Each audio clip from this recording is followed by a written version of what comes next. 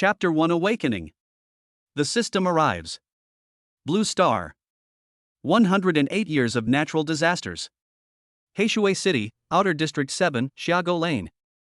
This is a slum filled with despair and struggle.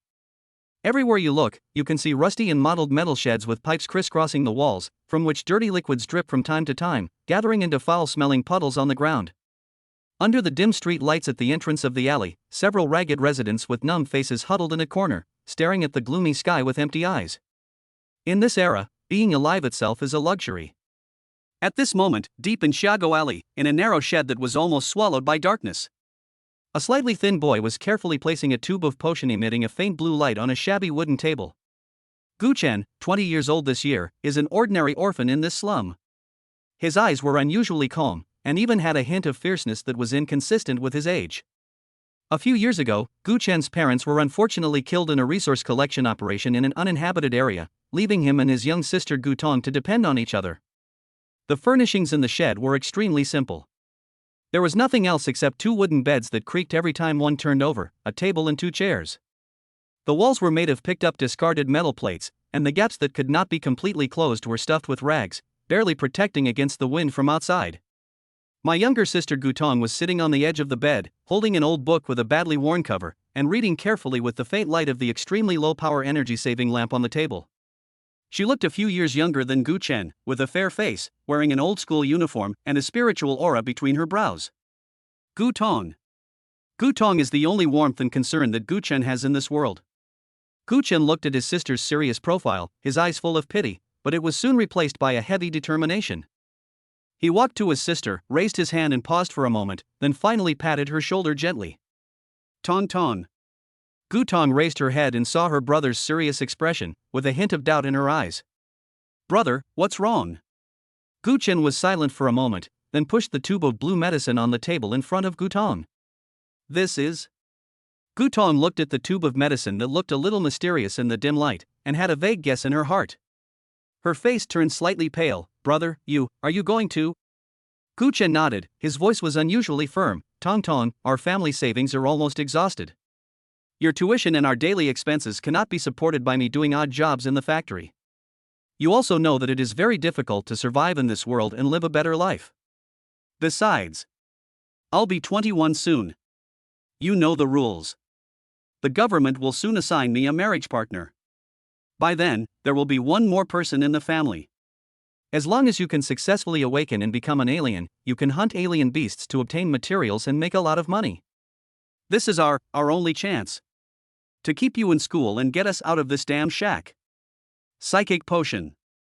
After taking it, humans have a certain chance of breaking free from the shackles of mortals, gaining strength, speed, perception or recovery far beyond that of ordinary people, and becoming warriors called Inhumans. But, becoming an alien is not that easy. The price of the psychic potion itself is high enough to empty the pockets of a poor family, just like the one in Gu Chen's hand, which almost exhausted his savings. In addition, the awakening process is accompanied by extremely high risks. The losers may suffer physical collapse at best, or die on the spot at worst. There is another auxiliary potion called Symbiotic Potion, which can be taken together with the Psychic Potion to avoid the risk of death after failure. Even if it fails, the body will not collapse. But the price of that thing is astronomical, and Gu Chen can't afford it. Gu Tong's eyes instantly turned red. She grabbed Gu Chen's arm and cried, "Brother! No! It's too dangerous. I heard that many people died after drinking the potion. Even if it succeeds, going out to hunt monsters is a life or death situation. I don't want you to be a monster. Let's save some money. I can stop studying and go to work." Nonsense! Gu Chen interrupted his sister and said sternly, "Study. Studying is your only way out. Have you forgotten how your parents died? They just wanted us to live like human beings. How can I let you live that kind of life?" Seeing that his sister was frightened, he slowed down his tone and gently wiped away the tears from the corners of her eyes. Tong Tong, believe me, I will succeed. Just think about it, as long as I become an extraordinary person, we won't have to live in this ghost place anymore. I will move you to a safe and clean house, and you can study in a better school, and you don't have to stay in this shabby place and live in fear. Gu Chen pointed at the tube of medicine, his eyes burning with desire. This tube of medicine has used up all our savings. It is our only hope. Guton looked at her brother's almost paranoid eyes and knew that no matter what she said, she could not change her brother's decision. She just hugged her brother's arms tightly, buried her face in his arms, and her tears silently soaked his clothes. Guchen gently patted his sister's back and said softly, "Don't be afraid, Tong Tong. I will be fine, I will. When I become an extraordinary person, no one will dare to bully us anymore." After comforting his sister, Guchen picked up the tube of dark blue medicine. The cold glass tube wall pressed against the palm of my hand, as if holding my own destiny. "If you succeed, you will leap over the dragon gate and change your life. If I fail, I will be doomed and my sister will lose her last support. There is no way out." He unscrewed the bottle cap and a slightly fishy sweet smell emanated. Guchen no longer hesitated, raised his head, and drank the entire tube of medicine. When the medicine went down my throat, there was no special feeling at first, just like drinking a sip of slightly cool liquid. But, just a few seconds later, an indescribable burning sensation suddenly rose from his stomach and instantly spread throughout his limbs and bones. Ah! The severe pain made Guchen couldn't help but let out a muffled groan. He felt as if his blood vessels were about to explode, his bones were rubbing violently, and his muscle fibers were torn and reorganized by a violent force. His skin quickly turned red, veins popped out, and sweat flowed like streams, soaking his clothes in an instant. His vision went dark, his consciousness began to blur, and countless chaotic images and noises hit his brain. "Elder brother!" Gutong screamed in fear and rushed forward to support the staggering Guchen, but was forced back by the amazing heat emanating from his body. Just when Guchen felt that he was about to be completely torn apart by this violent force and his consciousness was about to sink into the edge of endless darkness, paragraphs of glowing text appeared in the void in front of his vision. Reconstructing, awakening the hunter. Body transformation in progress. Transformation successful. Level, LV.30. Awakening ability, gravity control. Tip: killing monsters can earn you experience points and energy points, which can be used to exchange for items. Guchen's scattered pupils instantly focused. This is. Is he dreaming? I've never heard of anyone experiencing this phenomenon when awakening a superpower. This isn't mentioned in the potion instructions. But the severe pain that almost tore him into pieces receded quickly like the tide as the words appeared, and was replaced by an unprecedented powerful force that filled every cell of his body. Guchen could clearly feel that his body had become extremely light, every inch of his muscles was full of strength, his five senses had become unusually sharp, and he could even hear faint snoring from the shed next door. Done. Chapter 2 Aptitude Test. The huge surprise instantly dispelled the remaining discomfort in the body. Guchen looked down at his hands, clenched them hard, and his joints made crisp popping sounds, full of strength. "Brother? How are you?" Guton looked at her brother who had returned to normal and asked cautiously, with tears still on her face. Guchen turned around, met his sister's worried gaze, and a bright and confident smile appeared on his face. "Tong Tong, I succeeded." He reached out and gently ruffled his sister's hair, his tone more relaxed than ever before. "Not only am I awake, but I feel really good. You read the book first. I need to figure out what exactly my ability is." Guchen could clearly feel the changes in his body. His body, which had been a little thin due to long-term malnutrition, was now filled with unprecedented strength. The muscle lines seemed to be tighter and the five senses have become more acute. Level 30. Guchen silently muttered the number. This should be a level division, but it is completely different from the classification of the Alien Management Bureau. The official rating system for aliens, from low to high, is F, E, D, C, B, A, S, S, not the so-called level 30. And then there is the ability. Gravity domination. Guchen's mind moved slightly, trying to understand the meaning of this ability. Another string of text suddenly appeared. You can use your mind to change the size and direction of the gravity acting on a specific object within a certain range. He cast his eyes towards an empty metal cup on the table. Concentrate and imagine that the downward force on the glass is decreasing. The next moment, the water cup shook slightly, and then, it slowly and tremblingly floated up, about 1 centimeter above the table. Guchen's pupils shrank slightly, and he felt an uncontrollable excitement in his heart. This is truly an extraordinary power. Gravity dominates. The potential of this ability seemed to be greater than he had imagined. After the ecstasy, Guchen remembered another thing. According to Article 87 of the Blue Star Survival Zone Joint Management Regulations, new aliens must go to the Alien Management Bureau to register and file within 72 hours. After completing the first registration, you will not only be assessed based on your level, but also receive a sum of money. On the contrary, if they fail to register on time, these aliens will be regarded as potential threats and, once discovered, will be forcibly dealt with by the Alien Management Bureau. The Alien Management Bureau is a core agency established in every country, responsible for managing all aliens in the country. In this age of rampant alien beasts, the power of aliens is the key to fighting against them, but at the same time, out-of-control aliens may also cause great damage to human order. Therefore, mandatory registration and management are the rules of all countries. The 7th district outside Haeshui City, where Gu Chen is located, naturally also has a corresponding branch of the Alien Management Bureau. It seems that I have to go to the Alien Management Bureau tomorrow. I wonder what grade I can get. According to the regulations, the higher the level, the more money you can get. But once you register, there is no going back. Registered aliens are obliged to accept officially unified deployment and task arrangements. The most important one is to go to the uninhabited area outside the city and perform long-term compulsory garrison missions. This is the responsibility that every alien must bear. Of course, outside of mandatory missions, aliens have relative freedom. Many people will choose to take risks, form their own teams or go alone like lone wolves, and enter uninhabited areas to hunt exotic animals. The shells, claws, fangs, blood, etc. of those exotic beasts are all resources. Bring it back to the city and either hand it over to the official alien union or sell it to private companies with backgrounds, and it can be exchanged for money. In addition, the Alien Guild is also a platform for issuing and accepting tasks, where you can find a wide variety of tasks, including bounties, escorts, explorations, etc. In order to increase their survival rate, some Inhumans choose to form fixed or temporary hunting teams. There is strength in numbers, and by working together, we can indeed deal with more dangerous situations. But human hearts are unpredictable, and a knife from behind is often more deadly than a strange beast. Whether teammates are reliable is always a question that needs to be carefully considered. The next day, Gu Chen changed into a relatively clean piece of clothing and spent about half an hour arriving at the 7th District branch of the Alien Administration Bureau located in the center of the 7th District.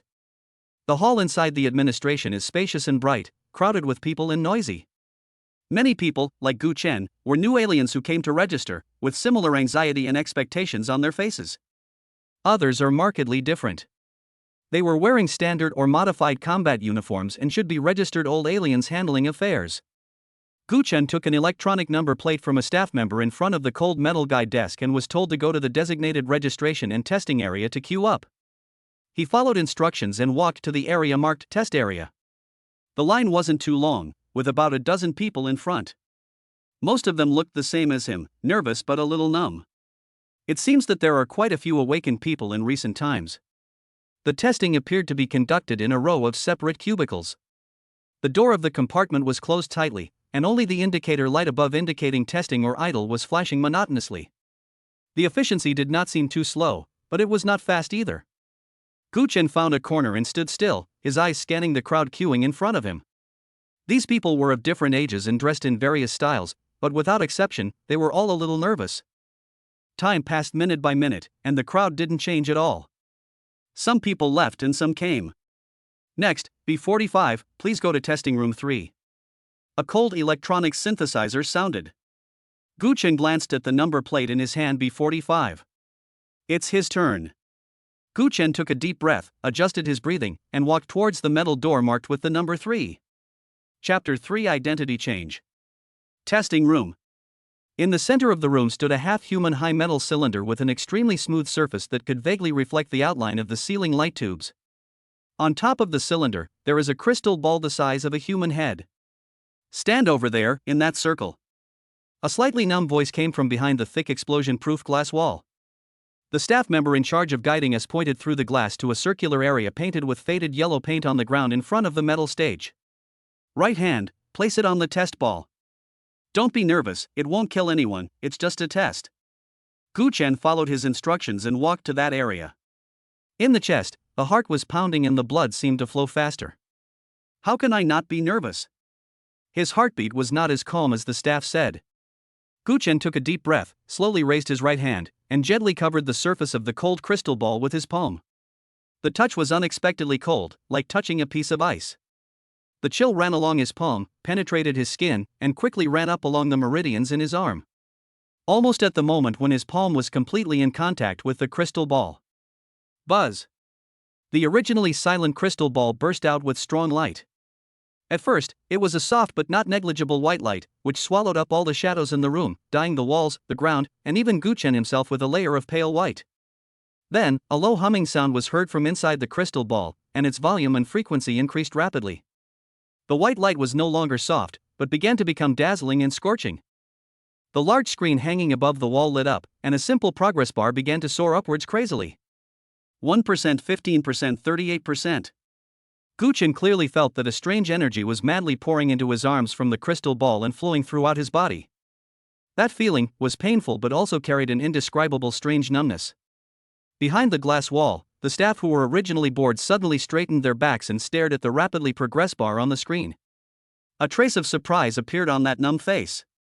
F rank, full. Still rising. He muttered unconsciously. For those losers in the outer 7th district, you were lucky enough to fill up the F-level progress bar. However, after reaching the top of level F, the progress bar on the screen not only did not stop, but it broke through the symbolic boundary with a ferocious momentum and continued to move upward. It's still rising. It's still rising. Is the E level full? The staff's eyes widened. His breathing began to become heavy, and the last trace of indifference on his face was replaced by caution. Before he had even finished speaking, the progress bar on the screen filled up again, severely breaking through the E-level limit. Buzz! The humming sound turned into a roar, and the white light was so bright that it was almost impossible to look directly at. DD level. The staff lost their voice. In this barren wasteland of the Outer District 7, there are D-level initial awakeners? There are only a few of them in this year? The bright light and roar lasted for about 10 seconds and then slowly faded away. Finally, the light inside the crystal ball receded again and returned to its original state. Only then did Guchen feel the strange feeling in his arm gradually subside, leaving only a slight numbness. He raised his head and looked at the staff member behind the glass wall. The other person was staring at him with envy. Test results, D level. Congratulations, Mr. Guchen. The staff member sounded a little excited. Guchen suddenly felt relieved. D level. It was much better than he had expected. When an alien awakens, the initial level is crucial. It not only concerns the height of your starting point, but also largely determines the upper limit of your future potential. This initial level is related to one's own body. The more perfect the reaction between the genes in the body and the medicine, the higher the starting point of awakening. Secondly, it is closely related to the psychic medicine taken. To put it simply, psychic potion is something extracted from the blood of those exotic beasts. Different exotic beasts have vastly different energy properties. The potions made from the blood of those powerful and rare species of beasts are naturally very effective and can stimulate the potential of the human body, allowing the user to soar to the sky. But the question is, which advanced alien species is easy to mess with? Hunting them requires blood, and the technology and equipment for making advanced medicines are firmly controlled by those powerful forces at the top. Cost? That cannot be measured with money at all. Saying sky-high price is an insult to the word. In slums like the outer 7th district that are struggling on the edge of survival, the psychic potions that can be obtained are basically low-quality stuff made from the lowest-level exotic beasts. You should be thankful if you can finish the medicine alive without becoming a disabled person. Reality is so cruel.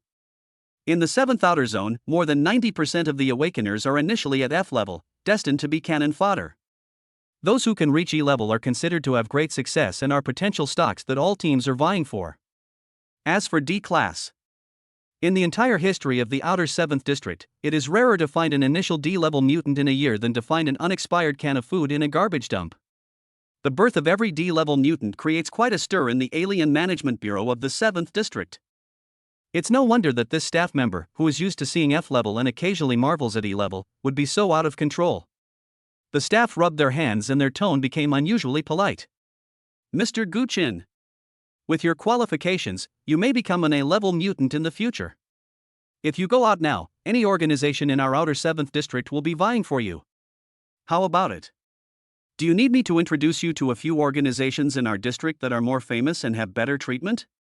For example, the Red Scorpion or the Desert Eagle. I know them all. I promise to arrange everything for you. Every time he successfully introduces an alien to join an organization, he can get an introduction fee from the organization.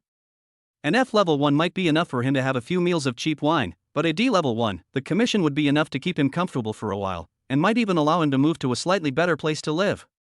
Gu Chen listened to the other party's words, but there were not many waves in his heart. D level, good, but it's just the beginning. As for joining the organization, he didn't want to be tied to any one faction so quickly. The waters in the outer 7th district were very deep, and if he took a wrong step, he would be in trouble in the future. If you really need help, just find a temporary team. What he is more concerned about now is the benefits that the D-level status brings him. Not for now, thank you. Gu Chen's voice was invisibly more confident, and he asked directly, where should I go to handle the procedures now? To receive the certificate and reward money? Oh. Right.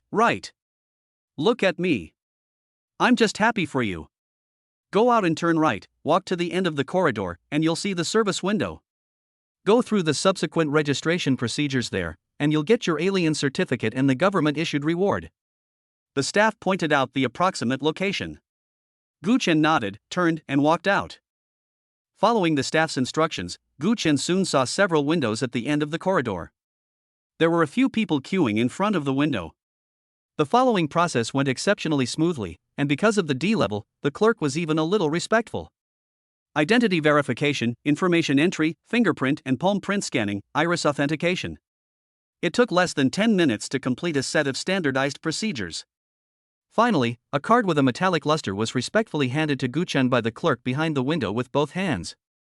On the front of the card, there is Gu Chen's portrait, below which is his name, Gu Chen, and a unique identification number. In the most conspicuous position below the name, 4 words were marked in eye-catching bold font. D-level mutant. On the back of the card are some densely packed precautions. Gu Chen was too lazy to look. Mr. Gu Chen, this is your alien ID, please keep it safe. From now on, you will be officially subject to the Dragon Country Alien Protection and Management Act, and you will also enjoy all the rights and benefits granted to aliens by the Act. In addition, according to the Dragon Country's special incentive policy for newly awakened people in the 7th District, as a D-level alien, you will receive a one-time initial bonus of 30,000 yuan. The money has been transferred to your personal account immediately according to regulations, please check it. The clerk said formally. This money is a means for Dragon Country to encourage and absorb the power of aliens.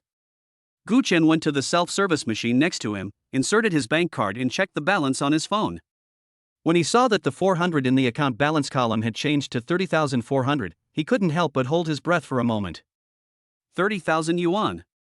In the outer 7th district, this is definitely an astronomical figure for lower-class residents like him who have been struggling to make ends meet all year round and are willing to work hard for a few $100s. It was also enough for him to buy some decent equipment, some healing medicine, and even consider moving out of the metal shed he currently lived in. Gu Chen put the alien ID into his pocket, then thanked the clerk, turned around and strode away. The afternoon sun brings a hint of warmth. Gu Chen looked up at the gray sky. The sky in the outer 7th district seemed to always be this color. But the trajectory of his life has changed. At this point, Gu Chen was an ordinary resident of District 7. This identity is a thing of the past. The one standing here now is a D-level alien registered in Dragon Country. Chapter 4 Equipment and House. With the 30,000 yuan he had just obtained, Gu Chen came to the commercial street in the 7th outer district.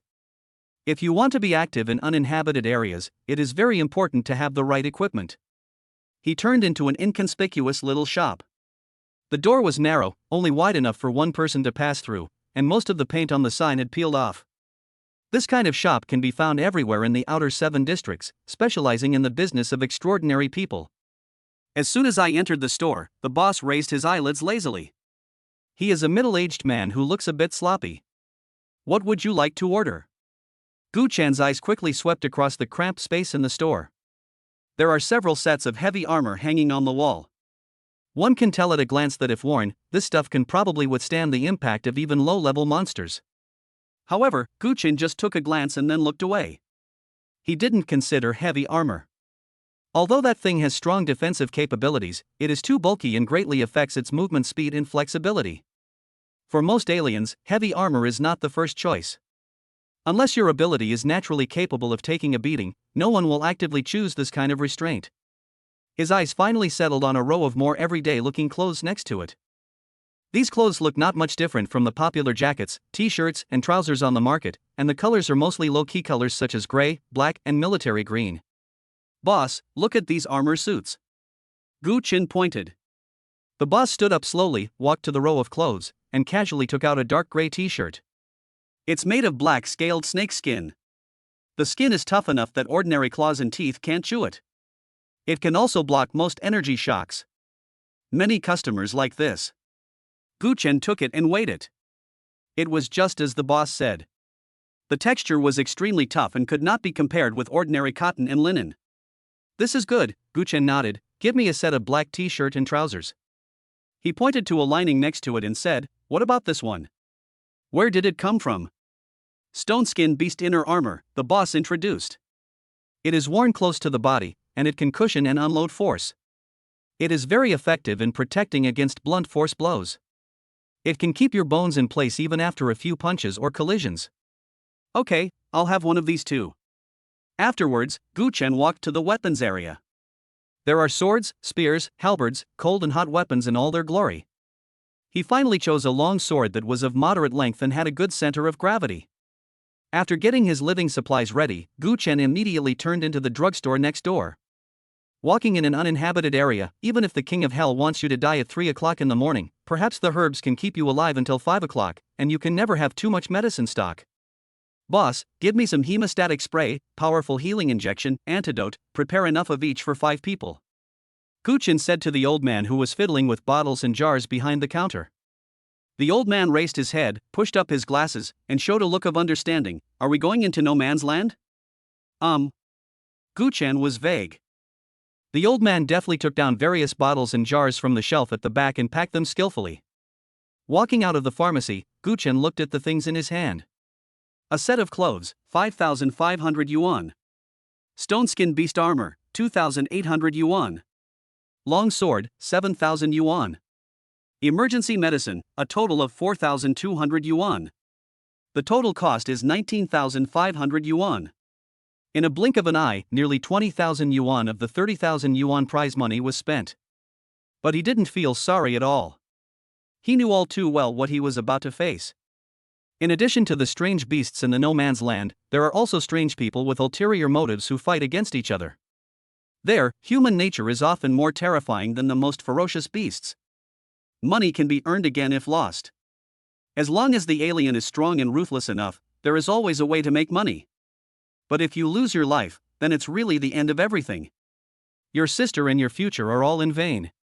Gu Chen did not go home immediately, but turned in another direction. His younger sister Gutong is still in school, and once he enters the no man's land, he may not be able to come back that day. He can't sleep well at night, leaving Gutong alone in the shantytown in Xiago Lane where all kinds of people live together. He was poor before, and his pockets were cleaner than his face, so he had no choice. Now that he had some money, the second thing he wanted to do was to move to a slightly more decent place, a place where at least he could lock the doors and windows at night and he wouldn't have to be in constant fear.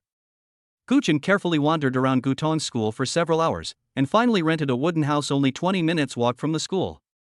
It's not a residential complex and there's not even a security guard, but compared to the shack in Xiago Lane where thugs could break into it at any time, this place is simply a paradise.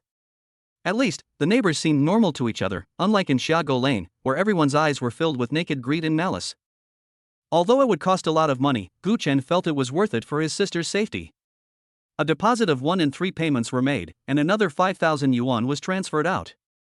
As a result, the remaining money on his card was only a little over 6,000 yuan. 6,000 yuan. In the outer 7 districts, even if they lived frugally, it was only enough for him and his sister to survive for more than 2 months. And that was for the most basic expenses without any entertainment.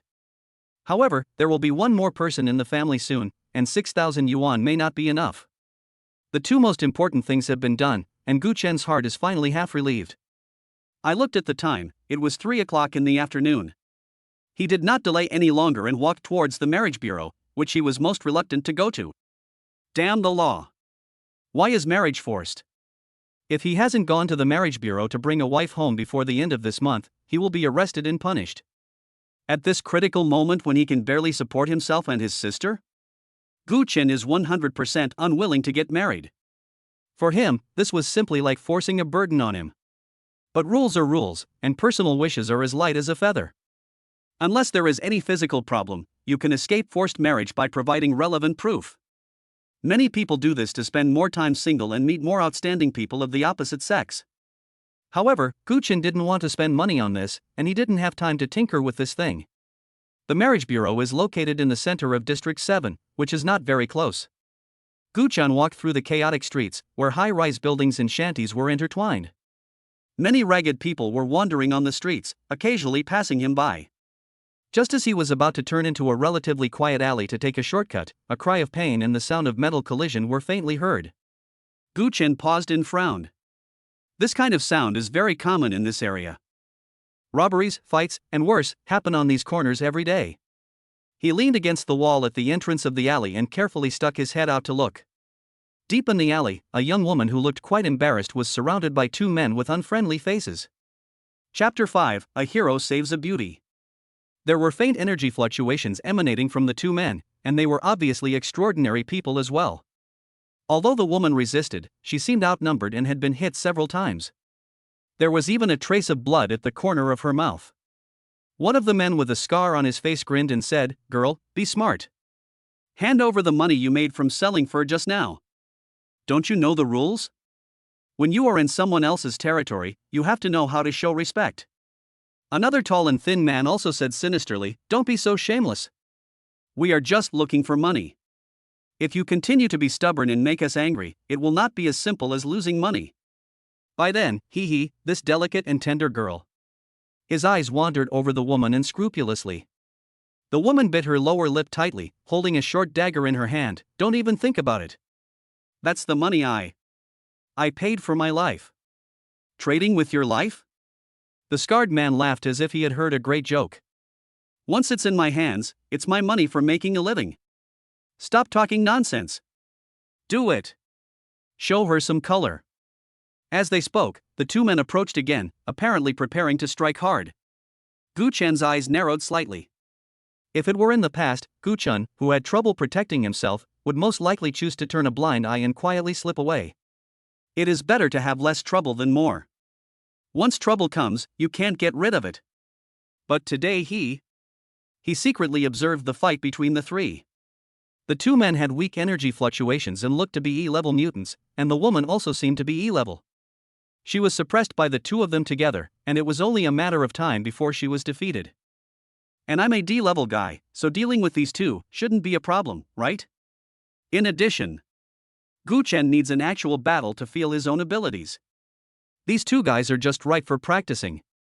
Finally, he took a step forward and stepped into the alley silently. No nonsense, no warnings. Gravity domination, activate. The ground under the scarred man's feet suddenly sank into a small pit, making him unstable. This sudden change made him a little flustered and exposed his flaws. The woman also reacted very quickly. She seized this once-in-a-lifetime opportunity, twisted her body desperately, and kicked the scarred man hard in the abdomen. Ugh! The scarred man cried out in pain, curled up and took several steps back, holding his stomach. Who? The tall and thin man turned his head suddenly and saw Gu Chen, who suddenly appeared. He reacted quickly, raised his right palm and pointed it at Gu Chen. A light blue energy ball visible to the naked eye whizzed towards Gu Chen. Oh shit! Gu Chen cursed inwardly. His lack of practical experience made him a little flustered. The opponent's attack speed was faster than he expected. Can't dodge. He could only cross his arms in front of him subconsciously. Bang! The energy gathered and hit his forearm hard. The violent impact made him retreat repeatedly, and he hit the cold wall with a bang. Fortunately, the armor he had just bought worked. The tough leather and the buffer layer of the inner armor absorbed most of the impact and minimized the damage. Hold! Seeing that his first attack failed, the tall and thin man's eyes became more ferocious, and the second energy ball condensed again, blasting towards Gu Chen, who had just stabilized his body. This time, Gu Chen was prepared. Every failure makes you wiser. Gravity domination, reduce your own gravity. Although it is impossible to exert gravity on other aliens, it is possible to exert gravity on oneself. A wonderful feeling of weightlessness instantly enveloped him, and his body seemed to become as light as a feather. He tapped the ground with his toes and moved sideways like a ghost, at a speed far beyond that of an ordinary person. Call out. The blue energy ball almost brushed past the corner of his clothes and hit the wall behind him hard. What? A trace of horror flashed in the tall and thin man's eyes. But Gu Chen did not give him the chance to attack again. While dodging the attack, he used the super high speed brought by the reduction of gravity to close the distance between him and the tall and thin man, and knocked him away with one punch. In about 2 minutes, Gu Chen and the woman worked together to knock the two men to the ground. You, who the hell are you? The scarred man asked in a timid tone. Gu Chen did not answer, but looked at him warily. The woman also took the opportunity to keep a safer distance, looking at Gu Chen with eyes full of surprise and gratitude. The scarred man knew he had met a tough opponent. He looked at his companion lying on the ground groaning, gritted his teeth, and said unwillingly, "You are so cruel. Let's go." After saying that, he helped the tall and thin man up, and the two of them supported each other and quickly left the alley without looking back. Gu Chen silently looked at the direction where he disappeared, without chasing him or killing him. Kill them? Easy. But what are the consequences? In the outer 7th District, the Alien Management Bureau usually turns a blind eye to minor frictions between aliens as long as they don't get too serious. But once someone dies, the Alien Management Bureau will launch an investigation and handle the case. He now has a family and a sister who needs protection. He doesn't want to, and can't, get involved in this kind of trouble that he can't get rid of. Unless he can really do it with clean hands and without leaving any traces. And now is obviously not the time. The alley returned to silence. The woman walked up to Gu Chen, still with a look of shock on her face, and bowed to thank him. "Thank you for your help. My name is Wang Jai. I am very grateful." Wang Jai. Gu Chen waved his hand and said calmly, "It's just a small favor." He looked at the blood on Wang Jai's mouth and her messy clothes. "How are you? Are you seriously injured?" "Fortunately, it's just some superficial injuries, nothing serious." Wang Jai shook her head and wiped the blood from the corner of her mouth with her sleeve. "I came from the 9th District. I heard that the price of fur here can be sold at a higher price, so I thought I would try my luck." "I didn't expect." She smiled bitterly and said, "I almost lost all my money with interest." Gu Chen nodded. He could understand this situation, as District 7 had always been unfriendly to outsiders. "Be careful next time." Gu Chen said, "This is not a good place." "I see. This time it's really thanks to you." Wang Jai thanked him sincerely again. "What's your name?" "I will definitely repay you in the future." "Gu Chen, there's no need to repay." Gu Chen stepped aside and prepared to leave. "I have something else to do. I'll leave first." Helping others was partly to test my own strength, and the other half, perhaps, was just to follow the slight sense of compassion in my heart. That's all. After saying that, Gu Chen did not stop, walked straight out of the alley, and continued walking towards the Marriage Administration Bureau. Only Wang Jai was left standing there, staring blankly at Gu Chen's departing back. This matter did not delay too much time, and Gu Chen still rushed to the Marriage Administration Bureau before the matching. Standing in front of the gate, Gu Chen stopped and looked. The building is not magnificent, and one can even see some signs of wind and rain erosion on its grayish-white exterior walls. Chapter 6: Not getting married is against the law. For many years, humans and alien beasts have been fighting each other. The brutal war has led to a sharp decline in population, especially men who bear the main combat force on the battlefield, whose number is far less than that of women. In order to continue the ethnic group and maintain the crumbling flame of civilization, the Dragon Kingdom introduced a marriage policy decades ago. All men and women can get married when they are 18 years old or older, and no later than 20 years old. If you are unable to find a suitable partner during this period, you must go to the local Marriage Administration Bureau to register your information, and the official will arrange for you to be matched. If anyone dares to delay and is still single at the age of 21, what awaits him will not only be a huge fine, but he is more likely to face forced labor or even severe legal sanctions. Gu Chen naturally didn't want to end up in such a situation. He is almost 21 and came to the Marriage Bureau last week to make an appointment. And today is the day the administration notified him to come for the formal matching. The hall inside the administration was crowded with people. Most of them were young people of about his age, some with nervousness or anticipation on their faces, and a few had blank expressions. Gu Chen confirmed his identity information in front of the guidance desk, and soon, a uniformed staff member came over. "Mr. Gu Chen, please follow me." The staff member's voice was calm, as if he was already accustomed to such scenes. Gu Chen nodded and followed the staff member to a group of young men who were also waiting for pairing. There were about 20 men in this group. All of them looked a little uneasy, looking around from time to time, or talking in a low voice with people they knew. The staff led them through a long corridor. On the walls on both sides of the corridor were hung some propaganda posters, most of which contained slogans encouraging childbirth, defending the country, and some scenes of humans fighting strange beasts.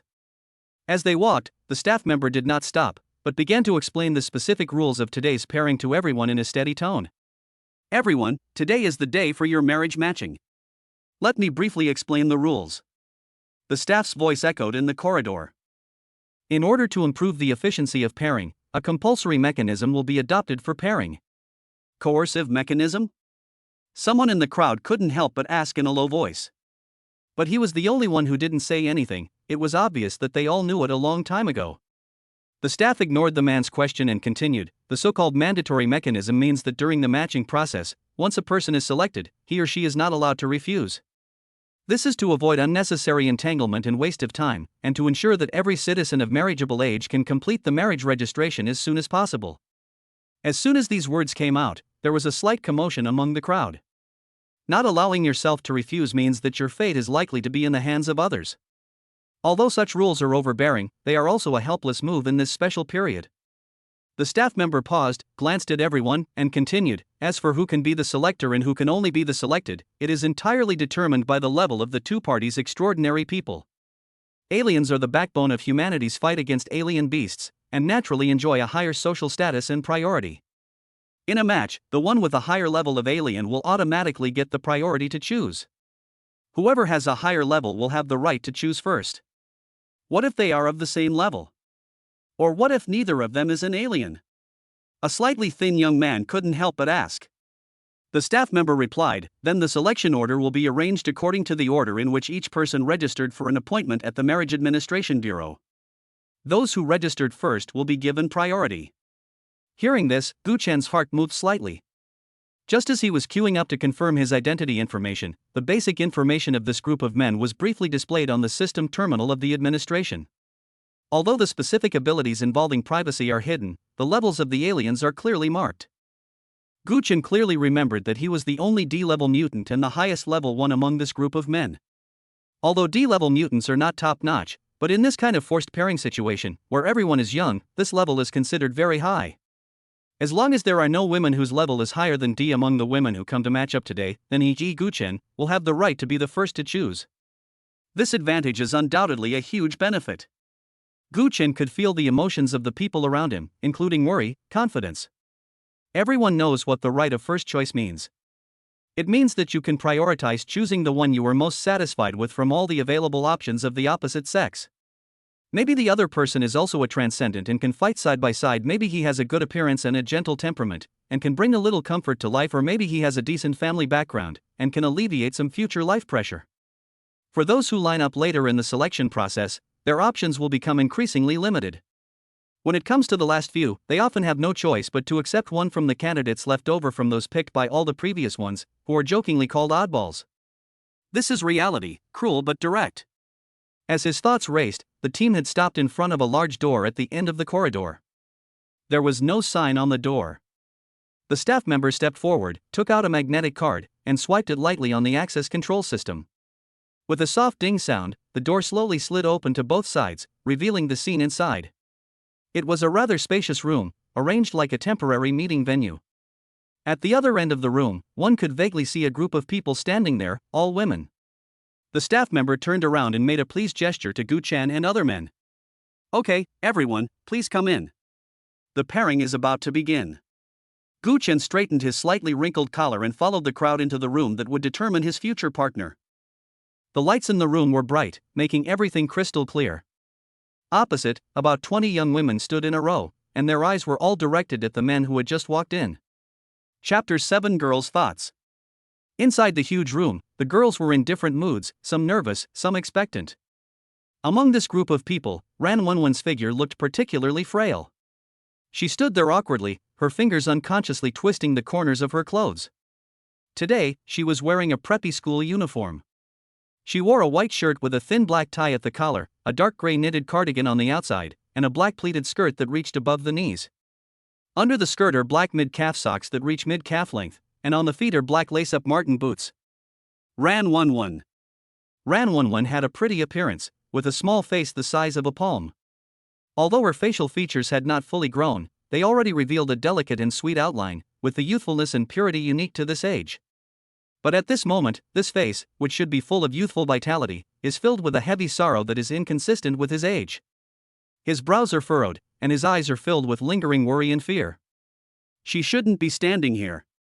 Ran 1-1 thought about this question over and over again. She had just reached the legal minimum age for marriage, and there was still 2 years of buffer time before the latest marriage deadline stipulated by the state. However, the family's financial situation pushed her here. Ran 1-1's family is an ordinary family of 5. Parents work diligently all their lives, and their greatest wish is for their children to be safe and happy. Ran 1-1 is the eldest sister in the family and has 2 younger brothers. While other girls started working early and used their youth to earn a salary to supplement their family income, Ran 1-1's parents gritted their teeth and insisted on keeping her in school. Ran's father and mother always said, "Girls should study more, so that they can have a future and not be as useless as us." She also works hard and her grades are always among the best, making her parents the greatest pride. But God loves to play tricks on the poor. Her 2 younger brothers hated studying and entered society early.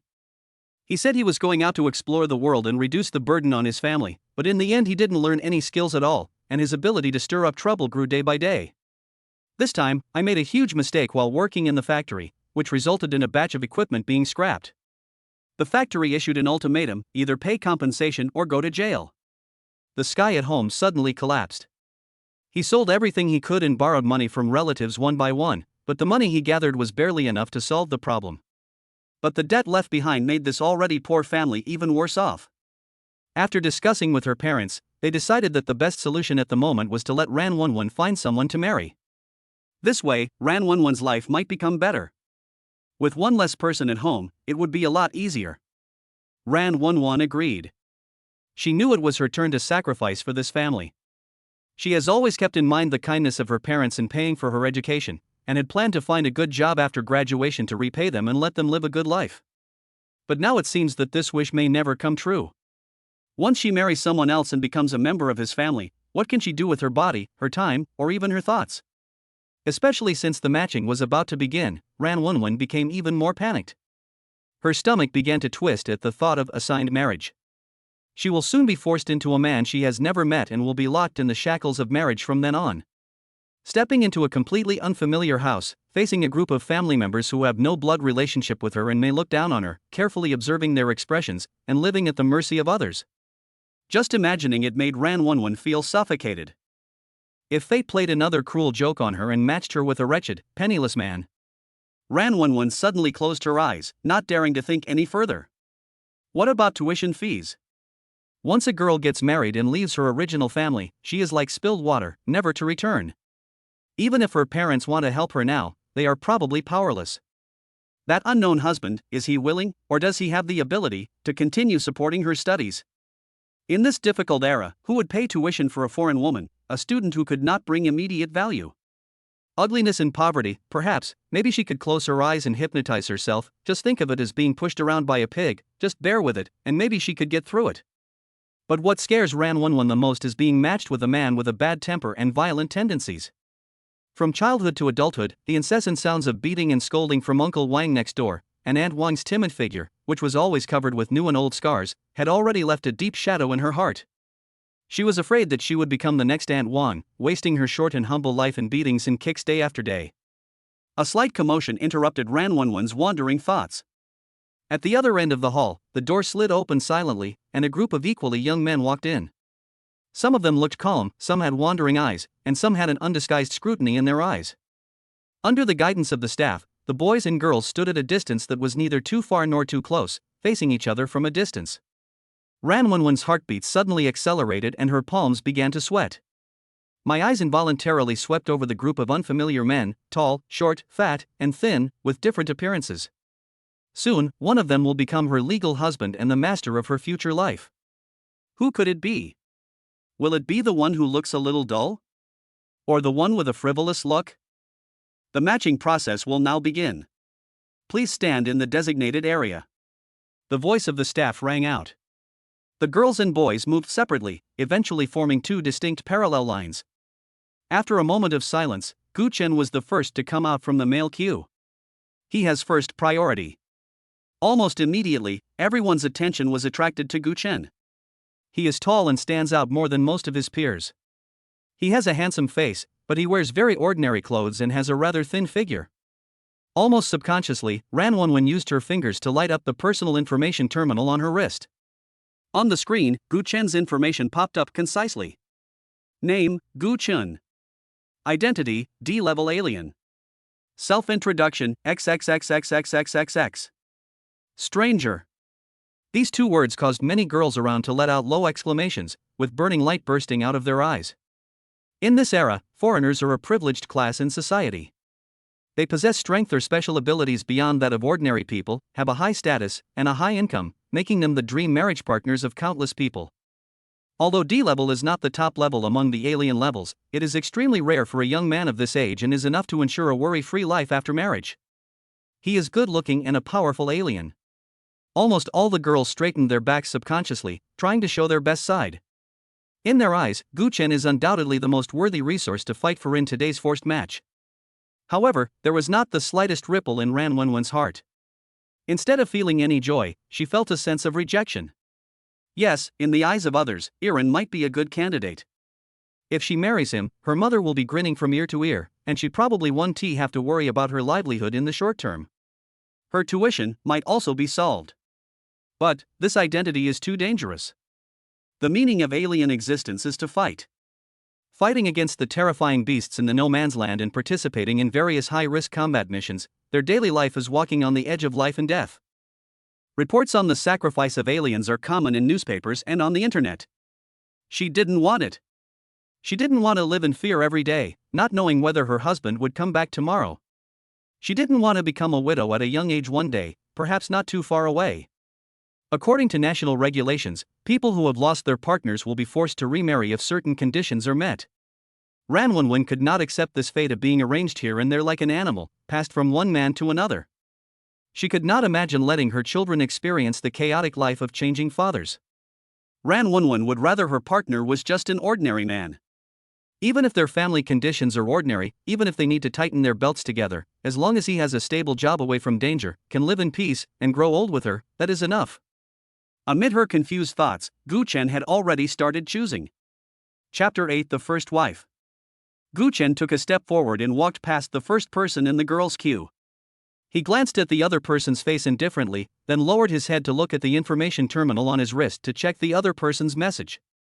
Immediately, some girls who couldn't hold their temper took action. Choose me. I'm also an alien, and I'm E-level at that. If we work together, we can take care of each other. A tall girl with a heroic look between her brows spoke first, her tone confident and direct. Gu Chen's footsteps did not pause at all, and his eyes did not even stay on her for a second, and he walked straight to the next person. The ignored female alien's face instantly turned ugly and she stomped her feet in hatred. Look at me, my physical examination report shows that I'm very healthy, with measurements of 88, 60, 90. I'm definitely the best partner for having children. Another hot girl puffed out her chest and promoted herself in a sweet voice. Gu Chen's steps remained steady, without even a twitch of his eyebrows, as he continued to move forward. One by one, the girls took the initiative to attack, but Gu Chen just passed by them one by one as if he was just a passing tourist.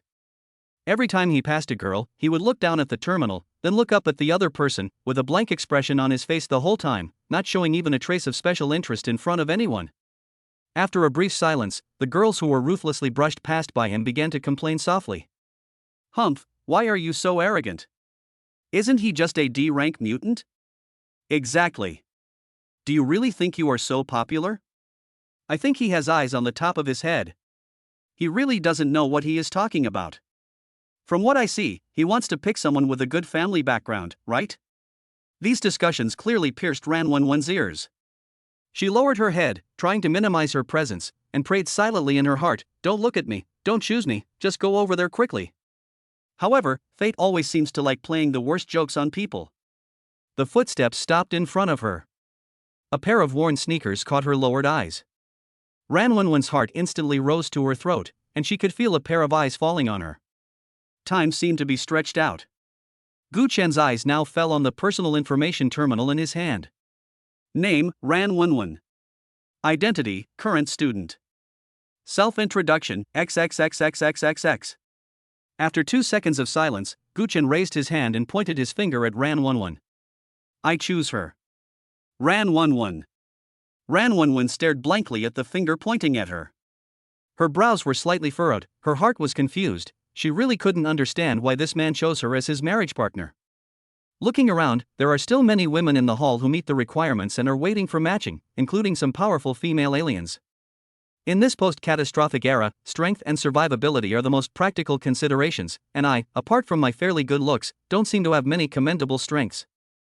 At least, among the many choices present, she was definitely not the best. TSK, you really have no vision.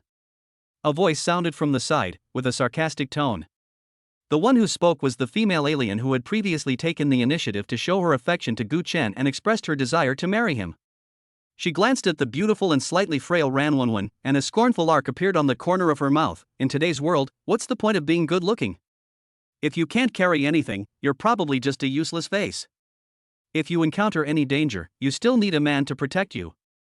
Although her words did not mention anyone by name, everyone present could hear the targeting intent in them. Many people nodded secretly, thinking that this made sense. When choosing a mate, apart from the desire to reproduce, what matters more is whether both parties can support each other in a dangerous environment and jointly resist unknown risks. Many people think that choosing a partner who seems weak is not a wise move. However, in the face of such almost provocative ridicule, Gu Chen seemed to have not heard it, and did not even glance at the female stranger out of the corner of his eye. He just looked at Ranwanwan quietly, his eyes calm and without any waves, making it impossible to see his true thoughts. The reason why he made this choice was completely different from what others thought. That's right, if we consider it purely from the perspective of one's own interests and survival, the E-level female alien who took the initiative to show goodwill is undoubtedly a more suitable partner. With such a strong combination, the security of carrying out missions in no man's land in the future will naturally be higher. But Gu Chen had another more important consideration in his mind. When he glanced over just now, he caught a glimpse of the school uniform that Ranwanwan was wearing. That was the standard uniform of Fongling Academy, exactly the same as the one his sister Gutong was wearing. His younger sister Gutong is the person that Gu Chen cares about most in this world, and she is the motivation for him to strive to live. After the death of their parents, the brother and sister depended on each other, and Gutong became the unshakable first person in his life. The wife he was looking for was not only a partner who could treat him well, but also someone who could take care of Gutong when he was unable to return home due to missions or other reasons. A student from the same school might be able to take care of Gutong at any time and would be more easily accepted by Gutong. Even though Ranwanwan in front of him was just an ordinary person, the meaning of her school uniform surpassed all other conditions. When he saw the school uniform, Gu Chen made the decision almost instantly. Ms. Ranwanwan, according to Article 17 of the Marriage Matching Regulations, citizens have the obligation to accept priority matching with people from other countries, and you have no right to refuse this choice. A staff member at the side said routinely, holding an electronic recording board. Ranwanwan subconsciously bit her lower lip with her pearly teeth. What can she do? This is the rule. When you grow up, you must get married and have children, and do your part to help the human race reproduce. This is a rule established after the disaster to ensure the continuation of the species. She took a deep breath, nodded slightly, and said in a voice as thin as a mosquito, I know. Okay. The staff member quickly operated on the recording board a few times. Mr. Gu Chen, Ms. Ranwanwan, please follow me to complete the final confirmation procedures, register your information, take photos, and receive the marriage certificate. The two followed the staff, left the hall and walked towards an independent office on the side. The whole process was quick, including information verification, electronic signatures, photo taking, as if it were an assembly line operation. In just over 10 minutes, 2 brand new red marriage certificates were handed to the two. Chapter 9. The girl kicked out of home. As I walked out of the door of the marriage bureau, the sunlight was a bit dazzling. The two walked side by side on the sidewalk, looking at each other in silence, and the atmosphere was a little stagnant for a moment. After all, for both of them, it was the first time for them to enter into marriage, and they got together in such a hasty and lack of understanding. Even though they all had their own thoughts, they didn't know how to start a conversation. The silence spread for about 100 meters, and finally it was Guchun who broke the awkwardness first. He stopped, turned his head and said to Ranwonwon, "I have something else to do, so I'll leave first." Ranwonwon was slightly stunned, and looked up at Guchen, only to see Guchen nodded as a farewell, then turned around and walked away, blending into the crowd on the street and soon disappeared. Looking at the receding figure, Ranwonwon stood there, holding the marriage certificate in her hand, feeling mixed emotions. So, married? To a man who was almost a complete stranger? Guchen walked alone on the road, stroking the cover of the marriage certificate with his fingertips, and he also felt a little dazed. The change of status from single to married was so rapid that it gave him a feeling of unreality. According to regulations, this kind of marriage cannot be dissolved until the next generation is successfully produced. What will life be like in the future? When will I meet my new wife again, and under what circumstances? Thinking of this, Ranwonwon's face involuntarily appeared in Guchen's mind. I have to admit that judging from her appearance alone, this newlywed wife is incredibly beautiful, with picturesque features and an elegant temperament. Even in Fongling Academy, she is probably a school belle. But, she and her sister Gutong are in the same school. I wonder if they know each other? If we know each other, will it be a bit awkward when we meet in the future? After the disaster, in order to train various types of talents more effectively and quickly to meet the challenges of survival, Longwa carried out drastic reforms to its original education system. The previous divisions between primary schools, middle schools, and universities were completely abandoned, replaced by a professionally oriented college system. Before entering school, everyone must first determine their future major direction, whether it is combat, scientific research, engineering, medical care, agriculture and animal husbandry, or journalism, art, etc., and then enter the corresponding specialized college according to the chosen major. These colleges provide a complete training system from level F basic entry to level A top experts. Students can continue to advance in the academy according to their learning progress and ability, or choose to graduate early after completing their studies at any level. The school will issue a graduation certificate of the corresponding level based on the final level reached by the students upon graduation. For example, Guchen's sister Gutong is currently a student in Class 3, Grade D, Department of Journalism at Fongling College. If she chooses to graduate now, the college will award her an E-level diploma in journalism, proving that she has mastered the knowledge and skills of the E-level in the major. Guchen shook his head and temporarily suppressed his chaotic thoughts. There is no point in thinking so much. The most important thing right now is to go back and pack up and move to the new home we just rented. Although it was called a move, in fact, there were very few things in it, just some spare clothes and my sister Gutong's textbooks and study materials. Returning to the low shed, Guchen quickly packed up his few belongings, picked them up in his hands, and rushed to his new home. On the other hand, Ranwonwon took a leave of absence today to get married. After completing the formalities, she hurried back to Fongling College to continue her afternoon classes. When school was over, she returned home exhausted, but was shocked to find that all her personal belongings were packed in 2 suitcases and placed in the corner of the living room. The door of the small room where she originally lived was now open, and some sundries that obviously belonged to boys were placed inside. They were her brother's things. Her mother, Chen Yulan, was busy in the kitchen wearing an apron. When she saw her come back, she asked with concern, "Wonwon, you're back. How is my son-in-law?" The image of the man in the Marriage Administration Bureau flashed through Ranwonwon's mind, and she forced a relaxed smile at her mother. "We just met, we're not that familiar with each other yet." "He looks pretty good. Can good looks be used to make a living?" Chen Yulan frowned, looking disapproving. "Character is the key. By the way, I have packed all your things for you, just those 2 boxes. She nodded with her chin toward the corner of the living room. "Since you've got the marriage certificate, you're no longer a member of the Ran family from today on. You know the rules here. Once you get married, you have to live in your husband's home. How can a girl always stay at her parents' home? Although there is no explicit rule, this is indeed the tradition in Long Country. Once a man and a woman get married, the woman will immediately move into the man's home, taking the time to get to know each other and prepare for having children." Chen Yulan did not let her daughter stay any longer because she was afraid that the neighbors would see them and stab the Ran family in the back. Anyway, this daughter will belong to someone else's family sooner or later.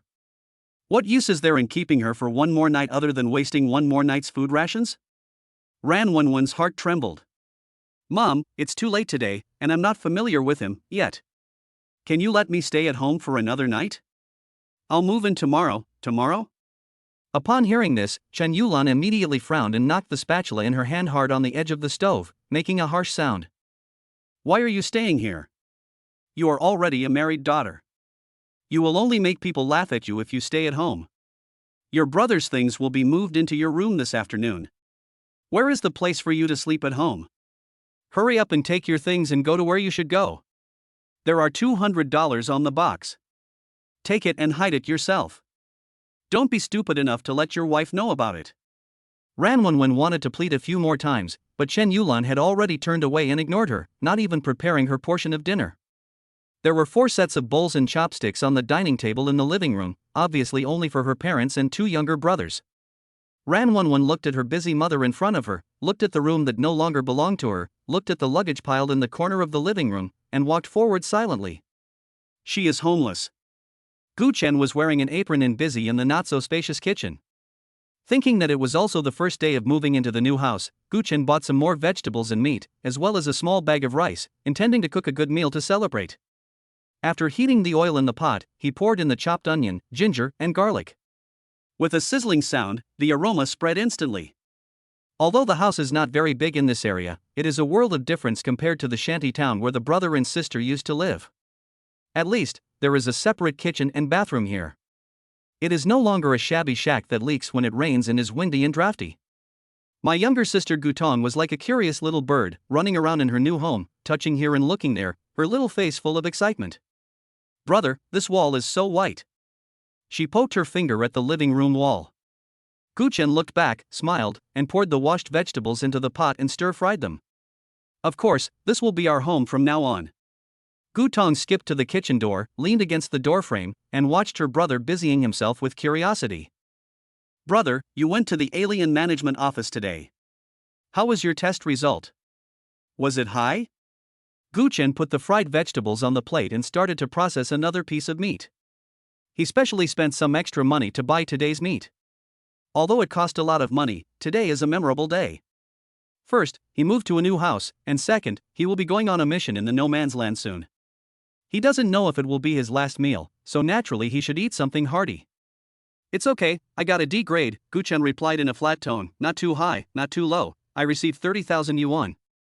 Gu Tong said oh, moved closer, lowered her voice, and spoke with a bit of gossip-like excitement.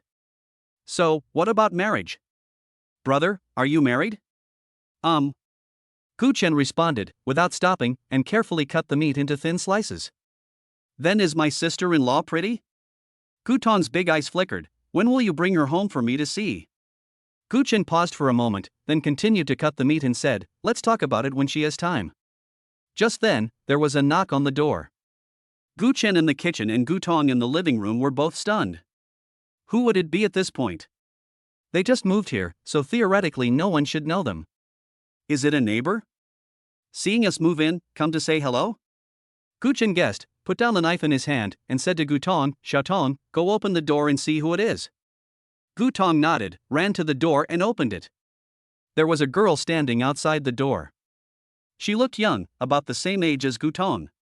She was wearing a school uniform that was a little faded from washing but still neat. She was carrying 2 rather large suitcases. There were beads of sweat on her forehead, as if she had walked a long way. Chapter 10 Family, Sister, and Wife. 1-1? How do you know I live here? Gu Tong opened her mouth and asked with some confusion. Ran Wenwen was also a little confused, and an absurd thought popped up in her mind, Tong Tong. Gu Chen, who are you? The voice was not loud and sounded a little nervous. When Gu Chen heard his name, he also walked out of the kitchen and came to the door. He was also startled when he saw the girl outside the door.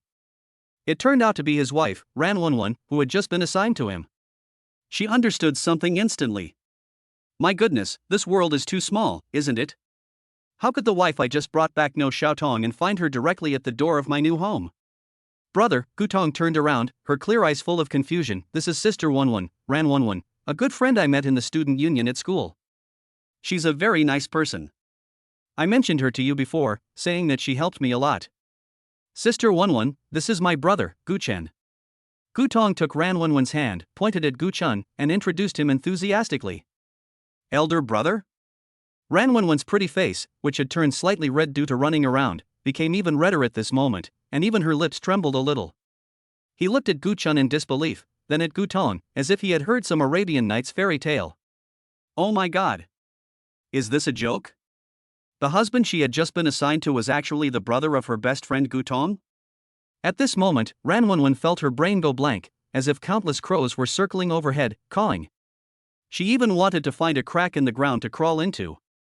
It was so embarrassing. It was a socially fatal scene. She had complained to Gutong before, saying that she was about to participate in a marriage matching event, but she didn't want to get married so early.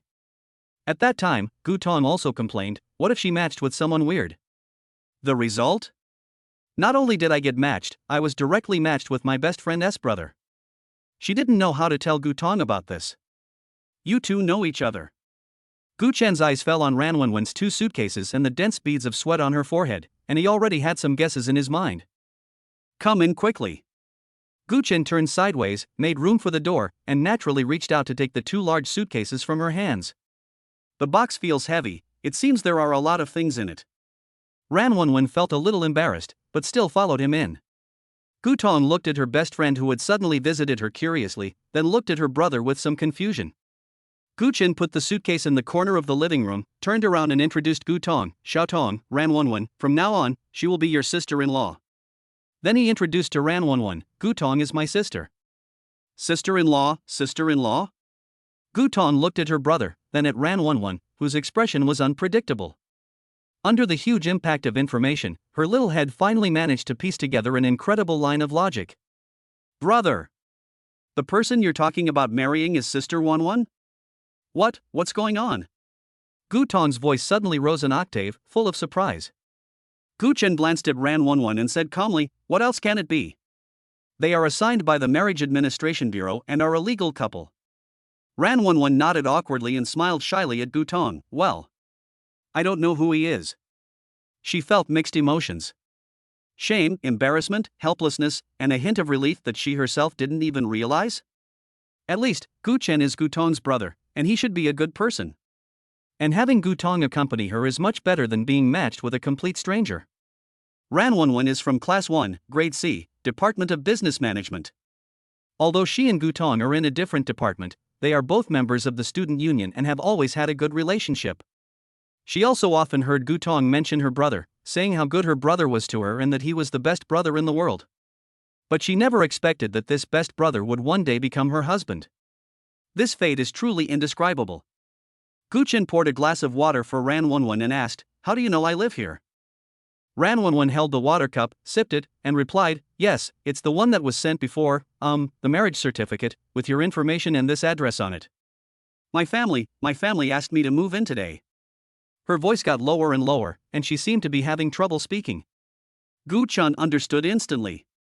Perhaps the girl's family was eager to send her out to reduce the burden. In today's world, this kind of thing is not uncommon. You can live here from now on, Guchen said calmly, my meal is almost ready, you can take a rest first. He had no objection to Ranwenwen's arrival. Just as he had thought before, this matter was neither good nor bad for him. If Ranwenwen didn't come, he could save some food if she came, there would be one more person to help take care of Gutong. Gutong was very smart and understood immediately, okay. Sister Wenwen, don't be polite, just treat this place as your own home. No, this will be your home from now on. Ranwenwen nodded, looking a little more relaxed. Because they knew each other, the 2 women soon started chattering about school gossip, how their teachers and classmates were doing, etc. The atmosphere in the living room also became a lot more relaxed. Seeing this, Guchen turned back to the kitchen and continued to prepare his dinner. Not long after, Ranwenwen also went into the kitchen. Husband, she changed the address awkwardly, is there anything I can help you with? I can wash and cut vegetables. Guchen glanced at her. Ranwenwen stood there, her hands tangled together helplessly, with a hint of expectation in her eyes, as if she really wanted to do something. Okay, then you can help me peel these potatoes.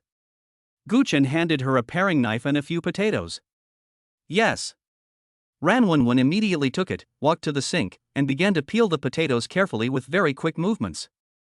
While peeling, she whispered, from now on, all the housework at home can be left to me. Cooking, washing, cleaning, I can do it all.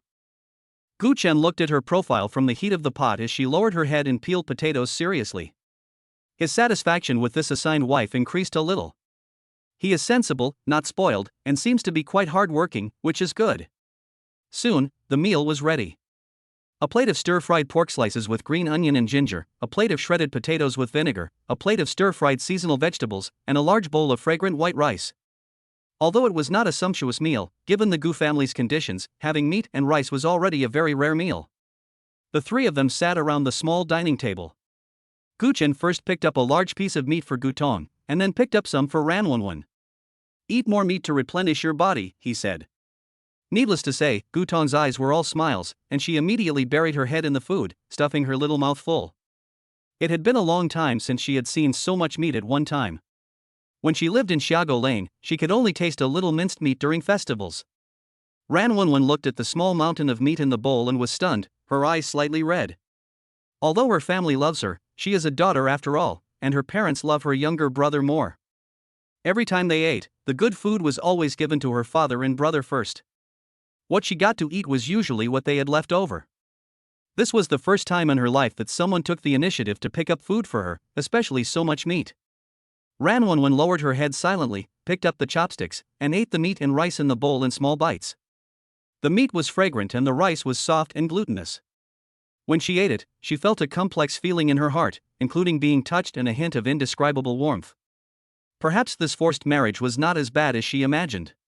At least, the man in front of her didn't look as rude and cold as she had worried. Gu Chen watched the two girls eat, while he mostly ate some vegetables and shredded potatoes, occasionally picking up a piece or two of meat. He needed to maintain his strength, but he also wanted his sister and the new family to eat better. After dinner, Ran Wenwen took the initiative to clean up the dishes. Gu Chen wanted to stop her, but seeing that she insisted, he just let her go. Soon the sound of water splashing was heard in the kitchen. Gu Tong was full and a little sleepy, but she still excitedly pulled Gu Chen and Ran Wenwen to chat for a while. Most of the conversations were about future plans, such as whether Gu Chen would frequently go to uninhabited areas, whether Ran Wenwen would give birth to a child for her brother, etc. When it was almost 10:30 in the evening, Gu Tong yawned and said sensibly, "Brother, sister-in-law, I'm going back to my room to sleep first. You should also go to bed early." After saying that, she ran back to her room, slammed the door, and locked it from the inside. It was obvious that she didn't intend to let Ran Wenwen go in and sleep with her. Only Gu Chen and Ran Wenwen were left in the living room, and the atmosphere suddenly became subtly awkward. The house is not big. Apart from Gu Tong's bedroom, there is only another bedroom, a small kitchen, a small living room, and a bathroom. "Well, let's go to bed early." Gu Chen broke the silence and pointed to the remaining bedroom. "That's our room." Ran Wenwen nodded, and her cheeks began to get hot again. The two of them walked into the bedroom one after the other. The room was very small. Apart from a standard double bed, there was only a simple wardrobe and almost no extra space.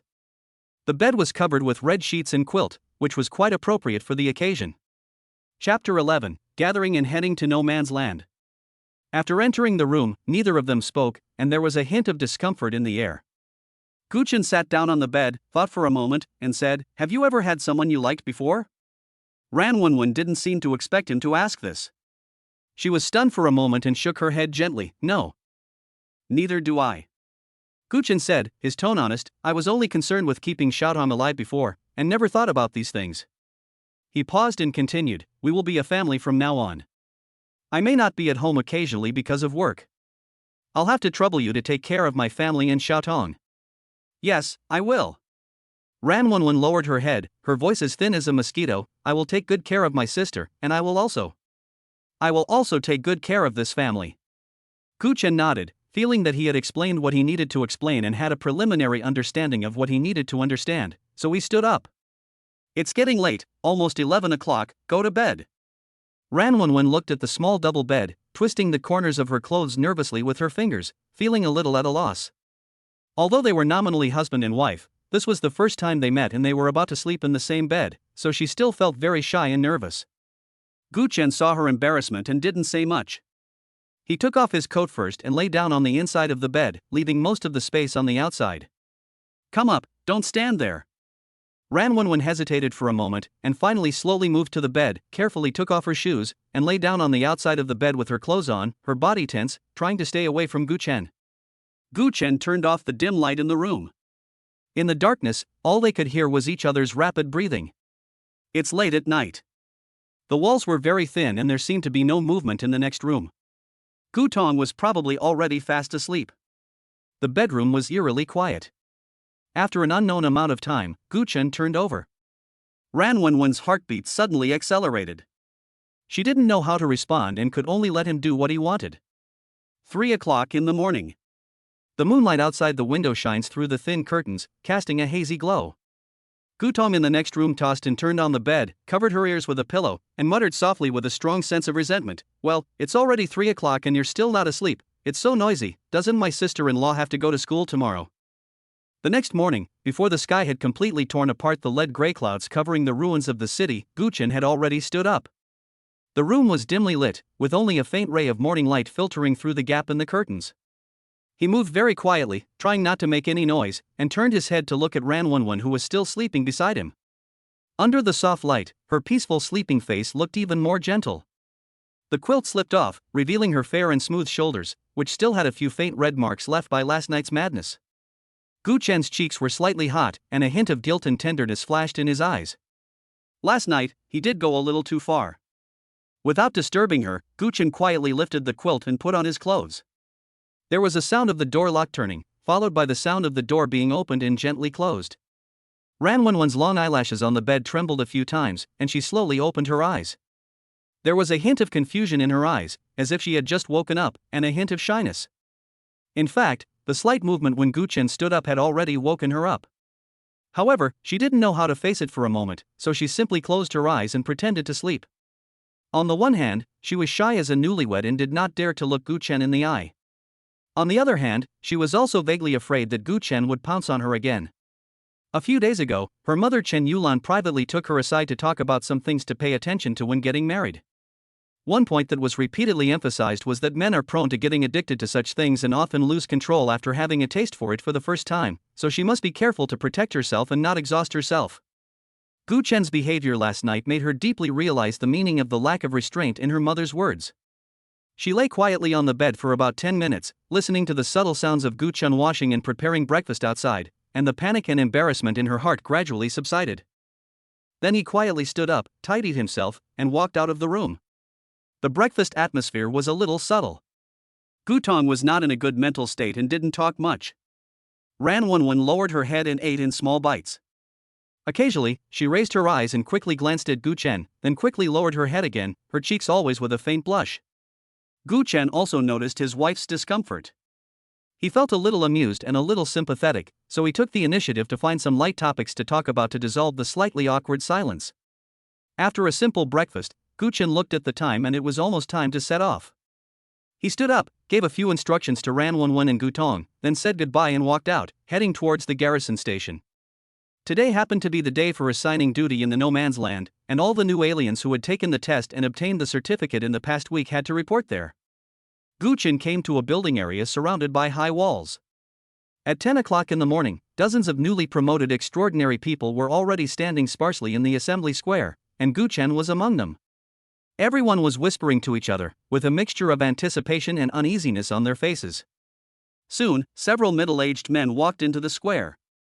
They held the list in their hands, called out the names of the newcomers and took them away in batches.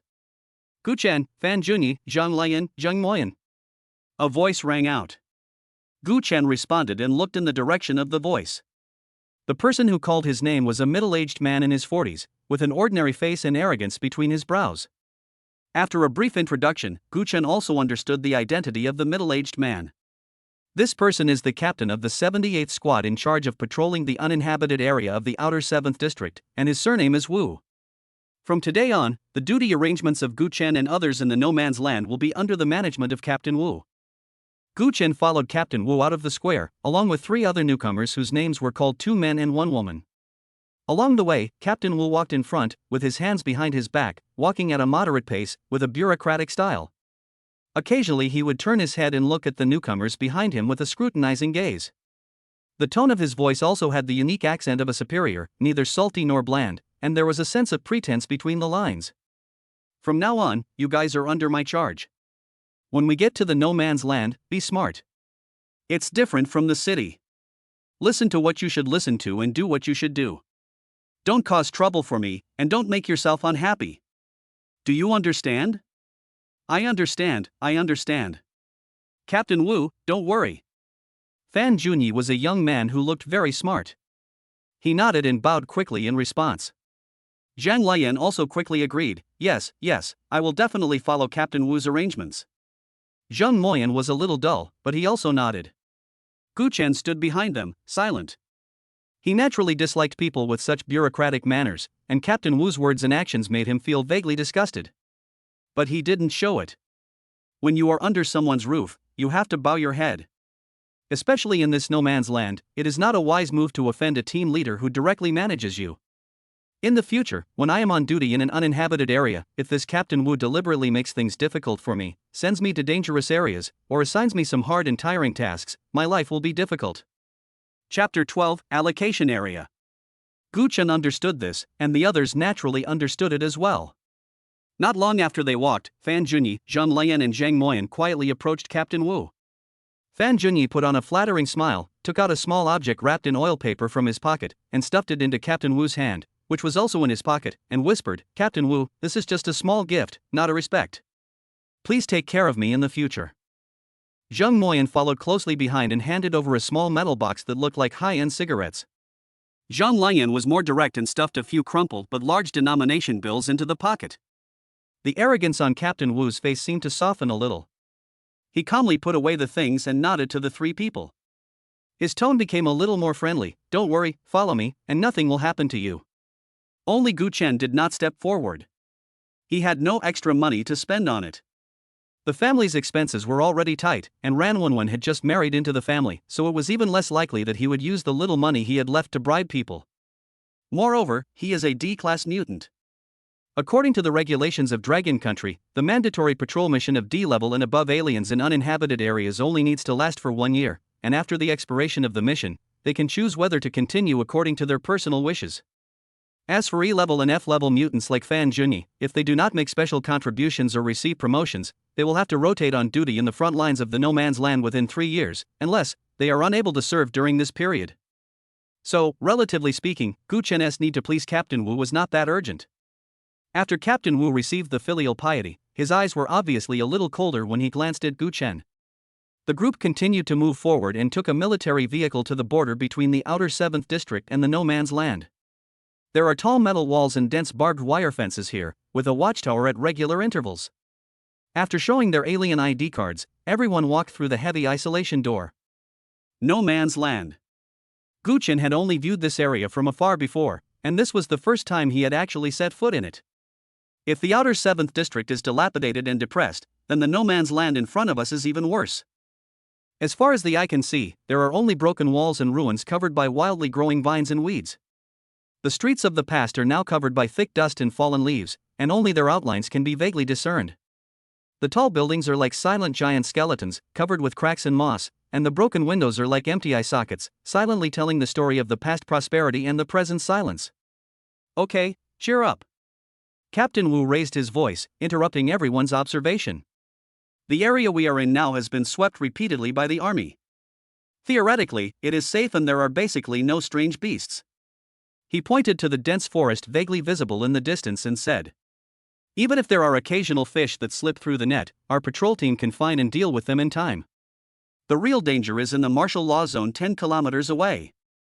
The situation there is much more complicated, and it is common for powerful monsters to appear. Our Team 78 is responsible for an area in the forest called Sky High Wall. Our main purpose is to prevent any strange beasts from breaking through the curfew and entering the outskirts of the city, threatening the city's safety. Do you understand? I understand, everyone responded in unison. Zhang Lian turned and looked at the tall and continuous isolation wall. Captain, since the isolation wall can withstand the attacks of alien beasts, why don't you also build an isolation wall at the edge of the isolation zone? Why spend so much manpower to patrol it? Captain Wu kept walking, with a smile on his face. This isolation wall is not easy to build. The materials are too scarce. Moreover, the isolation wall cannot block the attacks of all monsters. The thickness of our outer 7th district's wall can only block monsters below level A. Before setting up the isolation wall to expand the city, the expeditionary force had already cleared out all the A-level and above alien beasts in this martial law zone, and then handed them over to our garrison troops for patrol. Did you see that thing?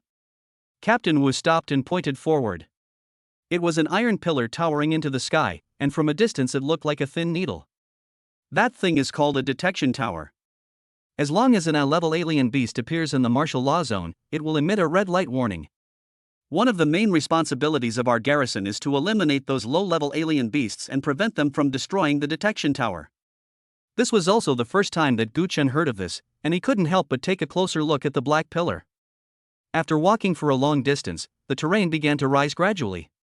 A huge, nearly vertical rock wall appeared in front of us, like a mountain split by a god, piercing the sky with majestic momentum.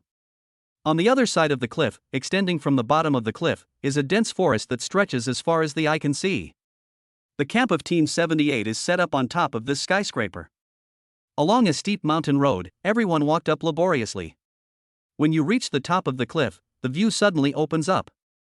The terrain here is flat and open, and you can overlook the vast forest below.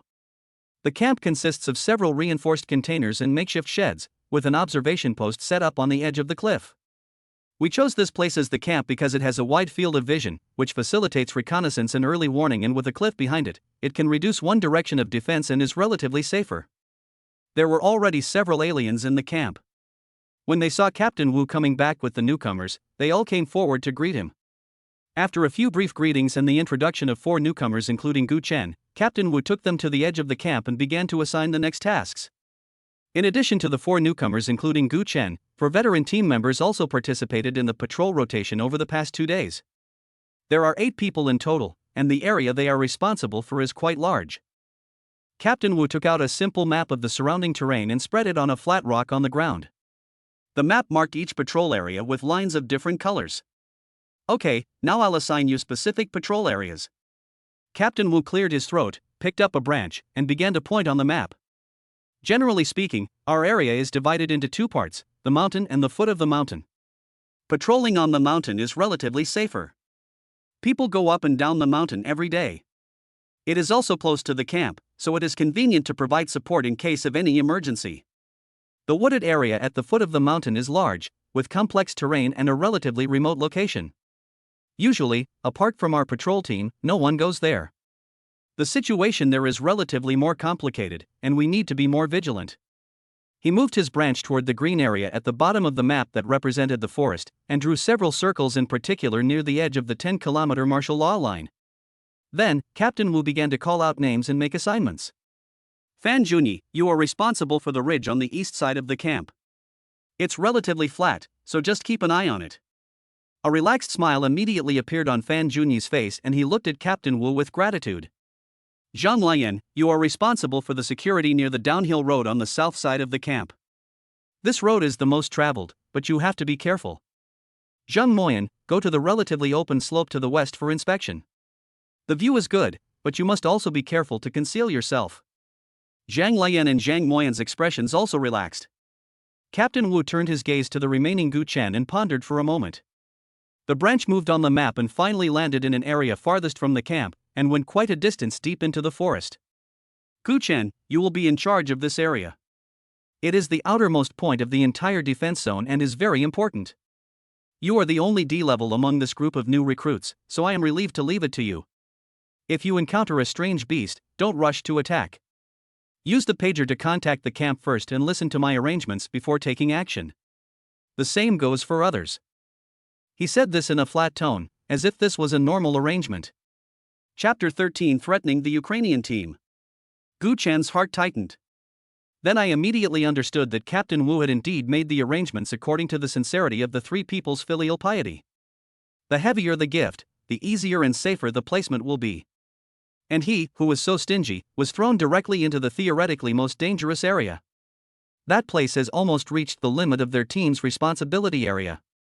According to what Captain Wu said before, it is possible to encounter strange beasts there. Gu Chen's brows were instantly furrowed, but he suppressed the anger in his heart and did not flare up on the spot. Questioning the captain in front of so many people would only make things worse and make you appear to be ignorant of the rules. Like everyone else, Gu Chen took a palm-sized black communicator from Captain Wu.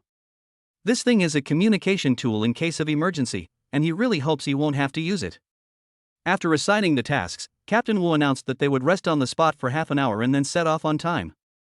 Taking advantage of this gap, Gu Chen seized the opportunity, avoided other people, and walked to Captain Wu, who was talking to an old team member. Captain Wu. Gu Chen tried his best to make his tone sound calm. Captain Wu turned his head and glanced at him. What's the matter? Captain Wu, regarding my patrol area. Gu Chen considered his words carefully. Is it too far out? According to the regulations of the administration, new aliens should be accompanied and guided by experienced veterans when performing patrol missions at the edge, and should operate in groups of at least 2. The meaning is very clear: either change to a closer area or send me more people.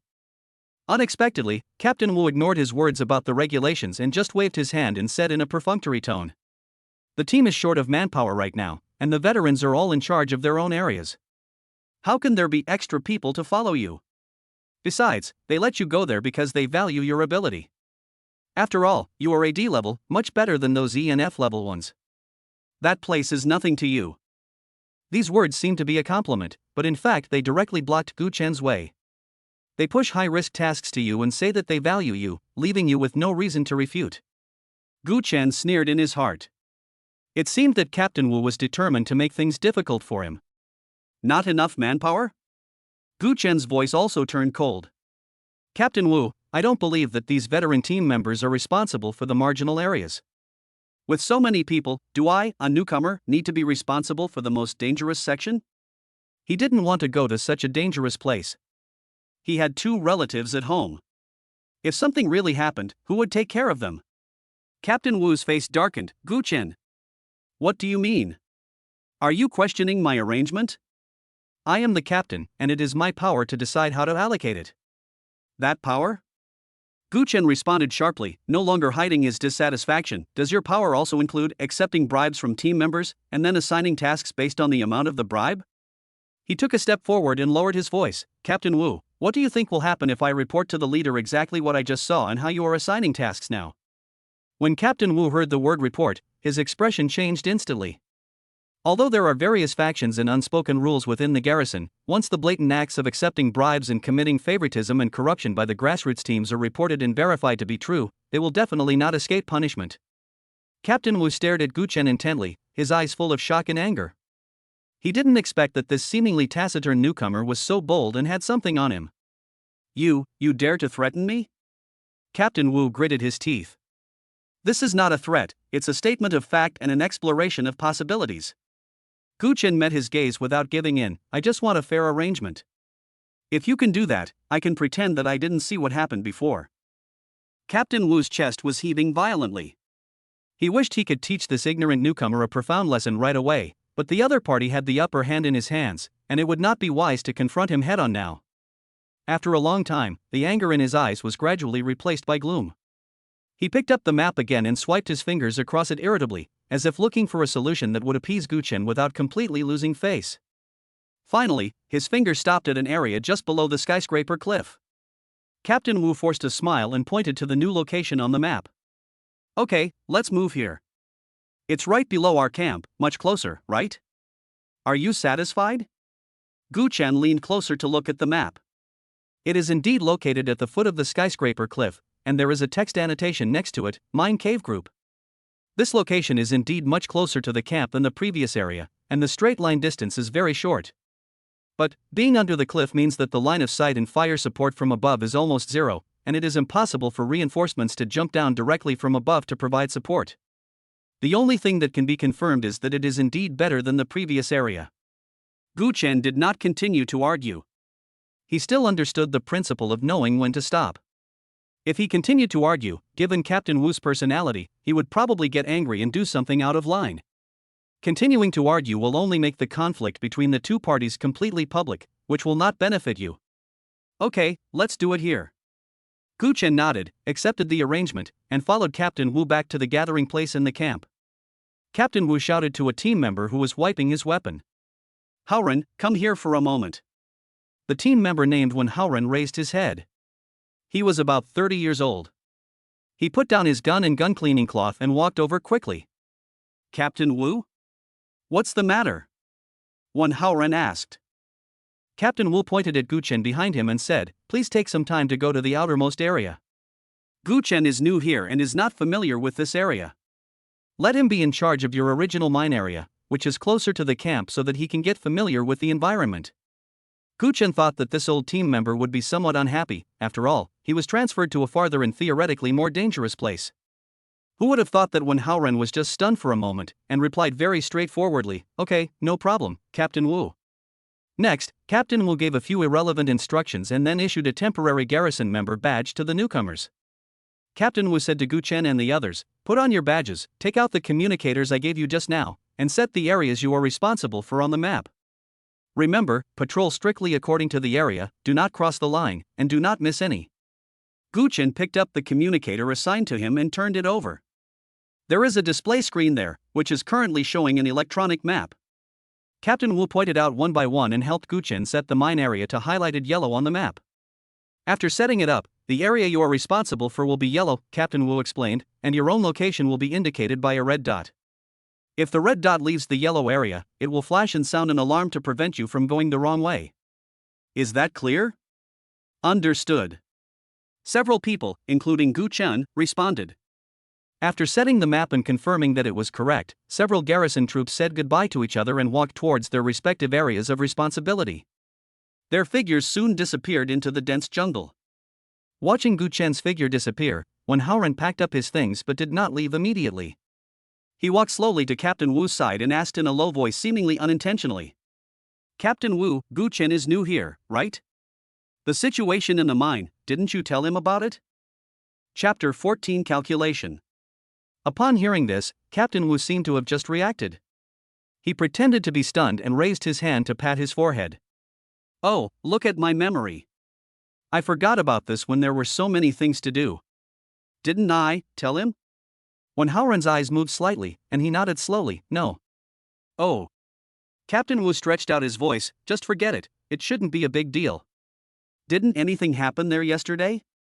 I'll tell him in detail when he comes back from this inspection." When Haoren smiled knowingly, that smile contained a tacit understanding and a hint of gloating. "Okay, Captain Wu, I'll go over first." "Well, go ahead, and be careful." Captain Wu waved his hand as if to shoo away a fly. When Haoren turned and walked towards the dense forest. He knew very well that Captain Wu had not forgotten, but had done it on purpose. "Are you still waiting for Gu Chen to come back?" "Ha, it's questionable whether that kid can come back alive. All the old team members know that there have been big problems in that group of mines recently. It is not a safe area at all, but a key monitoring area temporarily designated." Suddenly, an extremely ferocious beast appeared in the mine. Its fighting power was so strong that it took nearly 8 garrison troops to encircle and suppress it, including many skilled fighters, but all of them were wiped out. This incident shocked the top brass of the garrison, and after evaluation they concluded that the strength of the strange beast was far beyond what the ordinary garrison could handle. "We have now urgently contacted the expeditionary force in the inner city and requested them to send experts to deal with the situation." Before the expeditionary force arrived, the garrison had only one task to watch from a distance and make sure that the strange beast did not leave the mining area. Rashly enter the mine to inspect? If you encounter that strange beast, you are basically dead. Among the garrison troops, the strongest is the C-level mutant, and that is the team leader level. Most of the ordinary team leaders and team members are at D, E, and F levels. Facing a monster that can only wipe out an 8-man team, once they run into it in a narrow mine, they probably won't even have a chance to escape. Captain Wu deliberately did not remind Gu Chen and sent him directly to the mines. It was obvious that he wanted to kill someone with a borrowed knife. As for the motive, Wen Haoren was too lazy to guess. Maybe it was a personal grudge, or maybe he simply disliked Gu Chen? Anyway, this newcomer named Gu Chen is likely to be in danger. Wen Haoren shook his head and quickened his pace to leave. He didn't want to get involved in such muddy water. Gu Chen didn't know that he had been plotted against by Captain Wu. He followed the instructions on the map on the communicator and walked through the dense forest. The trees in this area are unusually tall, with lush branches and leaves that block out the sun. The sunlight can only shine through the gaps sporadically, making the light in the forest somewhat dim. The visible distance is very short, no more than 20 meters. There is a thick layer of fallen leaves under my feet, which are soft and make rustling sounds when I step on them. After walking down the steep mountain road for nearly 20 minutes, the red dot on the communicator finally entered the area marked in yellow on the map. As soon as I stepped into this area, a slightly impatient voice sounded from the treetops. "Why did you come just now? You're dawdling and you're already late for the handover." Guchen looked in the direction of the sound and saw a man jumping down from a tree with obvious weariness and a bit of complaint on his face. It seems that he was the person who was responsible for patrolling this area before. "Hello, I'm Guchen, here to take over." Guchen was just about to say hello and make a simple handover. But the other party obviously didn't have the patience. Before Guchen finished speaking, he waved his hand and interrupted, Okay, I'll leave it to you." After saying this, the man returned along the way he came without looking back. His figure quickly disappeared into the depths of the woods, as if he was afraid to stay here for another second. Guchen touched his nose, but didn't care too much about the other party's attitude. It's a chance meeting, so don't demand too much. He looked around the area that he would be responsible for next. According to regulations, there is no fixed patrol route. You only need to ensure that you are within the area of responsibility. No one will be watching you all the time. Theoretically speaking, it is completely feasible for Guchen to find a place to sleep. But Guchen is not here to slack off. Although the no man's land is dangerous, it also provides many opportunities to make money. He walked slowly and aimlessly in the area, keeping a vigilant eye on his surroundings. Not long after he started walking, a scene not far ahead caught his attention. In a relatively open area, the trees were noticeably sparser, and there were many stones of varying sizes scattered on the ground. A dozen meters ahead, a dark cave entrance appeared in sight. The entrance of the cave was about 1 person tall and 4 people wide, and was embedded diagonally in a low rock wall. Is this the mine marked on the map? Guchen understood. Driven by a strong curiosity, he felt that he would be missing out if he didn't go in and take a look since he was already here. He walked to the entrance of the cave and first carefully observed the rocks around the entrance. It looks badly weathered and is covered with cracks in some places.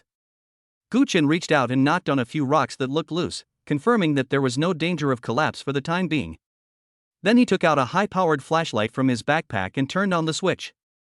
A bright beam of light pierced the darkness, illuminating a small area inside the cave. The cave was dead silent, with only the tiny dust particles dancing in the flashlight beam. It can be seen that there is a downward sloping passage inside. The slope is not steep and the ground is relatively flat, but the rock walls on both sides are also rough and uneven. There seems to be nothing special where the light reaches. After hesitating for a moment, Guchen still stepped in. As soon as you enter the mine, a cold and damp atmosphere hits you in the face.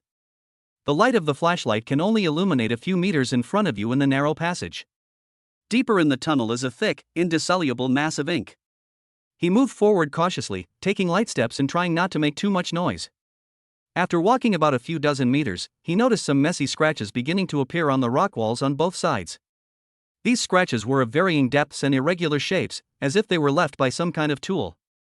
There were also some angular gravel scattered on the ground. Guchen stopped, squatted down, and picked up a piece of gravel with his fingers. The fractured surface of the gravel is quite new and not covered with much dust. He rubbed the scratches on the rock wall with his fingers again. The dust in the scratch grooves was less than that on the surrounding rock walls, and the color was slightly darker, as if it was only produced recently. This was in contrast to the severely weathered marks he had observed outside at the cave entrance. Something's wrong. Guchen frowned. Even if someone has been here, why would they leave these marks on the wall?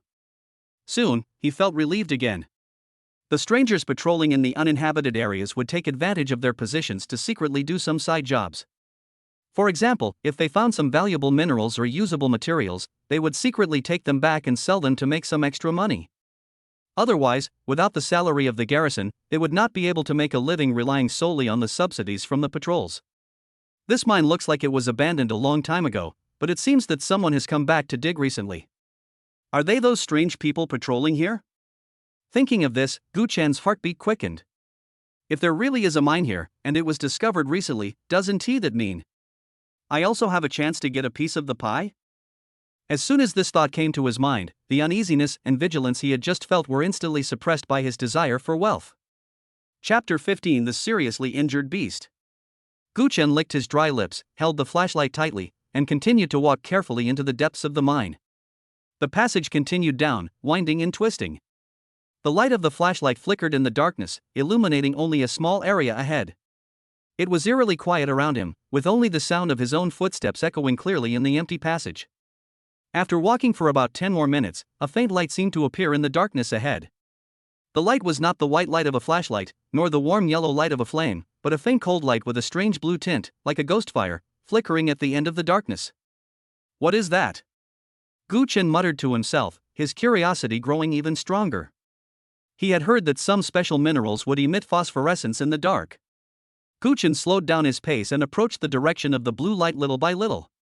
The closer we got, the clearer the blue light became, but it was still very faint and seemed to be shaking slightly. The passage seemed to end here, and the front suddenly opened up to a small cave. Gu Chen stopped at the entrance of the cave and swept the light of the flashlight over. The floor of the cave was not flat. Near the inside, there was a small pool of water with clear water that reflected the light of the flashlight. And the faint blue light came from the other side of the pool, near the shadow of the cave wall. Just as Gu Chen was staring at the blue light intently, he suddenly kicked something soft yet hard. Gu Chen subconsciously lowered his head and shone the flashlight downwards. After just one glance, Gu Chen's pupils suddenly contracted, and a chill instantly rushed from the soles of his feet to the top of his head. It was not a stone or debris at all, but a broken human limb. It looked like a leg, which had been torn apart from the thigh. The broken part was bloody and had turned black and solidified, but it was obvious that the person had not been dead for long, no more than 1 or 2 days at most. Not far from the severed leg, there were some torn clothes and scattered internal organs. Corpse. An incomplete corpse. Almost at the same time, Gu Chen caught a glimpse of the faint blue light he had just seen from the corner of his eye. It seemed to be beating. Moreover, it is moving towards him. The speed was not fast, but the flickering blue light was getting closer and clearer, gradually breaking away from the deepest shadow and entering the edge of the range illuminated by Gu Chen's flashlight. Gu Chen stared at the moving blue light, his heart pounding and his breathing almost stagnant. Finally, he saw the source of the blue light. That's not some or at all, nor is it some ghost will-o'-the-wisp. Those were a pair of eyes. A pair of vertical pupils that flashed with cold, cruel light. As the pair of eyes approached, a creepy figure slowly emerged from the shadows. It was a roughly humanoid monster, nearly 2 meters tall, covered with a layer of dark green, snakescale-like skin that shone with a greasy luster, with sharp claws at the end of its limbs, and a long, thick tail dragging behind it. The head is long and pointed, the mouth is wide open, revealing fine fangs, and a forked tongue pops out of the mouth from time to time, making a hissing sound. The entire shape is like a gecko that has been magnified countless times and is walking upright. Snake Man. What frightened Gu Chen even more was that the monster's body was covered with wounds of varying sizes. The wounds were very deep, with the skin and flesh turned inside out, and dark green sticky liquid was still oozing out. They were obviously fresh wounds. Strange beast. This word flashed through Gu Chen's mind instantly. There was no doubt that this was a strange beast. Moreover, judging from the injuries on its body and the broken body on the ground, a fierce battle had just taken place here. The corpse on the ground is obviously the masterpiece of this strange beast. The moment Gu Chen saw the appearance of the strange beast clearly, a translucent box that was both familiar and unfamiliar to him suddenly popped up in front of him. Inside the box is a line of concise text. Snakeman LV.52 severely injured, the color of the name and level is a dazzling bright red. There is also a line of things below that look like a health bar, but that health bar is already badly damaged, with only a short red line on the left side left, which is less than 1/10 of it by visual estimation. Gu Chen was not unfamiliar with this prompt box that suddenly appeared like a game interface. This is the same information he saw when his ability awakened. Level 52? What level is he now? Level 30. A full 22 levels behind. What the hell is this? This Snake Man beast is nearly twice as high as him. This level gap is simply crushing. Before he could react, the box disappeared just as abruptly as it appeared. Gu Chen forced himself to calm down, his eyes fixed on the strange beast called Snake Man, while his body moved backwards very slowly, bit by bit. The strange thing was that although the Snake Man stared at him with his dark blue vertical pupils and made threatening hissing sounds in his throat, he did not pounce on him and attack immediately. Gu Chen thought of the broken corpse he had just seen, and the new and old scars all over the Snake Man's body, combined with the data he had just seen: low health and serious injury. An inference quickly formed in his mind: this Snake Man monster had experienced one or several fierce battles not long ago. Although it killed its opponent, it also paid a heavy price and was seriously injured. Its strength was greatly reduced, and it is now in an extremely weak state. The reason why it didn't attack me immediately was probably not because it didn't want to, but because it couldn't. In other words, it was also assessing the threat level of this sudden intruder and did not want to risk an uncertain battle in its weak state. Its approach and roar just now were more like a deterrent, trying to scare away the uninvited guest. This thought calmed Gu Chen's heart a little. He continued to remain on guard, retreating step by step.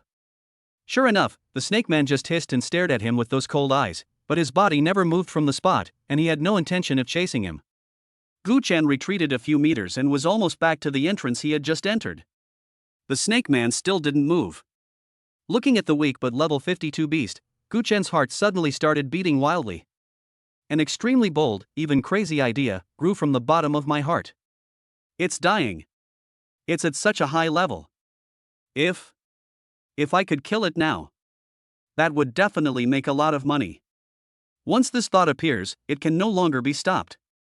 The risks are huge, but the potential rewards are also crazy huge. Just as Gu Chen was struggling with his heavenly man, the prompt box with information about the snake man popped up again. This time, Gu Chen noticed that the remaining blood bar seemed to be a little less than the first time he saw it. It was an extremely slight change, but Gu Chen was extremely confident in his eyesight and photographic memory. He definitely wasn't mistaken. This means that the snake man's injuries are still continuing to worsen. Its vitality is constantly fading away. Chapter 16, Kill the Snake Man. Gu Chen subconsciously glanced around the snake man. Sure enough, at the distance where he retreated just now and the snake man followed, there were clear puddles of dark green liquid on the ground. It's still bleeding. Its vitality is slipping away. It may not last much longer. This discovery became the last straw that broke the camel's back. The hesitation in Gu Chen's eyes disappeared instantly, replaced by a hint of crazy determination. Take a gamble. The risk is huge. If you fail, you will immediately become like the corpse on the ground. But the rewards are equally astonishingly huge. Done. Roar. Gu Chen no longer retreated, but instead let out a low roar. At the same time, the ability of gravity control was instantly activated. He kicked the rubble scattered on the ground and rushed towards the snake man. The snake man obviously did not expect that this human would dare to attack actively. He subconsciously raised his claws to block. With a clang sound, the gravel was knocked away by the hard claws, but it also successfully blocked its vision and movements for a moment. It's this moment. Gu Chen's figure suddenly rose up like a ghost, using gravity control to accelerate his body, flexibly dodging the claws swung by the snake man and attacking with a long sword at the same time. The snake man was already seriously injured and had difficulty moving. At this moment, he was harassed by Gu Chen's completely unconventional style of play. He became extremely irritable and roared continuously, but he was still unable to really catch sight of Gu Chen's figure. Every attack and every movement it makes exacerbates the tearing of the wound and accelerates the loss of vitality. As one gained strength while the other lost strength, the snake man's movements became slower and slower, his roars became weaker and weaker, and his blue vertical pupils gradually lost their original ferocity and began to reveal a weak light. Gu Chen caught this change. He knew that the time had come. No longer fighting, Gu Chen suddenly accelerated and approached the snake man again. This time, he did not dodge, but pushed the ability of gravity domination to the extreme. A huge rock on the top of the cave suddenly fell off and hit the snake man. The snake man tried to dodge, but the ground beneath his feet suddenly sank in, and his injured body lost its balance and he fell to the ground. Crack!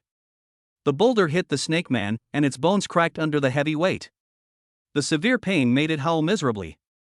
Taking this opportunity, Gu Chen gripped the sword tightly and used all his strength to pierce the snake man's neck into a huge wound that was not covered by scales and was bleeding continuously. Puff! The snake man's howl came to an abrupt end, his huge body stiffened suddenly, and his pair of dark blue vertical pupils lost all their luster in an instant. Kill the snakeman. LV point 52. Energy points gained, 30 points. Level up. LV point 30. LV point 34. Get a random reward bag. A series of prompts popped up in front of Gu Chen. Gu Chen leaned on his knees, breathing heavily, and sweat soaked the back of his clothes. The seemingly short battle just now almost exhausted his physical and mental strength, especially the extreme use of gravity control at the last moment, which made him feel dizzy. But the huge gains and the relief of surviving the disaster made him recover quickly. 4 levels in a row. 30 more precious energy points. This time, I bet on it. Guchen walked to the huge corpse of the snake man and confirmed that it was dead, then he breathed a sigh of relief. He took out several empty glass tubes that he carried with him and carefully dug out the snake man's blood core. The blood used to develop the psychic potion was taken from this blood core. The blood flowing in the body could not be used for development. This thing is the most valuable thing. After filling the 2 glass tubes, he took out the dagger and laboriously peeled off the relatively intact scales on the snake man's body. This thing has good defensive power and is a good material for making armor. The snakeskin was very large and tough. Guchen took great pains to peel off only a part of it. He carefully rolled up the skin and hid it in a secluded corner, planning to take it away when he left the day after tomorrow. The glass tube containing blood was stuffed directly into the backpack. After doing all this, Guchen had time to look at the cave carefully. When the flashlight swept over, he found that in addition to the snake man's corpse and the broken human corpse he saw at first, there were actually several human remains scattered around the pool and in the corners of the cave. Without exception, these corpses all died in a miserable state, with incomplete limbs, which was obviously the work of this snake man. There were many snake man's footprints left around, in the shape of 3 toes, large and small. Looking at these corpses, Guchen felt nothing in his heart. The person is dead, it's a waste to keep the things. He began to search the bodies. He picked up some valuable-looking accessories, as long as they were useful, and stuffed them into his backpack. Soon, his backpack became heavy. During the search, he also found their identification documents, alien certificates, and the wolf head medal representing the garrison's identity from several corpses. Zhang XX, E-level alien. Li XX, D-level mutant. Wang XX, E-level alien. Looking at these extraordinary witnesses, Guchen's expression became more and more ugly. So many aliens died here. Even the garrison soldiers died. Captain Wu, he couldn't have not known. But he didn't tell me. Not a single word. Instead, he deliberately sent himself to this place. This is not negligence. This is murder. Naked collateral damage. Captain Wu just wanted to die here. Die at the hands of this snake man that even the garrison dared not provoke. Guchen felt a little scared. If this snake man hadn't been seriously injured in dying. I'm afraid that now, I have become one of the debris on the ground. Captain Wu probably never dreamed that the killing plan he set up not only failed to kill him, but instead turned out to be a blessing in disguise and he got such a huge advantage, right? Guchen clenched his fists. The joy brought by the looted spoils had long been dispelled by his previous speculation. He looked up at the deep mine tunnel, which seemed to be a passage to hell.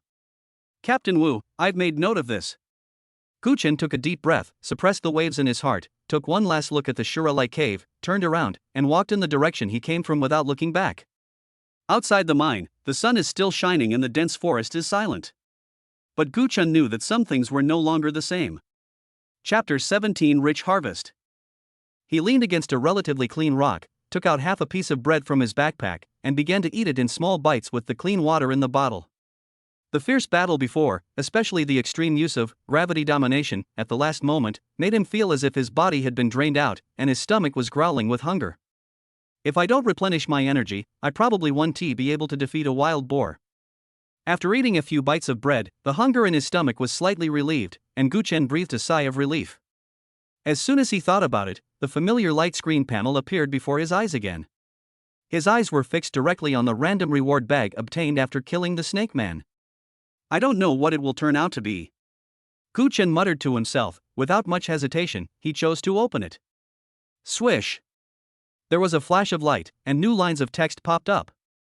Awakening ability, paralysis venom. Paralytic venom, it can produce a toxic liquid with a weak paralytic effect. After being eaten or coming into contact with the blood of an organism, it will experience symptoms such as weakness in the limbs and slow reaction within a short period of time. Obtained item, snakeskin coat E grade. Snakeskin clothing, inner armor made of snakeman scales, with average defense, but can provide some resistance to toxins. New ability? Guchen's eyes suddenly widened and his heart beat wildly. Looking at the snakeskin coat again, it was E-level equipment with average defense. Guchen curled his lips and thought it was better than nothing. However, when he saw the words, "The appearance of the equipment can be hidden," his eyes lit up again. This is good. This is good. What he needs most now is to keep a low profile, and this thing is just a timely help. After looking at the rewards, Gu Chen's eyes fell on the 30 precious energy points. He opened the exchange list and was dazzled by the dazzling array of good things, but unfortunately he couldn't afford most of them. Okay, let's solve the current trouble first. Gu Chen calculated in his mind, and finally spent 20 energy points to exchange for a storage space whose size was approximately equal to the size of a car trunk. Storage space, independent storage space, can be accessed by mind. Gu Chen grinned. Although it cost him 2/3 of his energy points, this thing was so practical. He no longer had to carry a heavy backpack around, and his safety was greatly improved. He exchanged the remaining 10 energy points for 2 bottles of healing potion, which is a life-saving thing that can save lives at critical moments. With a thought, Gu Chen tried to put the bulging backpack beside him into the storage space. I just felt a flash of light in front of my eyes, and then the backpack disappeared out of thin air. He concentrated again, and the backpack appeared in its original place intact. Oh my god, this is so convenient. Gu Chen couldn't help but admire. Then he took out the snakeskin jacket. The texture of the clothes is somewhat strange, it feels cool and flexible, with the unique texture of scales. After putting on the snakeskin jacket, it feels like not wearing anything at all and there is no hindrance to movement. Gu Chen's mind moved, and he chose to hide his appearance. The next second, the clothes disappeared directly, and the eyes could not see the existence of the snakeskin clothes at all. Not bad, not bad. Even though I can't see it, it is definitely on my body. This is like having an extra trump card. Gu Chen nodded with satisfaction. This thing has so many uses. Finally, Gu Chen focused his attention on the newly awakened ability, Paralyzing Venom. Trying to mobilize the energy in his body, he soon felt a slight tingling and numbness in his fingertips. A drop of dark green viscous liquid slowly seeped out, emitting a faint fishy smell. Is this the paralyzing venom? Gu Chen observed carefully, but a huge wave of emotion was rising in his heart. I actually awakened a second ability? This paralyzing venom sounds interesting. He is definitely good at ambushing people at critical moments, or assisting in battle. If I meet a tough opponent again, I will quietly give him a blow, The more Gu Chen thought about it, the happier he felt. Then he became confused again. As far as he knew, if an inhuman wanted to awaken a second ability, he could only do so by chance if he reached the legendary S level. Inhumans from O level to F level basically only had one ability, and all their combat skills were developed and extended from this ability. I'm only D rank, how come? Gu Chen couldn't figure it out, but he knew that this was definitely not normal. This matter must be kept secret and no one should be told about it. He still understands the principle that a man is innocent until he is found guilty of possessing a treasure. Especially when Captain Wu, the time bomb, is still staring at you, you must be careful to hide. It seems that I have more secrets than I thought. Gu Chen's eyes became deeper. With the storage space as a weapon, Gu Chen would naturally not let go of the spoils in the mine. He sneaked back into the cave again and stuffed the snakeskin he had hidden before into the storage space. He even collected the weapons and equipment that looked pretty good on the corpses of the aliens as long as they were still usable. These things might come in handy in the future, or be sold for a good price.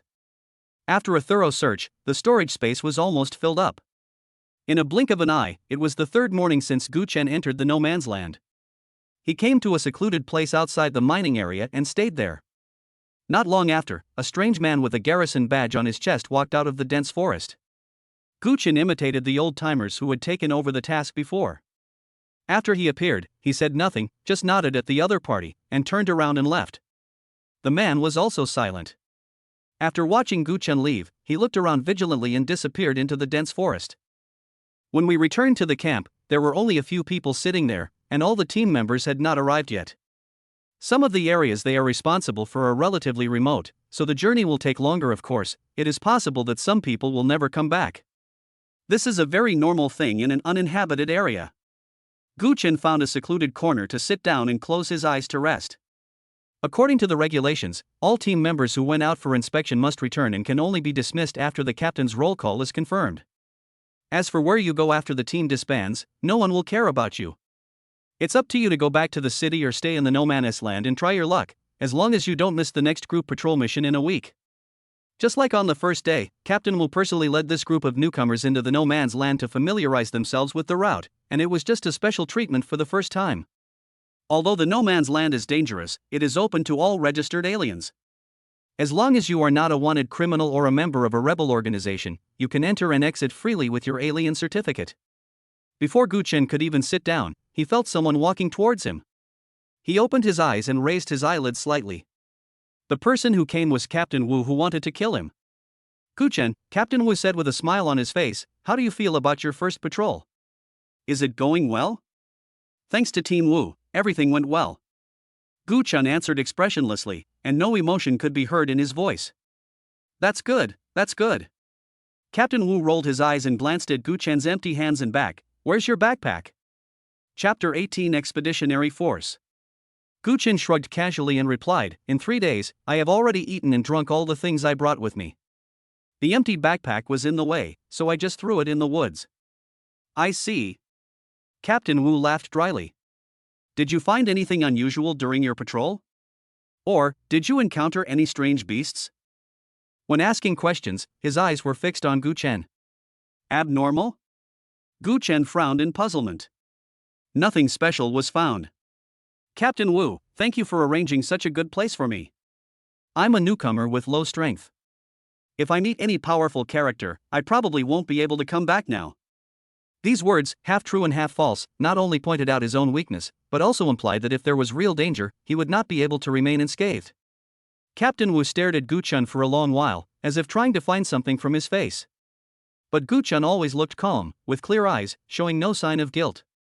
Finally, Captain Wu smiled awkwardly and patted Gu Chen on the shoulder. "That's right, it's always right to be careful. Okay, you take a rest first." After saying that, he turned and left. Gu Chen watched Captain Wu's back with a sneer on his face. "It seems that he is very disappointed that I didn't die. I was secretly alert in my heart and decided to be more cautious in the future." Captain Wu would never give up easily. This feud has been settled. After all the team members returned one after another, Captain Wu counted the number of people, briefly explained the next gathering time, and then announced the disbandment. Gu Chen walked out of the camp with several team members who were returning to the city to rest. Some team members also chose to stay in the camp temporarily, apparently intending to take advantage of the free time during these days to try their luck in the surrounding areas to see if they could hunt some exotic beasts or pick up some valuable things. Not long after walking out of the camp gate, 2 people came towards us. The 2 men had tall and straight figures and walked steadily. The most eye-catching thing was that they both wore a lifelike badge of an eagle spreading its wings on their chest.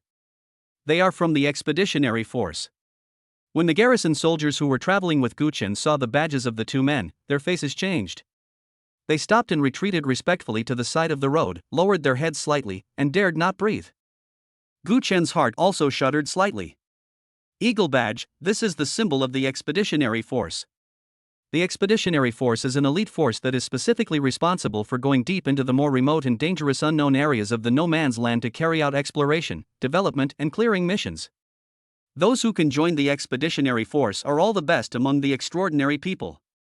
The lowest entry threshold is sea-level extraordinary people, and there are countless powerful ones among them. In contrast, the garrison is mainly responsible for daily patrols and vigilance in the edge martial law areas bordering human cities, as well as maintaining security and order within the city. As long as one is a registered alien, theoretically, he or she has the opportunity to join the garrison, and the level restrictions are relatively loose.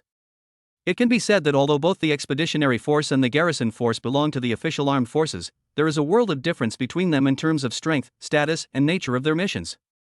Why would the Expeditionary Force suddenly come to a place like ours?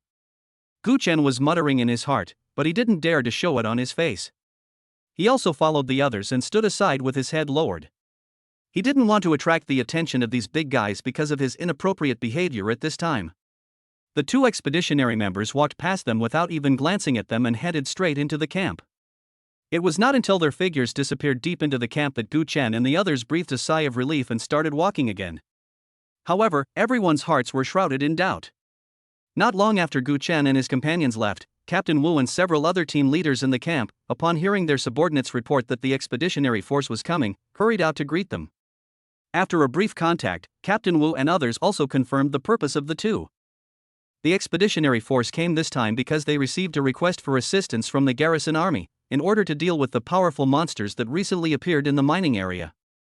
Captain Wu did not dare to delay.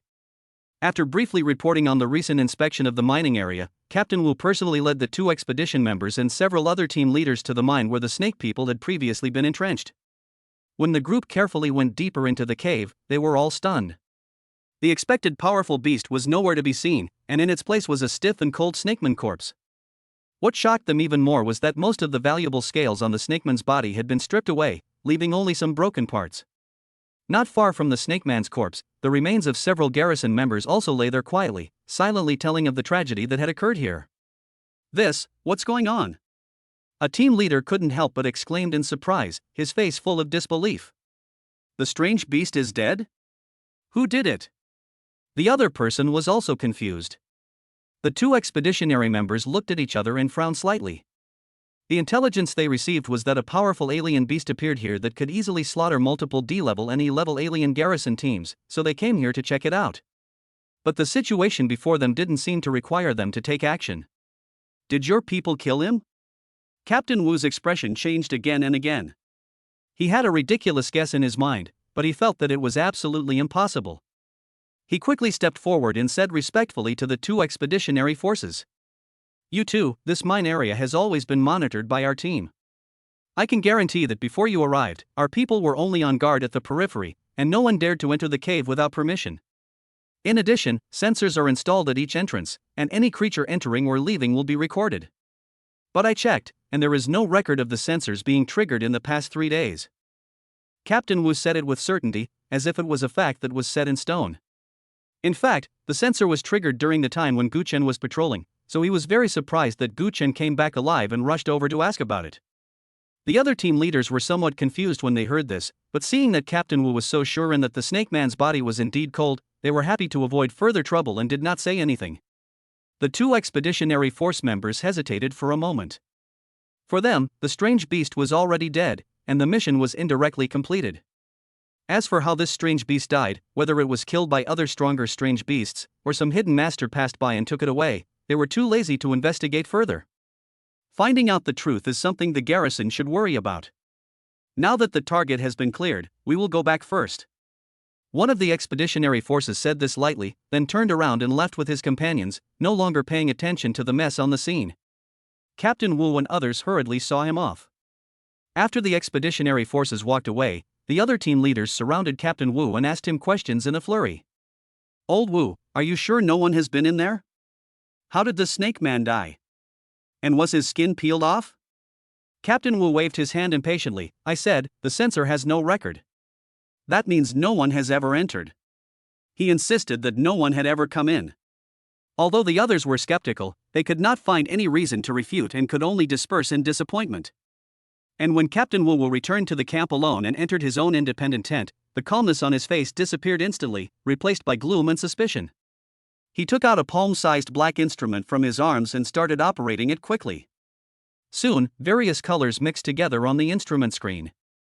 He fast-forwarded directly to the time when the abnormal reminder appeared. On the screen, a red human-shaped ball of light stayed on the screen for a while, then moved forward and disappeared. "That figure looks quite similar to Gu Chen." Captain Wu's pupils suddenly contracted. Gu Chen.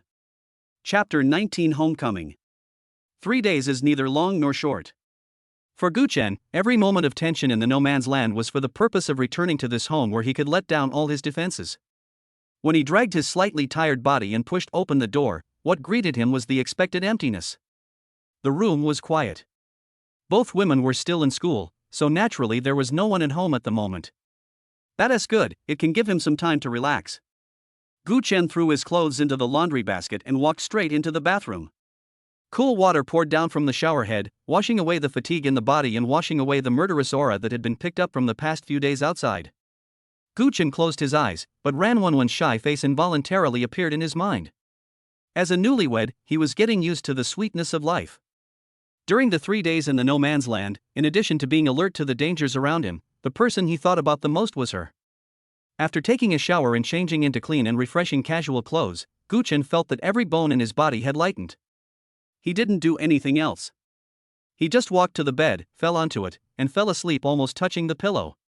"I've been on edge these days outside, and now that I'm back in a safe place, sleepiness is coming over me like a tide."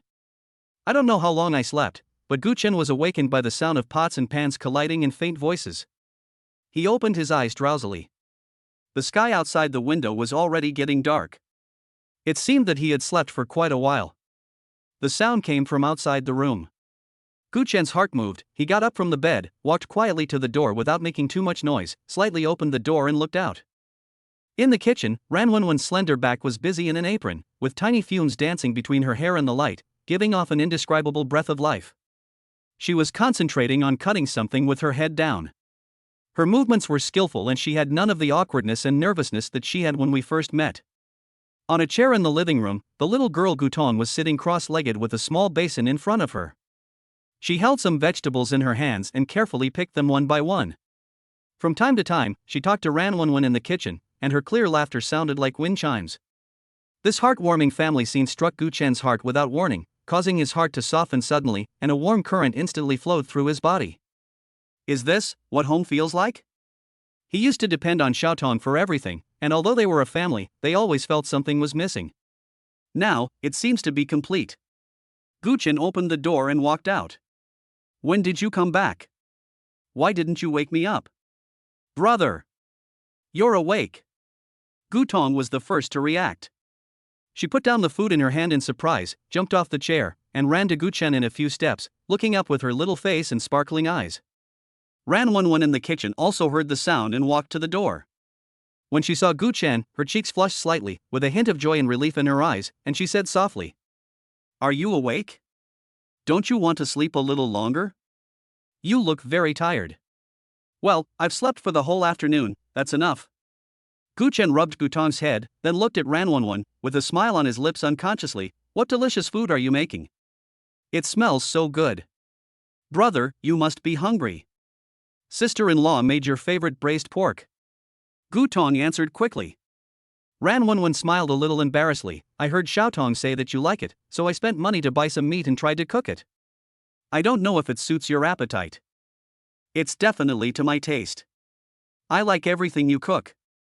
After Guchen finished speaking, he rolled up his sleeves and said, "Let me help. I can't let you two be busy."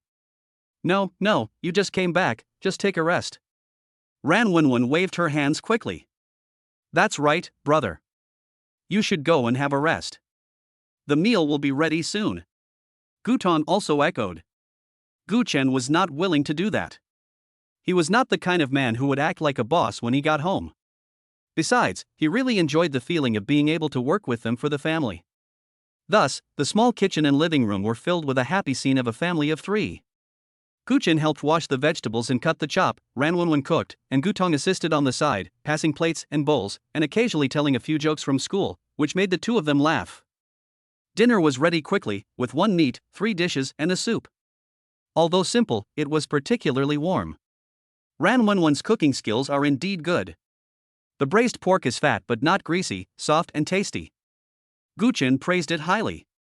At the dinner table, Gutong chattered about the interesting things that happened in the past few days, while Ranwenwen listened quietly, picking up food for Guchen from time to time, and her eyes moved with the tenderness unique to a newlywed wife. Guchen felt that this meal was more comfortable than any other meal he had eaten in recent years. "Brother, sister-in-law, let's go for a walk in the park. We are so full."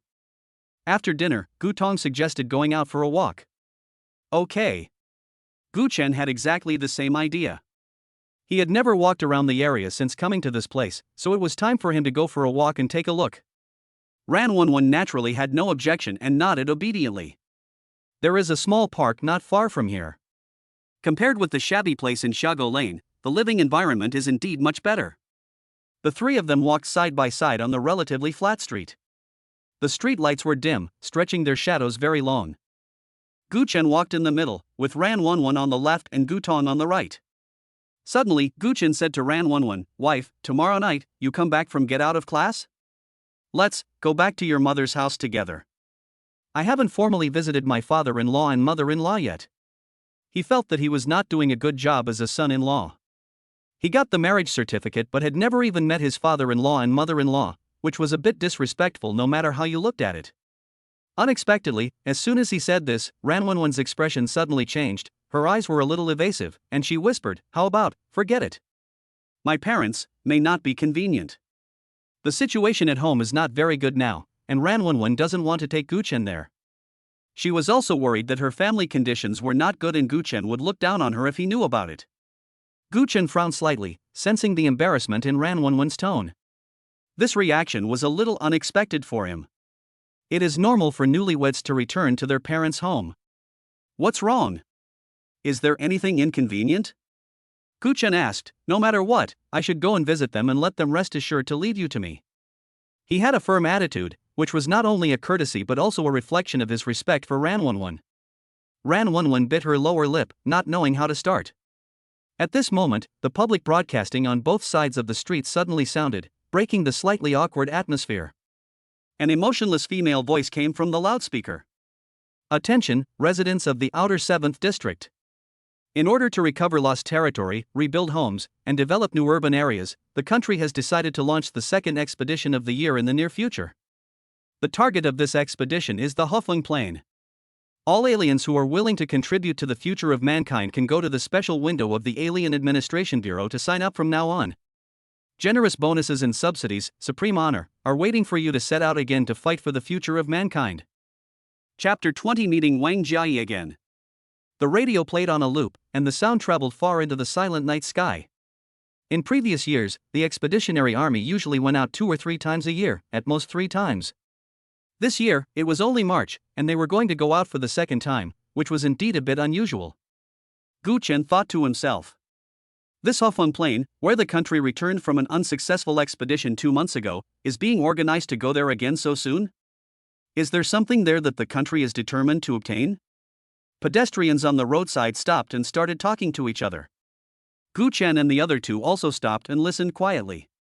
Another expedition. Ran Wenwen frowned and complained softly, life is already hard, and we have to go on expeditions every other day. I'm afraid the taxes will be increased again. If we continue like this, I really don't know how many people will starve. There was a hint of worry in her voice, and she was obviously thinking about the difficulties faced by ordinary people. Gu Tong pursed her lips and whispered, the last time I saw the Expeditionary Army coming back, many of them were transported back lying on the vehicles, with limbs missing. It looked so scary. There was a trace of fear on the little girl's face. Gu Chen patted Gu Tong's shoulder to comfort him, and said thoughtfully, perhaps, there are some strategic resources or important geographical locations in Hofung Plain that we must seize. Otherwise, the country would not gather its strength again so quickly after just experiencing a defeat. His perspective on issues is always more profound than that of ordinary people. Oh, I hope it will go smoothly this time. Ran Wenwen sighed. The 3 of them continued walking and talking about the broadcast content, and the atmosphere returned to normal. At this moment, there was a sudden sound of hurried footsteps behind me, accompanied by a slightly panicked girl's voice. Make way. Please make way. Gu Chen and the other 2 subconsciously looked back. They saw a slender girl running towards them quickly, waving at them as she ran, signaling them to make way. Not far behind her, there seemed to be a swearing strong man chasing her. Gu Chen took a closer look, his eyes slightly condensed. Isn't this girl the girl named Wang Jiayi who I rescued in the alley a few days ago? How did she get into trouble again? Wang Jiayi obviously recognized Gu Chen in the crowd at a glance. Her embarrassed little face suddenly showed an expression of surprise and joy. As if she had grabbed a life-saving straw, she shouted, "It's you." Before she finished speaking, she had already rushed to Gu Chen like a gust of wind, grabbed Gu Chen's arm, panted, and said anxiously with a crying voice, "Brother Gu Chen, save me. Save me quickly." Gu Chen frowned slightly. He was not some kind-hearted bodhisattva. It didn't make sense for him to help this girl every time she was in trouble. But this girl held onto his arm tightly, and her big watery eyes were full of pleading, and the softness in his heart that couldn't be hardened was touched again. What's going on? What's wrong with you? Gu Chen couldn't help but ask softly. Wang Jiayi pointed at the several sturdy men who were chasing after her breathlessly and explained quickly, yesterday, I teamed up with this guy to go hunting in an uninhabited area. We agreed to split the prey equally, but that brat only gave me a quarter of the money. I was so angry that I took advantage of him not noticing and took away all the money we earned. Now he's chasing me for money. As soon as he finished speaking, the burly man had already caught up with her, pointed at Wang Jiayi and started to curse, "You stinky girl. Return the money to me quickly. Otherwise, I will break your legs today." Wang Jiayi was not willing to show weakness, but hugged Gu Chen's arm even harder, raised her chin, and shouted at the strong man, "This is my husband." He is a very high-level alien, much more powerful than you. Come and grab him if you have the guts. Your husband? The sturdy man looked Gu Chen up and down suspiciously, with disbelief and a hint of fear in his eyes. Nowadays, the identity of a high-level superhuman can indeed scare a lot of people. Gu Chen was speechless. This girl really knows how to take advantage of others. She arranged for him to be her husband? But in the current situation, he was too lazy to argue with her. He doesn't want to cause trouble, but he's not afraid of it either. Since Wang Jai came to him for help and was obviously being bullied, he couldn't just stand by and watch. That's enough, my friend. Gu Chen's voice was flat. He didn't make any big movements, just his body shook slightly, and the next second, he appeared in front of the burly man like a ghost, almost face to face. The sturdy man only felt a flash before his eyes, and a sharp breath rushed towards him. He was so scared that he took 2 steps back involuntarily, his heart pounding. An expert can tell whether something is good or not with just one look. This speed is definitely not something he can afford. Half of the money she took should have belonged to her. I'll ask her to return the remaining half to you. Gu Chen waved at Wang Jai. How about we end this matter here? The sturdy man looked at the money handed over by Wang Jai, then looked at Gu Chen's eyes, gritted his teeth, and although he was unwilling, after weighing the pros and cons, he still took the money, left a word, "You were so cruel." The storm was thus calmed down.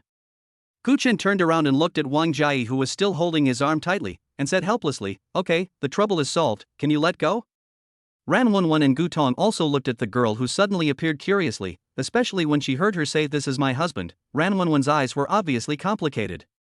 But Wang Jai didn't let go. Instead, she rubbed her head against Gu Chen's arm, blinked her big eyes, and said in an almost coquettish tone, "I won't. Brother Gu Chen, you have saved me twice. This must be the fate arranged by God. I want to marry you to repay your kindness." Chapter 21: How to Repay a Favor. Gu Chen was so shocked by her words that he almost couldn't breathe. This girl, is her brain circuit different from normal people? What are you doing? Gu Chen didn't know whether to laugh or cry. "I'm already married and have a wife." As he spoke, he took a special look at Ran Wenwen beside him. Unexpectedly, Wang Jai waved her hand nonchalantly. "Hey, what's the big deal? Our country has regulations that capable foreigners can marry multiple wives, and it's not against the law." The veins on Gu Chen's forehead were throbbing. This girl is really unruly and loves freedom. He took a deep breath and tried to keep himself calm. "I don't have the money to support you. Don't use the excuse of saving my life as an excuse. Tell me, what is your purpose?" He didn't believe that there was such a proactive way of repaying a favor in this world. After being pressed by Gu Chen, Wang Jai's playful smile was restrained. She lowered her head, hesitated for a long time, and then whispered, I'm telling the truth, don't be angry." Seeing Gu Chen nodded, she continued. "I'm already 20 years old this year, and I have to get married within 6 months. I've been looking for one for the past 2 years, but the men I met either coveted my body and wanted to take advantage of me, or saw that I could fight and wanted to use me to help them make money in the no man's land. None of them was sincere to me. I'm afraid that I won't find the right one within 6 months, and end up marrying a bad man and ruining me. Brother Gu Chen, you are the first one to help me without asking for anything in return. And I really have a good impression of you. Since I was a child, I dreamed of marrying a peerless hero who would come down from the sky to save me when I was in trouble, just like what was written in the storybook. You are my hero." As Wang Jai spoke, her eyes turned red and her voice choked with sobs. Her pitiful appearance, as if she was about to cry, made Ran Wenwen and Gu Tong feel sorry for her. Gu Tong tugged at the corner of Gu Chen's clothes and whispered, "She is so pitiful." Ran Wenwen also sighed softly and advised softly, "Husband, since she said so, why don't you just accept her? Our family will be more lively with more people." When she said this, even Gu Chen was a little surprised. Seeing this, Wang Jai's eyes lit up, and she quickly took out 2 cakes wrapped in oil paper from her small bag, handed them to Ran Wenwen and Gu Tong respectively, and said sweetly, "Thank you, sisters. Sisters, you must help me put in a good word with Brother Gu Chen. I can endure hardships and work hard. I will also go to the no man's land to make money. I will never eat and drink for free, and I can also help share the pressure at home. Hey, I'm not your sister, I'm his sister." Gu Tong blushed when she was called sister, and she quickly waved her hands to explain. Ran Wenwen took the pastry and a complicated smile appeared on her face. She actually had her own little plans in mind. That night, she could feel that Guchen was still a little unsatisfied. Guchen stopped later, obviously concerned about himself, afraid that his body could not bear it. If there was another sister, maybe she could really help share some of the pressure and take better care of Guchen's needs. Thinking of this, there was a little more tacit approval in her eyes when she looked at Guchen. "Husband, why don't you take this sister in?" "Brother, I think this sister is quite pitiful." Guchen looked at the looks from the three women in front of him. What else can he say? Well. Guchen sighed, feeling that this matter came a little suddenly and was also a little unreasonable. But looking at Wang Jia's hopeful eyes, he finally nodded and said helplessly, Okay, I'm scared of you. Does this count as agreement? Wang Jia burst into laughter immediately, jumped up excitedly, and hugged Guchen's other arm. Yeah. That's great. Husband, you are so nice. My sister and sister-in-law are so nice too. So, the original group of 3 became a group of 4 and continued walking towards the park. On the way, Guchen also asked about Wang Jia's family situation indirectly. I learned that this girl was an orphan, who had no one to rely on since childhood and grew up eating at other people's homes. Later, she awakened her special powers and was able to barely make a living, but she has always been wandering alone and has no fixed place to live. When she told about her experiences of digging for food in the ruins, snatching leftovers from wild dogs, and fighting with others for a steamed bun, Ranwanwan and Gutong sighed and their eyes became moist. Guchen didn't feel anything very much, and even felt that it sounded a little familiar. Because when he was raising Xiaotong, the life he led was not much better than what Wang Jia described, and was even worse. In this world, who isn't struggling to survive? There weren't too many people in the small park. Under the dim light, a few people were walking casually. Wang Jia quickly became friends with Gutong and they chattered non-stop. Her liveliness and cheerfulness added a lot of vitality to the night. When I got home from my walk, it was already late. With the addition of new members, it is natural to arrange accommodation. There were not many rooms in the house, so Wang Jia was arranged to share a room with Gutong for the time being. Guchen took Ranwanwan back to his room. After washing up, Ranwanwan sat at the desk, spread out her textbook, and started doing her homework. Under the dim light, her serious profile looked particularly peaceful and beautiful. Guchen did not urge her. He lay down on the bed first, put his hands behind his head, and looked at her quietly. This girl is really a good student who loves to study. Even at this time, she still remembers her homework. After an unknown amount of time, Guchen's eyelids began to twitch. Finally, he saw Ranwanwan close the book and let out a long sigh of relief. Finished? Guchen's voice was filled with excitement. Ranwanwan nodded, her cheeks faintly pink under the light. Guchen turned over and sat up, holding out his hand to her. Then, it's time to rest, wife? Ranwanwan's heart skipped a beat and her face became even hotter when he called her wife, but she still obediently handed him her hand. Guchen pulled her to the bedside and hugged her in his arms. The lights went out and the room fell into a beautiful darkness again. In the next room, Wang Jia and Gutong lay side by side on the bed, but couldn't fall asleep for a long time. In the darkness, Wang Jia poked Gutong beside her and asked in a low voice, Xiaotong, my husband and sister Wanwan, are they so noisy every night? Gutong blinked in the dark, as if she had gotten used to it, and replied in a low voice, yeah, about the same. There's always a lot of noise when they're together at night. Oh my god. Wang Jia was shocked. Then what time do they usually calm down? I can't sleep at all. She covered her ears and felt her little heart beating to the rhythm over there. Gutong looked at the dark ceiling, thought about it seriously, and then said uncertainly, should be until around 3 in the morning, right? 3 o'clock? Wang Jia's mouth opened into an O shape, with a look of disbelief on her face. She suddenly fumbled for a tissue from the bedside, carefully tore it open, crumpled it into 2 small balls, and was about to stuff them into Gutong's ears. Hey, what are you doing? Gutong was startled and quickly dodged. Shoo! Wang Jia made a gesture to silence the sound. Cover your ears. It's wrong for you to eavesdrop on this, kid. Gutong muttered in a low voice, somewhat unconvinced, then you yourself were listening with your ears perked up. How can it be the same? Wang Jia said confidently, I'm an adult, and I'll be your brother's wife soon.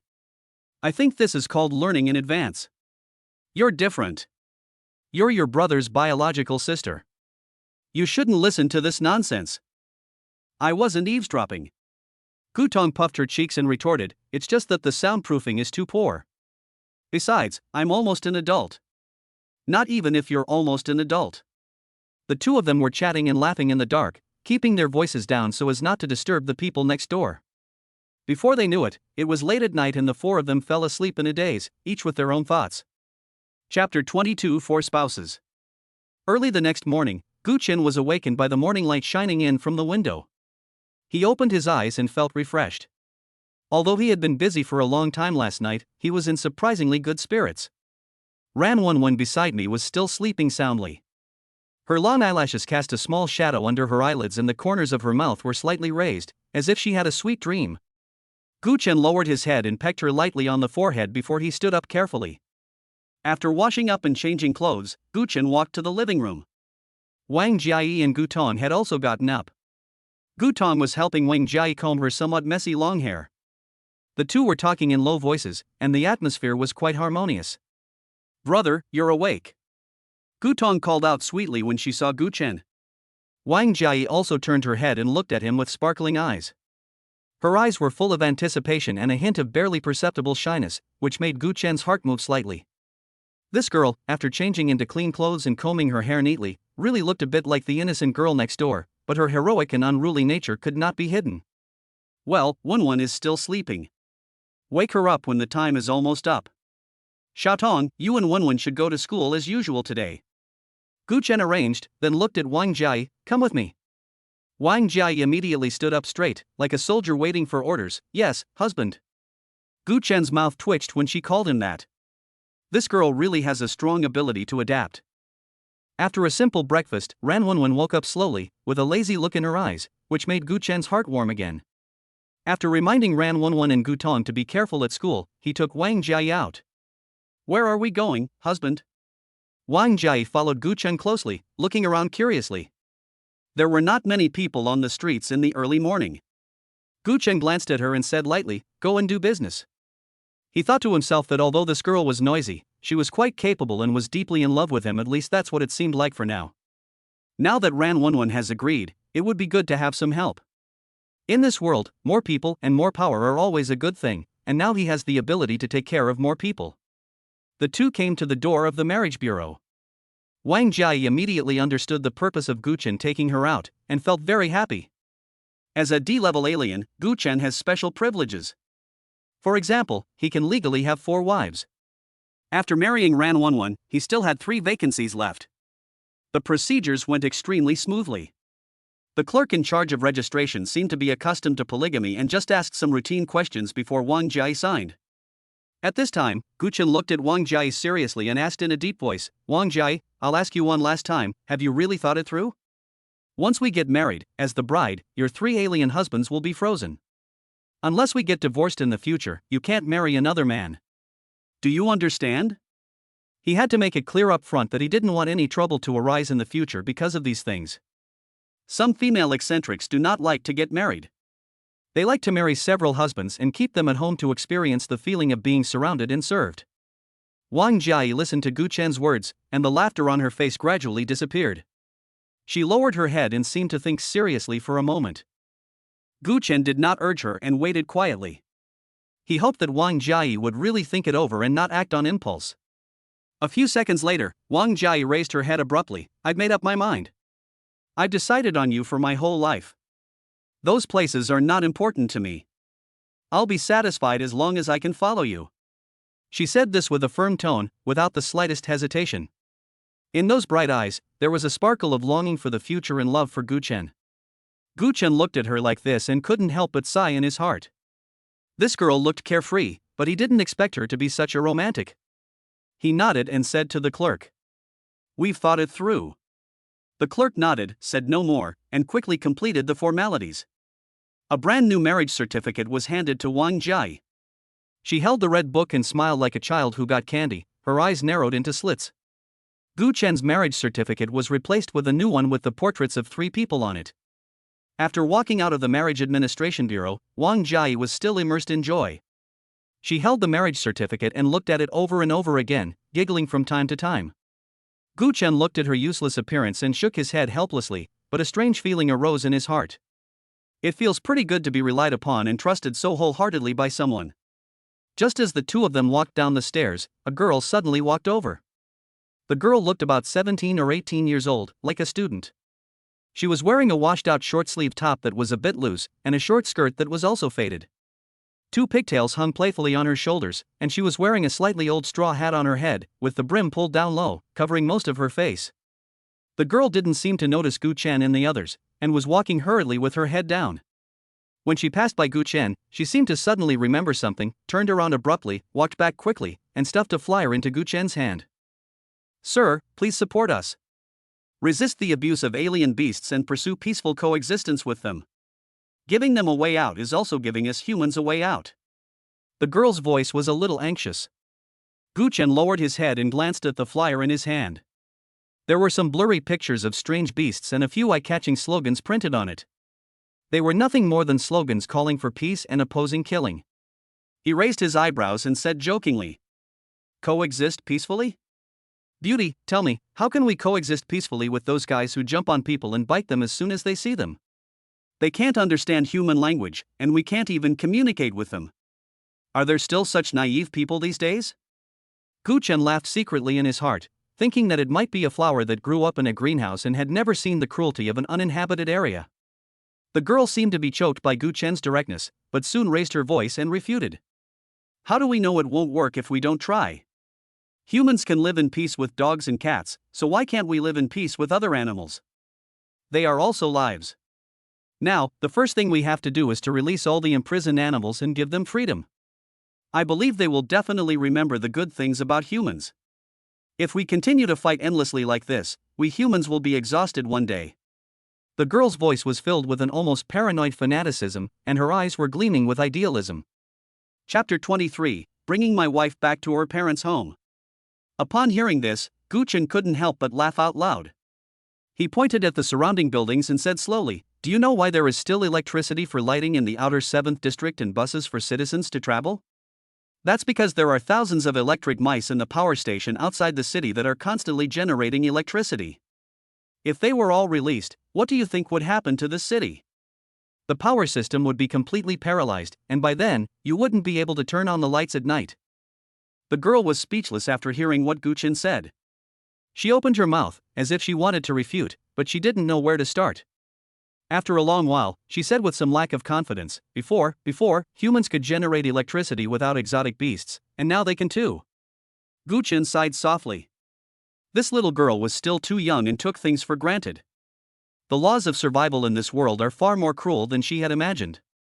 Gu Chen shook his head, took Wang Jiayi's wrist, and prepared to leave. "This kind of argument is meaningless. Sir, please wait a moment." Seeing that Gu Chen was about to leave, the girl hurriedly shouted again, "Our Symbiosis Association will have a lecture at Silver Moon Park this weekend. If you are free, you can go and listen to it and learn about our philosophy." Gu Chen stopped, turned his head, looked at her calmly, but there was a hint of imperceptible pity in his tone. "Beauty, I used to work in a power plant. To tell you the truth, the coal resources are almost exhausted, and the solar panels can't support the electricity consumption of the entire city. Now this city relies heavily on those electric mice to maintain its operation. Let me ask you the same question as before. If you let them go, how will you live?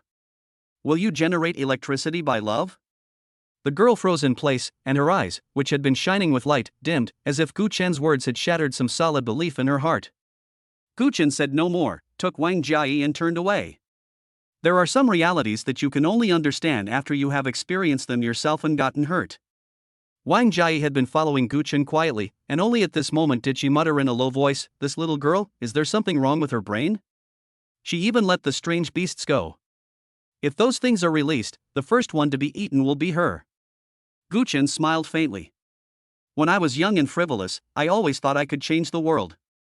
After many setbacks, I naturally understood. Come on, accompany me to the market. We are going to Wenwen's parents' house for dinner tonight, and we can't go there empty-handed."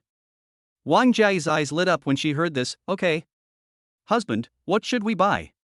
Do you want some exotic animal meat?" She looked excited, as if it was a great honor to be able to do something for the family. Gu Chen was amused by her, just by some normal ingredients. The two came to a nearby market, which was quite lively, with various stalls lined up selling all kinds of things. Guchen brought Wang Jiayi to a meat stall. "Boss, give me 2 pounds of pork belly, with alternating fat and lean parts," Guchen said. This kind of domesticated pork is not cheap, and Guchen doesn't dare to buy too much. He will buy some for his mother's family when his life gets better in the future. He took Wang Jiayi to the grocery store next door and bought a small basket of eggs and a box of packaged milk. Eggs can supplement protein, and milk can be given to Ran Wenwen's younger brother, which is good for his health. Wang Jiayi watched Guchen skillfully select goods and pay for them, with a glimmer in her eyes. This man is not only powerful, but also very skilled in handling household chores. The more you watch him, the more you like him. She secretly made up her mind that she must manage the household well in the future, help Guchen share the burden, and not let him worry about such household chores. In the evening, when Ran Wenwen came back from school, the sky was still bright. Guchen asked her to change her clothes and took her out, leaving Wang Jiayi and Gutong at home. Before leaving, he specifically told Wang Jiayi not to order Gutong around for everything because Gutong still had homework to do. Wang Jiayi patted her chest and assured that she would treat her sister-in-law as her own sister. Guchen looked at her like that and felt amused. Ran Wenwen looked at the pork belly, eggs, and milk in Guchen's hand, and asked in a low voice, "Husband, are these all going to be taken to my house?" There was a bit of uneasiness and embarrassment on her face, and she seemed to feel a little embarrassed. Guchen grinned, freed one hand to rub her head, and said in a relaxed tone, "Of course, this is the first time I officially visit my parents-in-law. I can't go empty-handed, right? Besides, your parents raised you so big, and a beautiful girl follows me like this. I'm taking advantage of you, so what's the big deal about bringing these things?" He said this casually, but it made Ran Wenwen feel warm inside. Her eyes turned slightly red, her nose felt a little sour, and she nodded heavily, her voice choking with a barely perceptible sob. Guchen looked at her like this, and felt pity in his heart. "Okay, lead the way quickly, I don't know where your home is." Ran Wenwen burst into laughter, took the box of milk and said, "Let me get it." At this moment, her mood was very complicated. She hoped that Guchen could get the recognition of his parents, but she was also afraid that her hot-tempered father would make Guchen suffer. It is not easy to find a good support in this world, and she doesn't want Guchen to have any opinion of her because of family matters. The two squeezed onto the shaky bus. The car was filled with the smell of sweat, but they were used to it. More than half an hour later, the bus stopped in an area that looked fairly tidy. The scene before us is rows of relatively neatly planned flat-roofed houses. Guchen looked around. The living environment here was indeed much better than where he lived. At least the road was clean, and there was a small store not far away, which made daily shopping much more convenient. My dad used to be a chef, and his cooking skills were pretty good, so our family was able to get by fairly well in the early years. Ran Wenwen led the way while softly introducing the situation at home. But my 2 younger brothers were not very ambitious and were not good at studying, so they had to go out to find work early. In order to arrange slightly better jobs for them, my parents used a lot of connections and spent all the family savings, and life became tight all of a sudden. Later, my second brother had an accident while working in a factory and damaged a machine. The factory had to pay a large sum of money, which made things even worse for our family. We owed a lot of foreign debts. Guchen listened quietly, and had a rough idea in his mind. Every family has its own problems. The situation of Ran Wenwen's family is a microcosm of many ordinary families. Along the way, neighbors greeted Ran Wenwen from time to time, with a familiar look in their eyes, and at the same time, they glanced curiously at Guchen who was following her. It seems that Ran Wenwen is quite popular in this area.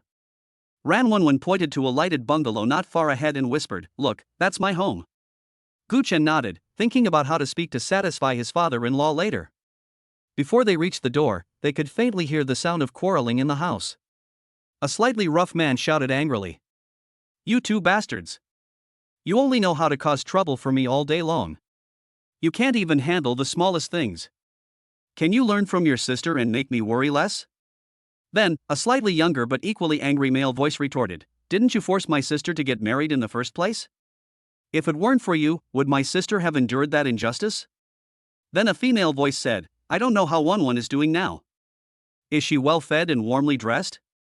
If you are so worried, why do you want to marry my sister off?" The rough male voice sounded again, with an even more hostile tone, "Humph. What are you worried about? That damn girl must have found a high-ranking official and is living a comfortable life.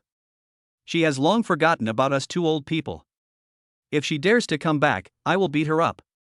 Chapter 24 Ran Wenwen's Family.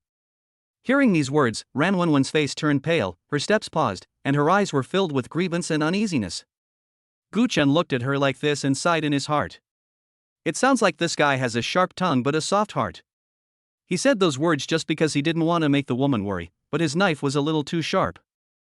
Gu Chen reached out and gently held Ran Wenwen's somewhat cold hand, motioning her to rest assured. Then he took a step forward and raised his hand to knock on the door. Knock, knock, knock.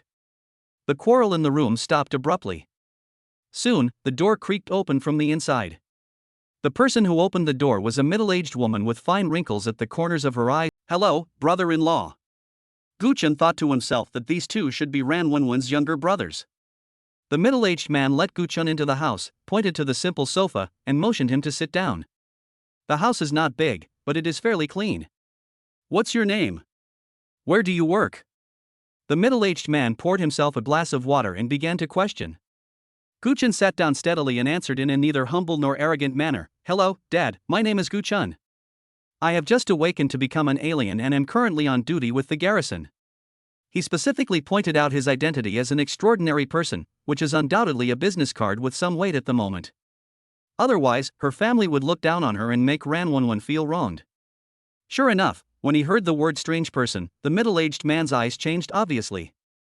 The scrutiny on his face became less, and there was a hint of surprise and a hint of worry. He hesitated for a moment before speaking. Iran, that's a job that's very dangerous. It's very dangerous over there in the no man's land. You have to be careful and smart. You have a family now, you can't just feed the whole family like before. Gu Chen nodded seriously and said sincerely, Dad taught me this, I will remember it. At this time, Ran Wenwen also introduced them to Gu Chen one by one. Her father's name is Ran Libo, her mother's name is Chen Yulan, and she has two younger brothers. The older one is Ran Haodong and the younger one is Ran Haoshi. What are you standing there for, Yulan? Hurry up and cook 2 more dishes and add some bowls and chopsticks for the children. Haodong and Haoshi, put everything away and get ready to eat. Ran Libo waved his hand and started to make arrangements. This house is slightly bigger than Gu Chen's cottage.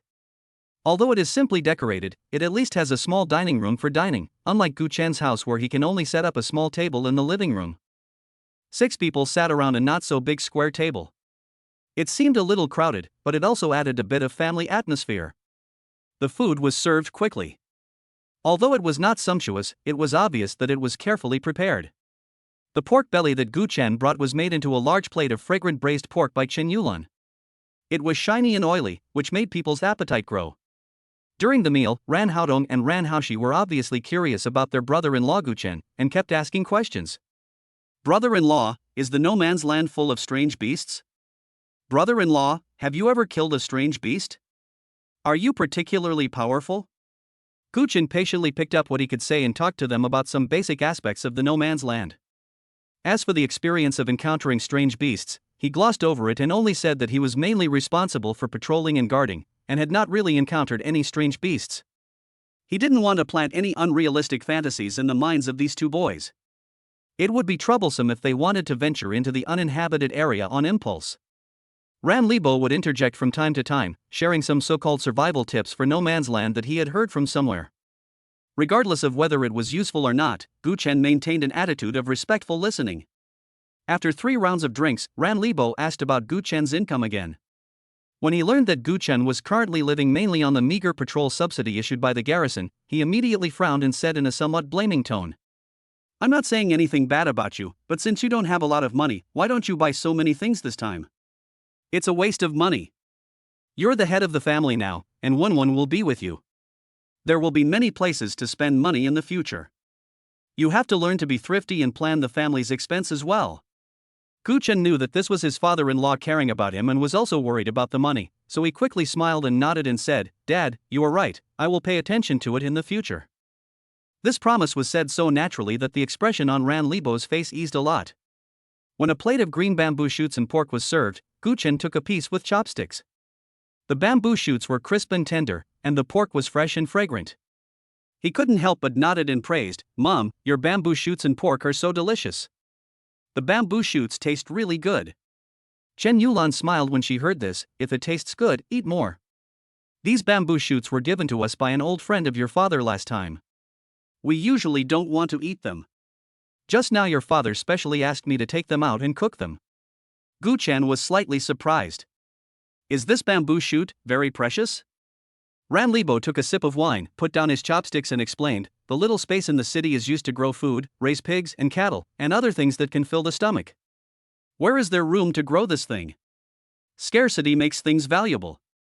Fresh bamboo shoots like this are rare in the city, so the price is naturally high. Ordinary people can't afford it, and there is no need to spend a lot of money to buy it. Gu Chen listened, his eyes moved slightly, and a thought flashed through his mind. He put down his chopsticks and said, Dad, what you said reminds me of something. I have seen a lot of wild bamboos in a dense forest in an uninhabited area before, and the bamboo shoots were growing very lushly. Do you think we can make some money if we pick those bamboo shoots and sell them in the city? Chapter 25 The Satisfied Ran Family. When Ran Libo heard this, his eyes suddenly lit up. He was originally a chef, so he was naturally much more sensitive to the market prices and values of ingredients than the average person. Of course you can. Xiaochen, are you serious? If there really are bamboo shoots, that would be a great way to make money. I work in a restaurant, if you can get them, I can help you get in touch with them, and selling them won't be a problem. When the two boys from the Ran family heard that there was a way to make money, they became excited and came over to ask for details. Seeing this, Gu Chen already had a plan in mind. Next time I have a chance to go to that area, I'll pay more attention to it. Dad, besides bamboo shoots, are there any other food ingredients that are relatively scarce in the city but may be available on the edge of the no man's land? When Ran Libo heard this, he became even more excited. He immediately asked Ran Haoshi to bring paper and pen. He started writing while recalling and soon made a list, which included wild mushrooms, wood ear, wild rabbits, and even some special wild vegetables. As long as you can get these things fresh and in good condition, you will have no problem selling them in the city. Especially those big restaurants, they like to use these rare things to show off their class. Ran Libo patted his chest and made the promise. After this exchange, Gu Chen realized that the Ran family's attitude towards him had obviously changed. The original scrutiny and courtesy have now turned into real closeness and enthusiasm. Ran Libo was even more excited. He asked Ran Haoshi to go to the nearby store and buy 2 bottles of better liquor. He insisted on taking Gu Chen to have a few drinks. Watching Gu Chen, his father, and his brothers toasting and chatting happily, Ran Wenwen sat beside them with a faint smile on her face, the happiness and satisfaction in her eyes almost overflowing. This man not only gave her a stable life, but also gained the recognition of her family so quickly, and even brought new wealth to the family. She felt that she was really lucky. After 3 rounds of drinks, the atmosphere became more and more lively. In the middle of the conversation, Chen Yulan pulled Ran Wenwen to a small room nearby and started talking in private. Wenwen, don't blame me for being so cruel. I forced you to get married early and kicked you out of the house. Chen Yulan held her daughter's hand and couldn't hold back her tears. It was really difficult at home. You know your dad's temper. He just held on. I had no choice but to take that step. After you left, I couldn't eat or sleep because I was worried that you would suffer out there. Your dad even scolded me several times for this, asking me why I was so anxious to get rid of you. Ran Wenwen couldn't stop crying as she listened to her mother's complaints. She choked up and said, Mom, I don't blame you. I know the difficulties at home. I understand everything. The mother and daughter hugged each other and cried, releasing all the grievances and worries that had been accumulated in their hearts for days. Ran Libo heard the noise outside, poked his head in, and yelled in dissatisfaction, Why are you crying? Today is a big day, and the son-in-law is coming to visit for the first time. You two should not spoil the fun here. Hurry up and wipe your tears and come out to continue eating and drinking. His seemingly rude shout actually contained an unexpressible concern, which made the atmosphere in the room much more relaxed. After eating and drinking, it was already very late. Seeing that it was getting late, Gu Chen took Ran Wenwen and said goodbye. Ran Libo and Chen Yulan insisted on seeing them off to the door. Chen Yulan even took out 2 jars of homemade pickled radish from the kitchen and stuffed them into Ran Wenwen's hands. Take this back and try it. Your dad pickled it himself. It tastes good and goes well with rice. Ran Wenwen did not refuse and took it and held it in her hand. The Ran family accompanied them to the entrance of the alley. When he met a few neighbors on the way, Ran Libo proudly introduced them to them. This is my son-in-law, Gu Chen. A D-level alien. There was such pride in his tone that he wanted to let the whole world know that he had a promising son-in-law.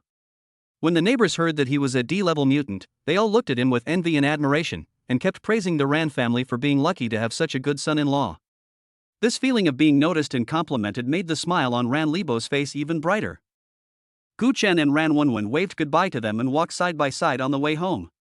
After seeing the two off, inside the Ran family's house, Ran Haodong looked at the mess on the table, and thought of the envious looks of his neighbors just now. He couldn't help but say, "Dad, Mom, how about we also pool some money and let Haoshi and I try to awaken as well? What if we can become extraordinary people too?" Ran Haoshi also echoed, "Yes, yes. If we become aliens, we can also go to the no man's land to make some money in the future." Before he finished speaking, Ran Libo slapped Ran Haodong on the back of his head, glaring and cursing. "You two are so flattering. Is it so easy to awaken superpowers? What if the awakening fails? Even if you succeed by chance, you two are so impatient. If you go out to the no man's land, you will not be able to fill the teeth of those monsters. You should all stay in the city and work honestly, and stop thinking about those nonsense all day long." Chen Yulan also advised, "Yes, your father is right. Being an alien is too dangerous. Mom doesn't want anything to happen to you. Our family will gradually get better." The attitude of the two elders of the Ran family towards becoming an extraordinary person is actually quite conservative and disapproving. It was precisely because of this that when Ran Wenwen faced forced marriage assignment, she was so resistant and desperate, fearing that she would be chosen by Gu Chen, who was an alien. But fate played a trick on her, and she was eventually chosen by Gu Chen to become his wife. Now it seems that this result is much better than she had imagined. At 10 o'clock in the evening, the night was already too dark to dissipate, and Gu Chen and Ran Wenwen finally returned home. As soon as I entered the door, I saw Gu Tong and Wang Jiayi sitting side by side on the old sofa in the living room, with their heads together, and I don't know what they were whispering in private. When they saw them come back, they showed relaxed smiles on their faces. It seems that these two girls really get along well. "Brother, sister Wenwen, you are finally back."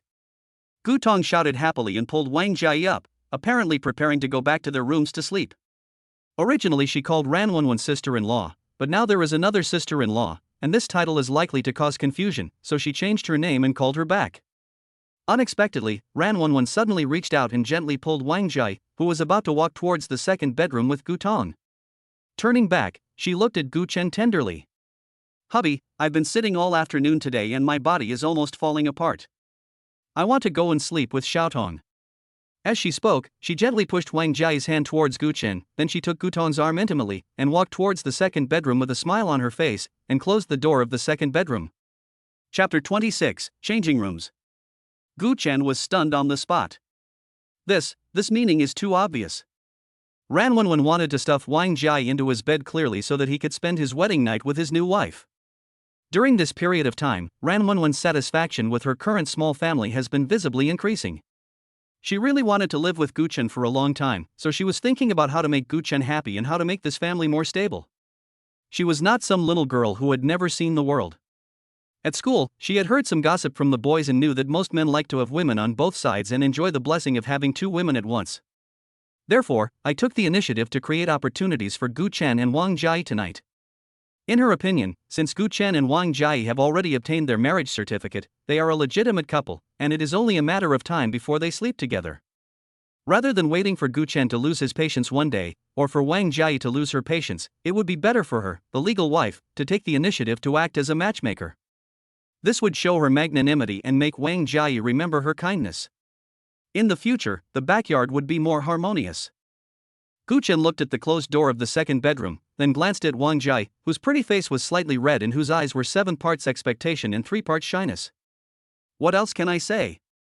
Come on, go inside. Gu Chen was no longer shy.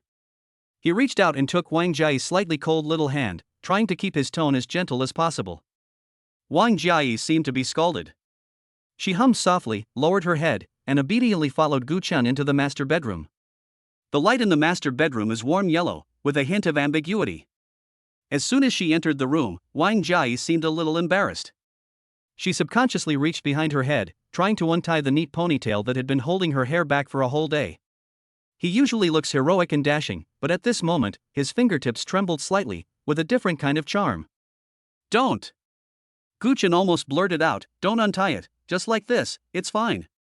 After a pause, an idea suddenly popped up in Gu Chen's mind, and he added, or, if you know how to comb your hair, it would be better to tie it into 2 ponytails.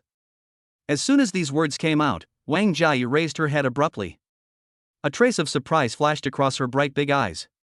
Then, as if she understood something, her cheeks suddenly turned red, and even her fair neck was stained with an attractive pink blush.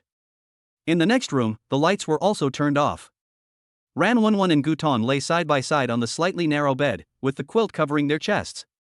Gutong opened and closed her mouth, silently counting something in the dark. 5, 4, 3. Xiaotong, what are you counting? Ran Wenwen was a little sleepy and asked in a daze, with a hint of fatigue from having just returned from her mother's home. Gutong said nothing, but continued to count down. 2. Just as she was about to count to 1, a faint noise came from the next room. Gutong's countdown came to an abrupt halt. No matter how slow Ran Wenwen was, she understood it now. She was stunned at first, and then her face seemed to be burning with heat, spreading all the way to her ears. He gently pushed Gutong and spat out in an angry and amused tone, "What a little girl.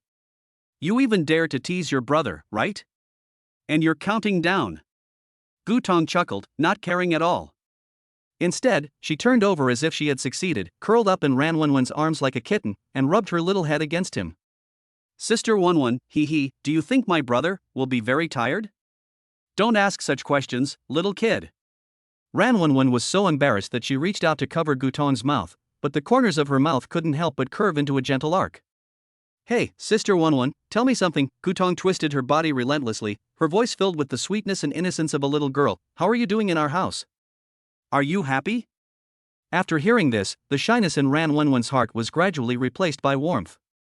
Patting Gutong's back gently, he said softly, "Okay, of course. Especially, after I become your sister-in-law, I can bully you legitimately as an elder. Let's see if you dare to talk back to me." "Humph, if you dare to bully me," Gutong pouted and said unconvincedly, "I will go to my brother to complain." "Let my brother spank you." "Quote you." Ran Wenwen was amused by her, and the slight discomfort in her heart that might have arisen from sharing her husband disappeared without a trace in Gutong's innocent words. The two girls, who were nominally sisters-in-law but in reality more like best friends, chatted happily about their daughter's concerns in the night with background music. It was not until about 3 in the morning that I fell into a deep sleep with a satisfied smile. The next day, just after dawn, Guchen woke up as usual. Wang Jiayi beside him was still sleeping soundly, with a hint of redness in the corners of her eyes that had not yet faded from last night. Guchen got up quietly, tucked the quilt for her, and went to the kitchen to prepare breakfast. The aroma of porridge gradually spread in the cabin. After Guchen put some refreshing side dishes on the table, he went to wake them up one by one. Ran Wenwen and Gutong quickly finished washing up and sat at the dining table in high spirits. Wang Jiayi was the last one to come out. Although her hair was still in the twin ponytails that Guchen requested last night, it was a little messy after a night's sleep, with a few strands of hair hanging playfully on the side of her cheeks.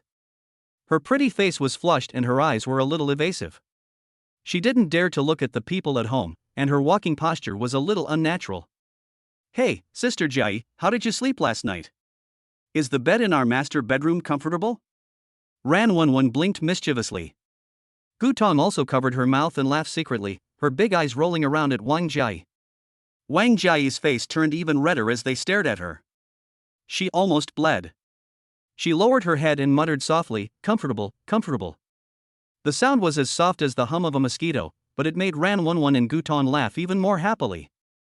Guchen looked at the scene in front of him and felt warm in his heart. Life is really getting better. While drinking porridge, Gutong secretly looked at Ran Wenwen and Wang Jiayi, and a thoughtful expression appeared on her childish face. "When I grow up, what kind of man will I marry? Will my husband's family be like now, with several women living in harmony? Will the days back then be like now, simple but full of happiness? I just hope that in the future, I can meet someone who truly treats me well, at least half as well as my brother does." After breakfast, Guchen insisted on sending Ran Wenwen and Gutong to school in person. After seeing the two off, Guchen returned home. Wang Jiayi had already dressed herself up, changed into a neat outfit, and combed her 2 ponytails into a single ponytail. "Let's go." Guchen smiled at her. Wang Jiayi is also an extraordinary person. We can't let her stay at home idle. We have to go out and earn money to support the family. Chapter 27 Return with a full load. The two came to the junction of the outer 7th area and the no man's land. After showing their alien certificates, Gu Chen and Wang Jiayi walked through the isolation door side by side. The scene before my eyes suddenly became clear. No longer were there the oppressive and crowded houses in the city, but instead were broken walls and overgrown vegetation. At your current level, you should still need to go to the garrison to help with patrols, right? Gu Chen turned his head to look at Wang Jiayi and asked casually. Wang Jiayi nodded and brushed away the hair that was blown to her forehead by the wind. Well, but I have been patrolling for more than a year. Now I only need to go back to the 9th district to assist in patrols for 2 days a month. Next time I go back, I will apply to be transferred to the 7th district. Well, this will be your home from now on. Gu Chen replied without comment. He took Wang Jiayi and walked towards the skyscraper. When they were still some distance away from the skyscraper, they turned into the dense jungle next to it. Husband, didn't you say that the place you were patrolling was the high mountain in front? Why did you change direction here? Wang Jiayi was a little confused. Gu Chen pushed aside the branches that blocked the way and explained, the sky wall is the regular patrol area. There are many people and eyes. There is no need to join in the fun there. Most of the ingredients that Ran Libo listed yesterday were not rare and exotic, but they were scarce in the city due to the scarcity of land and the lack of transportation. These things should not be difficult to find in a relatively primitive environment like an uninhabited area as long as you pay attention. Sure enough, not long after walking, Gu Chen discovered a large patch of brightly colored wild mushrooms on a shady patch of humus soil. He was delighted and signaled Wang Jiayi to stop. Is that what they are? Wang Jiayi looked at the mushrooms, feeling a little uncertain. In her previous understanding, the only valuable things in the no man's land were the blood and fur of exotic animals, or some special minerals, or some valuable waste left over from the old times, and animals. She really had never paid much attention to these flowers and plants. That's right, don't underestimate these, they are in short supply in the city. Gu Chen said, taking out the prepared cloth bag from his backpack and began to pick them carefully. With the first discovery, the subsequent search went much more smoothly. They found all the wild vegetables and mushrooms on the various lists. Unfortunately, apart from these plant-based ingredients, there was no trace of any small animals such as the hares mentioned by Ran Libo.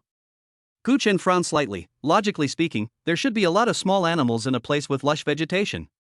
How come I can't see any? He expressed his doubts. Wang Jiayi listened and thought for a while before speaking. Maybe they have been hunted down by other aliens. As you know, most aliens who enter the no man's land rarely leave the martial law area too far and go deep into the heart of the no man's land.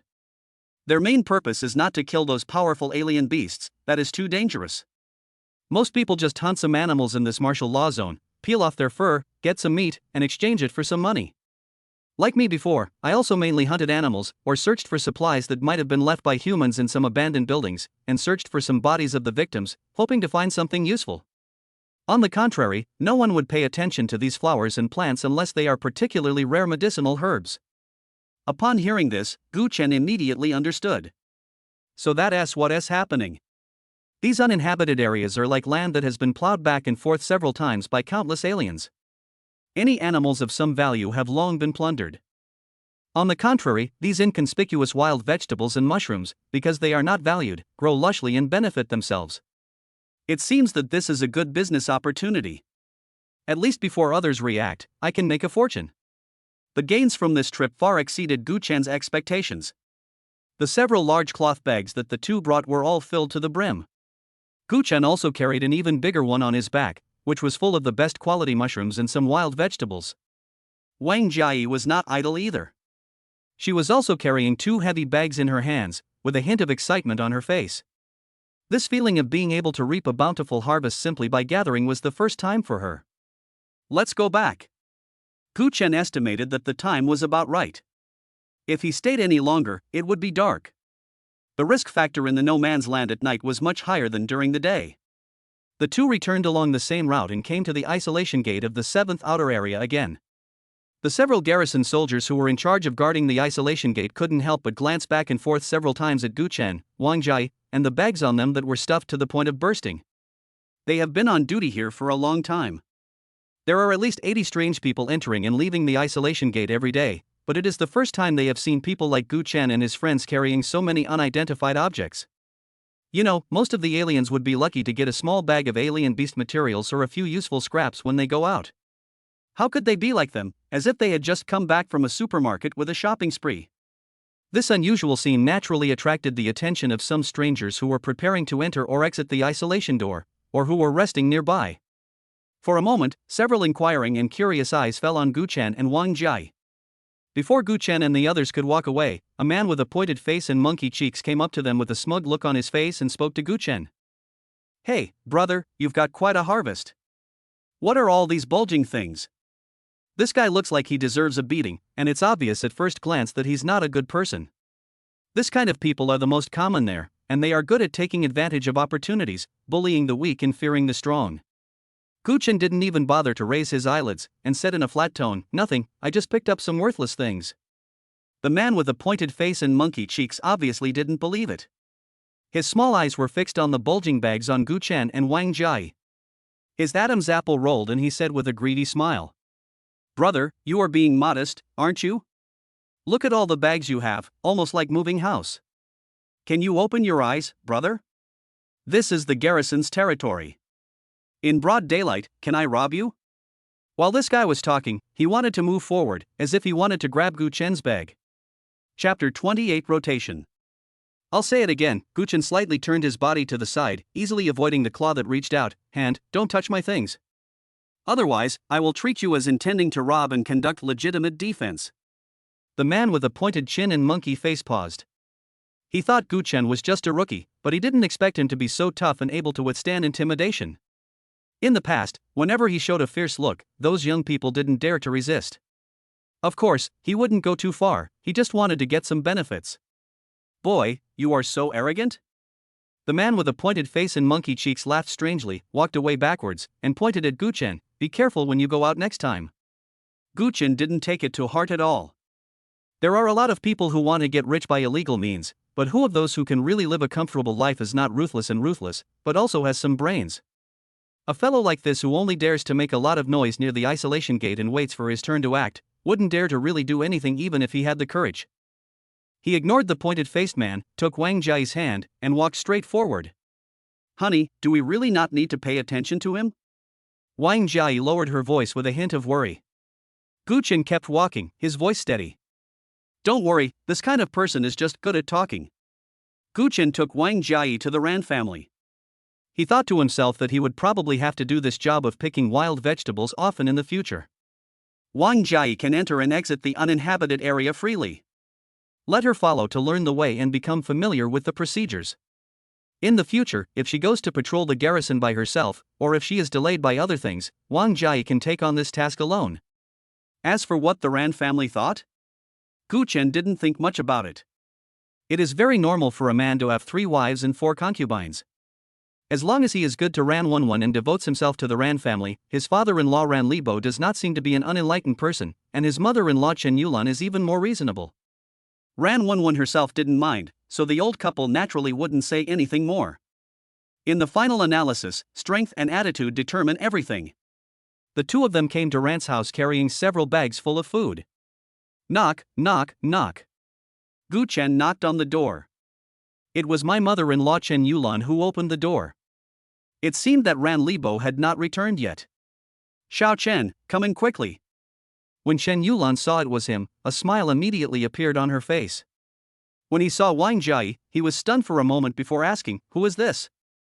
"Mom, her name is Wang Jai, she is my new wife," and Wenwen agreed. Guchen answered calmly.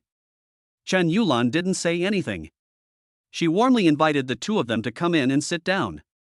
She also poured a glass of water for Wang Jai. She was so affectionate to her, just like she was treating her own daughter. Wang Jai is also a sweet talker and knows how to deal with things. She calls Chen Yulan auntie all the time, which makes Chen Yulan very happy. Guchen nodded secretly. This development seemed to be pretty good. After placing several large bags of heavy food in the corner, Guchen clapped his hands. "Mom, these are what I picked today. Take a look. Is the quality good? I don't understand this either." Chen Yulan walked over, untied a bag and took a look, then nodded with satisfaction. "Well, it's really good and very fresh." As she spoke, she turned around and took out a small package wrapped in oil paper from the kitchen and handed it to Guchen. "This is freshly made mung bean cake. Wenwen has loved eating this since she was a child." Take it back and let her try it. Gu Chen took it and it was slightly warm to the touch, with a faint sweet fragrance coming to his nose. He knew very well that his mother-in-law's words were obviously full of hidden meanings, reminding him not to neglect his old lover just because he had a new love. Gu Chen grinned, revealing a mouthful of white teeth. Mom, don't worry, I promise to bring this mung bean cake to Wenwen, and no one will be allowed to touch it.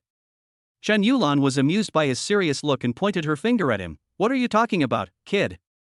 We are all family, we can eat whatever we want, why do we have to be so clear about what to make? If you like it, I'll make more next time. These words made Gu Chen feel very comfortable. His mother-in-law really treated him as a family member, and indirectly recognized Wang Jiai. Hee, that's great. Next time I'll be looking forward to your cooking skills. Gu Chen climbed up the pole. After chatting about family matters for a while, Gu Chen saw that it was getting late, so he stood up and said goodbye. As for how much this batch of ingredients can be sold for today, we will have to wait for Ran Libo to come back, deliver the food to the restaurant, and settle the bill before we know. When I got home, it was already dark. Gu Chen and Wang Jiai started to cook dinner. After a while, Gu Tong and Ran Wenwen also came back from school one after another. The dinner atmosphere was very warm. After dinner, Wang Jiai and Ran Wenwen whispered in the room for a long time. When they came out, Ran Wenwen glanced at Gu Chen with a slightly red cheek and said softly, "Husband, tonight I will accompany you." Wang Jiai added generously, "We have discussed it and it will be fair for each person to take one day and take turns." When Gu Chen heard this, he felt very happy. Look at our wives, how sensible and considerate they are. They have arranged everything for themselves, so you don't have to worry about anything. He actually wanted to interject something. Why divide it into so many categories? We are all family, and the bed is not very small. How about the three of them just squeeze together? However, this thought only flashed through his mind, and he swallowed the words back when they reached his lips. Eat your food one bite at a time and walk one step at a time. There's no rush about this. After some time, when everyone gets more familiar with each other and their feelings become more profound, then everything will be done naturally, right? Gu Chen smiled in his heart. He felt that day would come sooner or later. This night is naturally a short and bitter spring night, with the beauty in my arms. Although Ran Wenwen is quiet, she has a unique sense of style when it comes to certain things, which makes Gu Chen very fascinated. Chapter 29, Revisiting the Mine. Early the next morning, Gu Chen got up refreshed. Today, I still took Wang Jiai to the edge of the no man's land to collect wild vegetables.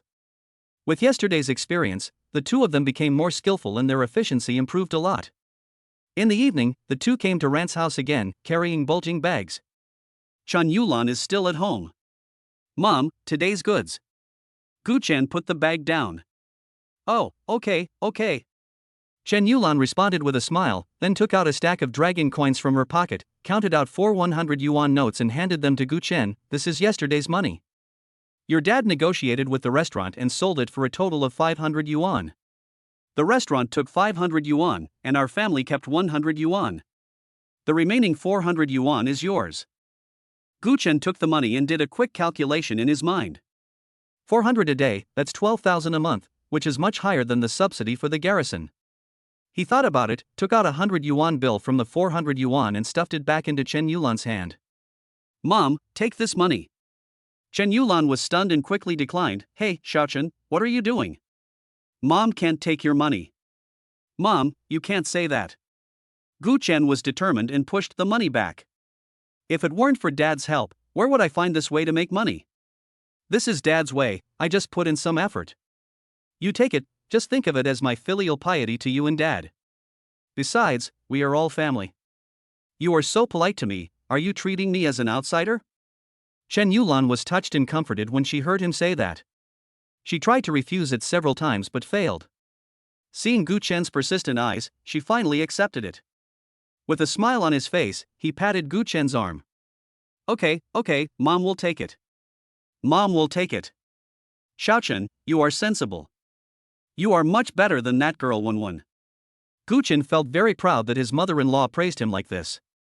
After saying goodbye to Chen Yulan, Gu Chen and Wang Jiai walked home side by side. On the way, Wang Jiai shook the empty bag in her hand, with excitement on her face. Honey, if you calculate it this way, we can make a net profit of 300 yuan a day. That's a lot. Gu Chen hummed, and was in a very good mood. Yes, it's 9,000 yuan a month, plus the 2,000 yuan subsidy from my garrison. My monthly income is definitely over 10,000 yuan. Besides, Wang Jia added, this job is easy. It's just like going out to travel and have fun. You can earn money at the same time. There's no danger. It's much easier than searching for animals and hunting them. Gu Chen deeply agreed. This kind of low-risk, high-return business is hard to find even with a lantern. He still has a batch of goods in the storage space, and he can get some money by selling them, but now is not the time to sell them. In a blink of an eye, it was time for another rotation patrol. Gu Chen got up early, had a simple breakfast, then kissed his two wives goodbye, patted Gu Ton's little head, told her to be obedient at home, and then left home for the camp where Team 78 was located. The sunlight today seemed particularly dazzling, making him feel uneasy and as if something was going to happen. The camp was filled with people, just like usual. Captain Wu still spoke in the same adjutant tone, standing on the high platform and reminding the several teams that were going out on patrol today of the same old things to pay attention to, which were nothing more than safety first and reporting any abnormalities in a timely manner. When the group is disbanded and each team is ready to set off, Captain Wu walked towards Gu Chen with a kind smile on his face. He stretched out his hand and patted Gu Chen's shoulder heavily. Xiao Gu, be careful on patrol. Gu Chen put on a flattered look on his face and thanked him repeatedly. Thank you, Captain Wu, for your concern. I will be careful. This guy, when did he become so concerned about me? Could it be that I have misjudged him? He is the type of person who will forget past unpleasantness when the sun rises, and is not the kind of person who holds grudges. After some insincere courtesy, Gu Chen said goodbye and left. As per usual practice, the patrol teams would disperse once they left the camp and freely go to the areas they were responsible for. Because an incident had happened before in the mine area where Gu Chen was, other team members chose to take a detour to avoid it, leaving Gu Chen alone on the way, which was exactly what he wanted. When he arrived near the mine, Gu Chen was not in a hurry to go in. He climbed up the towering tree where he had hidden before with familiarity, found a sturdy branch, adjusted himself into a comfortable position, and closed his eyes. In order to finish the homework for the next 2 days in advance, he was exhausted last night and had to take the opportunity to catch up on some sleep. I slept until noon. There was a gurgling sound from his stomach, and Gu Chen stretched and took out a lunchbox from the storage space. These bento boxes were prepared by the two women. They contained fragrant rice, topped with a layer of shiny braised pork skin, and some green stir-fried vegetables. Ever since I made a small fortune last time, the food standards at home have also improved, and now we can have meat at every meal. Ran Wenwan and Wang Jia's cooking skills are getting better and better. Gu Chen was so satisfied with the meal that he even wiped the soup clean with rice. After eating and drinking, Gu Chen burped, leaned comfortably against the tree trunk, and looked towards the entrance of the mine not far away. In fact, he was always wondering in his heart. Logically speaking, with so many garrison soldiers killed in the mine, it is impossible that there would be no movement from above for such a big event. But, since the last time I came back until now, everything has been calm. Even Captain Wu was polite to me in the morning, as if nothing had happened.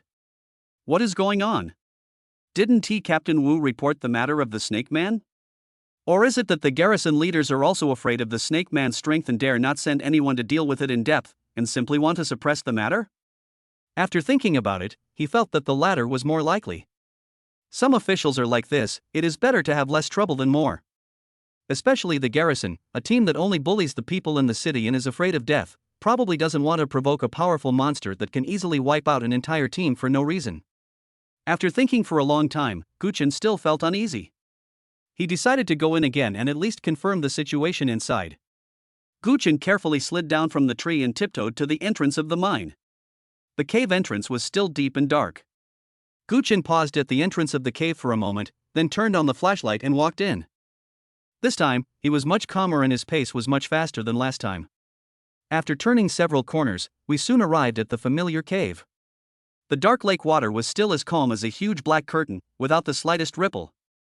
The skinned Snake Man's corpse was still lying alone on the ground, but it looked even more shriveled and terrifying due to the passage of time.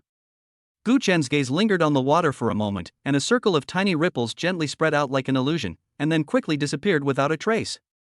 He frowned slightly and looked away from the water. However, the next second, his pupils suddenly shrank. The remains of the garrison soldiers that were supposed to be scattered not far from the Snake Man's corpse actually disappeared. All that remained on the ground were a few pools of dried dark red blood and some tattered pieces of clothing.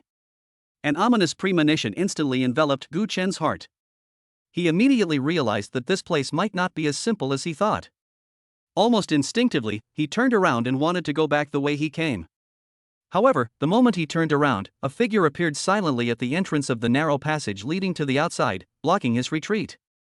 The man had a playful smile on his face and walked slowly into the cave from the shadows, step by step.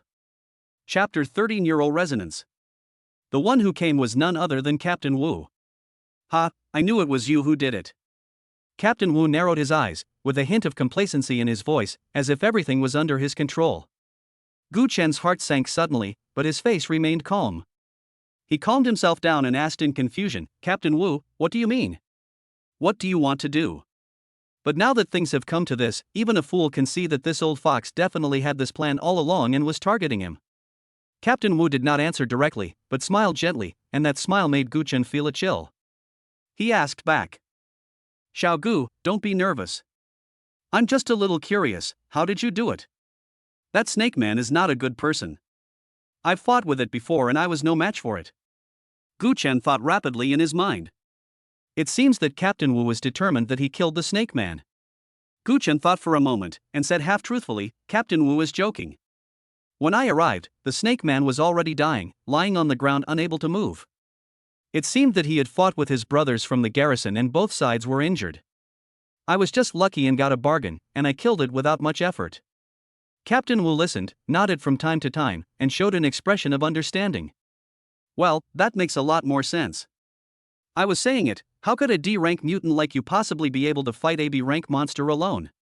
He changed the subject and stopped beating around the bush, stating his intention directly. Okay, kid, let's be frank. Hand over what you got from the snake man, as well as the remains of the dead garrison soldiers. Gu Chen's heart skipped a beat, but he still pretended to be confused. Captain Wu, I don't understand what you mean. What do you want to hand over? Captain Wu's face suddenly darkened, and his voice became a little colder. Boy, don't play dumb in front of me. The snake man's scales, blood, and the things of the garrison soldiers are worth a lot of money. I saw you leave the camp empty-handed with my own eyes, and I haven't seen you come around here in the past few days. The things must still be in this area, hidden by you, right? I'm really curious about where you're hiding. I searched several times but couldn't find you. Gu Chen listened to him talking a lot, and then he slowly said, Captain Wu, according to the rules, the items obtained from hunting exotic animals in uninhabited areas, or the ownerless items picked up, belong to whoever gets them. But there is no rule that they must be handed in, right? Upon hearing this, Captain Wu snorted coldly, took a step forward, and scanned the entire cave with a sinister look. Boy, the rules are dead, but people are alive. There is a rule that there is no handing over, but if someone dies inexplicably in this remote area, according to convention, the higher-ups will not bother to investigate. Don't you think this is the truth, Xiao Gu? How could Gu Chen not hear this naked threat and intimidation? I felt a little nervous and my brain started working rapidly. Captain Wu dared to block me so blatantly, he must have made all the preparations. What he needs to figure out most now is Captain Wu's strength and whether he has any accomplices. To be able to become a team leader, one must be at least a D-level mutant. This guy might already be at C-level. Did he come alone, or? Gu Chen glanced behind Captain Wu imperceptibly.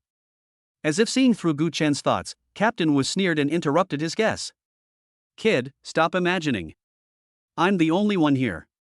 As for my strength, I might as well tell you directly that I'm C rank. It's enough to deal with you. C grade. Gu Chen's heart trembled, and a trace of cold sweat oozed out of his forehead. Captain Wu is indeed not a good person. Unlike the seriously injured and dying snake man, the level suppression of a C-level alien in his prime was too obvious for him. Moreover, since this guy dared to appear here alone, he must be ready for battle. My chances of winning are slim. No, we can't fight hard. Gu Chen gritted his teeth, forced himself to calm down, and squeezed out a trace of pain on his face. Captain Wu, since it has come to this, I won't hide it.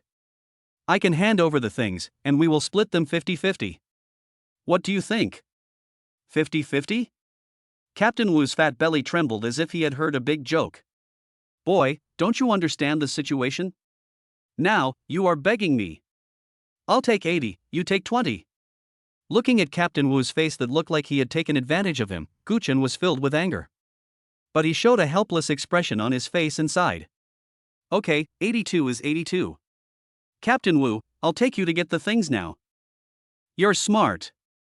Captain Wu nodded with satisfaction and motioned for Gu Chen to lead the way. Gu Chen took a deep breath, turned around and walked towards the passage he came from. The moment he passed by Captain Wu, his eyes became fierce, and his right hand, which had been hanging by his side, suddenly swung forward. A slight tearing sound was heard in the air, and a long sword flashing with cold light suddenly appeared in his hand, like a poisonous snake coming out of a hole, slashing straight towards Captain Wu's neck. This sword is as fast as lightning and as powerful as thunder. However, just when the blade of the sword was about to touch Captain Wu's skin, Gu Chen's movements strangely stopped. The long sword was suspended in the air, just a hair's breadth away from Captain Wu's neck. Captain Wu showed a grim smile on his face, raised his right leg calmly, and kicked Gu Chen hard in the chest and abdomen with a swift side kick. Bang! Gu Chen only felt a huge force coming, and the whole person flew backwards and hit the hard wall of the cave with a muffled sound. His throat felt sweet and he almost vomited blood. He struggled to get up from the ground and looked in astonishment at his right hand, which was still in the posture of swinging the sword but did not move at all. Ah, kid, you react pretty quickly.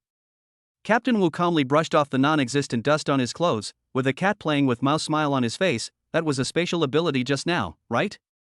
Very good. But, do you feel that your right hand is not working as you intended? Gu Chen stared at Captain Wu with cold eyes.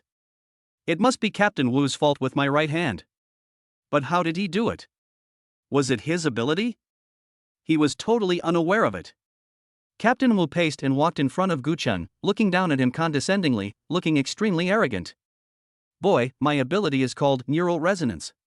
In simple terms, I can penetrate my power into your body and directly control your motor nerves, thereby achieving the purpose of controlling your limb movements.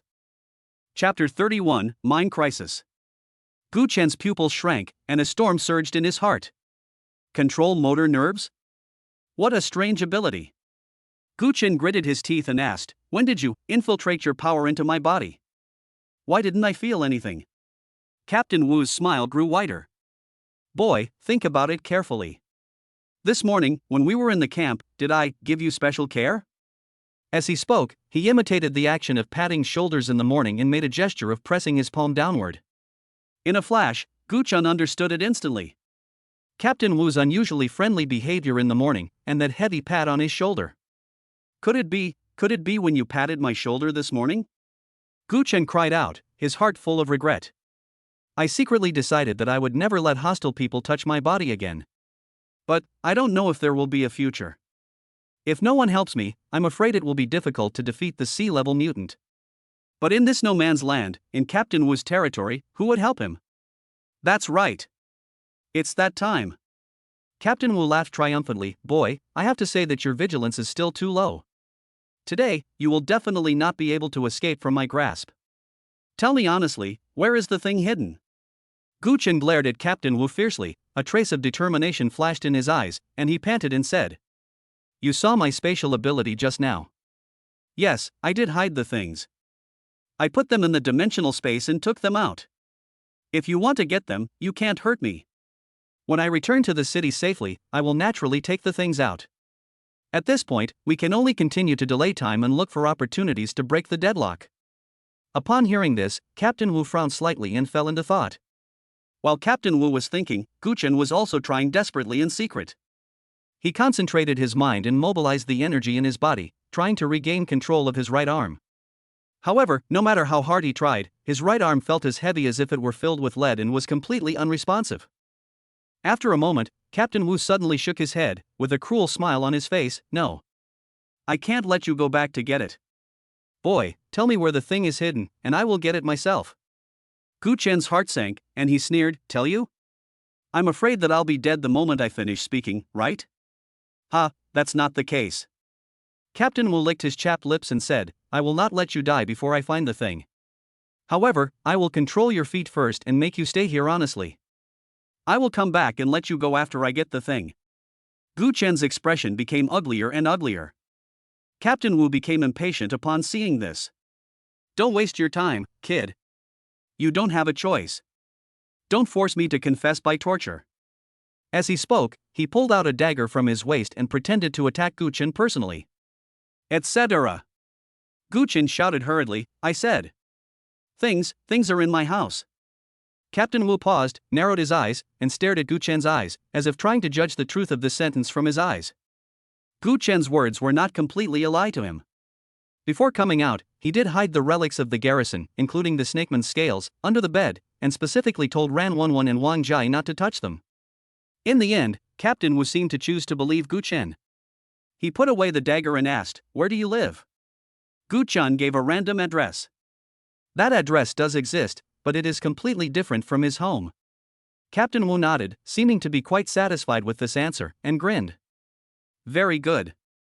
Boy, you should reflect on yourself here before I come back." As he said that, he walked towards Gu Chen, bent down, and stretched out his hands to Gu Chen's ankles, obviously intending to control Gu Chen's feet as well. Just when Captain Wu's fingers were about to touch Gu Chen's ankle, something strange happened. Gu Chen's left hand, which seemed to be hanging down powerlessly, suddenly swung out from behind. In his left hand, he had already tightly grasped a dagger that he had taken out from the storage space and stabbed it straight into Captain Wu's face. Captain Wu's face suddenly changed. He obviously didn't expect that Gu Chen could still launch a counterattack when his right arm was controlled. He instinctively wanted to dodge backwards, however, at the moment he exerted force, the ground beneath his feet suddenly shook slightly, and then the soil where his feet were standing collapsed without warning, forming two small pits of neither deep nor shallow, which just trapped his feet and slowed down his movements by half a beat. In desperation, Captain Wu had to lean his body backwards with all his might. The dagger grazed the tip of his nose, and although it avoided the fatal eye, it still left a wound deep enough to see the bone on his left cheek. Bright red blood gushed out instantly and dripped down his fat cheeks. Ah! The severe pain and the anger of being teased made Captain Wu completely furious. He let out a wild roar, pushed his hands hard on the ground, and with the powerful strength of his waist and abdomen, jumped out of the two small pits. Just as he stood firm, Gu Chen shook his wrist, and the dagger stained with Captain Wu's blood shot towards Captain Wu like an arrow from a bow, with a sharp sound of breaking through the air. With the help of Gu Chen's gravitational control ability, the speed and force of this dagger far exceed that of an ordinary person's throwing. Captain Wu was startled by the sudden attack. Seeing that the dagger was about to hit his chest, he hurriedly raised the dagger in his hand that he used to threaten Gu Chen to block it. Clang! A crisp sound of metal clashing was heard. The dagger thrown by Gu Chen contained great power. Although Captain Wu successfully blocked the flying dagger, the dagger also knocked the dagger in his hand away and fell to the ground a few meters away. Captain Wu looked at his empty right hand, looked at Gu Chen in shock and anger, and shouted, You are a dual-powered mutant?" Gu Chen struggled to get up from the ground, his chest still aching slightly, but a sneer appeared on his face. "That's right, he has dual abilities." But it was not the spatial ability that Captain Wu thought of and the gravitational domination he just used. At the critical moment, it was indeed possible to catch the enemy off guard, but it was a pity that no actual effect was achieved just now. Captain Wu's face turned ashen, his eyes filled with murderous intent. "Good boy. You hid well enough. Dual abilities. Humph. Even if I don't want those things today, I will never let you leave here alive." Indeed, letting an alien with dual abilities and a mortal enemy leave would be like letting a tiger return to the mountain, which would cause endless troubles. Captain Wu really wanted to kill at this moment. Chapter 32, The Snake Man Reappears. Gu Chen's heart tightened, knowing that today would not end well. Taking advantage of the moment when Captain Wu was stunned, he turned around and wanted to rush towards the exit of the cave. However, he had just taken 2 steps when the mutation occurred again. His right hand, which was controlled by Captain Wu, swung back suddenly without any warning, and a heavy punch hit his own left cheek solidly. Bang! Gu Chen felt stars in his eyes and was stunned by this sudden punch. He staggered and almost fell to the ground. He is completely stupid. This guy can actually control his hands to hit himself? Then, before he could react, his right hand seemed to have its own consciousness, and it started punching and scratching various parts of his body frantically. Asshole! Gu Chen was shocked and angry, and could only awkwardly stretch out his left hand, desperately trying to block and clamp his rebellious right hand. However, his right hand was extremely powerful, and its moves were disorganized. He could not completely control the movements of his right hand, and could only watch as new scars appeared on his body. Ha ha ha ha! Boy! Let's see how you can run away. Captain Wu stood not far away, watching Gu Chen's funny self-mutilation look, and burst into extremely wild laughter. The wound on his face was moved by the laughter, making it look even more hideous and terrifying. Gu Chen's body soon turned blue and purple, and blood oozed from the corners of his mouth. Under the frantic attack of his right hand, he staggered towards the cave entrance. Every step was extremely difficult, and the body and mind suffered tremendous pain. Finally, when he was about to reach the exit of the cave, he could no longer hold on. His legs went limp and he sat down on the ground, gasping for breath. As Guchen fell to the ground, the right hand that had been attacking madly finally stopped moving and drooped down weakly. Captain Wu stopped laughing and said jokingly, "Boy, how does it feel? Don't worry, I won't let you die so easily. I will torture you slowly, peel off your skin bit by bit, and remove your bones one by one. Let you taste what it means to be worse off than dead." Gu Chen's left cheek was already swollen, with blood at the corner of his mouth. He raised his head with difficulty, looked at the hideous-looking Captain Wu, and grinned. The smile looked extremely strange in the dim light. He stretched out his left hand tremblingly, groped to grab a fist-sized stone beside him, and threw it at Captain Wu with all his strength. Captain Wu had been watching Gu Chen's movements vigilantly. When he saw him throwing the stone, he just snorted contemptuously, turned sideways easily, and dodged. The stone fell into the lake behind with a plop, splashing a small amount of water. "Humph, you are at your wit's end," Captain Wu said disdainfully. "Boy, don't waste your energy. With my strength, I can control a D-level mutant for more than 6 hours, and it's still a long way to go before the effect ends. Just wait to die." The blood flowing from the cut on his forehead blurred Gu Chen's eyes, making the scene in front of him tinged with blood. He blinked hard, looked at his right hand which had temporarily calmed down, and then looked at the standard long sword that had fallen not far away and was kicked away by Captain Wu. A crazy and bold idea rose up in his mind uncontrollably. Rather than being slowly tortured to death by this old dog, it's better to take a gamble. Gu Chen gritted his teeth, supported the ground with his left hand, forced himself to stand up, and then rushed towards the long sword desperately. Captain Wu saw Gu Chen's intention, frowned, a hint of surprise flashed in his eyes, and then turned into disdain. "Want to take the sword? Do you think you still have a chance?"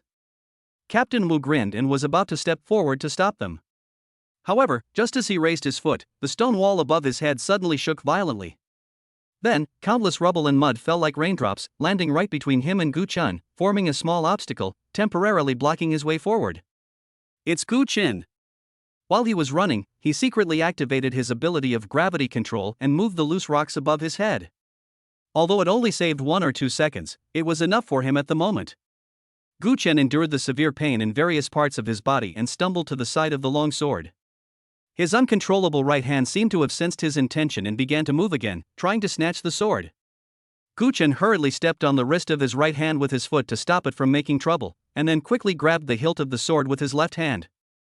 "Boy, you better think it over carefully." Captain Wu had already bypassed the rockfall area. Seeing that Gu Chen had grasped the sword, he could not help but shout, "Even if you are really cruel enough to cut off your hand and escape from here by chance, you will become a useless cripple. By then, I will still have hundreds of ways to kill you."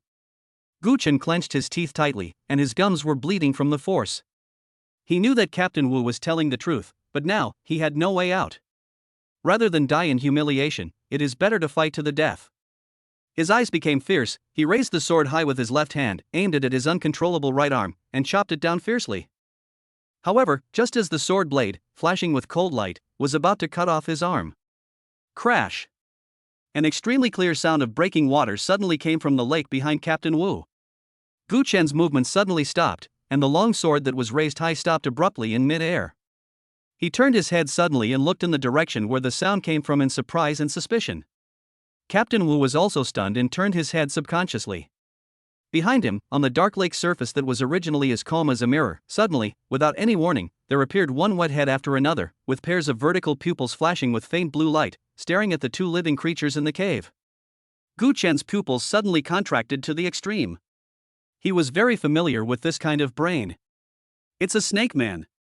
There is more than one snake man in this mine. There are so many snake people hidden beneath this seemingly calm lake. At this moment, Gu Chen and Captain Wu were completely shocked. Especially Gu Chen, in front of his eyes, at this moment, rows of densely packed system information were being refreshed frantically. Snakeman LV.28. Snakeman LV.35. Snakeman LV.42. The information about snake people of various levels made him dizzy and his scalp tingled. The lowest ones are over LV.20, and the highest ones are even over LV.40. This is like disturbing the snake people's nest. Chapter 33 Contact the Camp. Fear was like an icy tide that instantly submerged the two of them. Almost at the same time, Gu Chen and Captain Wu both reacted from their extreme shock. The two looked at each other and saw the same fear and desire to survive in each other's eyes. Run! No one cared about doing bad things to the other anymore, and they forgot all the previous hatred and calculations. In the face of this sudden strange beast, the instinct for survival overwhelmed everything. The two of them turned around at the same time and ran towards the only exit of the cave like crazy. Those snake people that emerged from the lake obviously also regarded them as prey for invading their nest. They made bursts of sharp and piercing hisses, jumped out of the water one after another, and pounced towards Gu Chen and Captain Wu at an astonishing speed. Because Captain Wu was closer to the lake, he was the first to attract the attention of most of the snake people. In the eyes of these snake people, his body was undoubtedly a delicious buffet. Ah! Help! With a shrill scream, Captain Wu was caught up by several snake men and fell to the ground in an instant. The sharp claws tore at his flesh mercilessly. The sound of breaking bones and the hair-raising chewing sounds echoed in the dark cave, seeming particularly terrifying. Captain Wu's screams were like the most powerful catalyst, scaring Gu Chen so much that he ran away even faster. At this moment, he did not care about the pain in his body. He used all his strength to frantically activate the ability of gravity control. He felt as if there was wind under his feet and his speed soared to the extreme. Fortunately, Captain Wu's fat body seemed to buy him a lot of time. Those snake people did not immediately split up to chase Gu Chen, but surrounded Captain Wu's body, scrambling to devour it frantically. Taking advantage of this precious gap, Gu Chen rolled and crawled, and finally escaped from the hell like mine in a miserable state. The moment he escaped, Gu Chen turned around almost reflexively, and pressed his hands towards the cave entrance. His eyes were red, and he used up his last bit of strength, gritted his teeth and roared. "Give it to me!" Boom boom! With a roar from him, the remaining gravity control ability was fully activated. At the entrance of the mine, the loose rocks and soil collapsed instantly under the pull of this force. Huge rocks and soil poured down, blocking the entire entrance completely. After doing all this, Gu Chen could no longer hold on. His legs went soft and he collapsed on the grass outside the cave. His whole body seemed to be falling apart and he couldn't even move a finger. Cold sweat soaked his clothes and his heart was beating like a drum. At this moment, he suddenly felt that his right hand, which had been controlled by a strange force, seemed to regain consciousness. He tried moving his fingers, and the heavy and sticky feeling disappeared.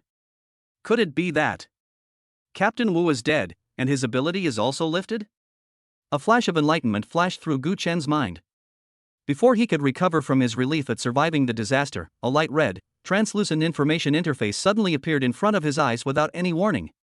The interface was very simple, a long blood-red bar. On the left side of the bar, his name was clearly displayed, Gu Chen LV.34.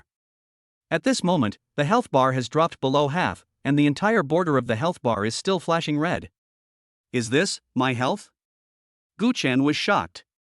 It seems that my injury this time is indeed quite serious, and my health bar is starting to sound the alarm. Without giving it any more time to think, he tremblingly raised his right hand, which had regained consciousness. With a thought, a slender glass test tube filled with crimson liquid appeared in his hand. It was the life potion he had exchanged from the system with energy points before. Without any hesitation, Gu Chen pulled out the cork of the test tube, tilted his head back and drank the slightly sweet and fishy red liquid in one gulp. The potion went down the throat and turned into a warm current that quickly spread to every part of the body. The next second, Gu Chen saw the blood-red bar in front of him, representing his life value, suddenly soaring upwards as if it had been injected with chicken blood. It soon passed the halfway mark and continued to climb. The flashing red light on the border of the health bar also disappeared, and the health bar slowly disappeared from sight. An indescribable feeling of comfort spread throughout Gu Chen's body. The severe pain that had previously come from all parts of the body miraculously disappeared without a trace within just a few seconds. Even the fatigue caused by excessive physical and mental overdraft was swept away. The wounds on his body caused by Captain Wu in his own right hand were healing at a speed visible to the naked eye. Gu Chen only knew that the healing potion would definitely work, but he didn't expect the effect to be so immediate and magical. This is even more powerful than the best healing medicine he knows of. This life potion is too awesome, isn't it? Compared with this stuff, those so-called special therapeutic drugs on the market are simply garbage. Just when Gu Chen felt relieved, his heart suddenly tightened again. This damn place is marked as a mine cluster on the map. Since it is a group of mines, there must be more than one entrance and exit. It is entirely possible that those snake people came out from other passages. And even if the entrance to the cave was blocked by myself, with the ability of those beasts, it probably wouldn't take too long to dig out such a small landslide. Thinking of this, Guchen dared not delay any longer. He hurriedly took out the palm-sized black communicator from his arms. Without even wiping the cold sweat from his palms, he directly pressed the emergency button to contact the camp. Sizzle. After a few electric beeps, a male voice came from the communicator. "This is Camp 78. Please explain your reason." Guchen licked his chapped lips and tried to make his voice sound calmer. "Report, I am temporary team member Guchen. I was attacked by a large number of strange beasts in the mines. The situation is critical. Please give me instructions." As for how Captain Wu died, Guchen didn't mention a word. That guy clearly wanted to kill him and steal the treasure, and he would definitely not tell anyone about such a shameful thing. Why bother yourself? There was silence on the other end of the communicator for a few seconds. It was probably frightened by the large number of strange beasts. Then a hurried voice came. "Guchen, are you sure it's a large number of strange beasts?" "Absolutely true." Guchen said categorically, "I saw it with my own eyes. There are at least dozens of them, and it seems that some of them are powerful." Guchen did not lie. Thinking of the densely packed level labels still makes his scalp tingle. Chapter 34, The Lone Snake Man. Understood. You immediately find a safe place to hide and pay close attention to the movements around the mine. We will send people to support you immediately. I repeat, ensure your own safety and wait for support.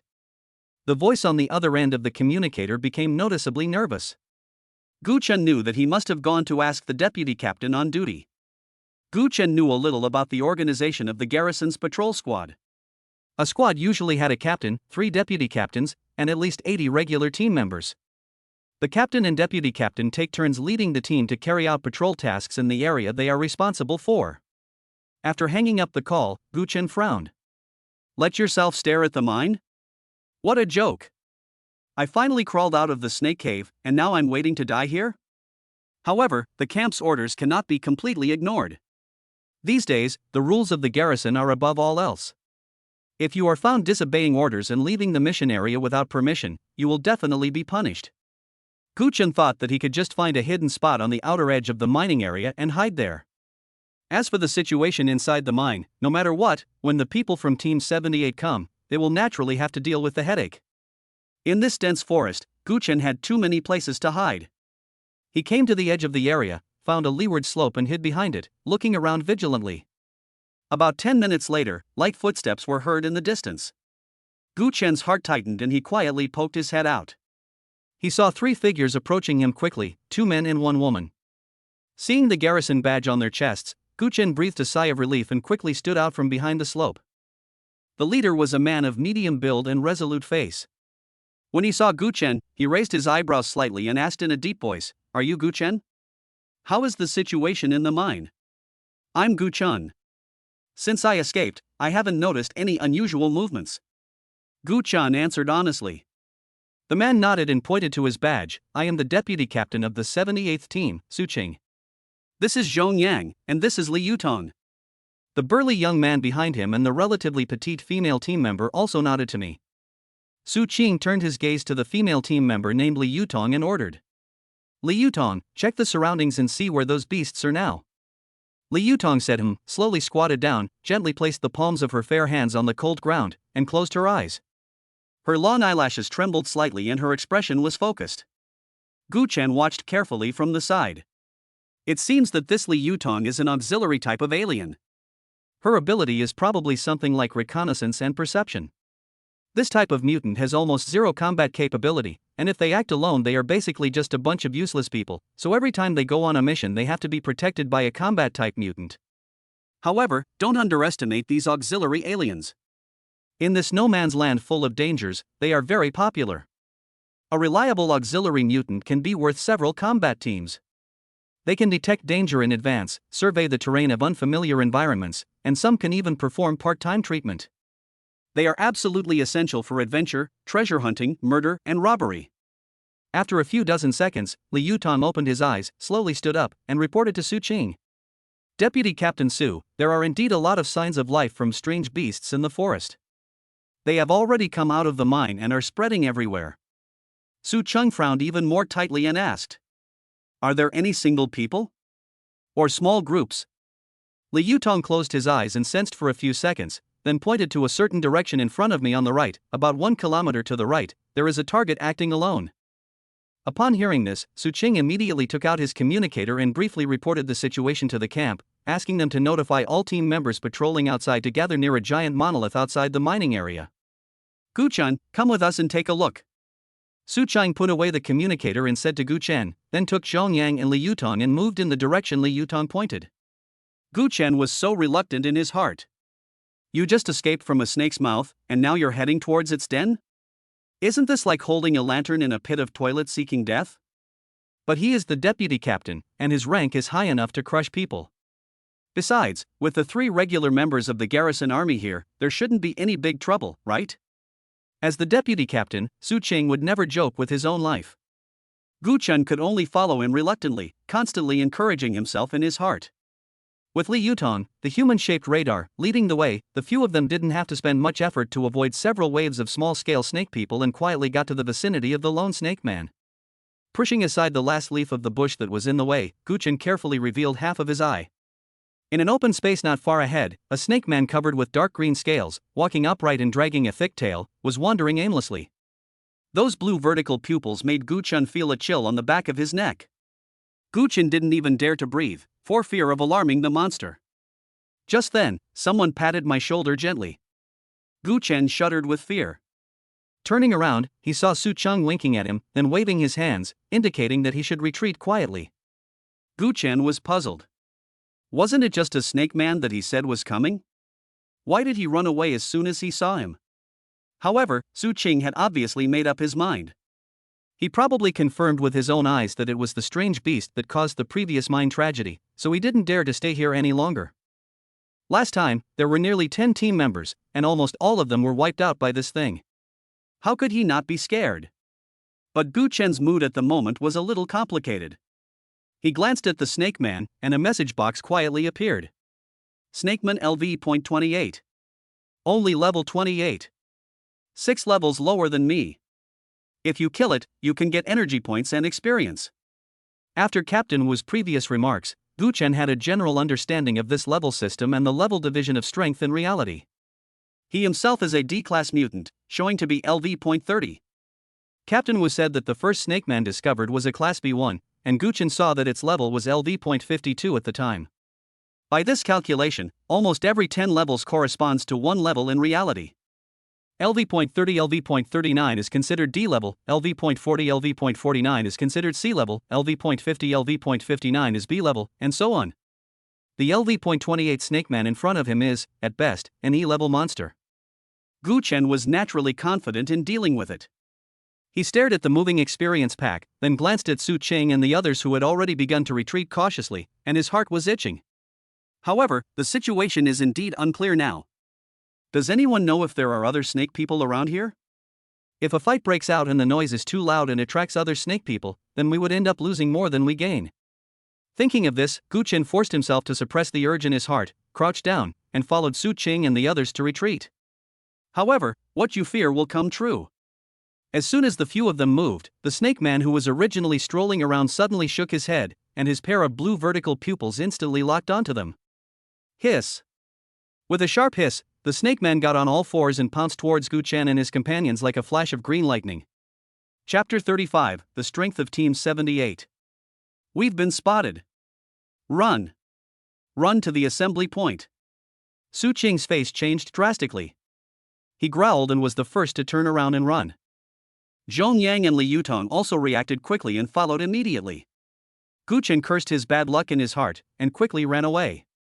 Don't be fooled by the fact that the female team member named Li Yutong is a supporting alien. She runs very fast.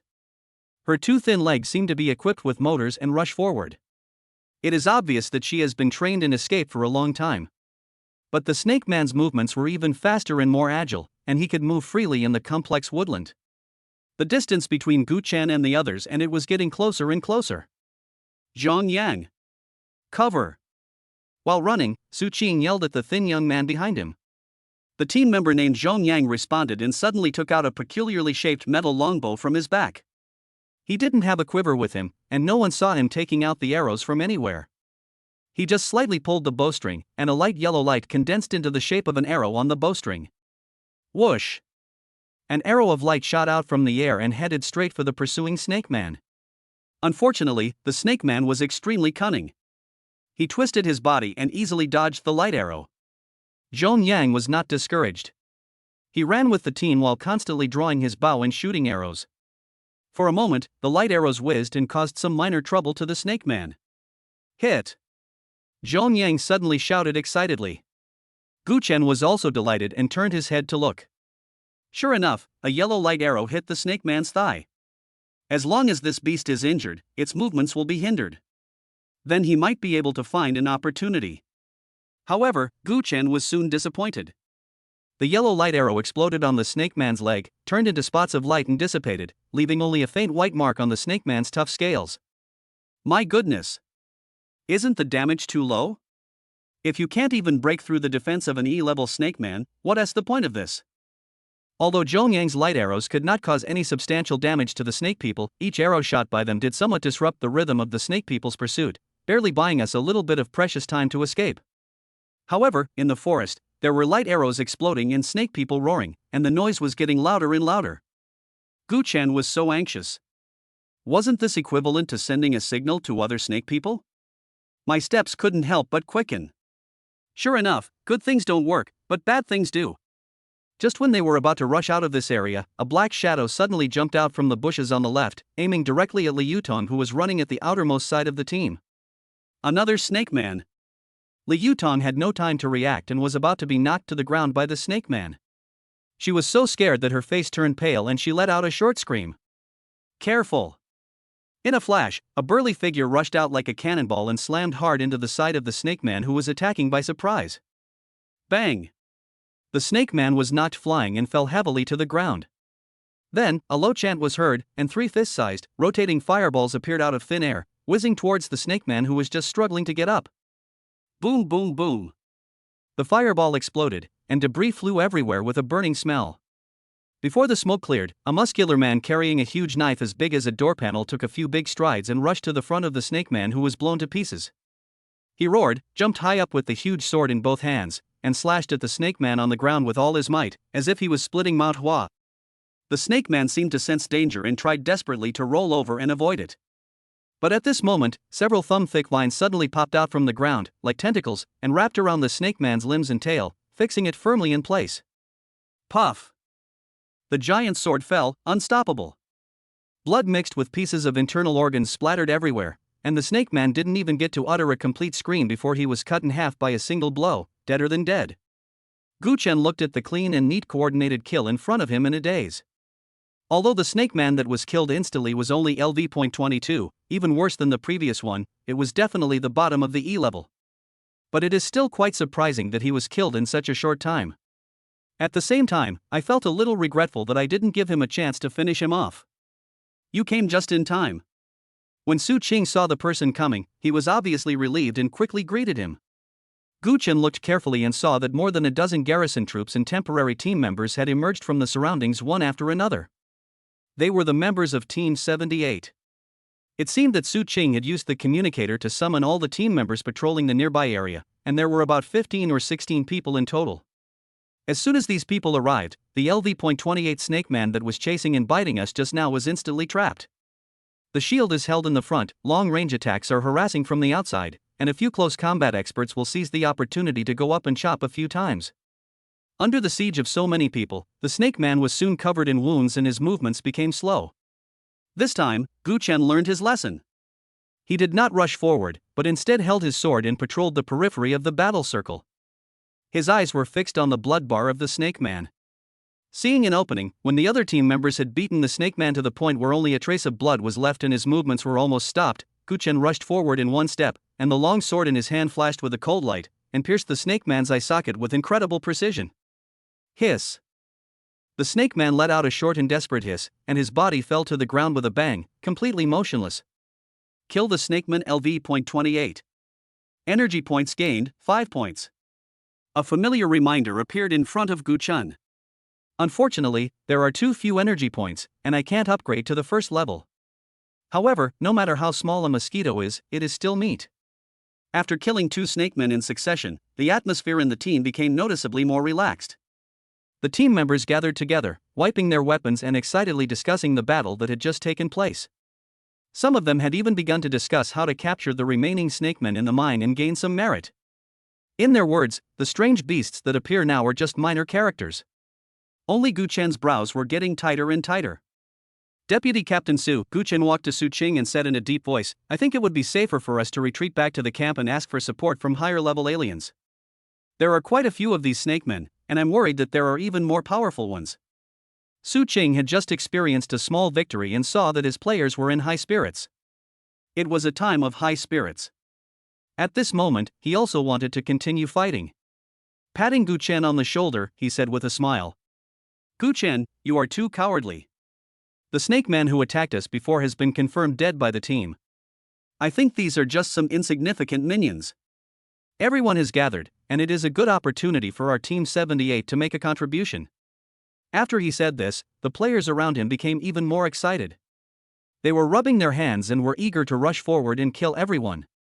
Chapter 36, Chaos in the Camp. Gu Chen looked at their excited looks and sighed in his heart. He knew why this group of people was so active. Every time you clear out strange beasts, in addition to monetary rewards, you may be exempted from patrol duties and return to the city to stand guard. In addition, the materials obtained from the strange beasts can also be sold for a good price. These are all real benefits. Gu Chen. Seeing that Gu Chen was still hesitant, Su Qing said, "If you feel unsafe and don't want to participate in the next clearing operation, I allow you to return to the camp first. Everyone else, continue searching with me. Be sure to completely eliminate these beasts." What else can Gu Chen say? You can't tell anyone that you can see the levels of the exotic beasts and know that there are many guys over level 40 among them, right? Maybe they won't believe it even if I tell them, and think I'm crazy. Gu Chen could only give a final reminder, "Deputy Captain Su, it is better to be careful, in case there is really a powerful character in there." Su Qing waved his hand and interrupted Gu Chen, "Don't worry, I have been leading the team here for 3 years, and I know what's going on. We won't rush and rashly. If we find that something is wrong, we will immediately lead everyone to evacuate." Having said that, Gu Chen had nothing to say. Then, "Deputy Captain Su, please be careful." Gu Chen clasped his fists towards them, then turned and walked towards the camp. It is difficult to persuade a damned ghost with kind words, and it is self-destructive to show mercy without saving others. If you want to die, I won't accompany you. I hope they have better luck. Gu Chen's journey back to the camp was filled with fear and anxiety. "My heart was always in my throat, afraid that another snake man would jump out from some corner. Any slightest sound in the forest made him nervous. This damn place is not a place for human beings to stay." Gu Chen cursed in his heart, but he didn't dare to slow down at all. Fortunately, the snakemen had not spread yet, or their target was still in the mining area, so Gu Chen returned to the camp safely. The campsite seemed a little empty and deserted at this moment. Apart from him, there were only 3 scattered figures, each occupying a corner, with expressions of anxiety and confusion on their faces. It seemed that he was also frightened by the sudden appearance of the snake man. Gu Chen nodded to them as a greeting, then found a relatively clean wooden stake to sit on, and gently placed the blood-stained sword in his hand at his feet. Not long after he sat down, a young man who looked to be in his early 20s came over and sat down next to him. This young man probably couldn't hold it in any longer, and started chatting with Gu Chen in a random manner. "Brother, have you returned from the mine? How's the situation over there? I heard that Deputy Captain Su and his men went to hunt exotic beasts. This is a good opportunity to make a contribution. It would be a shame if we missed it." Gu Chen glanced at him. "Too lazy to explain too much, I made up a half-truthful reason. I just became an alien not too long ago. I'm timid. My legs started to cramp when I saw the alien beast. I couldn't stand it, so I retreated." This was half true and half false, but Gu Chen felt that it was enough to deal with these young guys who were not very experienced in the world. The young man heard this and showed an "I understand" expression, and patted Gu Chen on the shoulder. "It's okay, brother. Inhumans are also human. It's normal to be afraid. You will be fine after a few more experiences." Gu Chen pulled the corner of his mouth and said nothing more. It's not just fear that makes me feel responsible. It's out of respect for life and responsibility towards my family. If I die, what will happen to the 3 women in my family? Ran Wenwen and Wang Jia should remarry. She's just my sister, where should I go? The two were chatting intermittently when a lot of people walked into the camp entrance one after another. These people were covered in dust and wore the badges of the garrison. They were obviously members of the 78th Squad who were temporarily recruited to provide support.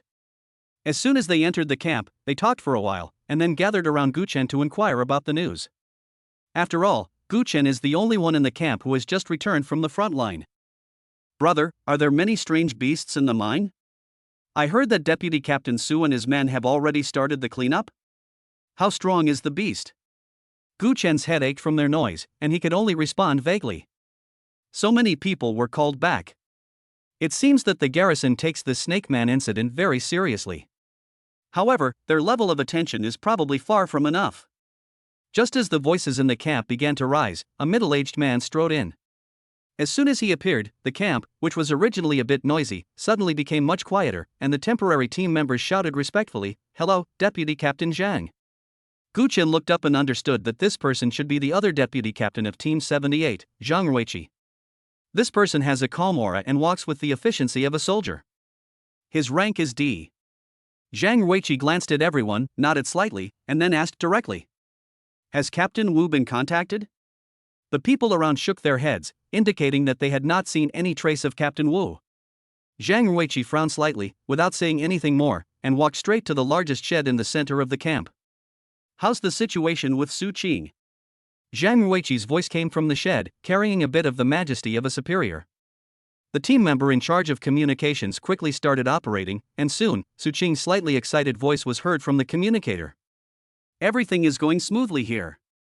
We have killed 7 or 8 monsters. These guys look scary, but they are just that simple. Come here as soon as you have gathered. Let's try to clear this area today. It will be a great achievement." Su Qing's voice sounded full of confidence, and the background sound was mixed with the loud and low shouts of other team members, as if victory was within reach. Gu Chen stood outside the shed, listening to Su Qing's confident tone, and couldn't help but murmur in his heart. Are these guys so lucky? Or were those snake men, who were at level 40 or above, still sleeping soundly deep in the mines and not disturbed by them? The deputy captains of Team 78 are all D-level mutants. If they really encounter snake people above D level, they will probably not get any benefits. If they encounter several at the same time, they will die without knowing how they died. Chapter 37, Mutation, Annihilation of the Entire Army. Zhang Ruiqi was obviously also infected by Su Qing's optimism. He asked a few simple questions and then walked out of the tent. He looked at the people outside the tent who were craning their necks to eavesdrop, waved his hand, and said in a loud voice, "Did you hear that? The situation on the front line is promising. Get your weapons ready and come with me to support Deputy Captain Su. Let's take down these beasts. Everyone will get a share of the credit. Oh! Kill those snake people." The atmosphere in the camp was instantly ignited. The team members, who had just been a little depressed due to waiting, were now like chicken blood. They responded loudly, rubbed their hands together, and their eyes were shining with desire for achievements and rewards. Gu Chen looked at the appearance of this group of people and shook his head secretly. These people probably don't even know what the real danger is. However, at this moment when everyone was excited, something strange happened. Ah! A shrill, out-of-tune scream suddenly exploded from the machine in the communication tent that was still communicating, like a basin of ice water, pouring over everyone's excitement. Then, there were screams, roars, and all kinds of chaotic sounds of fighting and weapons clashing, creating a mess. Everyone's smiles froze on their faces in an instant. The camp, which had been noisy just a moment ago, suddenly became so quiet that you could hear a pin drop, with only the chaotic sounds coming from the communicator. What's going on? Zhang Ruiqi's face suddenly changed. He was the first to react. He rushed back to the tent and shouted into the microphone, "Su Qing! Su Qing! What happened? Answer me!" However, the only response he got was even louder noises. The communicator seemed to shake violently, as if it had fallen to the ground, and then was kicked a few times by someone, making a dull dong-dong sound. At this moment, the young soldier in charge of communications pointed at the communication equipment, his voice trembling. Deputy Captain Zhang. Captain Zhang, there is a new communication request. Bring it in. Zhang Ruiqi made a prompt decision. As soon as the new communication was connected, a voice with a strong crying tone and extreme fear came out. Strange beast. There is a strange beast. Deputy Captain Su. Deputy Captain Su. He was killed. Ah. The voice on the other end was incoherent and full of despair.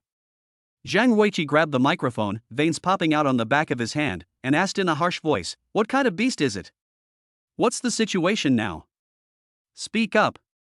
However, the person on the other end of the phone seemed to have been frightened and was unable to answer his questions at all. He just kept repeating strange beast and Deputy Captain Su is dead incoherently. Suddenly, there was a muffled puff sound like a sharp weapon entering flesh, followed by an extremely short scream. Then, even the panicked shouting stopped abruptly. The only sounds coming from the communicator were a few heavy gasps and friction, followed by a low roar filled with brutality and power. After the roar, the communication was completely cut off, leaving only the rustling sound of electricity. Hiss. Zhang Ruiqi's face was extremely ugly, so gloomy that it seemed as if water could drip out. The other garrison members outside the tent had long lost their excitement and fighting spirit. They looked at each other with horror on their faces, and began to whisper to each other, discussing the horrific incident that had just occurred in the communication. Deputy Captain Su, really? What the hell is that sound? It's creepy. It's over, it's over. A big guy must have appeared. Zhang Ruiqi took a deep breath and forced himself to calm down. He walked out of the tent and gave a solemn order to the chaotic crowd, "Don't panic. Contact the headquarters immediately. Report the emergency and request high-level alien support. Report the situation here in detail and request the headquarters to formulate a battle plan." Yes. The team members in the tent responded with shaking hands and quickly operated the communication equipment. Deputy Captain Zhang, look, the detection tower is turning red. Upon hearing these words, everyone's eyes immediately turned towards the detection tower. I saw that the dark iron pillar was emitting red light at this moment, like a red fluorescent stick. Everyone here understands what this means. In the martial law zone, strange beasts above level A appeared. Gu Chen stood on the outskirts of the crowd, his expression looking somewhat ugly. Su Qing is dead. Although this guy was a bit stubborn, he was still a D-level mutant after all. How could he die in such an unclear way? The opponent must be very strong. The detection tower happened to change at this time. Could it be that it encountered an A-level monster? Moreover, he heard clearly the last roar in the communicator just now, which was definitely not something that a snake man could make. What on earth is it? Gu Chen's mind was in a mess, with all kinds of speculations coming one after another. Just as he was daydreaming, a shadow covered his head. Gu Chen looked up and found that Zhang Ruiqi had walked in front of him at some point and was looking at him with a complicated look. Gu Chen, right? Zhang Ruiqi's voice was a little hoarse. You are not an official member of our garrison. Now there is an emergency here. According to regulations, you can return to the city first and sign in and report to the garrison station in the city every day. After a pause, his tone became more sincere. But I hope you can stay. As a D-level mutant, you are stronger than 95% of the people here. Now the team has suffered a heavy blow, and Su Qing also, we need your combat power. As long as you are willing to stay and help, after this incident is over, I can make the decision and recommend you to officially join the garrison army and enjoy all the treatment you deserve. The official organization of the garrison. In the eyes of many low-level aliens, this is simply the dream iron rice bowl. Not only does one enjoy certain privileges in the city and no one dares to provoke him easily, but one can also use this identity to obtain some additional resources and conveniences. More importantly, they have a stable salary every month and do not have to face the risk of fighting with strange beasts at all times like the expeditionary forces. If it were under normal circumstances, facing such an olive branch, Gu Chen might have seriously considered it. After all, multiple identities mean multiple paths, and the identity of a garrison can indeed bring many benefits in the end times. But now. Gu Chen shook his head at Zhang Ruiqi without any hesitation. His tone was a little apologetic, but his attitude was extremely firm. Deputy Captain Zhang, thank you for your concern. But I have just awakened, my strength is not stable yet, and I have little experience. I am afraid I can't be of much help, so I won't cause trouble here. I'd better go back to the city and wait for orders. Are you kidding? Even a veteran like Su Qing has failed. Monsters above a level have appeared. For a D-level newcomer who has just awakened, wouldn't it be a waste of time for him to stay here? He couldn't afford to mess with just a group of D-level snake people right now. A gentleman does not stand under a dangerous wall, so he will not wade into muddy water. Zhang Ruiqi looked at Gu Chen, a hint of disappointment flashed in his eyes, but he was soon relieved. He is a wise man. It is human nature to seek benefits and avoid harm, especially at such a life-and-death moment. Zhang Ruiqi sighed and nodded. Okay. Then when you return to the city, remember not to spread the news about what happened here, so as not to cause unnecessary panic. I understand, please rest assured, Deputy Captain Zhang. Gu Chen responded solemnly. Go ahead. Zhang Ruiqi waved his hand and ignored Gu Chen. He turned around and began to redeploy the defenses of the camp and arranged for manpower to be on guard. Gu Chen clasped his fists towards him as a farewell, then picked up the sword on the ground, turned around and walked out of the camp. Chapter 38. The hilltops are all plucked bare. The journey back to the city seemed even longer and more depressing than the journey here. Along the way, he saw group after group of people wearing garrison badges, running past him in a hurry, even a little dazed, heading towards the sky wall. It seems that these are teams that were urgently transferred from nearby camps to provide reinforcements. They went towards the danger, while Gu Chen went away from it. Gu Chen remained silent, but just quietly quickened his pace, forming a sharp contrast with the people going in the opposite direction. Now he just wanted to get back to the city, back to his home, and stay with Gu Tong and the others. As for the mess in the mine, let's leave it to more professional people to deal with. As for the unknown roar, it was like a thorn that pierced deeply into Gu Chen's heart. He always felt that this matter might not be that simple. I returned to the rented house and opened the wooden door. As expected, the house was deserted and there was no one in sight. At this point, Ran Wenwen and Gu Tong should still be at the school.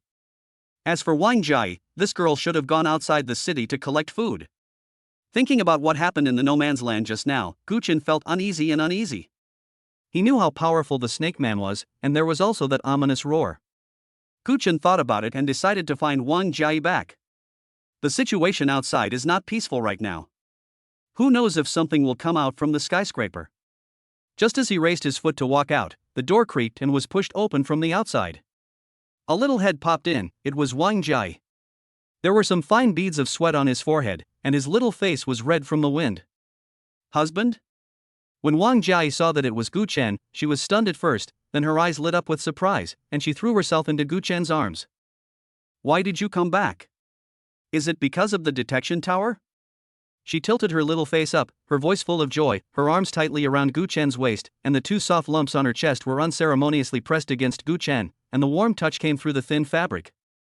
Gu Chen reached out and touched her still slightly damp hair. The uneasiness in his heart caused by the incident in the no man's land finally came to light. That's right. The situation is unclear now, so we temporary team members were arranged to return first.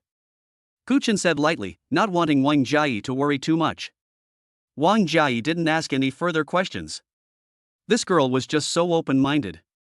As long as Gu Chen was safe and sound by her side, it was more important than anything else. She nuzzled into Gu Chen's arms and said with a grin, "That's great.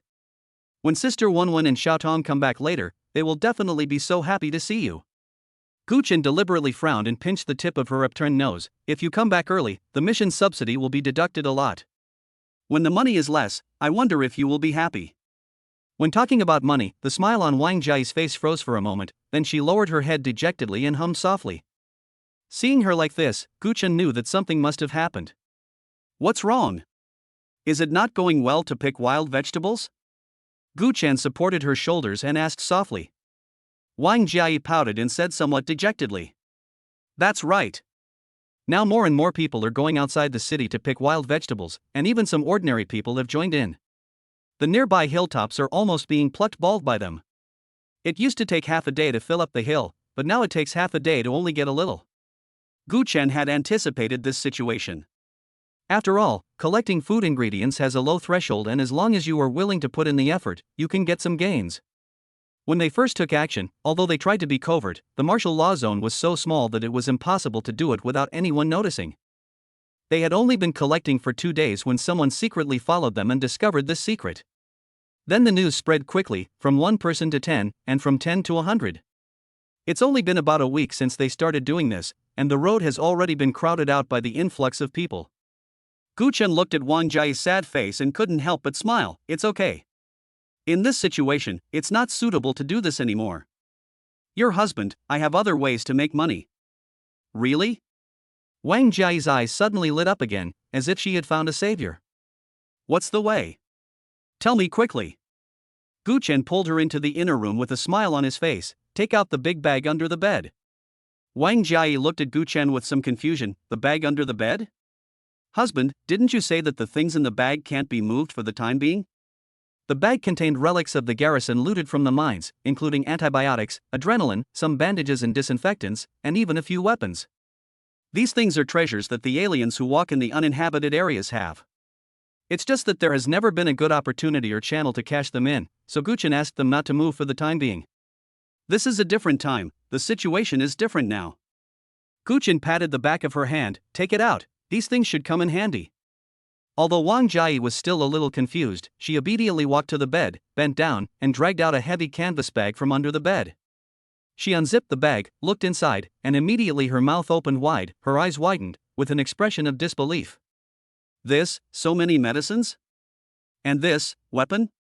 She took out a small bottle of pills from her bag, and picked up the dagger that was still flashing coldly in the dim light, her voice trembling. Gu Chen nodded. Well, take all these things out, clean them carefully, and find a reliable channel to sell this batch of goods in the next few days. At the same time, in the no man's land, not too far from the skyscraper, deep in the forest there is an extremely dense forest. 3 men were struggling to make their way through the forest, taking 1 step forward and 1 step back. Due to the obstruction of the dense forest and the fact that they did not pay special attention, the 3 did not notice that the detection tower in the distance was glowing red. The tall, thin man with a pointed face and rolling eyes walking in the middle pushed aside the branches that blocked the way and complained. Damn it, it's all your fault, you 2 losers. You can't control your mouths, and you shouted out all the business we found. Now, so many people come to snatch our food, forcing us to run to such a remote place. If Gu Chen was here, he would recognize this pointed-faced guy at a glance. He was the man who was looking for trouble and whom he met at the city gate when he came back from collecting food for the first time a few days ago. The other 2 men following behind him, one was slightly fat and the other had a shallow scar on his face. At this moment, everyone looked embarrassed. The fat man scratched his head a little embarrassedly. Well, that's because I drank a few too many glasses a few days ago, and I didn't control my mouth for a while. Scarface seemed a little worried. Brother Monkey, are we going too deep? The forest is getting denser and denser, and it feels eerie. If we go any further, we will really reach the edge of the martial law zone. What if we encounter some guys? Chapter 39, Like High Casino. The man with a pointed face and monkey cheeks glared at him and interrupted him impatiently. What are you afraid of? Aren't we still in the martial law zone? What's there to be afraid of? It's because of you 2 idiots that those places where it's easy to collect are crowded with people. Otherwise, why would I take you to this hellhole to take risks? After being yelled at by him, the fat man and the scarred man shrank their necks and dared not say anything more. Just then, a slight strange sound, rustle, rustle, suddenly came from the bushes more than 1 person tall next to it. The 3 men paused at the same time, their nerves instantly tense. The fat man was so frightened that his face turned pale. He asked in a trembling voice, Brother, what's the noise? Could it be some strange beast? With their strength, they don't have the confidence to fight against the strange beasts. After 3 years of the garrison patrol, they had never been so far away. Although the man with the pointed chin and monkey cheeks was also startled, he pretended to be calm and even sneered with disdain. Look at what you have done. Maybe it's a pheasant or a rabbit or something like that. It's just right to catch it and give us a snack.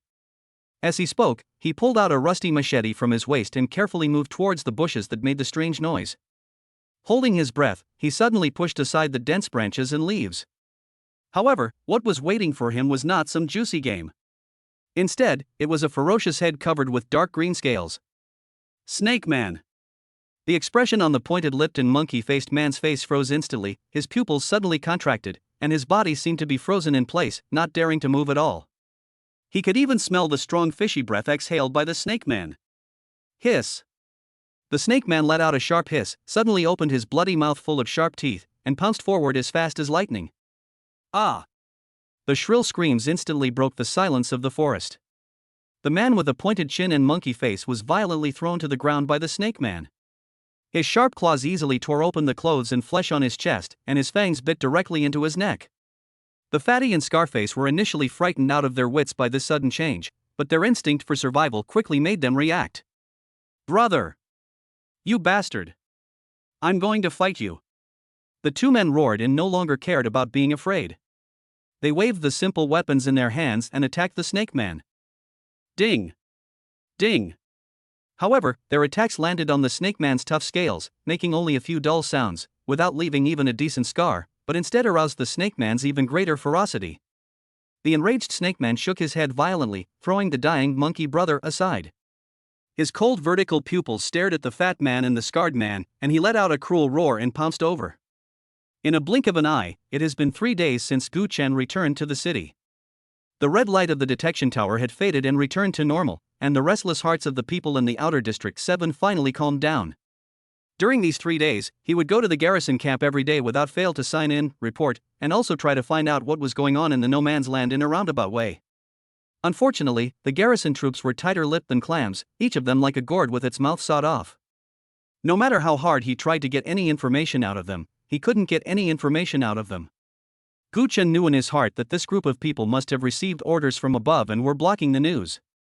At noon that day, the sunlight was so bright that it was difficult to open one's eyes. Gu Chen led Wang Jiayi and strolled to the red brick street in the outer 7th district. The name of this street sounds simple, but it is a mixed bag of people. The 2-story building at the end of the street with a sign that reads Laikai Casino is their destination. It took Gu Chen a lot of effort to find out about this Laikai Casino. On the surface, this is a place for gamblers to have fun, but secretly, it is a large-scale underground money house. Who among those who are obsessed with gambling would not lose everything and still want to make a comeback? At this time, if you can't come up with the money, you can only use things as collateral. Isn't this where the underground money lenders come in? It is said that the backer of this casino is an alien organization called Demon Eye in the outer 7th district. It is quite powerful and has connections in both the black and white worlds. Therefore, these underground money houses are doing business with impunity, and it is common for them to accept shady contraband. No matter whether you obtained it through murder and robbery, or stole it from the government, or even it was some body organs, as long as you dare to take it, they will dare to take it. Gu Chen came here today just to get rid of the stuff he had looted from the mine. Both he and Wang Jiayi came with nothing in their hands, and looked no different from ordinary gamblers who came to try their luck. As soon as you enter the casino, a turbid air mixed with the smell of tobacco and sweat hits you in the face. In your ears are the crisp sound of dice colliding, the clicking sound of roulette wheels turning, and the gambler's shouts that are sometimes excited and sometimes annoyed. The entire first-floor lobby was in chaos, like a vegetable market. Wang Jiayi is young after all, and it is her first time to come to such a place. She looks around with her eyes rolling around, her little face full of curiosity. She pointed to a gambling table not far away and tugged at Gu Chen's sleeve excitedly. "Honey, look at that guy. Wow, he won a lot of money in one go. Should we try our luck?" Gu Chen took a glance and saw a skinny man holding a pile of chips, smiling so hard that his teeth were exposed. He snorted inwardly, put his arm around Wang Jiayi's shoulders, and whispered to her. "This thing is not a good thing. Look at how much he has won now, but he will definitely lose everything he has won later. 9 out of 10 people lose in gambling, this is not a joke. If a person is poor, there is still hope, just find a way to make money. But if you are involved in gambling, then even the gods cannot help you. How many families have been ruined because of it? Gu Chen himself has seen too many examples of this. The fate of gamblers is often more miserable than those beggars on the streets." Wang Jiayi listened to Gu Chen's serious words, nodded as if she understood, and responded obediently. "Oh, I see. The first floor of this casino is a hodgepodge, with all kinds of monsters and demons, filled with smoke and noisy, which is very annoying. The second floor is for those who have a little money, care about their reputation, and like quietness, and they play bigger there. Moreover, the service on the second floor is more considerate. Not only are there free drinks and cigarettes, but there are also some coolly dressed young girls to accompany you. Of course, these are just surface stuff, the real highlight lies deeper down. Loan sharking is a lucrative business and an absolute money-making machine. With the support of local tyrants like Magic Eye behind them, they are not afraid that the borrowers will default on their debts. Can't pay it back? Simple. Men were captured and used as laborers, or worse, their parts were directly dismantled and sold. Women's fate was even worse, most of them were sold to some brothels, where their lives were worse than death. In addition to lending money, they also buy those shady things at low prices and then resell them at high prices. The profit in between is enviable just thinking about it. Gu Chen led Wang Jia straight to a counter for exchanging chips. He glanced around casually, then leaned over to the pink-haired, gum-chewing girl behind the counter and whispered in her ear, "Little girl, I have something I want to sell in exchange for some money. Is this convenient?"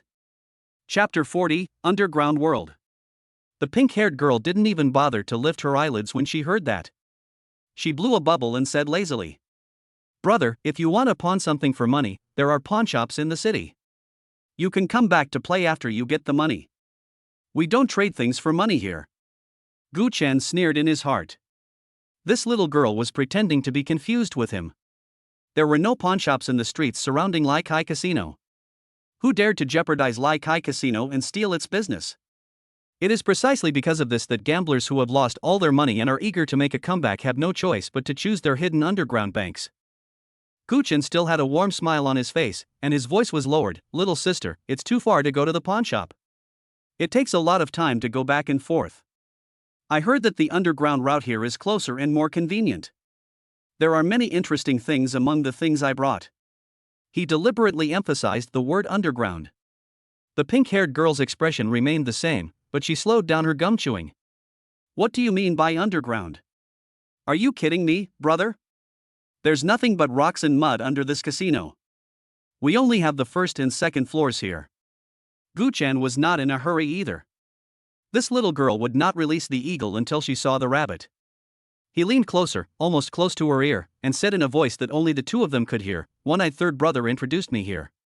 When she heard the name One-Eye 3, the pink-haired girl stopped chewing gum abruptly, and a strange look finally flashed in her eyes, which were originally a little impatient.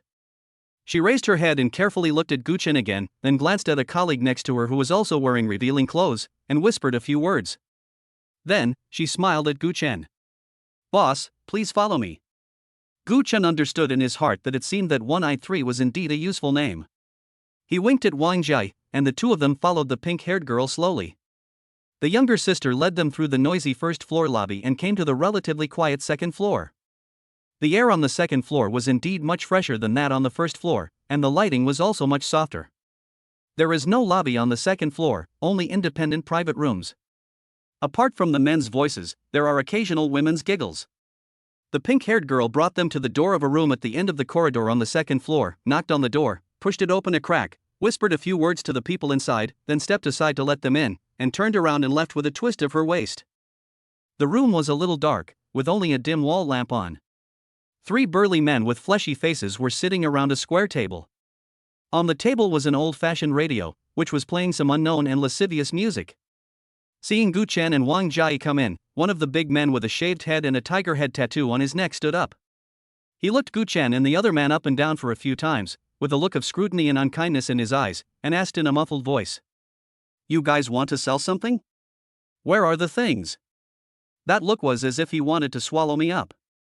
Gu Chen's face was calm, and he didn't answer. He just flipped his palm casually, and a bulging small cloth bag appeared out of thin air in his hand. Then he shook his wrist again, and the cloth bag disappeared without a trace as if by magic. This changing objects with bare hands move made the burly man with a buzz cut, who originally had a somewhat contemptuous look in his eyes, instantly become solemn. He was not a fool, so he could naturally see that Gu Chen was an alien, and an alien with spatial abilities. No wonder these two people came in empty-handed, it turns out they had this thing. The flesh on the burly man's face twitched slightly, and his attitude softened significantly. He walked to a wall in the corner of the room and reached out and pressed on an inconspicuous brick on the wall. With a slight click sound, the wall slowly slid open to both sides, revealing a small metal elevator that could accommodate 3 or 4 people. "Come with me." The burly man with a buzz cut walked in first, turned around and motioned for Gu Chen and Wang Jia to follow. The elevator door closed and began to slowly sink, making a slight hum. Gu Chen estimated that the place had descended at least 10 meters. It seems that this underground bank is really hidden deep enough. With a ding sound, the elevator stopped and the door slowly opened. The view in front of me suddenly opened up. It was a huge space that was almost as spacious as the casino hall upstairs. Unlike the hustle and bustle upstairs, the decoration here is unusually clean and tidy, even a little simple.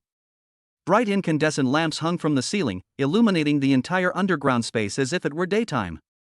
The burly man with a crew cut led Gu Chen and Wang Jai to an exquisite mahogany long table in the middle of the hall. He whispered a few words to an old man wearing gold-rimmed glasses and with meticulously combed hair sitting behind the table, then tactfully stepped aside and left in the elevator.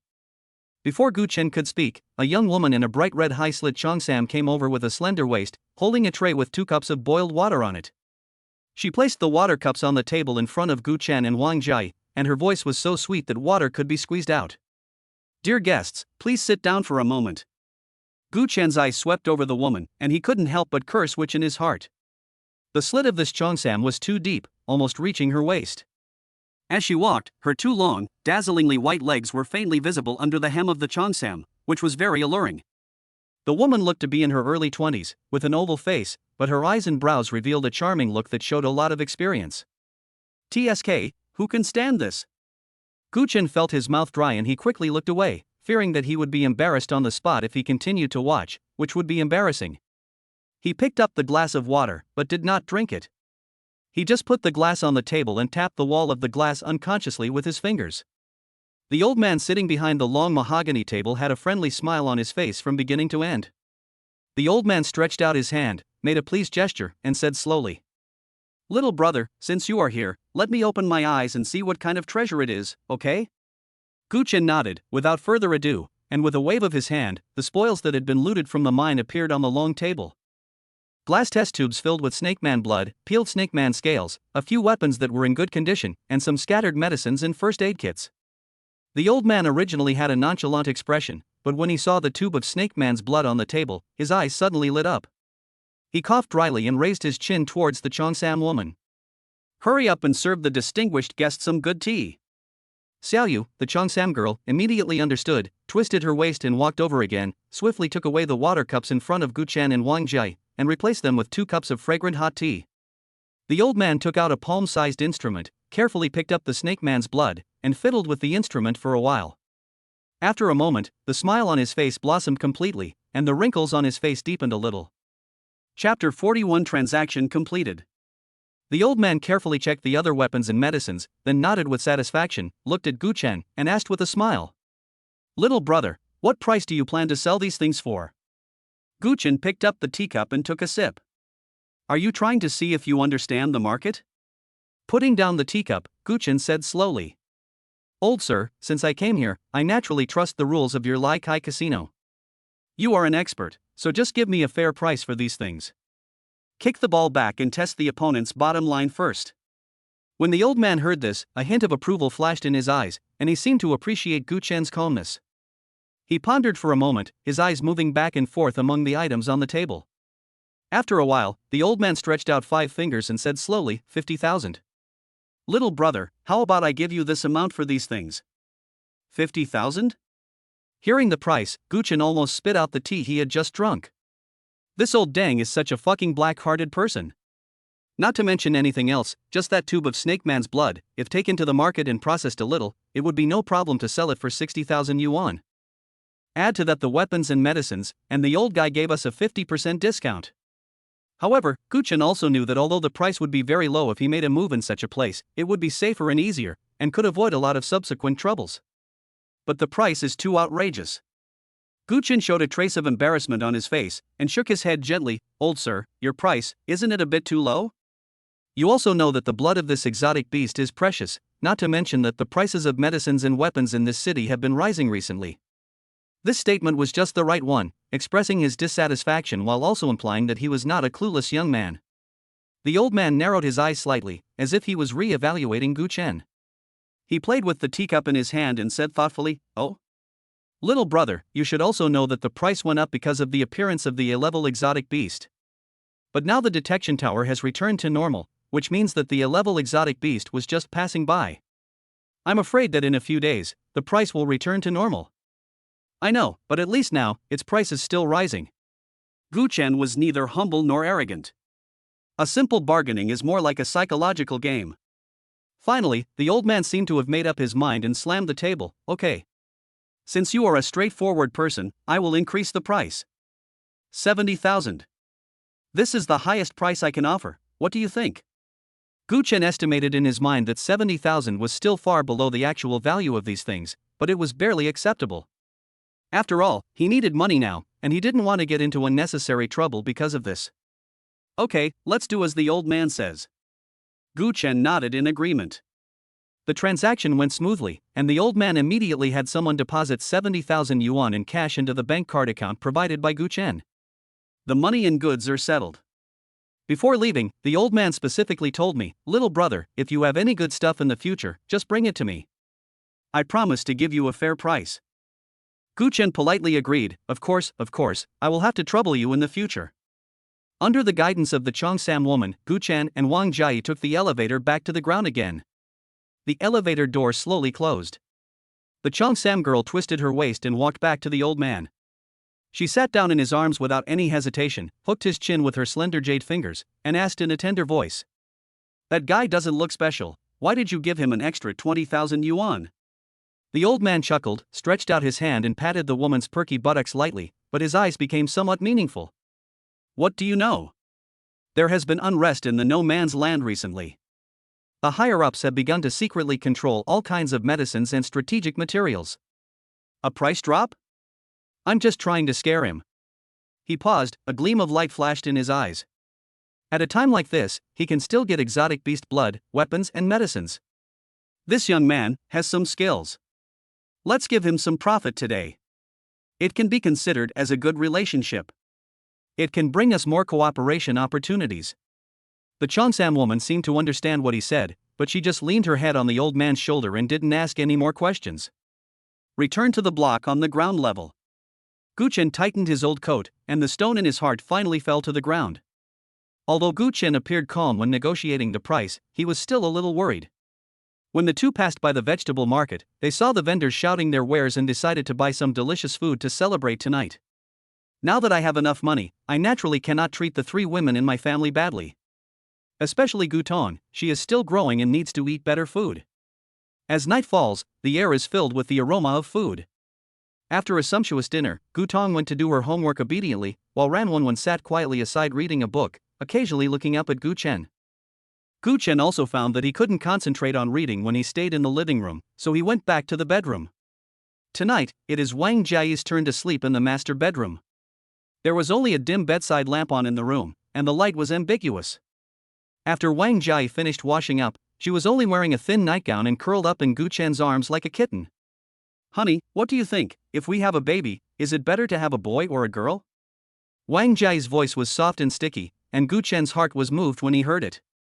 Gu Chen hugged the warm and soft person in his arms tightly, rested his chin on the top of her soft hair, and said softly, "It's all right, I like both boys and girls."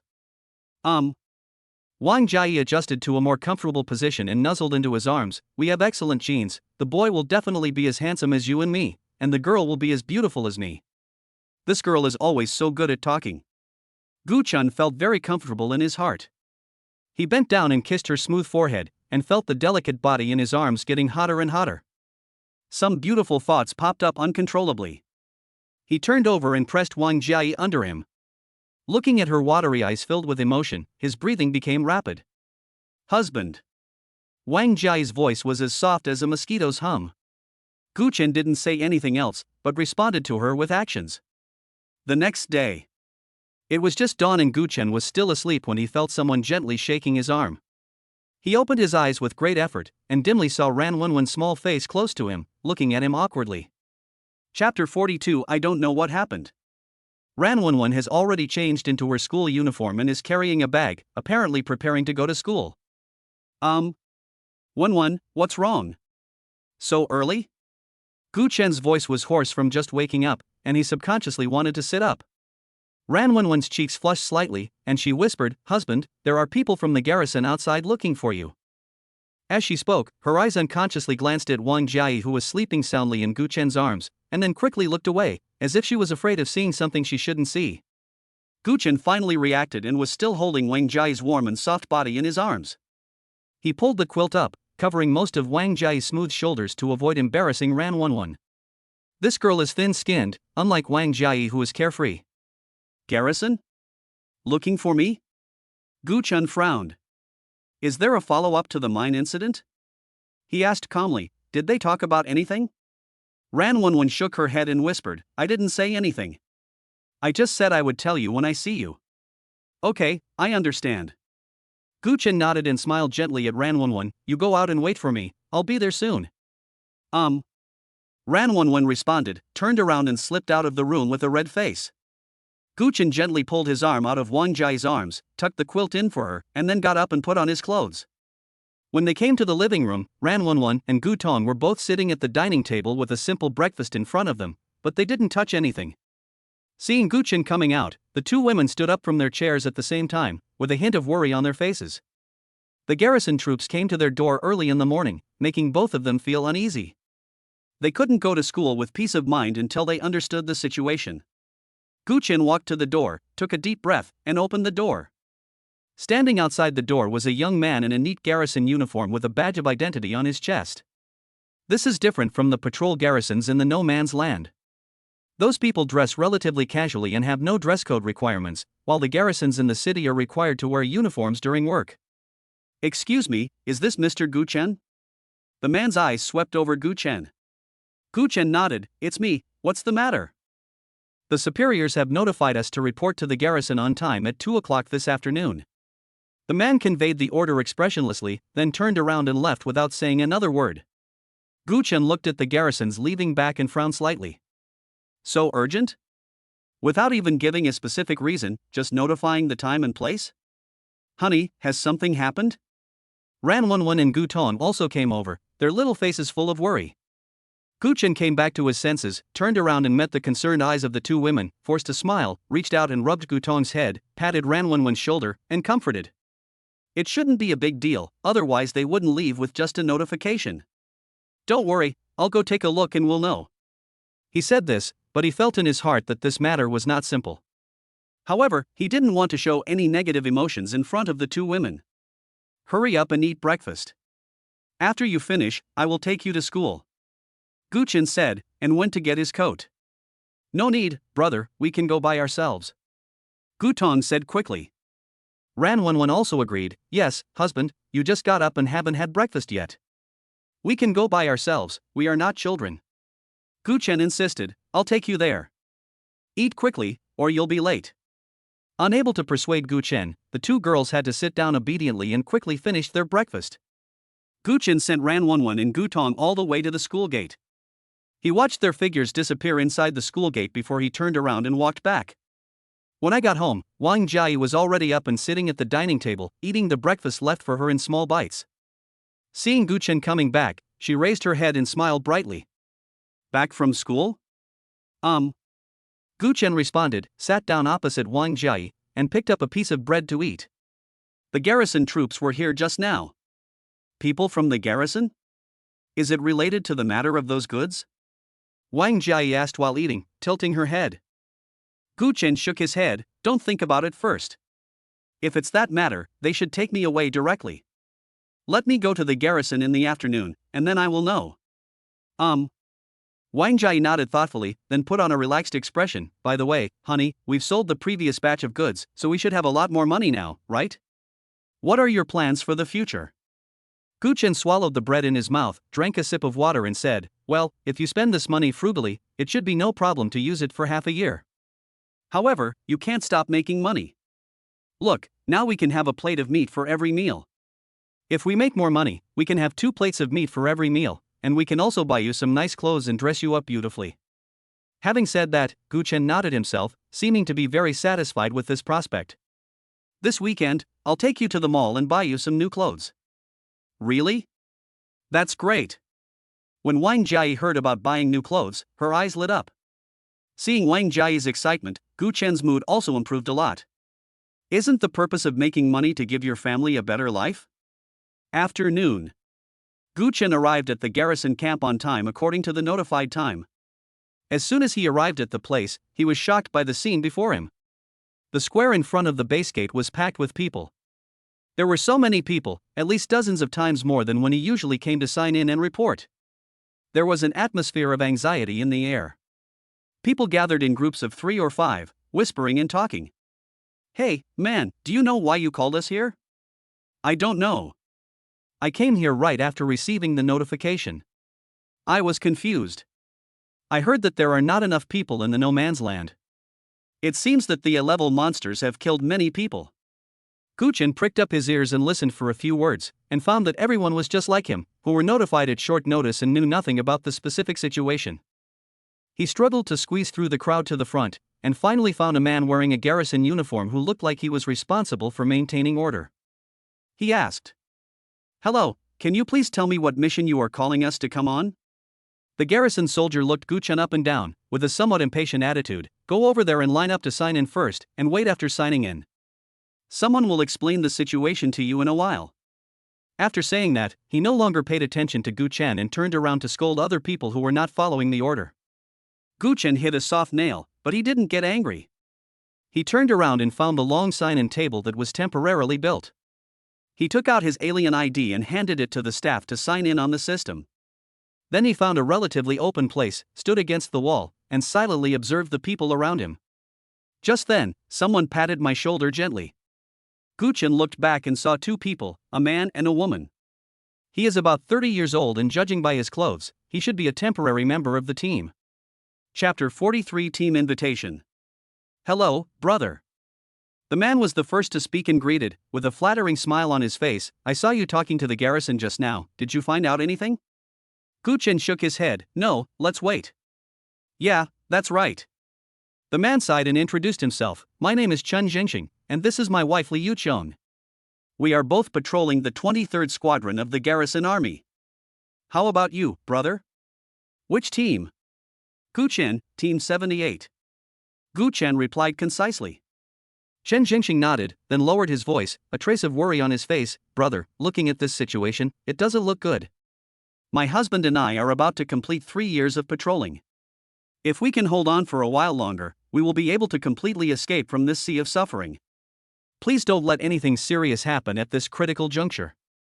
Upon hearing this, Guchen's heart tightened slightly. These two people really have bad luck. However, he did not show it on his face, and just comforted him lightly. "Since it has come, just make the best of it, relax, maybe it's nothing serious." "I hope so." Chen Zhengxing smiled bitterly. As the two were chatting, there was a sudden commotion in the crowd in front. Several people wearing senior garrison uniforms walked up to the platform at the entrance of the garrison building, all with serious expressions. One of them, a middle-aged man who looked like the leader, cleared his throat, picked up the megaphone and began to speak. "All temporary team members, we are calling you here urgently because there were signs of a level alien beast activity some time ago. Although the crisis has passed, many alien beasts have entered the martial law zone due to this incident, which has affected our control over the martial law zone. Currently, the garrison is short of manpower, and we need the assistance of all the temporary team members to participate in this alien beast cleanup operation." As soon as these words were spoken, the crowd below suddenly exploded, with discussions and exclamations rising one after another. "What? Clean up the monsters? You must be kidding. That's so dangerous. We are just temporary members, not regular soldiers. Why should we go and die?" The middle-aged man on the platform seemed to have anticipated the crowd's reaction. His expression remained unchanged as he glanced at the restless crowd below. After the discussion subsided a little, he continued. "I know everyone has a lot of doubts. But please rest assured, for this operation, all temporary team members will not only receive a half-year reduction in their original patrol period, but also receive a subsidy of 1,000 yuan per person per day during the operation. Reduce the inspection period by half a year. A subsidy of 1,000 yuan a day." As soon as these two conditions were put forward, the crowd below suddenly became much quieter, but then an even more heated discussion broke out. For these temporary team members who patrol in uninhabited areas with fear all year round, reducing the patrol period by half a year is undoubtedly a huge temptation. This means they can escape from this dangerous and boring life 6 months earlier. A subsidy of 1,000 yuan a day is a considerable income for most people struggling to survive in the apocalypse.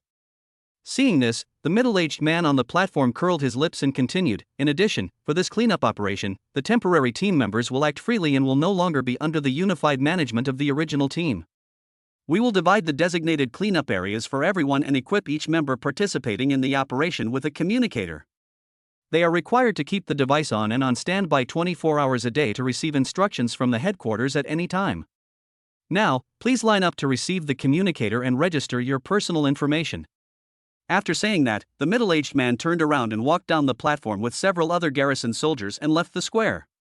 After a brief silence, the crowd began to stir and everyone rushed towards the table where communicators were distributed. Guchen did not act immediately, but stood there, frowning, lost in thought. Clean up the monsters? Free movement? He always felt that something was wrong about this matter. Over at the camp, he heard with his own ears that Zhang Ruiqi had reported to his superiors and requested support from high-level aliens. Logically speaking, with the help of high-level aliens and so many garrisons, it shouldn't be a problem to clear out some snake people. There are 100 patrol teams in the garrison alone, and each team has at least 80 people, which adds up to more than 8,000 aliens. Such a huge force, but it couldn't even deal with a few snake people? They still needed these temporary players to fill in the gap? This doesn't make sense no matter how you think about it. Unless there are not only snake people there, but also other more powerful things. Or the number of snake people is far beyond their imagination. The garrison leaders must have concealed some important information. The more Guchen thought about it, the more uncertain he felt. His intuition told him that this so-called cleanup operation might not be that simple. Just as he was daydreaming, someone patted his shoulder again. Guchen came back to his senses and found that it was still the same couple from before. "Brother Guchen, let's go get the communicator together." Chen Jingxing had a nervous expression on his face. "It's a half-year exemption from the patrol period, but I feel like this reward isn't that easy to get. Should we form a team?" Li Yuqiong also looked at Guchen with a hint of expectation in her eyes. "Yes, brother Guchen, let's form a team together? There is strength in numbers, and we can take care of each other." Guchen looked at the couple in front of him, with a hint of hesitation in his eyes.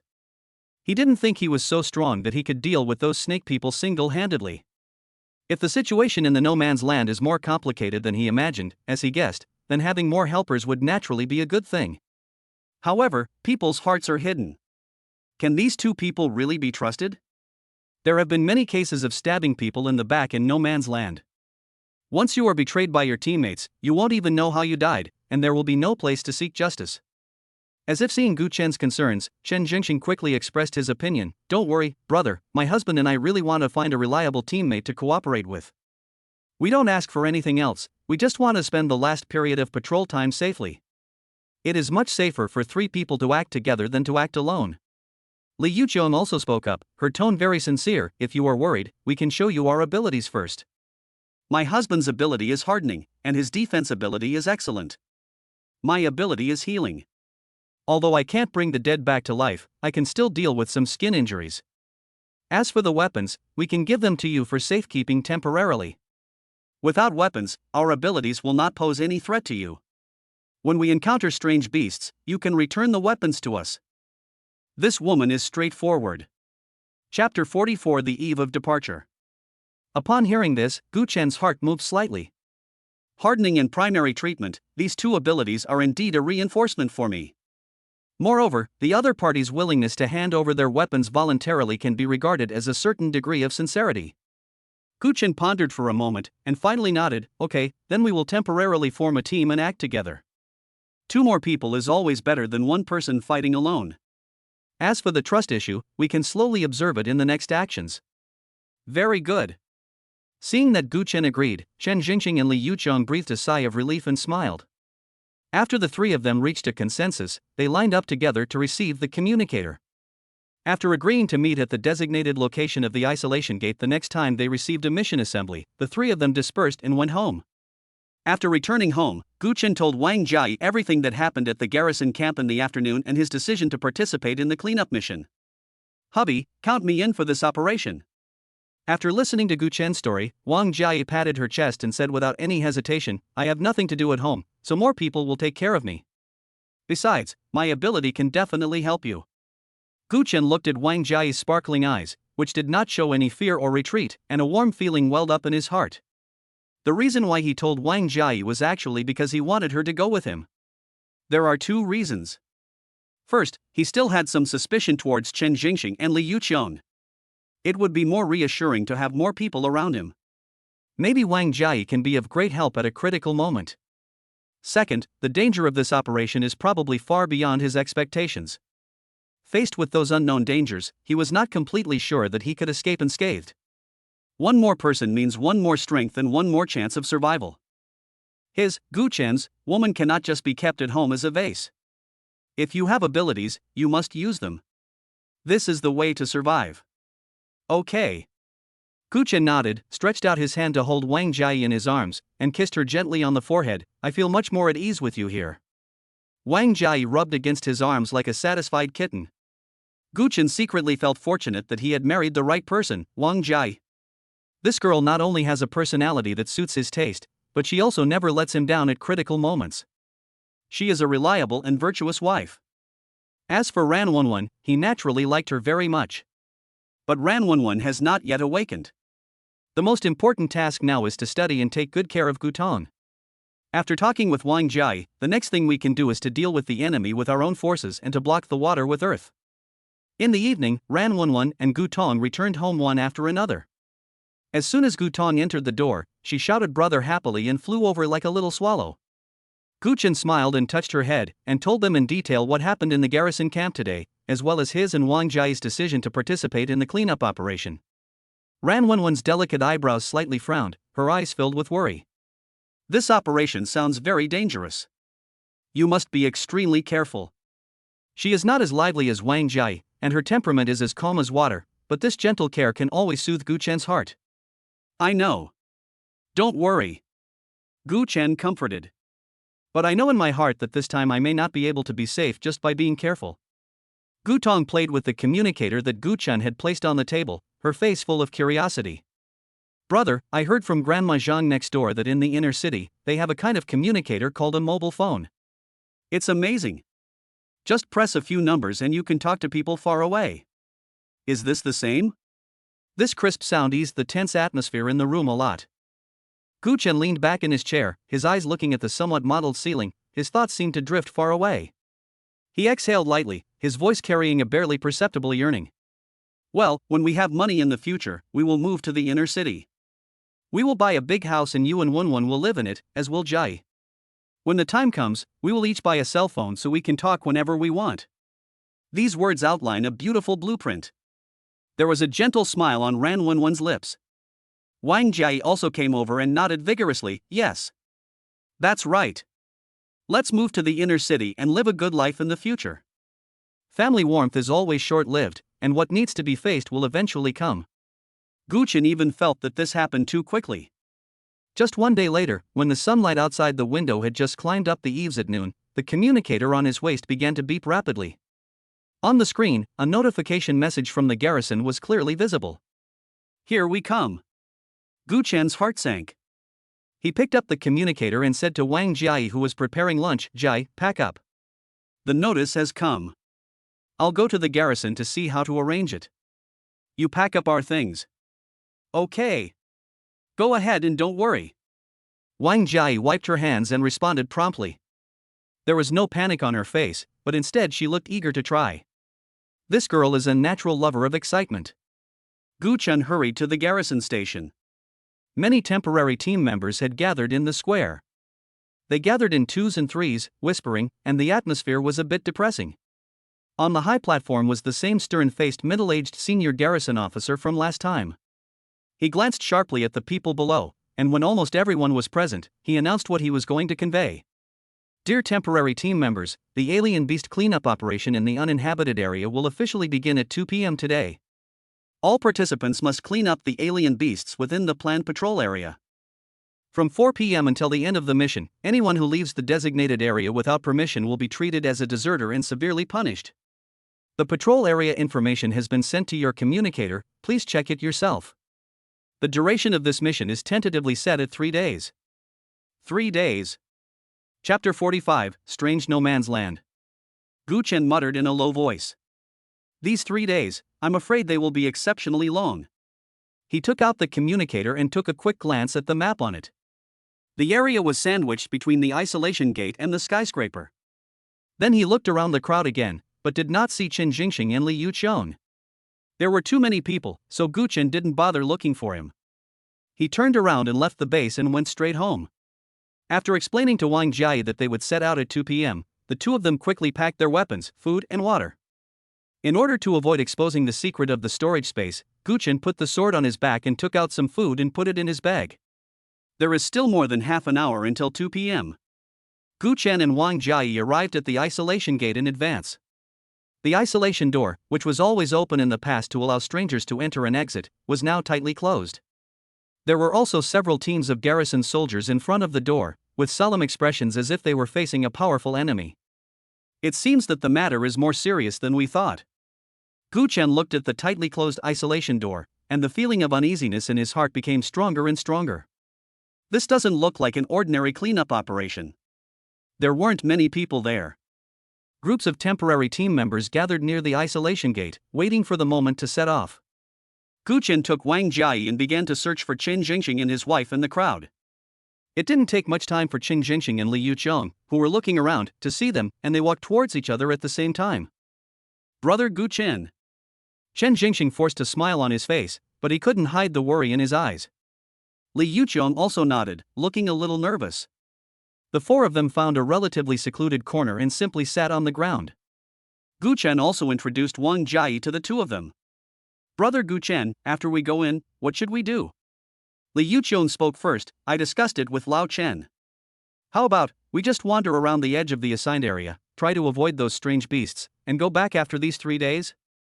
Chen Jingxing nodded repeatedly. Yes, I think Yuqiong is right. Safety first, safety first. These two people had obviously planned this out long ago.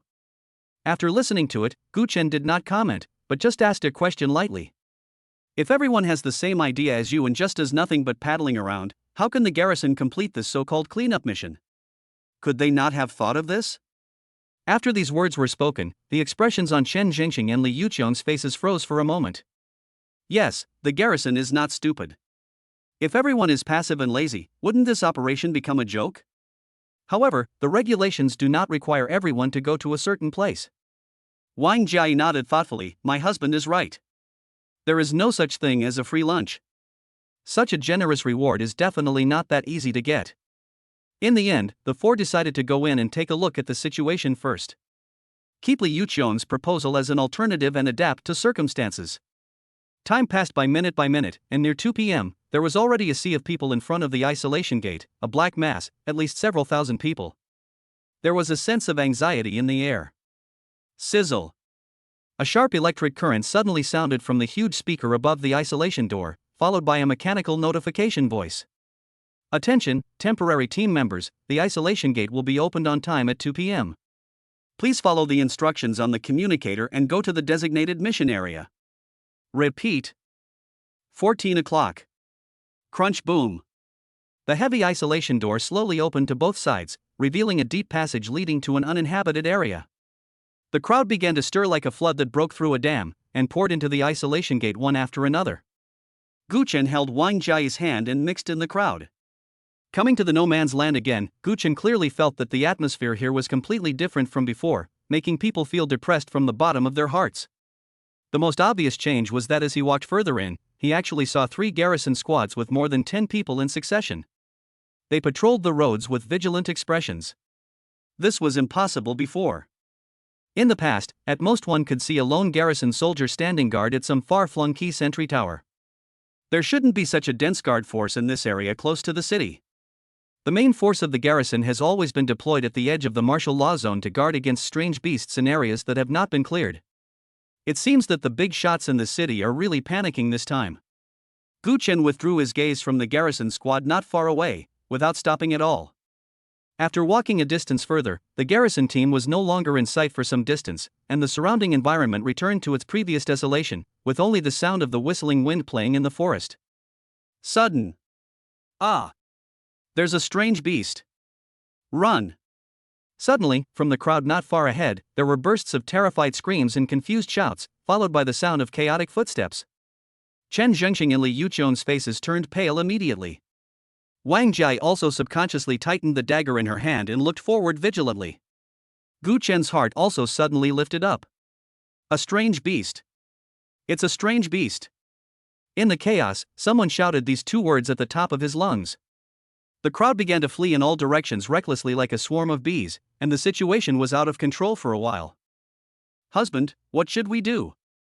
Wang Jia looked at Gu Chen, her voice a little nervous. Gu Chen glanced at the chaotic scene and said in a deep voice, "Don't walk around, stay calm, and continue on our original route." What?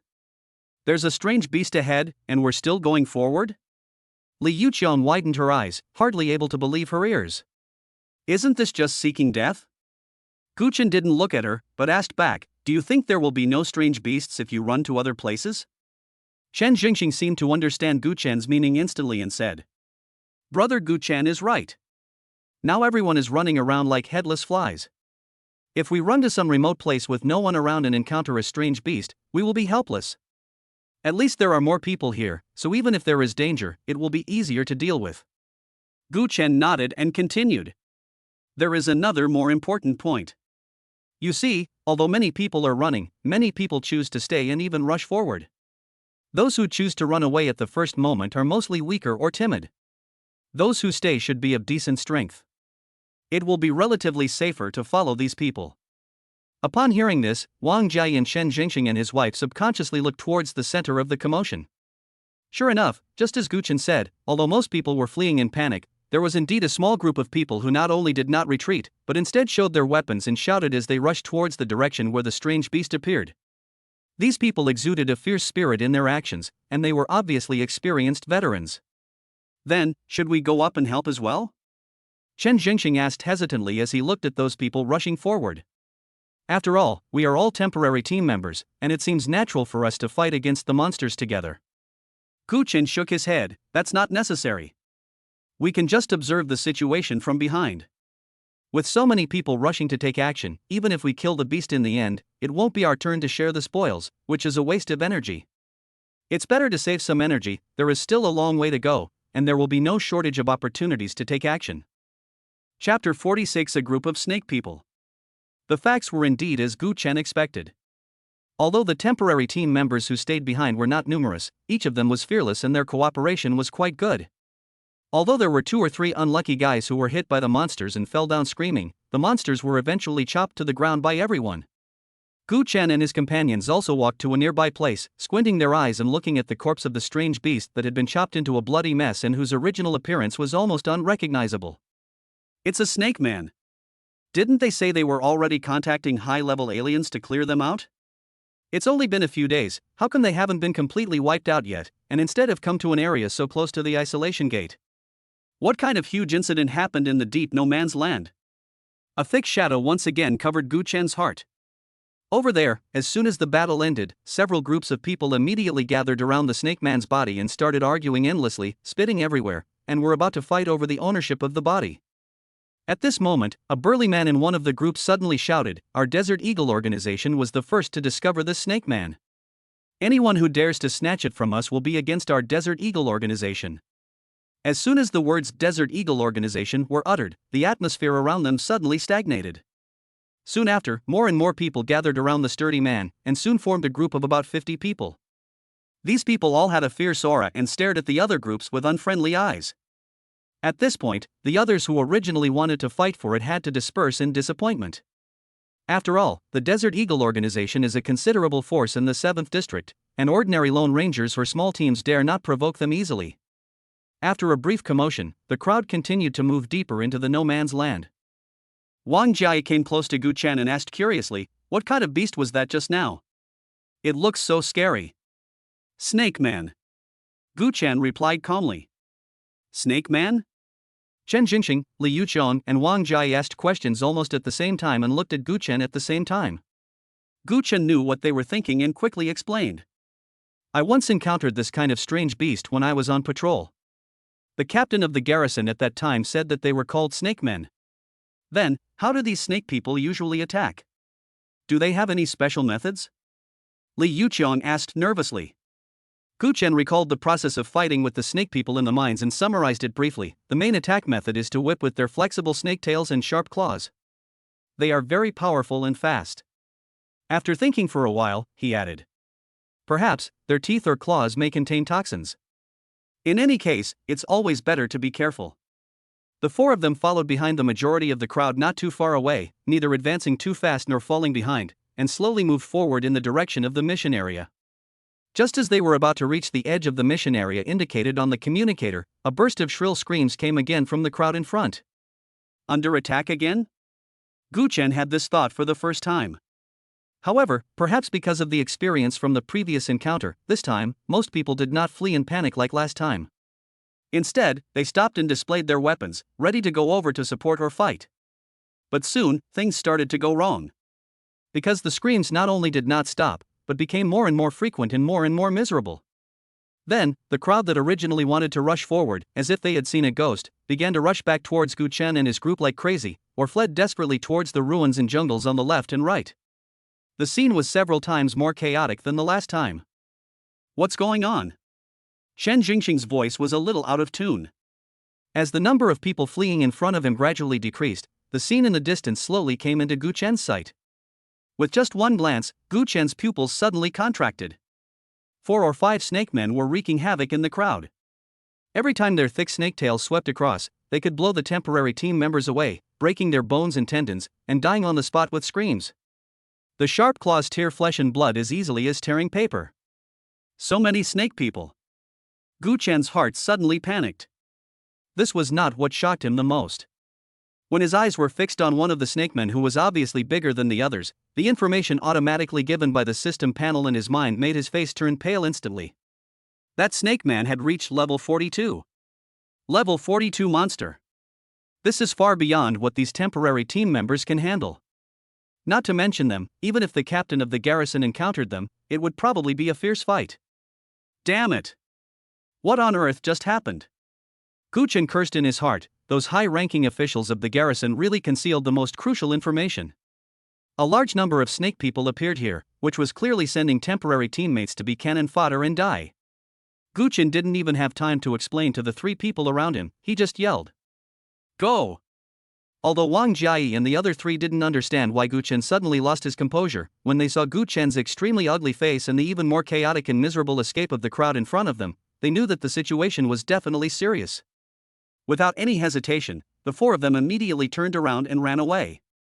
Gu Chen ran in the front, his mind working rapidly, planning an escape route. You must go as far away from the mine as possible and find a relatively safe path to the mission location. If the mission location is also like this, then there is no need to do this mission. Just follow Li Yuqiong's advice at the time, find a place to hide, and leave after 3 days. While moving in the woods, Gu Chen said to the 3 people behind him in a deep voice. From now on, all actions will be under my command. If anyone has different opinions, or thinks that I, Gu Chen, don't have that ability, you can bring it up now, and we can part ways amicably and go our separate ways. Gu Chen said this in a decisive manner, leaving no room for negotiation. If a team is not united and everyone holds their own opinions, then the team will soon be destroyed. Especially at this critical moment of life and death, Gu Chen had neither the time nor the energy to engage in a democratic vote. Chapter 47 Promotion to C Class. Wang Jiayi followed closely behind Gu Chen, almost without thinking, panting slightly. Hubby, I'll listen to whatever you say. If you say go east, I won't go west. Gu Chen's expression did not change. Wang Jiayi would definitely listen to him, and Gu Chen knew this very well. Chen Jingxing and Li Yuqiong and his wife exchanged glances in the back and slowed down their pace slightly. Chen Jingxing gasped and said, Brother Gu Chen, we admire your skills, but shouldn't the command be based on strength? After all, we have some experience in the no man's land. Gu Chen sneered in his heart. Experience? That so-called patrol experience is of no use now. But Gu Chen did not refute directly, he just slowed down his pace and asked without turning his head, Oh? Then what level are you? My husband and I are both E-level mutants. There was a barely perceptible hint of arrogance in Chen Jingxing's tone. Among the temporary team members, E-level mutant is already considered very high. Gu Chen didn't say anything. He took out the certificate representing his D-level alien identity from his arms and showed it to the back of his hand. Behind him came the sounds of Chen Jingxing and Li Yuqiong gasping. D-level? Chen Jingxing's voice was a little stuttered. Brother Gu Chen, you were so young, and you are actually a D-level alien? Li Yuqiong also had an expression of disbelief on her face, and looked at Gu Chen with eyes full of shock. Gu Chen took back the alien certificate, his tone still calm. Now, do you have any objections? No. No more. Chen Zhengxing immediately expressed his opinion. Brother Gu Chen, we will do whatever you say. The command of the team fell into Gu Chen's hands. In this world, strength means the right to speak. It is simple and crude, but also the most effective. For the next section of the journey, the four avoided the main road where the snake people had previously erupted, and specifically chose to travel through remote ruins and jungles. Even so, traces of snake people are not uncommon. Fortunately, the four encountered only some solitary guys, and only one was of D level, while most of them were of E and F level. Snake people of these levels no longer pose much of a threat to Gu Chen. With Gu Chen's current fighting skills, it is relatively easy to deal with them. In every battle, Gu Chen let Chen Zhengxing go first, and Wang Jiayi supported and harassed him from the side. Gu Chen was observing from the side and teaching the snake man some tricks. This is also to exercise practical skills and teamwork. But Gu Chen had a hard requirement: the snake man's final blow must be delivered by him. Although Chen Zhengxing and his wife were somewhat puzzled by this, since they had already accepted Gu Chen as the leader, they naturally would not ask any more questions. Wang Jiayi didn't care at all. As long as Gu Chen said it, she would do it. A few people just thought that Gu Chen had some special hobbies. Only Gu Chen himself knows that what Gu Chen needs is experience points. With the ability to see the health bar, Gu Chen could always make Chen Jingxing and the others stop the moment the snake man's health reached the bottom, and then he would go up and make the final blow cleanly and neatly. This act of grabbing heads may seem unnecessary to them. But for Gu Chen, every kill means an increase in the experience bar. Just like that, they traveled safely all the way, and before the specified time, Gu Chen and the other three finally arrived at the edge of the mission area indicated on the communicator. An abandoned factory area half covered by giant creeping plants. 11 o'clock at night.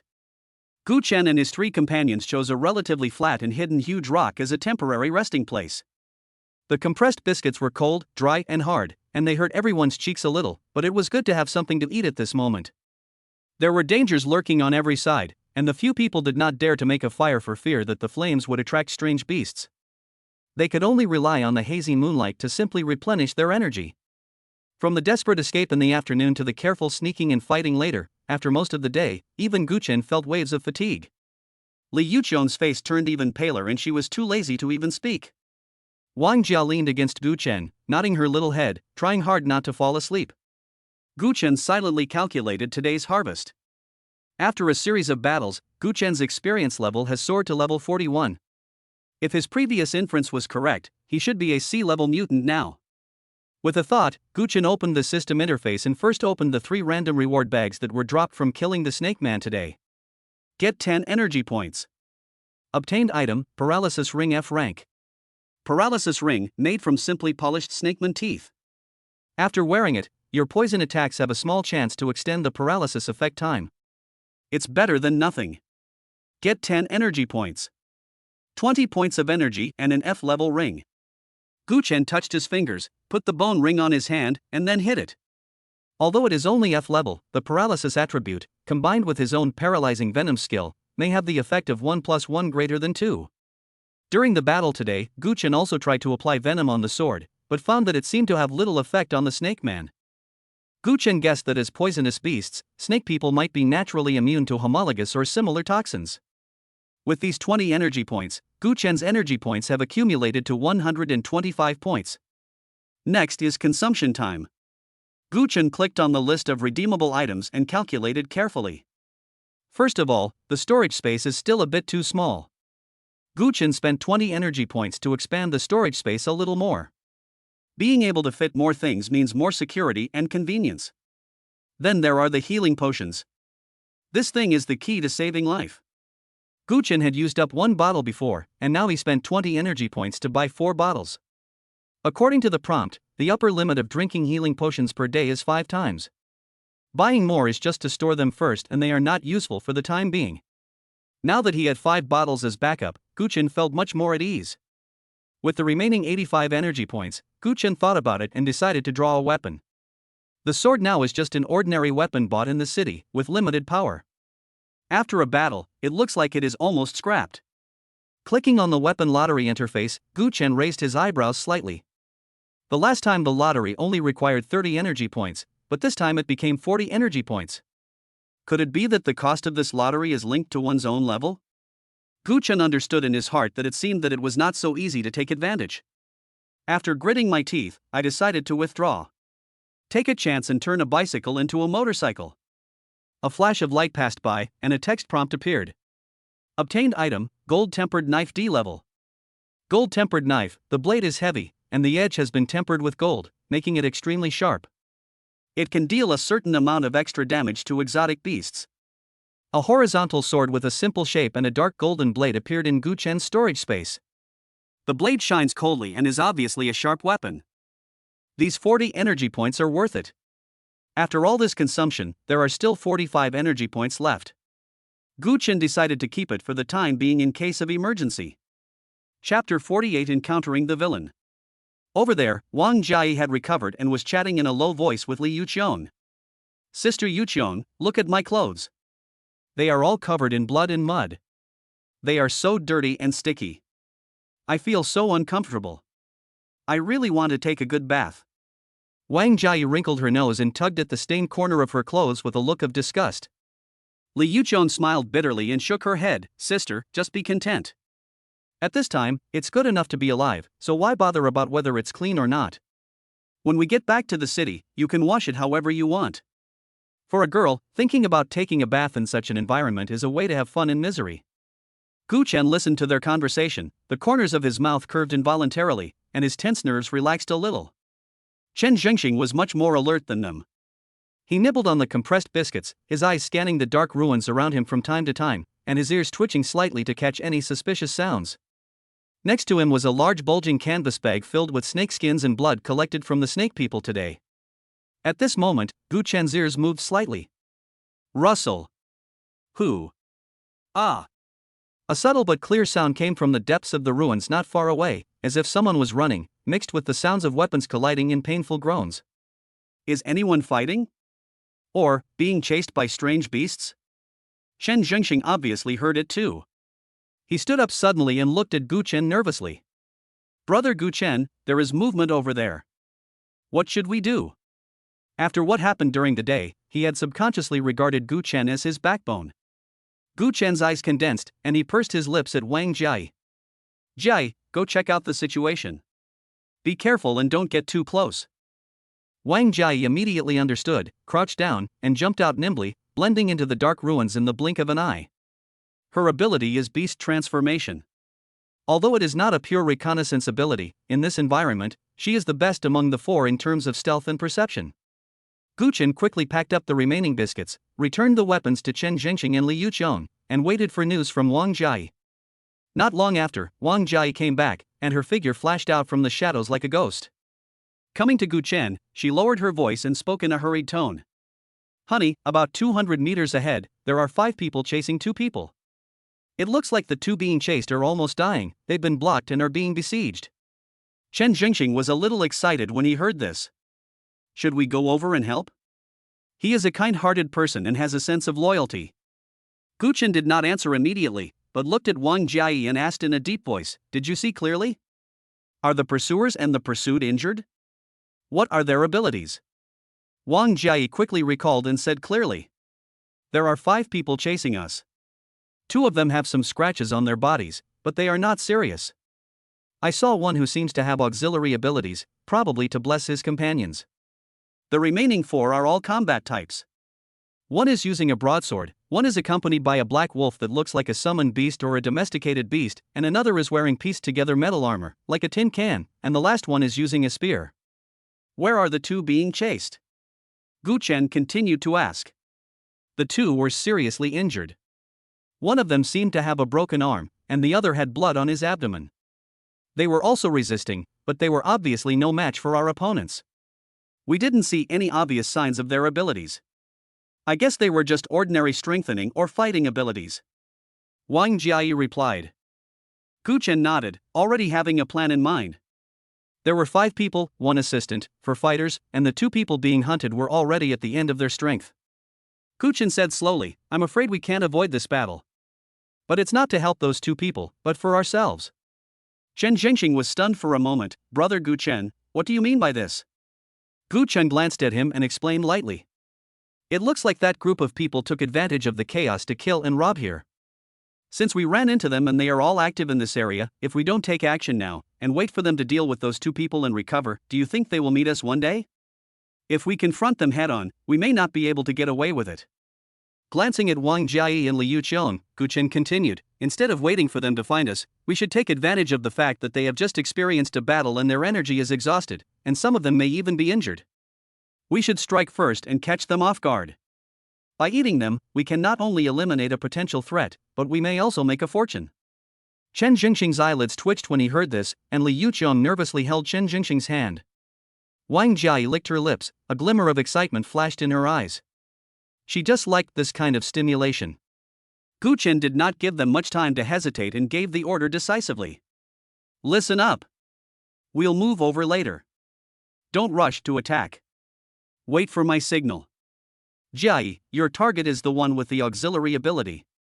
You must kill him with one strike. Don't let him add status to other people. Jingxing, your mission is to hold off the one who uses swords and guns and armor-piercing head-on to buy us some time. Yu Qiong, you mainly support Jingxing and take care to protect yourself.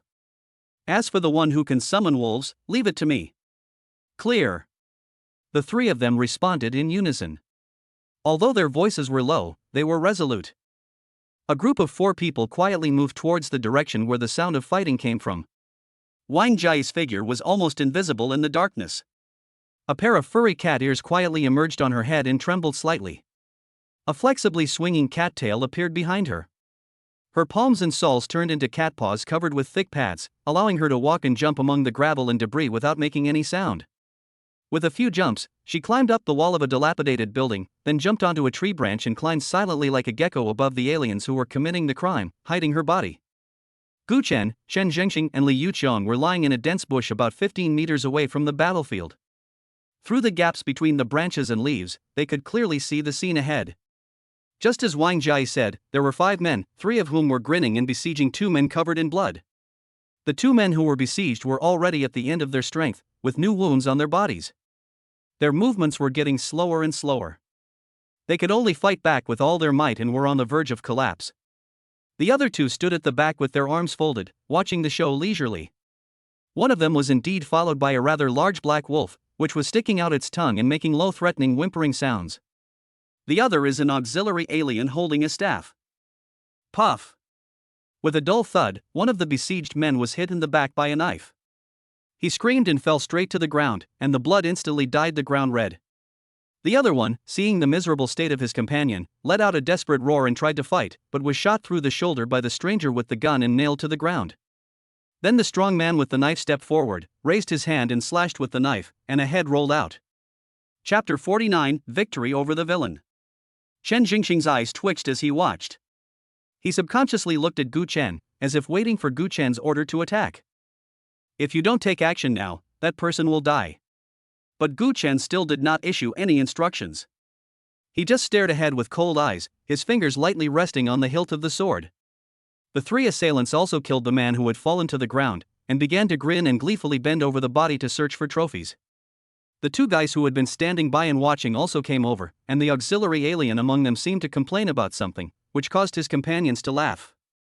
Just when all of their attention was focused on looting the corpse and their vigilance was at its lowest, Gu Chen pressed his hand down suddenly. Almost at the moment the gesture fell, Wang Jiayi moved. She was like a flash of lightning in the dark night, swinging down silently from the high branches, and stepping on the shoulder of the auxiliary alien with her toes with incredible precision. The auxiliary alien only felt his shoulders sink, and before he could react, Wang Jiayi's hand, which had turned into a sharp claw, grabbed his head like lightning and twisted his waist. There was a crisp click sound, and the man's head drooped down at a strange angle. He died on the spot without even a scream. At the same time, Gu Chen also shot out from the bushes like an arrow, aiming directly at the alien with the evil wolf. The long sword drew a cold arc in the air, and with a sharp sound of breaking wind, it slashed straight into his face. The stranger's reaction was not slow. When he sensed the strong wind coming, he subconsciously tried to dodge to the side. But he was a bit too slow, and although he avoided the fatal blow to his head, his right arm holding the weapon was slashed hard by Gu Chen's sword. Ah! The shrill scream suddenly pierced the night sky. Blood gushed out, and his right arm holding a short axe was cut off at the shoulder by Gu Chen's sword. This sudden change in screams instantly alarmed the other 3 aliens who were searching. They looked up suddenly and saw the miserable state of their companions. They were all shocked and angry. They roared, picked up their weapons and rushed over to support them. "Don't even think about going there!" Chen Jingxing roared, rushed out from the bushes and stood in front of the three men. He didn't know when a retractable shield made of some kind of engineering plastic appeared in his hand. With a flick of his wrist, the shield unfolded and became more than a person's height. Immediately afterwards, a layer of faint khaki light flashed across the surface of the shield. He slammed his shield to the ground and took the first blows of sword and gun. Ding! Ding! A teeth-grinding sound of metal collision was heard. The seemingly ordinary plastic shield did not move at all under the opponent's powerful attack. It just trembled slightly a few times, as if it was an indestructible steel barrier. "I'll help you." After dealing with the auxiliary alien, Wang Jai gave a delicate cry and came to Chen Jingxing's side in a flash. Taking advantage of this gap, Gu Chen continued to chase the alien with a broken arm without any pause. Having lost an arm, this guy's combat effectiveness has been reduced by at least half. Bite him to death. The armored stranger covered his broken arm that was bleeding profusely, his face twisted in severe pain. He screamed miserably and gave orders to his black wolf. Ouch! The wolf let out a low roar and pounced towards Gu Chen. In its open bloody mouth, its sharp fangs flashed with a cold light. Gu Chen's eyes turned cold, and he advanced instead of retreating, swung the long sword in his hand into a sword flower, and did not fight it head-on, but took advantage of the gap when it pounced and turned the sword, skillfully passing it under its ribs. Puff! The wolf howled in pain. A deep wound that was visible to the bone was opened on its waist and abdomen, and blood spurted out. It felt the pain and its attack was slowed down, and it was forced aside by Gu Chen. Useless! Come on! The armored man with a broken arm became even more furious upon seeing this and issued orders to the wolf again. But this time, the wolf just whimpered a few times and lay on the ground with its tail between its legs. Although it was not dead, the wound in its abdomen made it temporarily lose its fighting ability, and it just wailed weakly. Gu Chen swung his sword, and the green sword tip, stained with wolf blood, drew an arc in the air, pointing at the shocked and angry stranger. At the same time, Gu Chen's mind moved, and a fist-sized stone on the side of the road floated up silently, and then smashed towards the strange man. What? The stranger was horrified and subconsciously raised his remaining left hand to block. Crack! A crisp bone-breaking sound was heard, accompanied by an even more miserable scream. His intact arm and hand bones were actually smashed directly by Gu Chen's unexpected blow. Kill him while he is ill. Gu Chen rushed to him in one step, and as his eyes widened with pain and fear, the long sword in his hand mercilessly swept across his neck. Well! The stranger let out a hoarse sound from his throat, his body swayed, and he collapsed to the ground. As he died, the black wolf lying on the ground and wailing gradually became illusory, and finally turned into wisps of black smoke and dissipated into the air. It turns out to be a summoned creature, not a tamed beast. On the other side, with the support of Li Yuqiong and the harassment attacks of Wang Jai, although Chen Jingxing was struggling, the defensive power of his shield was amazing. In addition, he himself was also an E-level mutant, not much different from those people. For a while, he managed to stabilize his position and did not let the other side get the advantage. Gu Chen immediately turned around and rushed towards the battlefield. 4-against-3, and the other side had already lost 2 men. As the strength of the two sides declined, the battle situation instantly became one-sided. In less than 5 minutes, the remaining 3 strangers were also killed on the spot one by Gu Chen and his companions. The last guy who tried to escape was torn open on the back by Wang Jai's claws, leaving several deep cuts that could be seen to the bone. He fell to the ground with a scream, and was killed by Gu Chen with a sword. The battle is over. The 4 of them were breathing heavily, looking at the corpses all over the ground, but they felt happy in their hearts. Chen Jingxing wiped the sweat from his forehead and walked to Gu Chen's side. There was still a trace of relief on his face for surviving the disaster, but his tone was somewhat puzzled as he asked, "Why didn't we take action earlier? If we had acted earlier, maybe we could have saved those 2 people." Chapter 50: Provoking the Eagle. Gu Chen calmly glanced at Wang Jai, who was searching for spoils on the corpse. She had no psychological burden about this and moved very skillfully. Then Gu Chen looked at Chen Jingxing and said indifferently, "You have to understand one thing. In a place like this, you either don't take action, or once you do, you must kill them with one strike, and achieve the greatest results at the lowest cost. Only when they completely let down their guard will it be the best time for us to take action." They were just committing a crime, their minds were highly focused, and they had the upper hand in numbers. If we rush out recklessly, it's hard to say whether we can win. Even if we can win, some of us will inevitably get hurt. If we get hurt, how are we going to survive the next few days in this place? What's more, Gu Chen's voice became a little colder. Even if we rescued those two people, what would happen? Do you think there are not many murders and robberies here every day? Can we rescue them one by one? We are not saviors. What we can do now is to ensure that our own people can survive safely. After listening to Gu Chen's words, Chen Jingxing lowered his head and fell into deep thought. The expression on his face was a little complicated, as if he was digesting Gu Chen's remarks. Gu Chen didn't say anything more. He walked around him, went to Wang Jia, and searched the spoils from the corpses with her. The money of a dead person is useless if you don't spend it. The looted cash was divided equally among the four. As for the weapons and some miscellaneous items that looked valuable, they were temporarily given to Chen Jingxing to carry. He is powerful enough. Moreover, in front of these people he had just met, Gu Chen did not want to reveal the secret that he had a storage space too early.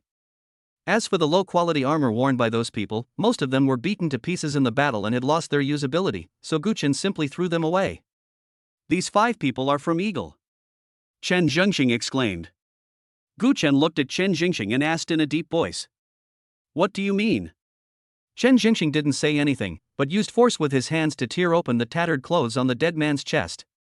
A ferocious blood-red eagle tattoo suddenly appeared in front of everyone. The eagle spread its wings as if ready to fly, with fierce eyes and an evil aura. It's pretty nice.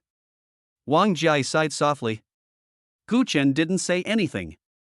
He walked to the other body, leaned over, and also reached out to tear open the clothes on the other's chest. Sure enough, the exact same bloody eagle tattoo was glaringly imprinted on the man's skin like an ominous brand. I have this one too. Wang Jia also made a discovery and kicked the corpse beside her with her toes. Li Yuqiang frowned slightly. Although no one noticed, the person who moved the eagle still instinctively felt a little uneasy. She looked at Gu Chen and asked softly. Then, what should we do now? These guys are not easy to deal with. Gu Chen's heart quickly became active. He had heard of the eagle, a powerful force in the 7th district outside this area. It was ruthless and vindictive. I killed 5 of them today. If we get discovered, the rest of my life will be difficult. Gu Chen pondered for a moment and said. There might be accomplices of theirs around here. The fire makes too much noise and easily attracts attention, which will expose us. Let's find a secluded place and dig a hole to bury it. As long as we are careful and no one sees us, we should be fine for the time being. If handled well, maybe it can even cause some confusion among their own people, so they will think it's an internal conflict or being bullied by other forces. Although he said so, Gu Chen knew in his heart that this was only a temporary measure. These bodies will be discovered sooner or later. But for now, they must first eliminate the hidden dangers in front of them. So the 4 of them didn't delay any longer and started to clean up the battlefield. They dragged the 5 bodies to the corner of the ruins, where there were densely packed broken walls and were less likely to be discovered. Digging a hole is a strenuous job. Fortunately, Chen Jingxing is very strong, and Gu Chen also lent a hand. Wang Jia and Li Yuqiang were responsible for vigilance and cleaning up the bloodstains. The smell of soil mixed with a faint smell of blood permeated the night wind, making this already depressing night even more eerie. After finishing all this, the sky was completely dark and not even a star could be seen in the night sky. It's not advisable to stay here for long, Gu Chen said in a low voice. They can no longer stay in this area. Who knows if the eagle people have special means of communication, or if there is someone with a nose sharper than a dog. The 4 of them did not dare to stay for long. After identifying the general direction, they took advantage of the dim night to quietly leave this troubled place and quickly move towards a more remote area. After running a long distance in one breath and feeling that they were almost safe, the 4 of them stopped on a hillside to take a short rest. Chen Jingxing and Li Yuqiang handed their weapons to Gu Chen at the same time. Gu Chen looked at them, smiled, and reached out to push back the weapons they handed over. No need, you can take these with you. From now on, your weapons are yours to keep. He wasn't being polite. After spending this time together, especially the battle just now and their actions along the way, Gu Chen has basically accepted these 2 companions. Now everyone has to maintain combat effectiveness at all times, and it would be inappropriate to put away Chen Jingxing and his wife's weapons. Chen Jingxing and Li Yuqiang were both slightly startled when they heard this, and then a look of understanding appeared on their faces. The two also understood that Gu Chen truly accepted them and treated them as his own. Good. Chen Jingxing grinned and put the weapon back beside him. Li Yuqiang also gave Gu Chen a faint smile and put away the staff. Let's take turns keeping watch tonight. I'll go first. You guys take this time to recover your strength. Gu Chen said, and at the same time found a relatively hidden corner with a wide view to sit down, his eyes vigilantly scanning the surrounding darkness. Wang Jia yawned, sat down next to Gu Chen, and leaned her head lightly on his shoulder, her voice lazily. Honey, call me if there's any movement. Gu Chen hummed, then reached out and patted her head gently. As the night deepens, only the occasional night breeze blows, rolling up the branches and leaves of the grass and trees, making a humming sound. Shortly after Gu Chen and the others left, they arrived at the area where they had fought previously. Rustle! A burst of fast footsteps approached from afar, breaking the dead silence. The moonlight was dim, barely enough to illuminate a group of shadowy figures. After a careful count, there were more than 20 people in this group. Each of them had a fierce aura and most of them were holding various weapons in their hands. It was obvious that they were not good people. One of them walked quickly to the front of the team and whispered something to a one-eyed man. After hearing this, the one-eyed man flashed a fierce look in his only remaining eye. He raised his hand and said in a deep voice, "Go and take a look." The group immediately changed direction and headed towards the corner of the ruins where Gu Chen and his team had buried the bodies. The soil there had been dug up, revealing 5 bodies hastily buried underneath. Chapter 51 Sharing Information. When they saw the corpse, everyone present looked extremely ugly. It's them! Someone cursed with gnashing teeth. The one-eyed man squatted down, carefully examined the wounds on the body, and looked at the surrounding environment. There was a wolf-like ferocity flashing in that one eye. Have you found anything around here? Have you found any traces of the murderer? The people in charge of the inspection shook their heads. One of them said, the scene was handled very cleanly. Apart from the bodies of the brothers, there are no useful clues left. Judging from the wounds, the other party acted very quickly. He must be a tough guy. The one-eyed man stood up slowly, the skin on his face twitching slightly with anger. He looked around at his men and spoke through gritted teeth. Pass on my order. Everyone, stay alert for the next few days and don't disperse. Find all the living people around here. I want to see who is so bold as to touch our eagles. Brother, we don't know who the murderer is. If we find him. A small leader nearby asked tentatively. A cold light flashed in Hawkeye's one eye, and he said in a grim tone, no matter who the murderer is, kill them all. Use their blood to commemorate our dead brothers. Yes. Everyone responded in unison, their voices filled with violence. This night, in the area surrounding the ruins, was destined not to be peaceful. From time to time, there would be shrill screams piercing the night sky, and then quickly return to silence, as if it was just a strange sound made by the night wind blowing through the woods.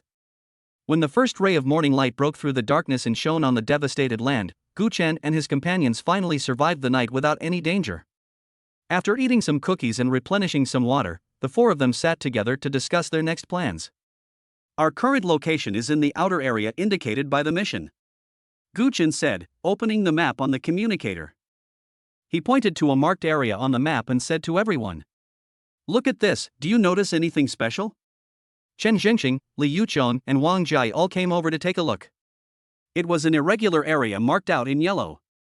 The 3 of them looked at it for a long time and shook their heads in confusion. Husband, isn't this the scope of your mission this time? Wang Jia blinked, somewhat puzzled. The corner of Gu Chen's mouth slightly raised, and he stretched out his finger and slowly moved it along a certain section of the yellow area. It was a clear arc. Look here, Gu Chen said in a low voice, does this look like a semicircle?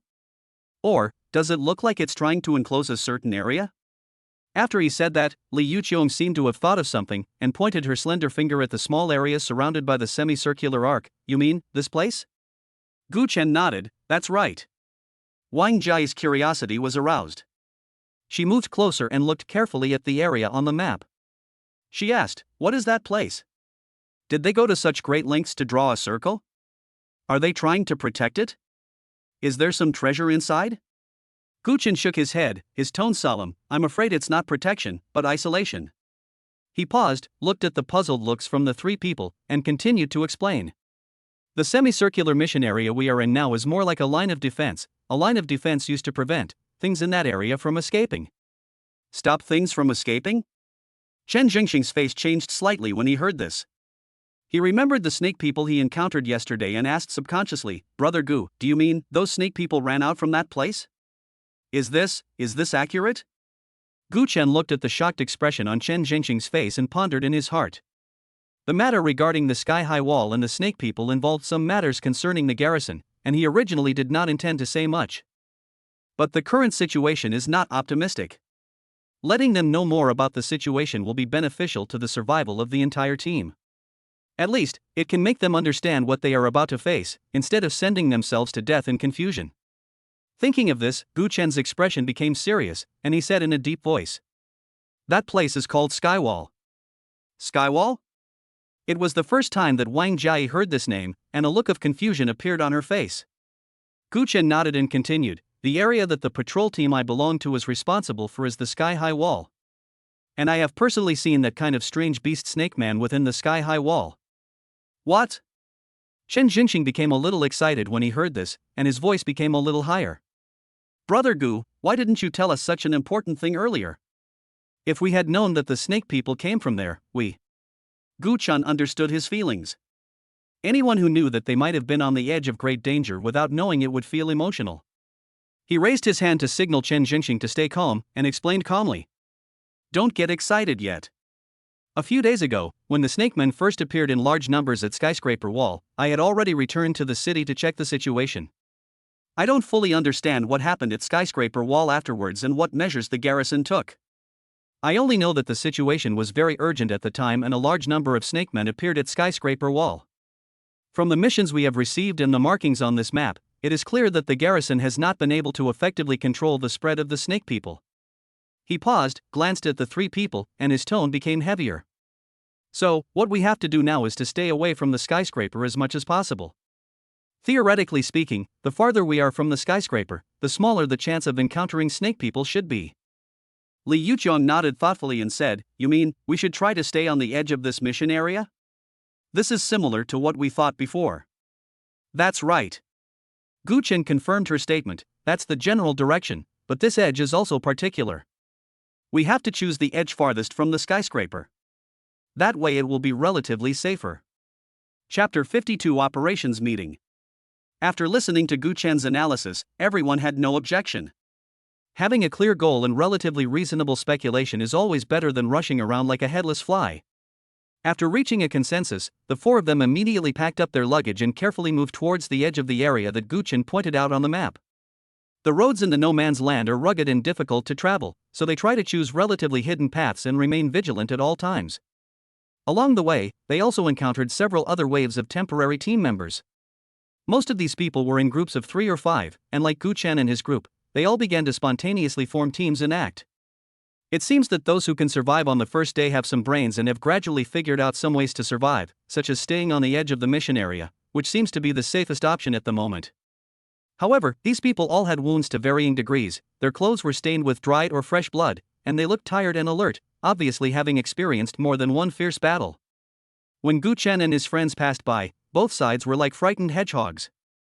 They stopped at a distance, stared at each other vigilantly, and carefully maintained a safe distance of dozens of meters. Only after they were sure that the other party had no ill intentions did they slowly pass by. No one dared to take it lightly. In this damn place, people's hearts are more unpredictable than those of wild animals. At the same time, in the 7th district, the city government meeting hall.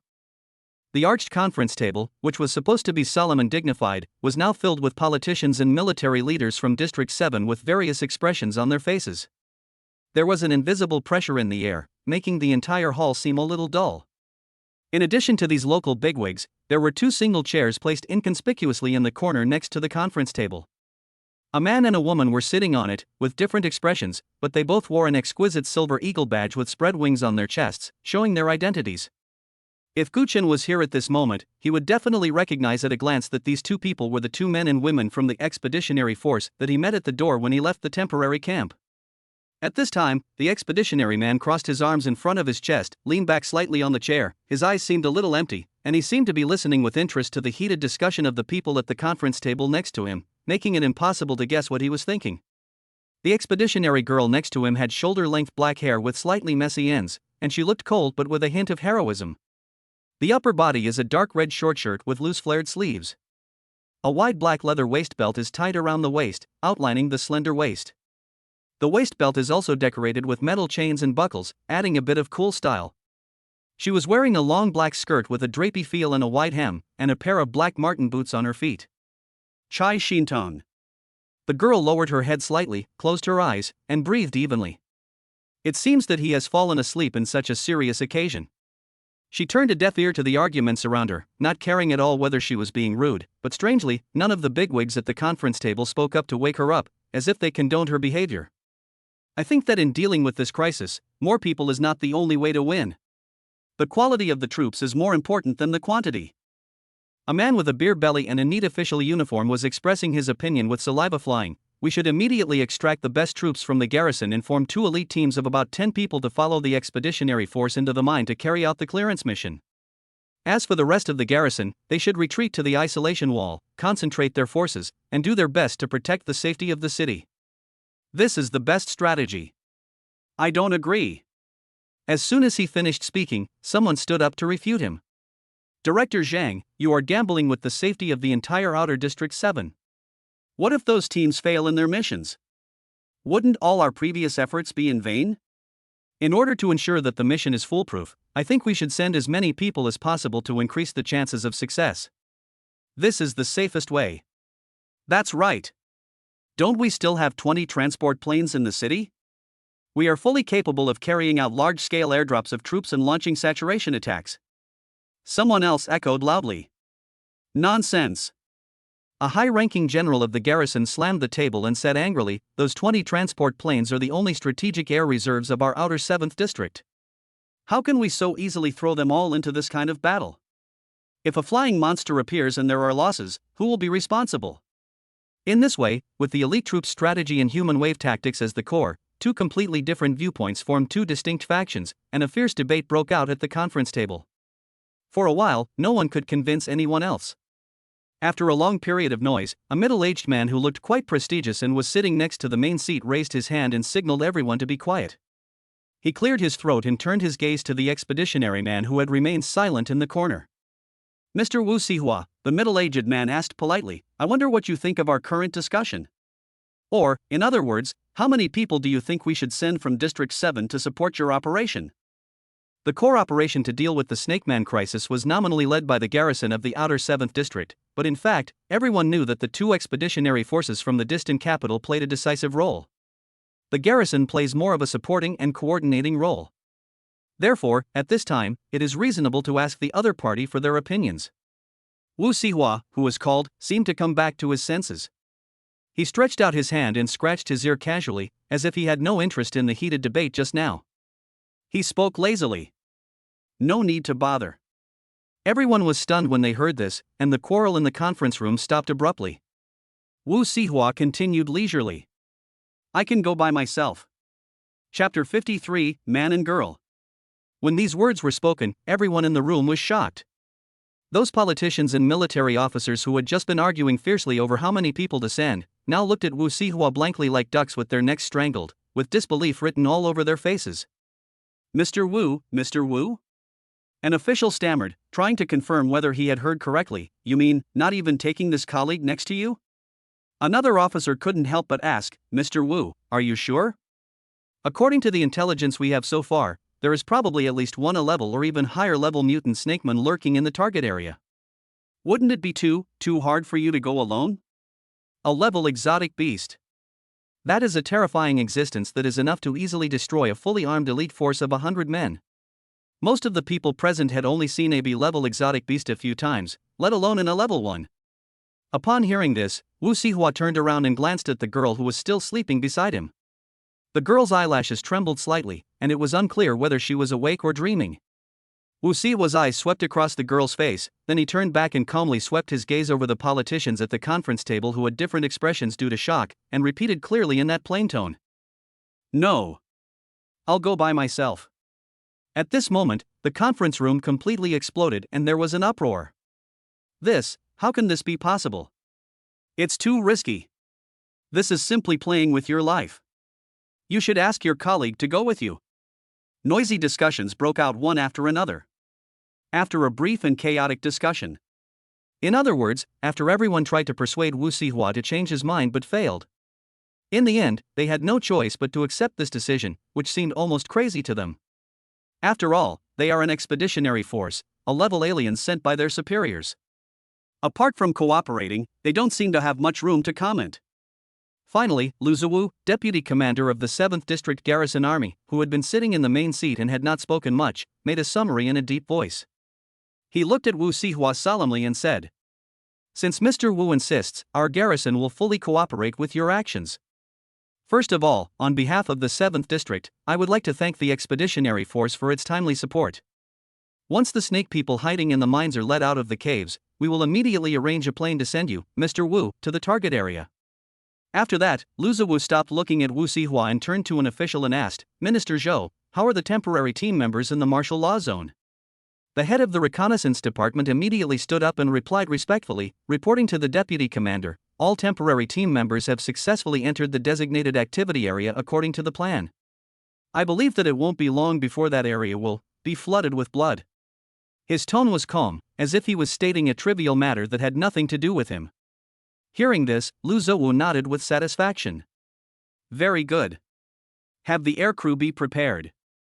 Once the snakes in the mine are lured out by the blood, immediately initiate the action plan and escort Mr. Wu to the mine area." "Yes." The meeting ended in a strange and depressing atmosphere. After the meeting, Wu Sihua and the girl, who was still sleepy, did not leave the city hall, but strolled in the garden of the city hall. The garden is large and elegantly maintained. It is a rare quiet place in the outer 7th district. The girl rubbed her eyes, yawned a little, and followed Wu Sihua half a step away. Her voice was a little soft, as if she had just woken up. "Brother Wu, I also want to go to that mine with you to take a look." Wu Sihua did not pause and said without turning his head, "No.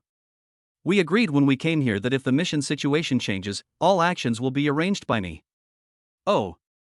The girl curled her lips reluctantly and muttered softly, "But it sounds like it's very interesting." "It's meaningless." Wu Sihua's tone left no room for doubt. "You wait for me here. If I can't come back." He paused, his voice still flat. "Just ask them to help you return to the capital, and don't stay outside District 7. "I know. If you don't want to go, then don't go." The girl kicked the pebbles under her feet and responded sullenly. It was unclear whether she had taken Wu Sihua's advice to heart. Suddenly, she seemed to have discovered something new. Her eyes lit up, she stopped, pointed at a not too tall jujube tree nearby, and shouted in surprise. "Green dates! I saw a green and juicy date hanging alone on the bare branch of the date tree." The date grew quite high, much taller than the girl's current height. The girl tilted her head to look, then the corners of her mouth curved upward in a playful arc. She gently raised one foot and stepped lightly into the empty air in front of her. The moment her toes touched down, an incredible scene happened. Ka ka ka. A piece of crystal clear ice condensed out of thin air and appeared right under her feet, holding her up steadily. Then, the ice seemed to come to life, spreading, condensing, and increasing wildly at a speed visible to the naked eye. In the blink of an eye, a spiral staircase made of ice cubes was formed in the air, flashing a faint cold light. The girl chuckled and walked lightly up the magical ice stairs. She stretched out her fair little hand and picked the green date easily. Crack! She put the green date into her mouth and took a light bite, making a crisp sound. So sweet. The girl narrowed her eyes and a satisfied smile appeared on her face, as if the action just now was just a trivial matter to her. Wu Sihua stopped at some point and stood not far away, looking at her quietly. There was a hint of helplessness in his eyes. A whole morning passed quietly in this anxious yet relatively calm state. Except for the time when Gu Chen and his companions first arrived in this new area and discovered a D-level snake man wandering around, they never encountered any major trouble. Not to mention the strange beasts, not even a human figure was seen. This area is indeed relatively safe, at least it seems so for now. Just after 1 o'clock in the afternoon, the sun was hanging brightly in the sky, and it was very hot. Gu Chen and his companions found a place to rest under the shade of a tree with relatively dense branches and leaves. They chatted and their nerves, which had been tense all morning, finally relaxed a little. I think our luck is pretty good. Li Yuqiong smoothed her sweat-soaked hair, with a look of relief on her face. If the next 2 days are this peaceful, maybe we can really go back safely. Wang Jiayi immediately perked up when she heard this, nodding her head like pounding garlic. Of course. My husband chose a good place. It's so safe here. As he said this, he even winked at Gu Chen on purpose. That clever look made Gu Chen's tense heartstrings relax. Gu Chen pulled the corner of his mouth, which was considered a smile, and said soothingly, "It's always right to be cautious, but there's no need to be too nervous." In fact, Gu Chen himself was not sure. This damn place, who knows what will happen next second? Chapter 54, Earthquake. Chen Jingxing leaned comfortably against the tree trunk, took a long breath, closed his eyes and sighed. It's so cool here, and the wind is so nice. Indeed, the breeze that blew by, carrying a hint of the fragrance of grass and trees, dispelled a lot of the heat under the sun. Gu Chen felt a little more at ease. He stood up, stretched, and let his eyes fall on the branches and leaves swaying gently in the wind. The fragmented sunlight shines through the gaps between the leaves, making people dizzy. For some unknown reason, Gu Chen reached out and broke off a leaf with smooth edges, rolled it up, and put it to his mouth. Woo! A somewhat discordant sound came from the leaves. Gu Chen chuckled and laughed himself. I didn't expect that after so many years, I still have this skill. When he was a child, this was a trick that Gu Chen often played. Wang Jiayi was originally tugging at the corner of her clothes out of boredom, but when she heard the noise, she immediately became interested. He also imitated Gu Chen's behavior, plucked a leaf from the tree next to him, and blew hard with his cheeks puffed out. As a result, there was no other tune except the puff-puff sound of air leaking. Unconvinced, she jumped down from the short tree branch, ran a few steps to Gu Chen, and looked up. Honey, please teach me. How do you blow this thing? That coquettish look is particularly lovable. Gu Chen was about to speak, but swallowed the words back. It's out in the middle of nowhere, and the noise is so loud, will it attract anything? He was just in a good mood just now and blew the whistle subconsciously.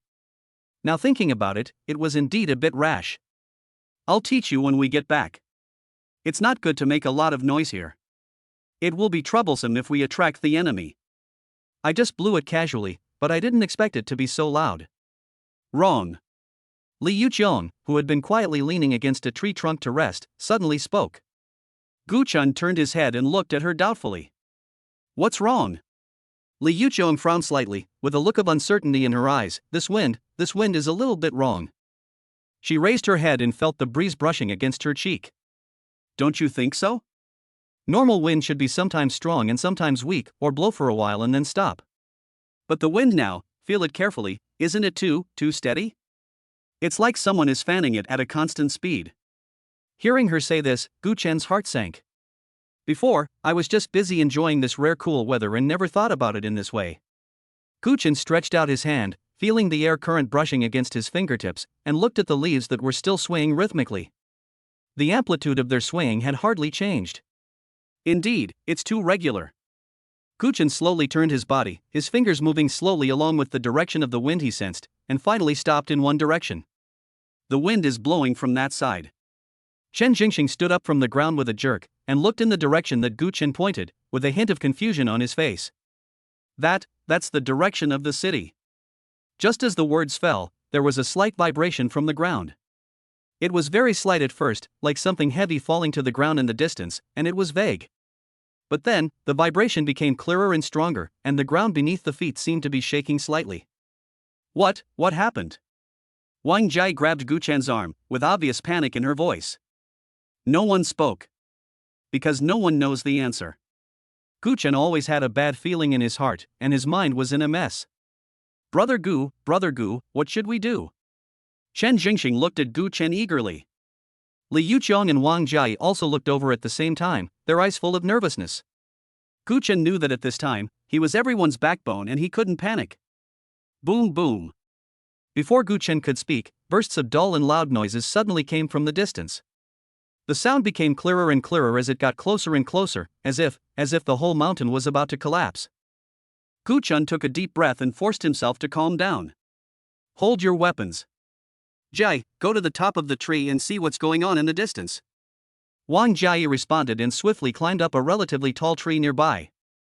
She pushed aside the layers of branches and leaves, looked into the distance for a moment, then pointed in the direction of the skyscraper and shouted in a tense voice. Over there, there's so much dust over there. It's covering the sky and the sun. Dust? Guchen bit his lip and lowered his head to think quickly. The wind blew from the city, the ground shook, there were loud noises and dust in the distance. These clues were quickly connected in Guchen's mind. A terrible thought suddenly popped up in my mind. Jia. Come down quickly. Guchen raised his head suddenly and shouted towards the treetops, everyone, follow me, back to the city. Quick. Going back to the city? Chen Zhengxing was stunned for a moment, a little hesitant. Brother Gu, it's still the mission time. If I go back to the city without permission, will I be punished? Why bother with the punishment now? Guchen roared, his tone extremely anxious. Saving your life is the most important thing. Wang Jiayi had already slid down from the tree using her hands and feet, and landed beside me. She asked in confusion, honey, what happened? Guchen didn't have time to explain, he pulled her up and ran towards the city. If I'm not mistaken, the shaking of the ground is caused by a large number of snake people running. Large quantities? Chen Zhengxing was stunned when he heard this. He staggered after Guchen, talking to himself, or asking Guchen. Oh my god, to be able to cause such a big commotion, then, how many snake people would it take to do that? Thinking of the scene of snake people rushing in like a tide, covering the sky and the earth, he was so scared that his face turned pale and his steps became faster. Compared to my life, any mission penalty is nothing. On the way to escape, the few of them met a lone ranger who was also panicking and running back desperately. Seeing his miserable appearance, he obviously realized the seriousness of the matter and thought the same as Guchen. When they passed by, Guchen asked, Brother, what happened to you? The man looked at Guchen in shock and said very quickly, A beast tide. It's a beast tide. Our team was resting in a valley, but suddenly a large group of strange beasts rushed out from all directions, densely packed. I was damn lucky. I had the ability to control the wind, so I could just barely float myself and escape from one side of the valley to the other. My companions. They're all finished. They were all killed by those beasts. As he spoke the last part, his voice became intermittent, and he was obviously frightened. These words undoubtedly confirmed Guchen's previous speculation. Guchen didn't reply, but just nodded and pulled Wang Jiayi to continue running forward. The buddy also knew that now was not the time to talk, so he wiped his face and ran away behind Guchen. The roar and vibration behind them became clearer and closer, as if thousands of troops were chasing them. Just by listening to the noise, I estimate that there are at least hundreds or even thousands of snake people coming this time. This is like disturbing the snake's nest. Just then, a huge engine roar came from overhead. Guchen subconsciously looked up and saw a transport plane painted with the Garrison Army logo whizzing past his head at a low altitude. Brother Gu, look at that plane. Chen Jingxing panted and pointed at the plane that was flying farther and farther away. At this critical moment, why is it flying out of the city? How would Guchen know? He didn't have the ability to see and hear from afar, so he replied unhappily. How should I know? My ability isn't to predict the future. Chapter 55, Not Allowed to Return to the City. As they ran all the way, they were surprisingly lucky and didn't encounter any snake people. I didn't know how long I had been running, but I could finally see some scattered figures gathering together in front of me, all moving in the same direction. Then he ran a little further. I saw a row of garrison soldiers in uniform appearing in front of me. They formed a long human wall, holding weapons, and blocked all the roads back to the city. Guchen and the others didn't even have time to catch their breath and ran over quickly. As I got closer, I could hear bursts of chaotic noise coming from the crowd. Get out of the way. Let us pass. There is a tide of beasts behind us. Someone was shouting at the top of his lungs. Everyone, get back. Go back to your mission area. You're deserting your post, are you planning to rebel? Stern orders were issued from the garrison. A strong sense of foreboding suddenly arose in Guchen's heart. I walked to the edge of the crowd, in front of a young woman who was squatting on the ground crying, and tried to make my voice sound gentler. Sister, what happened? Why didn't the garrison allow us to enter the city? The woman raised her head, her voice choking with sobs. They blocked the way back, saying they said the city is under martial law and no one is allowed to enter the city. What should we do? Guchen frowned, pushed aside the people blocking his way, and walked towards the garrison.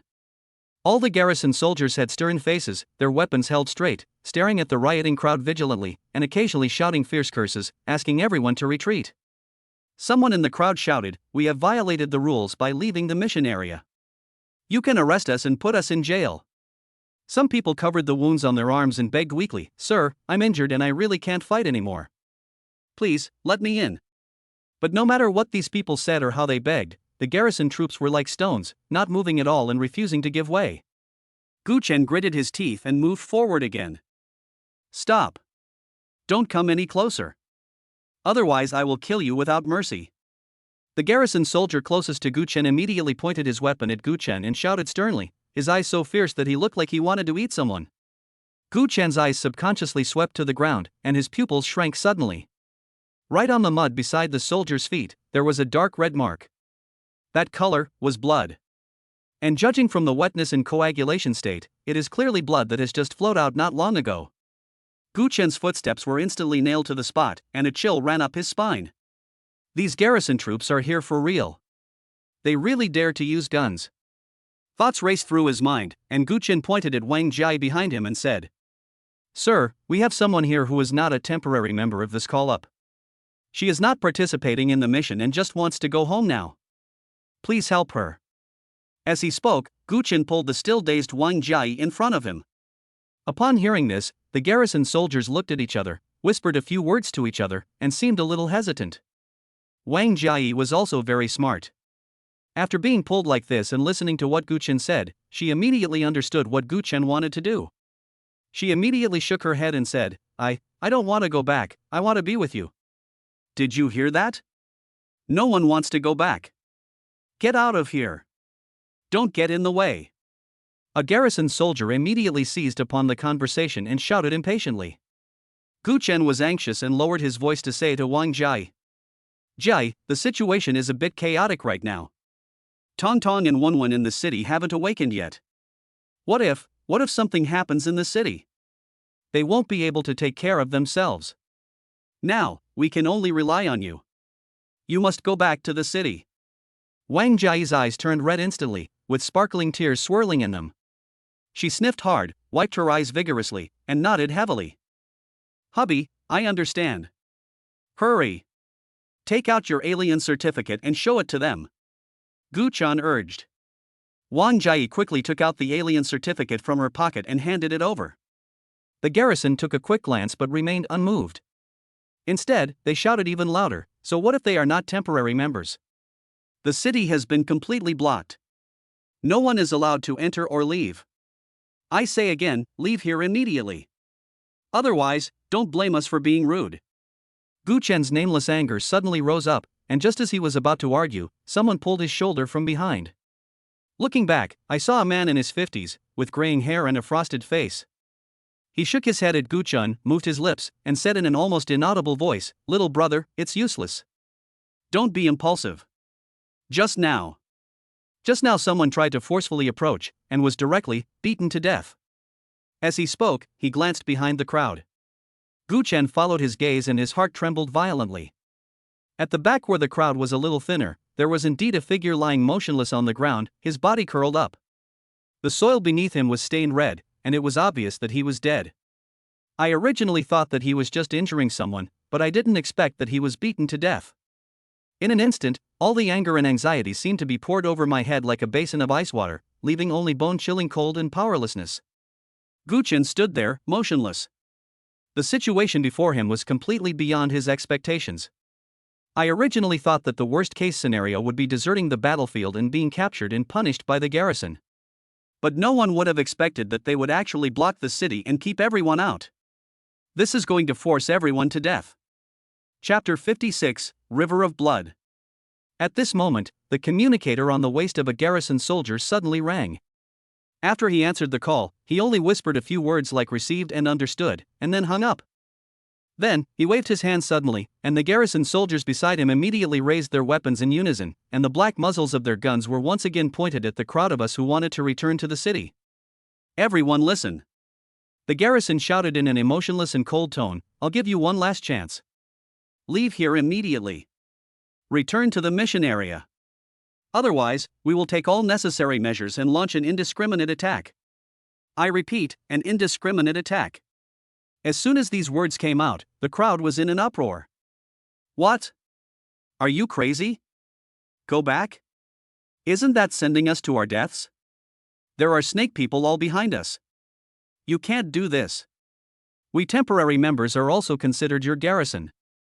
Various exclamations, curses, and pleas were intertwined, and the scene was in chaos. But although most people were angry, they did not dare to actually rush forward. No one would joke about their own life. The garrison was too large. Moreover, to rebel against the garrison was to rebel against the state. Gu Chen stared at the garrison soldiers. The group of people had cold eyes, their hands tightly grasped their weapons, their bodies slightly leaned forward, and they assumed a fighting stance. Gu Chen could see that they were not joking. They are really ready for war. Gu Chen grabbed Wang Jia's hand with a bit too much force, and Wang Jia felt a bit hurt. Follow me, Gu Chen said in a low voice. Then, Gu Chen stopped looking at the garrison troops and the crowd. He pulled Wang Jia, turned around and squeezed out of the crowd. When passing by Qin Zhengxing and his wife, Gu Chen winked at them and nodded slightly, motioning them to follow. Brother Gu, we really have to go back? Chen Zhengxing asked as he staggered out, his voice full of unwillingness. Gu Chen nodded, then shook his head vigorously. Several people looked at Gu Chen in confusion, obviously not understanding what nodding and shaking their heads meant. Gu Chen stopped and looked absent-mindedly at the people around him who were also panicked and didn't know where to go, and then looked at the garrison troops. A huge feeling of powerlessness and confusion came over me. I don't know either, Gu Chen said bitterly, his voice full of confusion. Boom! At this moment, a violent explosion suddenly came from the direction of the garrison's defense line. Immediately afterwards, there were the heart-wrenching exclamations and screams of the crowd. Damn the garrison! Let's fight them! We'll die anyway! Brothers, charge! Murder! The garrison killed someone! The chaotic shouting was like thunder, instantly waking Gu Chen from his distraught state. Gu Chen turned around abruptly and looked in the direction of the garrison in horror. I saw that the situation over there was in complete chaos. Some of the emotionally excited or completely desperate aliens finally couldn't hold back and chose to confront the garrison head-on. The flash of fire, the explosion of energy, the sound of weapons firing, the screams before death, intertwined together. People kept falling down, including temporary team members and garrison soldiers. The blood dyed the land red. Yes. Gu Chen felt a chill in his heart, and a deep sorrow arose spontaneously. The right to choose has never been in the hands of the weak. The weak are nothing more than cattle and sheep driven by a whip. They can only run wherever the whip is swung. Resist? Maybe one or two would get bloodied, but in the end, they would still be whipped by more ferocious whips or directly killed. Let's go! Get out of here! Gu Chen took a deep breath, suppressed the various emotions surging in his heart, and said to Wang Jia and Chen Jingxing and his wife beside him. The three of them didn't say anything, but just nodded silently, looked at the area that had turned into a battlefield with complicated eyes, and then followed Gu Chen closely. The alien with wind abilities who had escaped back with Gu Chen and the others also stopped at this moment. He stared blankly at Gu Chen's leaving back, then turned to look at the crowding garrison troops who were fighting fiercely. A hint of hesitation and fear flashed across his face, but soon, that hesitation and fear were replaced by determination and madness.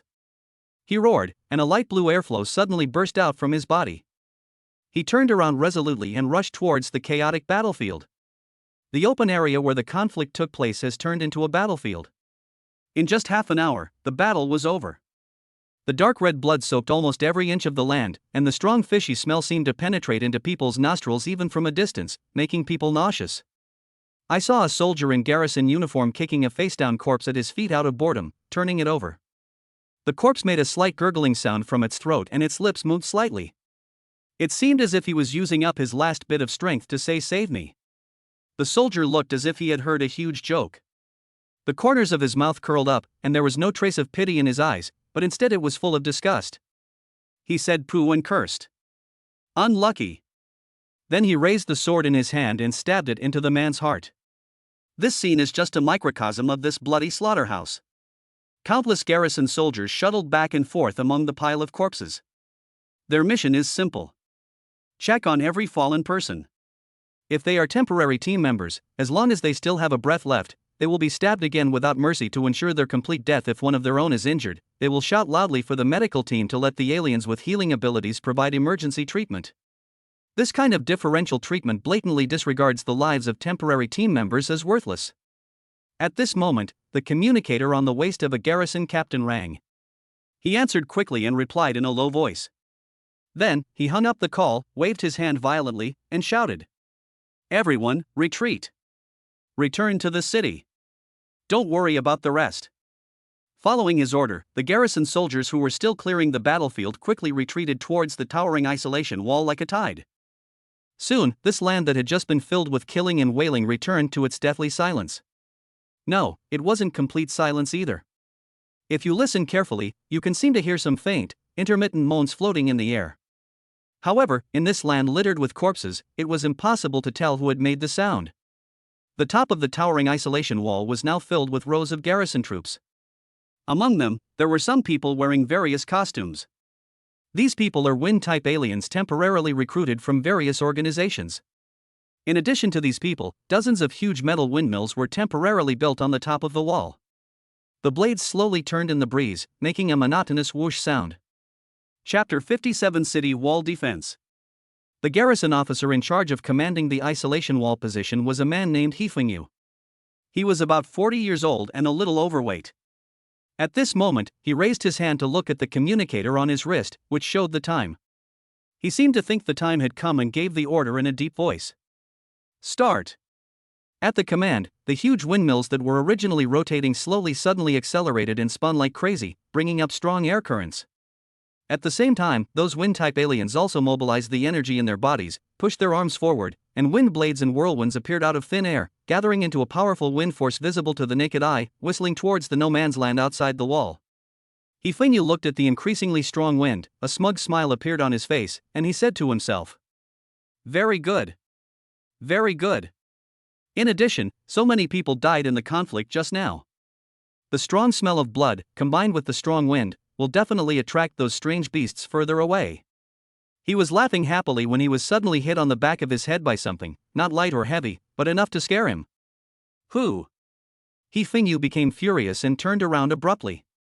He was about to curse, but after seeing who was coming, the anger on his face froze instantly, and was replaced by a flattering smile that was uglier than crying.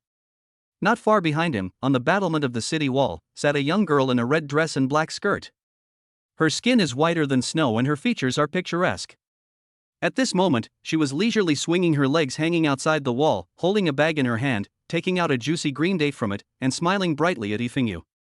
Then he took a bite with a crunch, and the crisp sound was particularly clear against the silent wall. Hefengyu doesn't really want to have a conflict with the expeditionary force. The garrison has branches in all major cities in Dragon Country and is the main armed force for maintaining local security. But the expeditionary force is different. There is only one expeditionary force in the entire Dragon Kingdom, and its headquarters is located in the capital. Compared with the garrison's recruitment standards that almost accept everyone, the expeditionary force's selection is extremely strict. Therefore, the number of expeditionary forces is far less than that of the garrison, but every member is the elite among the elites.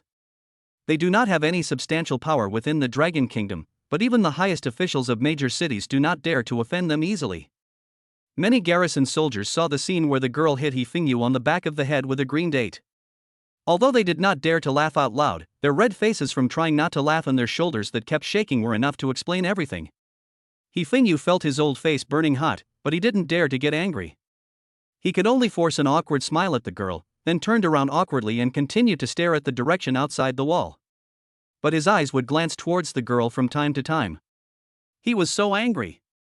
Hefengyu was a well-known military officer after all, with so many people under his command. When had he ever been made fun of like this in public? This was simply a great shame. So what if she's from the expeditionary army? She's just a little girl. In his opinion, this girl was probably just a sea-level mutant, otherwise the A-level Mr. Wu Sihua would not have let her stay and went alone into the depths of the mine to destroy the snake eggs. Thinking of this, Hefengyu became a little restless. He himself is also a sea-level mutant. If he was not concerned about the background of the expeditionary force and was afraid that Wu Sihua would come back to cause trouble for him, he would definitely teach this ignorant girl a lesson. He stole another glance at the girl. I have to admit, this girl is damn pretty. That little face was as delicate as a painting, especially when she was biting the green dates. Her slightly pouting little mouth was so rosy and plump, simply charming. If I could marry such a stunning beauty, that would be such a great feeling. I'm afraid I would be as happy as a god every night. As if she had noticed his undisguised gaze, the girl suddenly turned her head and looked straight at Hifengyu with her clear eyes. Hifengyu's heart skipped a beat, as if he was a guilty thief caught on the spot. He turned his head back in panic, his heart pounding wildly. After eating the jujube in her hand, the girl spat the pits to the bottom of the city wall. Then she stood up lightly from the battlement, jumped onto the solid wall, and walked leisurely towards the elevator leading to the bottom of the wall. When she passed by Hifengyu, she said without turning her head, "Please open the isolation door."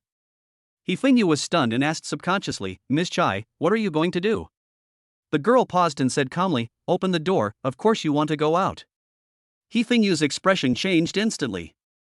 He stepped forward and tried to dissuade him. "Miss Chai, you can't do this. When Mr. Wu left, he specifically told you to stay in the city and not go out without permission. You know what the situation is outside now, it's too dangerous." The girl turned around slowly, and her eyes, which originally had a lazy smile, narrowed slightly at this moment, revealing a heart-pounding chill. "Oh? That's what Wu Sihua said? I don't remember that. How about this? I'll take you to the mine now and ask him in person?" A fine layer of cold sweat instantly broke out on Hifengyu's forehead. Go to the mine? There are strange beasts everywhere in that kind of place now. He wouldn't dare to go there even if he had 100 courage. This little girl was clearly threatening him. The muscles on Hifengyu's face twitched a few times, his expression changed constantly, but he finally surrendered. He took out the communicator from his arms and whispered into it. "Open the isolation door later and let Miss Chai out." After receiving Hifengyu's instructions, the coldness on the girl's face gradually dissipated, and she showed that harmless sweet smile again. She waved her fair little hand at Hifengyu and pressed the down button of the elevator. Her figure slowly disappeared from Hifengyu's sight as the elevator descended. It was not until the elevator indicator light went out that Hifengyu suddenly spat in the direction of the elevator like a deflated ball and cursed viciously. "Damn it! You little bastard, I gave you the face. You are courting death. Don't blame me for not warning you if you get torn to pieces by a monster. Do you think you can open this isolation door whenever you want? It's a pity that this body will be destroyed by the strange beast." After cursing, he turned around and returned to his previous position. Chapter 58 Terrifying Strength. After a moment, the heavy isolation door slowly opened to both sides. The girl walked briskly through the deep doorway and stepped into the uninhabited area outside the city wall. The uninhabited area was terribly quiet at this moment. Apart from the sound of the wind, there was no other sound. The garrison troops had already withdrawn completely, and not even a shadow of them could be seen. The girl murmured softly, her voice so soft that it was almost inaudible, "Well, now that we are here, we can't just watch the city fall. I don't know when Wu Sihua will be able to come back." As we went deeper, we could hear faint dull roars in the distance. It was like a galloping horse or a mountain torrent, approaching rapidly from afar. The girl seemed to be oblivious to all this and continued to look leisurely, as if she was not in a dangerous situation but taking a walk in her own back garden. She took out another green date from the bag, took a bite, and while savoring the sweet juice, she walked at a leisurely pace towards the area where the conflict had broken out between the temporary team members and the garrison troops. As she walked, the Shura field appeared before her eyes. The ground was littered with broken limbs and arms, pools of coagulated dark red blood, and the strong smell of blood in the air made the girl's beautiful slender leaf eyebrows slightly frown. She seemed a little uncomfortable with this kind of situation, and her small nose wrinkled slightly. Suddenly, a hand covered in mud and blood stretched out from under a corpse stacked on top of another and accurately grabbed the girl's clean black boots. The girl stopped and lowered her head to look at the owner of the hand. It was a man, his entire body covered in blood. His original appearance was almost unrecognizable.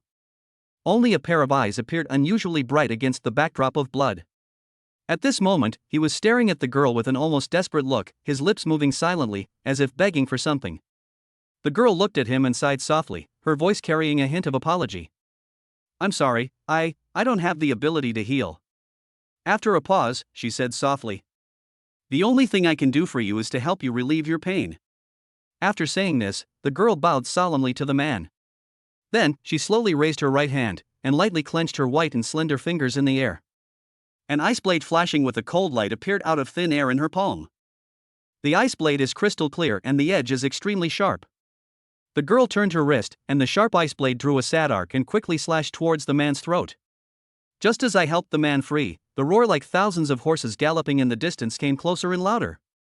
The earth was shaking, smoke and dust were rolling, and countless twisted and hideous black shadows were looming in the smoke and dust, rushing towards the girl's location at an extremely fast speed. Those hundreds and thousands of snake people who came here smelling the strong smell of blood. Already approaching the girl.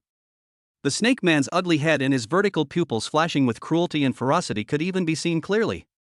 Faced with this terrifying tide of beasts that was coming like a tide, the girl remained calm, as if these monsters in front of her that were selectively devouring people were just a group of harmless ants. She casually spat the green date pit she had just eaten into the palm of her hand, then flicked her fingers, and the tiny date pit flew into the sky and instantly disappeared into the gray sky. After doing this, the girl slowly and crisply snapped her fingers. Bang! Just when the snakemen who rushed to the front first were only 100 meters away from the girl, waving their claws, ready to tear this delicious-looking snack into pieces, the sky suddenly darkened. An indescribable terrifying pressure descended from the sky. Then, an ice ball that was huge beyond imagination, dragging a long white tail, fell to the ground like a meteor falling from the sky with the momentum of destroying the world. Boom! The earth is shaking. Countless snake people didn't even have time to scream before they were hit and crushed by the huge ice ball that fell from the sky. The violent shock wave, carrying ice chips and gravel, spread wildly in all directions. The girl sat directly on the ground, with her buttocks pressing on the corpse. She reached out to wipe the sweat from her forehead and muttered softly. So sleepy. Meanwhile, the top of the wall. Hifengyu was listening to the galloping sound outside the wall that was getting closer and closer with fear, and his palms were full of sweat due to nervousness. He has ordered all garrison troops and temporarily recruited aliens to be ready for battle and to respond at any time to any alien beasts that may rush under the isolation wall. At this moment, a shocking loud noise suddenly came from afar. The ground beneath my feet shook violently, as if a small earthquake had occurred. Immediately afterwards, the deafening sound of the beasts galloping disappeared in an instant. The whole world seemed to have quieted down. Hifengyu was confused by this sudden change. He swallowed his saliva and asked in a somewhat dry voice. What happened? The garrison soldiers around him were also bewildered and looked at each other. No one could answer his question. Where's the reconnaissance team? Quick! Find out for me what's going on outside? Hifengyu roared. A moment later, a soldier in charge of reconnaissance came over and reported with a stutter. Report. The distance is too far, and the impact just now caused a lot of smoke and dust. For the time being, we can't observe the specific situation clearly. In the few short seconds that they were talking, they seemed to hear the faint roars and running sounds of strange beasts in the distance. However, that sound was much smaller than the terrifying sound of thousands of horses galloping just now, and it sounded a lot sparser. The other side. Gu Chen and his companions did not foolishly fight with the garrison, and of course they did not return to the mission area. What a joke! Aren't you just waiting to be torn to pieces by the snake people when you go back? Gu Chen and his friends Haven T lived long enough. The safest place I can think of right now seems to be that direction. The detection tower is not far away, hold on. Gu Chen spoke in a deep voice, encouraging himself and the people around him. The tower is high enough, maybe we can temporarily avoid the siege of the snake people if we climb up. Also, I remember there seems to be a garrison camp there. Try your luck, maybe we can be accepted by them. That being said, he actually had no idea. The garrison had just killed the temporary team members. Would they be kind enough to take them in now? But for now, we can only try our best. It's better than staying where you are and waiting to die, or running into a group of snake people and dying. Chapter 59, Surrounded. Wang Jiayi and Chen Jingxing and his wife looked at each other. Now Gu Chen was their backbone, so naturally they would listen to whatever Gu Chen said. Boom! Just as they were on their way, a dull crash sound came from afar, from the direction they had just escaped. Although there was a long distance between them, the movement was still clearly audible. What's that noise? Li Yuqiang subconsciously grabbed her husband Chen Zhengxing's arm and looked in the direction of the sound with some horror. Gu Chen's brows also frowned tightly. From the noise and the shaking of the ground, it sounded like a tall building had collapsed. Could it be that something happened on the other side of the separation wall? Gu Chen was panicked. He hated the garrison, but he didn't want anything to happen to the wall. If something happens to the wall, the city will lose its defense line and will surely be in chaos. Gu Tong and ran 1-1 just. Gu Chen shook his head and suppressed his thoughts. Now was not the time to think too much. He had to ensure his own safety first, and then he could find a way to go back. Never mind him, it might be the noise caused by the fight between that group of people and the garrison. Gu Chen tried to make his voice sound calmer. Let's go quickly and go to the detection tower. I don't know what the situation is like over there, but I can tell with my toes that it must be a bloody mess. Honey, Wang Jai bit her lip and suggested in a low voice, how about we try to run a little further, to the outer 6th district next door? When we get to the outer 6th district, we can take the tram back to the outer 7th district. Upon hearing this, Chen Jingxing grinned and revealed a bitter smile. Your idea is good, but where do we have to go? It's much more dangerous than this martial law zone. I would rather go back and fight the garrison than go deep into the no man's land. Gu Chen also nodded, indicating that he agreed with Chen Jingxing's opinion. That would require passing through an area that even aliens rarely set foot in, and the level of danger was far beyond their imagination. In this situation, it is better to play it safe. Several people walked quickly along a relatively remote path towards the detection tower. Not long after, another roar was heard. This time, everyone was used to it. No one stopped to ask what was going on. Because of this dramatic change, the martial law zone is now uneasy everywhere. Even though they had tried their best to avoid areas where snake people might appear, sporadic encounters were still inevitable. No one knows where these snake people came from, and there are so many of them that the entire martial law zone may have fallen. After all, Wang Jiayi and Chen Jingxing's strength is limited. The continuous running around and fighting are a bit exhausting for them, especially Chen Jingxing, who is carrying a huge backpack on his back. Gu Chen saw it and thought that this was not a solution. He stopped and said to Chen Jingxing, "Give me the things on your back." In order to move quickly and to have hands free for fighting at critical moments. Gu Chen simply stopped hiding it and put Chen Jingxing's bulging backpack into his own storage space in front of Chen Jingxing and his wife. Mr. and Mrs. Chen Jingxing's eyes widened at the time, and their expressions were as if they had seen a ghost in broad daylight. Spatial ability. This ability is even rarer than combat-related abilities. Fortunately, Chen Jingxing and his wife were not talkative people. After being shocked, they quickly came to their senses. In addition to surprise, their eyes were filled with admiration for Gu Chen. They tacitly agreed not to ask any more questions about the storage space. Chen Jingxing even patted his chest and guaranteed that he and his wife would keep this matter a secret, and only heaven and earth, you and I would know about it. In their opinion, Brother Gu is really a hidden talent. Not only is his fighting power off the charts, he is also a dual ability mutant with spatial abilities. This is definitely a genius. His future is limitless. Seeing that they were so sensible, Gu Chen felt relieved. After unloading the heavy burden, Chen Jingxing felt much more relaxed and his pace became faster. We almost killed our way through. Thanks to these snake people, all kinds of text information appeared in front of Gu Chen's eyes. His level was raised to level 47, and his strength increased again. He was one step closer to becoming a B-level alien, and he felt more at ease. Now he was even more at ease facing those snake people, and could often kill one with just 3 or 2 sword strikes. When you feel tired, drink a bottle of recovery potion exchanged with energy points to restore your mental and physical strength to the best state. Chen Jingxing and his wife looked at Gu Chen's increasingly powerful skills, and the admiration in their eyes almost overflowed. They were even more grateful for their decision to follow Gu Chen. If it weren't for Gu Chen, the couple would have probably lost their lives in this uninhabited area.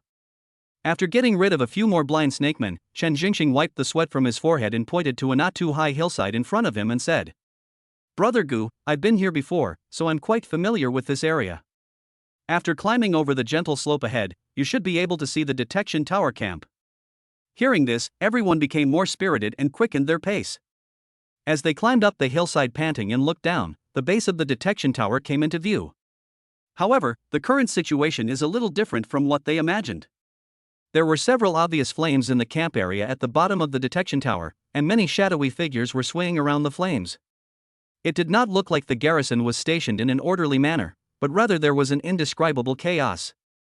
Chen Jingxing's face changed and he lowered his voice, "Something's wrong. This camp, looks like a fight just happened there." Gu Chen's heart sank as well. This situation was indeed beyond his expectations. He narrowed his eyes and observed carefully for a moment, then said decisively, "Don't go over there yet, let's retreat first and find a place to observe." But just as they were about to crouch down and slip away, more than a dozen people suddenly emerged from the surrounding grass and rocks, each holding a weapon in their hands, with the black muzzles of their guns and the shining swords pointing directly at them, and they surrounded them. "Don't move! Put your weapons down! Put your hands up, or don't blame us for being rude," a strong man shouted. Gu Chen clenched the sword in his hand and glanced coldly at these people who suddenly appeared. These people have a lot of evil spirit and don't seem to be good people. He didn't think that if he really handed over his weapons, the other party would politely invite them to sit down and have a chat. In the no man's land, without weapons, I am truly at the mercy of others. The two sides were in a stalemate and the atmosphere was somewhat solemn. The other side has more people and more power, but Gu Chen is not a soft persimmon either. If a fight really breaks out, Gu Chen is confident that he can break out. Just then, a group of people slowly walked over from the direction of the fire in the camp. The leader was a one-eyed man with a black patch on his left eye. Chapter 60 Trapped. The one-eyed man was about 40 years old, with an elusive smile on his face, and he came to Gu Chen and the others in 3 steps. "Don't be nervous, brother," the one-eyed man said with a big grin. "My name is Su Hongjin. We are all wanderers in this remote place. It's fate that we met each other. Why do we have to fight?" Gu Chen didn't believe his nonsense. He just stared at him coldly without saying anything. In his mind, however, he was quickly calculating the other party's strength and intentions. This one-eyed dragon has a fierce aura and is definitely not someone who is easy to deal with. Seeing that Gu Chen didn't say anything, Su Hongjin didn't get angry, and still said with a smile, "Brother, we have no ill intentions. We are all trapped in this situation because we were forced to stay in the city by the damned garrison. In my opinion, we should unite and help each other to survive in this damn place, don't you think? It's getting dark soon. To be honest, it would be more dangerous for you to leave now. You'd better stay with us." Although this person definitely has bad intentions, his last sentence does make sense. Gu Chen pointed in the direction of the camp with his eyes and asked in a deep voice, "What's going on over there?" Su Hongjin touched his smooth chin, smiled, and a hint of pride flashed in his eyes. "Oh, you mean those? To be honest, we killed all those bastards from the garrison. They didn't let us enter the city and wanted to use us as cannon fodder. Who else should we kill? They deserve it." Gu Chen's heart trembled. He gritted his teeth and said, "We also have nowhere to go, we just want to find a place to take shelter, we have no ill intentions." "Hey, brother, you're right. Come to our place." Su Hongjin smiled until his eyes narrowed into slits. "This no man's land is so dangerous now. There are strange beasts everywhere.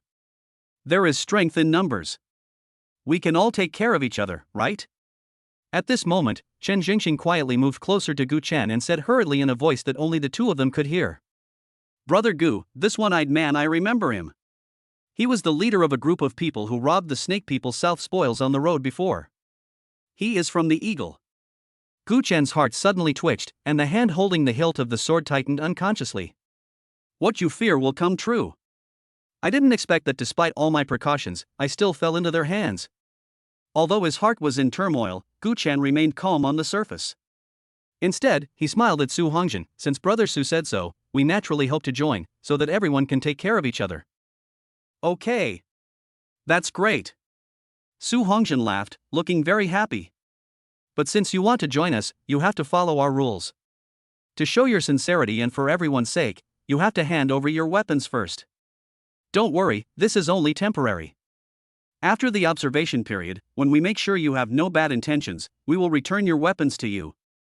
This is the rule for all new brothers, don't think too much." Without even raising his eyelids, Gu Chen threw the sword in his hand to the ground. Seeing this, Wang Jai, Chen Jingxing and Li Yuqiang were reluctant, but they knew that the situation was stronger than they were, so they could only grit their teeth and throw their weapons to the ground. Su Hongjin nodded with satisfaction, took a step forward, patted Gu Chen's shoulder affectionately, and smiled even more happily. "That's right. Welcome to join us. From now on we are all family." As he said that, he took out 4 small glass bottles from his arms, which contained some transparent liquid, and handed them to Gu Chen and the others. "Come on, 1 bottle each, drink it." Li Yuqiang looked at the small bottle and couldn't help asking, What does this mean?" Everyone can recognize that this is the special power liquid. After drinking it, it can temporarily prevent the extraordinary person from using his special powers for a day. The smile on Su Hongjin's face remained unchanged. Don't be nervous. This is the rule. After all, people's hearts are hidden in the belly, so we have to be on guard.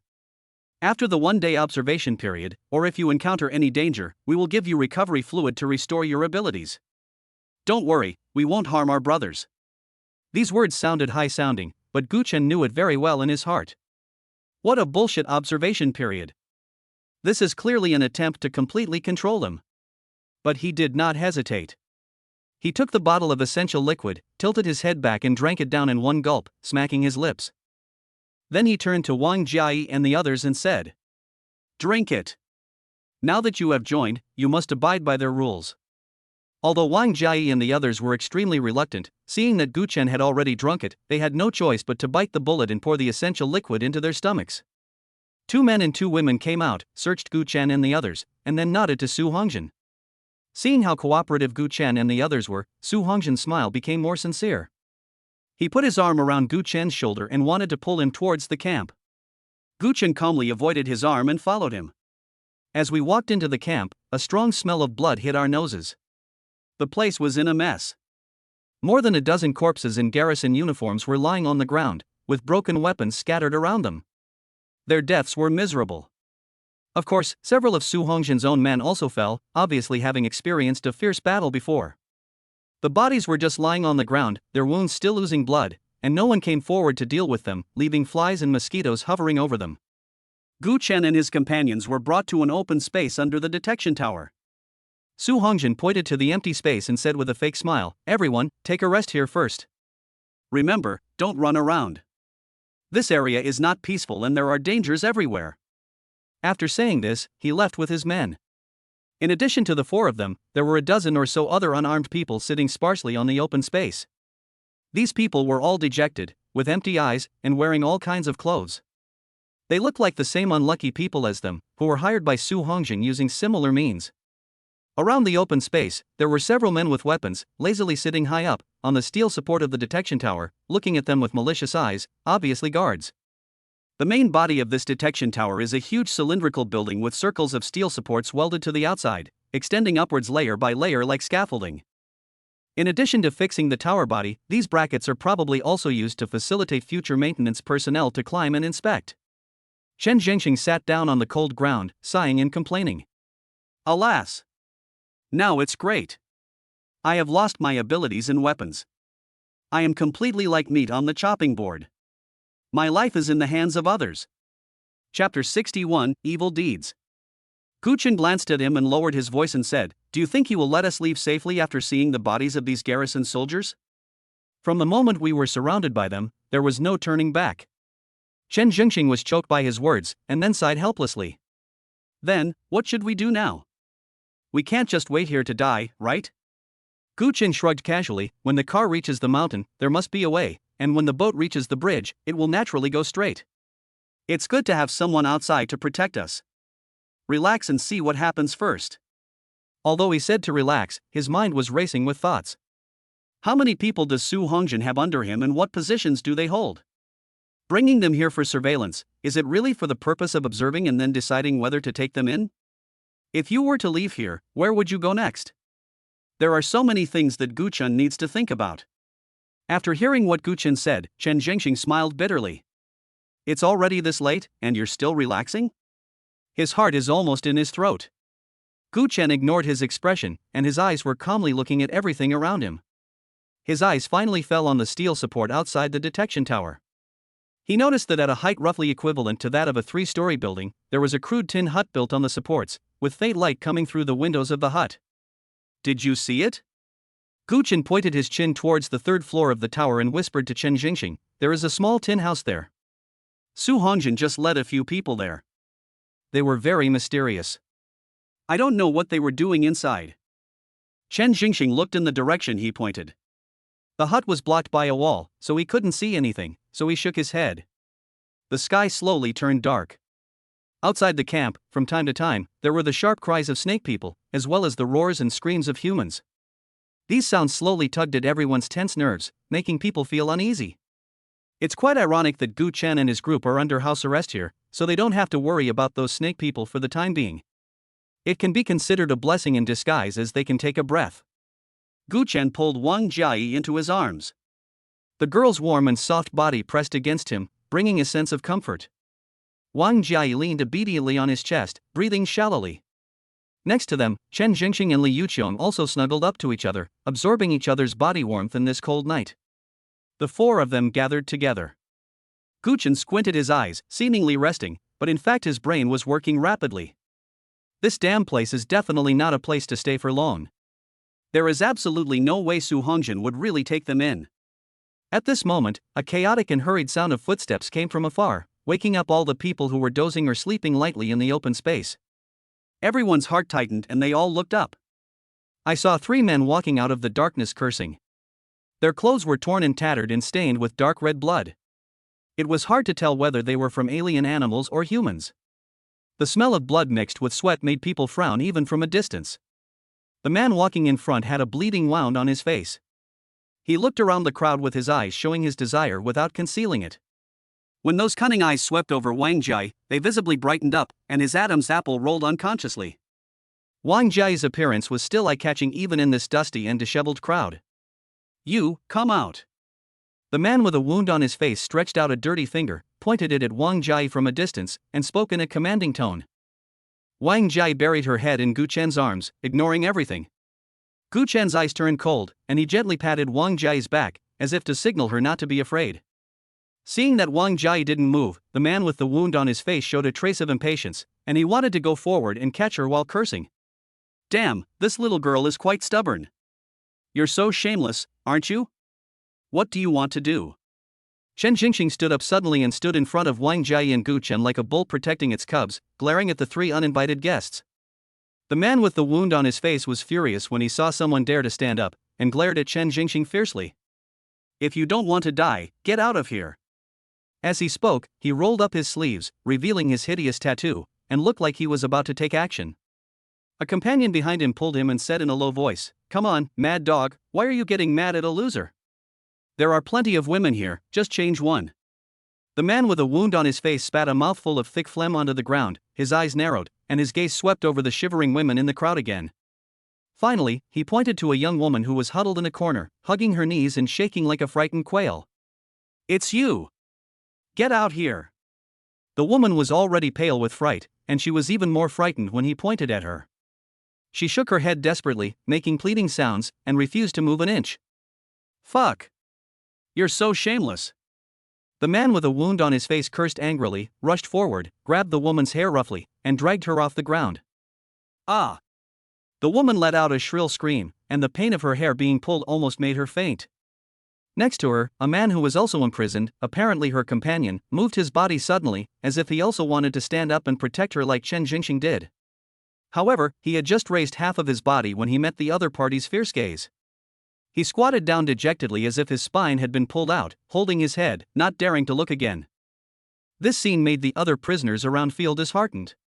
The 3 men, ignoring the woman's cries and struggles, pointed and rudely selected another woman who looked slightly pretty in the crowd. The 2 women were sobbing and dragged like lambs to the slaughter, disappearing into the dark woods at the edge of the clearing. The desperate pleas and the men's obscene teasing echoed in the silent night sky, making people feel chilled. The crowd around Gu Chen was in deathly silence. Only the conversation of a few guards on the elevated platform could be vaguely heard. It was probably something like they also want to go there and have some fun. The men subconsciously pulled their female companions behind them, lowered their heads, and did not dare to meet the gazes of the guards, fearing that they would be the next. Fear spread among them like a plague. Gu Chen's face was so gloomy that water could drip out of it. He didn't say anything, but his tightly clenched fists showed his mood. "In my chest, an uncontrollable rage is burning." Chapter 62 Dead. Wang Jai felt the stiffness of Gu Chen's body, stretched out her slightly cool hand, and gently covered Gu Chen's fist, using her softness and warmth to try to calm his turbulent emotions. "Husband." Her voice was weak, but she looked at Gu Chen firmly, her eyes full of concern. Before long, over in the woods, the suppressed cries and screams of the women gradually faded away, and were replaced by the increasingly exaggerated and obscene laughter and flattery of the men. There was also a man's scream. Those voices drilled into everyone's ears like poisonous snakes, making people shudder. Then, a man came out of the woods, cursing, dragging a woman with him. He threw the woman back into the clearing like trash. Gu Chen looked up. The woman was now naked, with purple bruises and slap marks all over her body, obviously having suffered inhuman abuse. Her eyes were lifeless, with blood foam at the corners of her mouth. She collapsed on the ground like a broken doll without a soul. Lily! Lily! The man who had wanted to stand up but backed down before finally broke down at this moment. He rushed over crying and hugged the woman's body, his voice was shrill. The man who dragged the woman back was the man with the wound on his face. He wiped the sweat from his forehead, spat on the ground, and cursed, "What a fucking bad luck. This woman is useless. She can't even handle 5 brothers. Fuck." After saying that, his lustful eyes fell on Wang Jiayi again. He was still angry because he was dissuaded by his companions. Now those two were still having fun in the woods. He came back alone, but he had no intention of letting go of Wang Jiayi, this delicacy. He grinned and pointed at Wang Jiayi again. "My little beauty, it's your turn now, get out of here so I don't have to do anything." Wang Jiayi still held Gu Chen's arm tightly, with no intention of getting up. Seeing this, the man with the wound on his face strode over, cursing. "You stinky bitch, if you don't accept my toast, I'll punish you. Get out of here." Chen Jingxing stood up again with a roar and stood in front of the man with a wound on his face. "You're looking for death." The man with a wound on his face was completely enraged this time. A swaying flame suddenly appeared on his palm, and a scorching air wave blew towards him. He stared at Chen Jingxing viciously and grinned, "If you dare to meddle in other people's business again, I will burn you to charcoal first. Sit down, or else." Before he could finish his words, he felt as if the back of his head was hit hard by a sledgehammer. His vision suddenly went black and the intense pain made him groan. He subconsciously reached out to touch the back of his head and felt a wet, hot, sticky liquid. He looked down and saw it was blood. Blood. He uttered an unclear word, his body swayed, his eyes became unfocused, and then with a thump, he fell to the ground like a puddle of mud, and there was no movement anymore. Gu Chen slowly put down the sharp-edged, blood-stained stone in his hand, and a smile appeared on his lips. "It feels so fucking good to kill this beast." This sudden change caused the people imprisoned in the open space to panic, and several people screamed in fear. "Someone is causing trouble. Someone come quickly. Damn it, he killed the mad dog." The men in charge of surveillance on the steel support of the detection tower also immediately noticed the movement here. One of them shouted at the top of his voice, while the others slid down from the height in a hurry and rushed towards Gu Chen with weapons in hand. One of the men who rushed forward first checked the man lying on the ground and found that he was dead. His eyes suddenly turned red, and he roared, raising the machete in his hand and was about to chop towards Gu Chen. "What's going on?" At this tense moment, a voice with a bit of majesty was heard.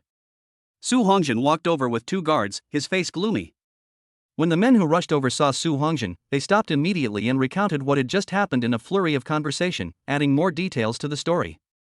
After listening to this, Su Hongzhen frowned, glanced at the corpse on the ground with a sinister look, and then looked at Gu Chen. He walked up to Gu Chen, his eyes resting on the bloody stone in his hand, and said in a cold tone, "Put the stone down." Gu Chen threw the stone to the ground expressionlessly, making a dull bang sound. Su Hongzhen stared at Gu Chen, his face showing no joy or anger, and said slowly, "Boy, you are ruthless enough, I admire your ruthlessness. However, if you kill someone here, you must be punished according to my rules." Gu Chen met his gaze, showing no sign of weakness. "That scumbag, he robbed women, committed violence, and killed people. He deserves to die." Upon hearing this, Su Hongzhen curled up a sarcastic smile. He looked around at the prisoners who dared to be angry but not to speak, then looked at Gu Chen and said slowly, "You can't say that. The brothers fought those man-eating beasts outside and were exhausted as dogs. They came back to relax with a woman. What's wrong? It's just for fun. It won't hurt them. When they have had enough fun, they will naturally return the woman. As for the woman just now, it was because the brothers didn't know how to handle it properly, and she bit someone. I have already asked them to be careful. I promise that such accidents will not happen again next time." These words sounded like an explanation to Gu Chen, but they were actually spoken to the other prisoners, with obvious soothing and warning implications. If it weren't for the growing threat of the snake people, and the continuous reduction in the number of men under his command in battle, and the urgent need for these new recruits to replenish the combat power, I'm afraid Su Hongzhen would have turned against him and killed people long ago, and he wouldn't have wasted so much time talking here. Gu Chen took a step forward, almost face to face with Su Hongjin, and their noses were about to touch. He stared at Su Hongjin's single eye and said word by word, "Boss Su, there are women in your team. If you really can't hold it back, you can go and worry about your own family. The women here are not objects that you can mess around with at will." As soon as these words came out, there was an uproar all around. The imprisoned people all looked at Gu Chen with shock and disbelief, as if they couldn't believe that he dared to contradict Su Hongjin so bluntly. The whispers buzzed like mosquitoes. The men behind Su Hongjin laughed unrestrainedly as if they had heard the funniest joke in the world. The muscles on Su Hongjin's face twitched a few times, and he raised his hand to rub his forehead. A trace of impatience and ruthlessness flashed in his one eye. "Kid, you know what? The thing I hate most in my life is reasoning with people." Chapter 63 Counterattack. Gu Chen's mouth curled up into a strange smile. "Really? Unfortunately, I'm afraid it's not up to you to choose whether you want to talk about it now." Su Hongjin's heart suddenly skipped a beat and an ominous premonition came to his mind. He looked down subconsciously, and saw a cold light close to his clothes, and a sharp dagger was firmly against his heart. All the hair on his body stood up. "Where did you get this dagger?" Su Hongjin's voice became a little hoarse due to shock. He just couldn't figure it out. He had clearly searched him and didn't see anything in his hand, so where did this guy get the dagger from? Gu Chen just smiled and didn't explain. With a slight movement of his wrist, the dagger swam upwards like a slippery poisonous snake, and finally lay firmly across Su Hongjin's carotid artery. Then, Gu Chen strangled Su Hongjin's neck with his arms from behind, controlling his entire body in front of him, forming a human shield. Su Hongjin's breathing suddenly became heavy. He could clearly feel the cold metal touch on his neck and the powerful force coming from Gu Chen's arm. The one eye that was usually full of arrogance and calculation was now filled with shock, anger, and a hint of fear. As long as Gu Chen exerts a little force, his life will be lost here and he will have to report to the King of Hell. "Boss! Let our boss go." Upon seeing this, Su Hongjin's men suddenly froze, and as if they were facing a formidable enemy, they raised their weapons and pointed them at Gu Chen, but because Su Hongjin was in their hands, they were afraid to act rashly. And those imprisoned people were so frightened that they dared not even breathe. They huddled in corners, silent as a mouse, for fear of being caught up in this sudden storm. "Hand over all the rejuvenating fluid," Gu Chen ordered. At this moment, a burst of hurried footsteps was heard from the outskirts of the camp. It sounded like there were quite a few people, and they were approaching this side quickly. A trace of ferocity flashed across Su Hongjin's one eye, and he forced himself to smile calmly. "Boy, even if you kill me, you useless bastards can't escape. Let me go now, and I swear to heaven that I will let bygones be bygones for what happened today, and I will never hurt a hair on your head." Upon hearing this, Gu Chen showed a mocking smile on his lips. "Yeah?" As soon as he finished speaking, Su Hongjin's men, who were running towards this side in the distance and happened to pass by the place where the bodies of the garrison troops were piled before, suddenly felt a sharp pain in their feet. The scattered and broken metal weapon parts on the ground seemed to be controlled by an invisible big hand. They suddenly floated into the air and turned into cold lights, cutting towards the ankles and calves of those people with incredible precision. "Ah! My feet! Damn! What the hell?" For a moment, screams and curses were heard everywhere, and the few people who rushed over aggressively instantly fell to the ground wailing, covering their bloody legs and feet. Su Hongjin made a low gurgling sound in his throat, as if he had seen a ghost. He turned his head to look at Gu Chen in disbelief, and his voice changed. Why can you still use your abilities? I clearly saw you drink the absolute energy liquid. How is this possible?" Not only Su Hongjin, everyone present was completely stunned by this scene. A person who drank the supernatural liquid could actually use supernatural powers? This completely overturned their cognition. "My patience is limited." Gu Chen interrupted him coldly, and pressed the hand holding the dagger slightly. Hiss. Su Hongjin immediately felt a sharp pain on the side of his neck, and a warm liquid flowed down his skin, obviously bleeding. "Oh shit." Su Hongjin cursed, and the threat of death on his neck made him dare not play any tricks anymore.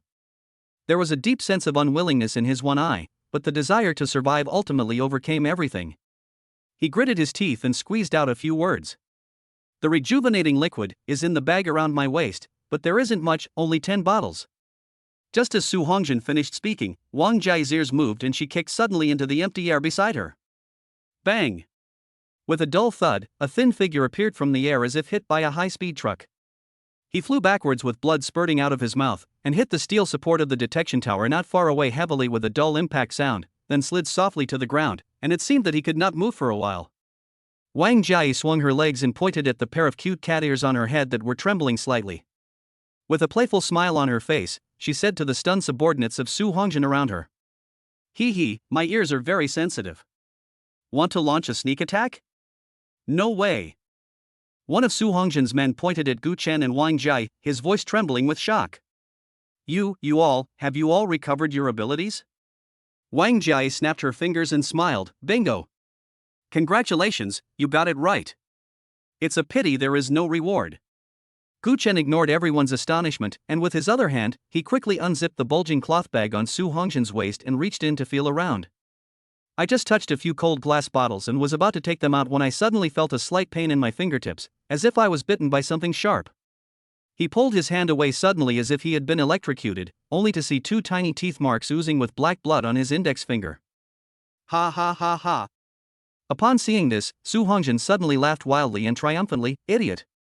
You were bitten by my poisonous centipede. I am the only one who has the antidote for this poison. If you don't let me go, within 3 hours, you will bleed from all 7 orifices and turn into a pool of pus and die. Ha ha ha ha.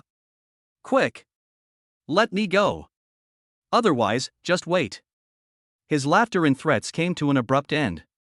Gu Chen held the dagger in his hand and pulled it sideways without any hesitation. Well.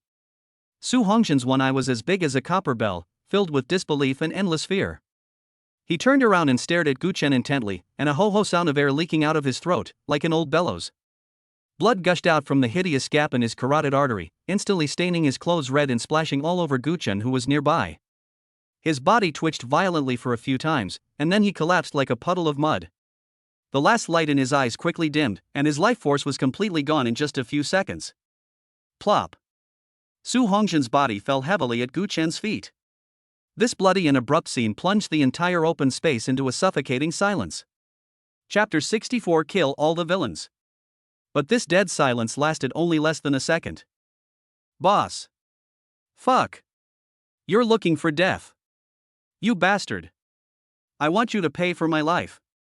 After a brief shock, several of Su Hongjin's men started shouting. They subconsciously took a few steps back, putting some distance between themselves and Gu Chen and the others. At this moment, among the group of people whose legs and feet were injured by Gu Chen's metal fragments, there were a few who were less seriously injured and still able to move, and they also struggled to crawl over. They immediately shouted at their accomplices who had just arrived and were unaware of the situation. The boss was killed by that brat. They have all recovered their abilities. The long-range ones. Quick! Kill them with long-range attacks. Gu Chen didn't even look at those clamoring minions. He squatted down and turned out the contents of the cloth bag.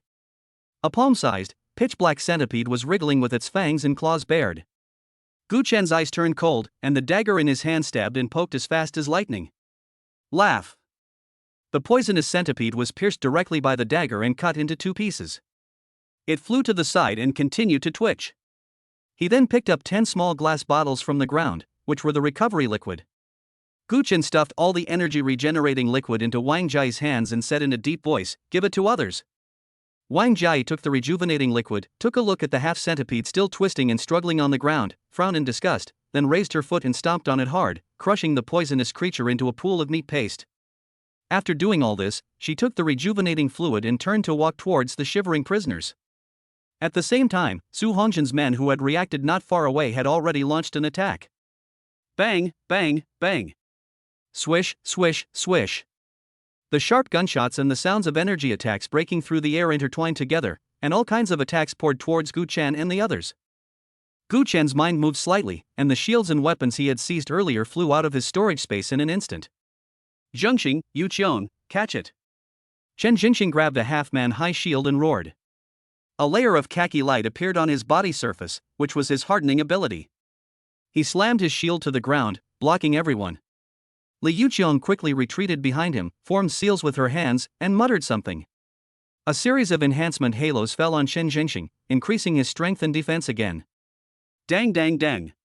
Dense bullets and energy attacks hit the shield hard, making a series of deafening metal collision sounds and sparks flying. Even though Chen Jingxing was extremely strong, and had the assistance of Li Yuqiong and his own hardening ability, he was still beaten back by the violent attack, and his arms were numb. He could feel that the shield was vibrating violently, and it was likely that it would not be long before the shield was completely scrapped. At this moment, a light blue energy shield appeared out of thin air with a hum, like an inverted giant bull, covering Gu Chen, Wang Jai, Chen Jingxing and his wife, and the prisoners who had just received the recovery liquid. All the attacks that hit the light shield only caused ripples but could not hurt the people inside at all. Chen Jingxing suddenly felt the pressure relieved and looked back. I saw a tall, thin young man wearing glasses with his arms outstretched, struggling to maintain this huge energy shield. Veins bulged on his forehead, and it was obvious that he was having a hard time holding on. It turned out that those people who had recovered their abilities after drinking the recovery liquid distributed by Wang Jai rushed to help at the first opportunity. But it seems that this light shield will not last long.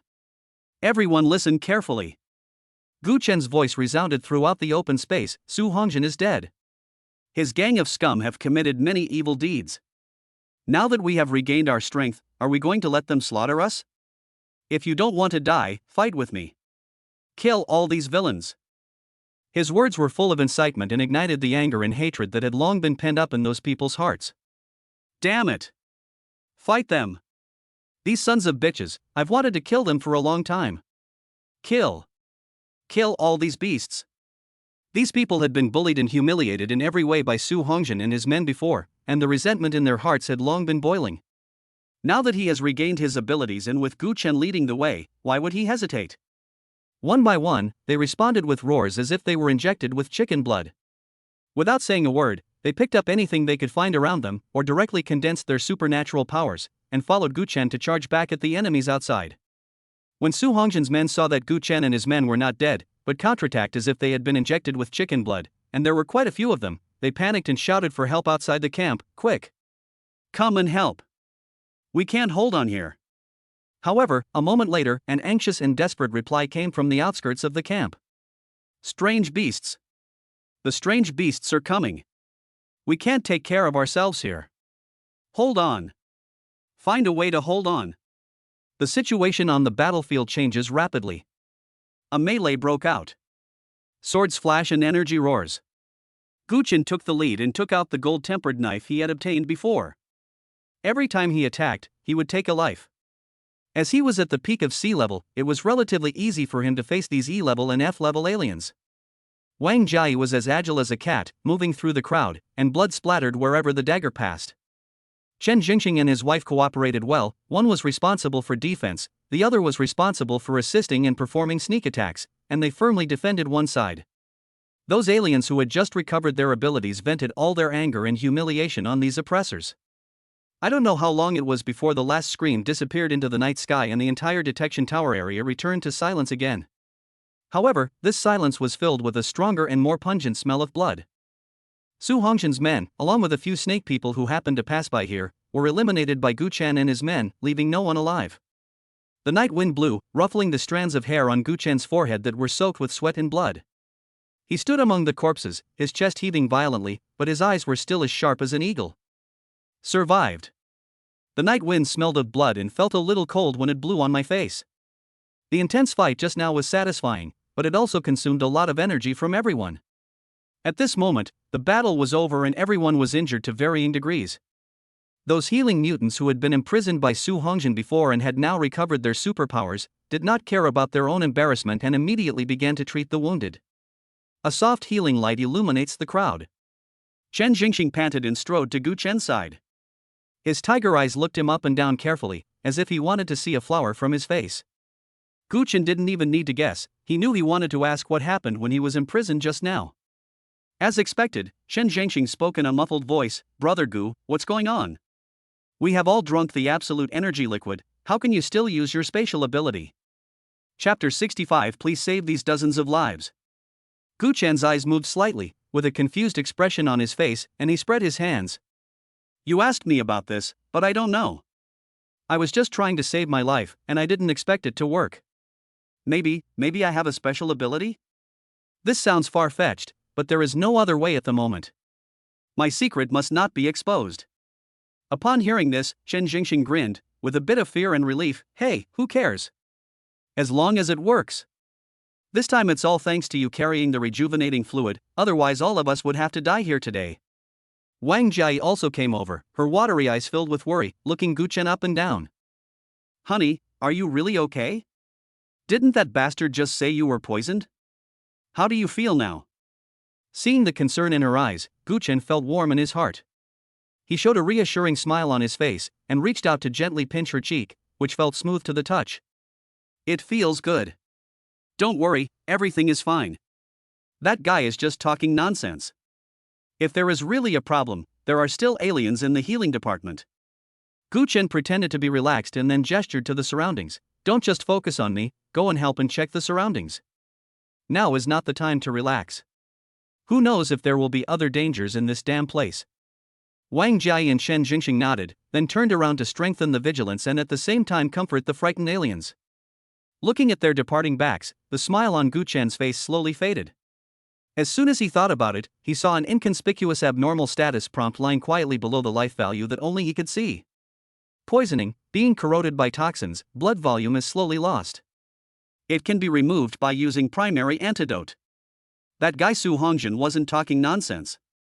He was indeed poisoned, but this poison can be cured. Guchen glanced at the lonely little house on the elevated platform not far away, and walked towards the house as if nothing had happened. When passing an obstacle, he turned his wrist slightly, and an inconspicuous small glass bottle appeared in his palm. Taking advantage of the moment when no one was paying attention, Guchen raised his head and drank it. A stream of cool medicine slid into the throat, and after a moment, the vague feeling of stagnation and weakness in the body quietly disappeared. The depoisoned status on the attribute panel also disappeared. The bottles of rejuvenating liquid that he had given to Wang Jiayi and the others were also temporarily exchanged by Guchen using energy points. After killing those snakemen along the way and accumulating energy points with great effort, I now have 135 points left after exchanging them for 4 bottles of rejuvenating liquid and a bottle of primary antidote. As long as you don't try to play the lottery or exchange for expensive combat items, this amount of energy points will be enough for the time being just to exchange for some potions. Soon, Guchen arrived at the small house on the elevated platform. The hut is not big, with several instruments placed inside, and various wires crisscross like a spider web. Guchen glanced around and roughly understood that this should be the control room of the detection tower. I walked over to a machine that looked like the main console, but found that the screen was dark and it was not running. Guchen reached out tentatively and pressed a few buttons, then flipped a few switches, but the machine didn't respond. He finally understood that these things were not something that an outsider like him could figure out. Just when Guchen was about to give up and go down to look for someone who knew the business, the door of the hut was thrown open. Wang Jiayi held the doorframe with one hand and covered her chest with the other, panting slightly. She said to me in a panic, "Husband, there's someone down there. Something's wrong." Guchen's heart trembled, thinking that the person who came might have bad intentions. He hurriedly followed Wang Jiayi and walked down the overpass quickly. As soon as they reached the ground, they saw a dozen aliens who had been rescued earlier. They were now standing in a semicircle with nervous expressions, staring vigilantly at the center of the circle. In the center of the circle stood a girl in a red top and black skirt. The girl looked to be about 17 or 18 years old, with skin so white that it was almost transparent, and facial features as delicate as a doll's, but her eyes did not have the slightest bit of human emotion. She just walked quietly, as if the tense and hostile people around her were just air. With every step she took, the strange people surrounding her subconsciously took a step back. Neither took action nor backed off. "Stop! Who are you?" A braver man shouted sternly, holding the weapon in his hand tighter. "What are you doing here?" another voice asked with a trembling tone. However, the girl in red seemed not to have heard it. She continued to walk forward with an expressionless face and said nothing. That attitude of disregarding everything is more frightening than any threat. Guchen stepped forward quickly and separated the crowd. When he saw the girl's face clearly, he felt as if struck by lightning and his pupils suddenly shrank. "It's her. How could it be her?" Guchen quickly suppressed the turmoil in his heart and said in a deep voice to the nervous people around him, "It's okay, disperse. Go back and continue to keep an eye on them, and stay alert." Although everyone was puzzled, seeing Guchen's solemn expression, they did not dare to ask more questions and retreated one after another. But his eyes still swept over the girl from time to time. The red-dressed girl paused slightly, turned her cold eyes to Guchen, and spoke lightly in a clear voice. "Are you their leader?" Guchen replied calmly, I don't dare to be the leader. I'm not a leader. I'm just a temporary leader. The girl glanced at the corpse and bloodstains on the ground that had not yet been cleaned up, and asked calmly, "Did you kill all these people?" Guchen quickly explained, "Not all of them. Those garrisons were killed by the group that occupied this place before. As for that group, we killed them. We were also trying to protect ourselves. We were forced to do so and had no other choice." After hearing this, the girl didn't say anything. She just stretched out her slender white hand and touched the black bag hanging around her waist, as if she was groping for something inside. She grabbed it twice, then took her hand out. Her palm was empty, nothing in it. Guchen saw that her brows were slightly frowned, and she seemed a little unhappy. Then, the girl no longer paid attention to Guchen, and walked straight past Guchen and headed towards the detection tower. The moment she passed by Guchen, Guchen made a decision. Guchen turned around and bent down deeply towards her back. "Master of the Expeditionary Army, please save these dozen of our lives." Chapter 66. Girl Chai Shintong. Guchen had seen this girl before. When he returned from his first patrol mission, 2 expeditionary forces came to Sky Wall, and the girl was one of them. To be honest, because he was stopped by the garrison and not allowed to return to the city, Guchen did not have a good impression of these officers and soldiers, and even had some hatred towards them. But if he wants to return to the city now, the girl in front of him is his only hope. Wang Jai, who was standing next to Guchen, was so shocked when she heard this that her eyes widened and she looked at the back of the girl and read in disbelief. Expeditionary force? This girl in front of her who looks even younger than her is actually a member of the Expeditionary Force, the most elite team of Dragon Country? She didn't believe it at all, and wondered if Guchen had been beaten to a pulp and was talking nonsense here. However, the red-dressed girl's subsequent reaction instantly overturned all her doubts. The girl stopped and turned around slowly. The pair of calm eyes looked at Guchen, revealing a rare hint of confusion. "How do you know my identity?" Guchen secretly said in his heart, "The bet is right," still maintaining the posture of bowing, and answered respectfully. "Your Excellency, I used to be in the 78th Squadron of the Garrison Army. When you went to Skywall, I had the honor of meeting you. I was deeply impressed by your demeanor." The girl had a stunning appearance, and Guchen took a quick glance at her and remembered her immediately. "I didn't expect to meet you here." After hearing what Guchen said, the girl fell into a brief silence. After a moment, she said calmly, "I still have things to deal with now."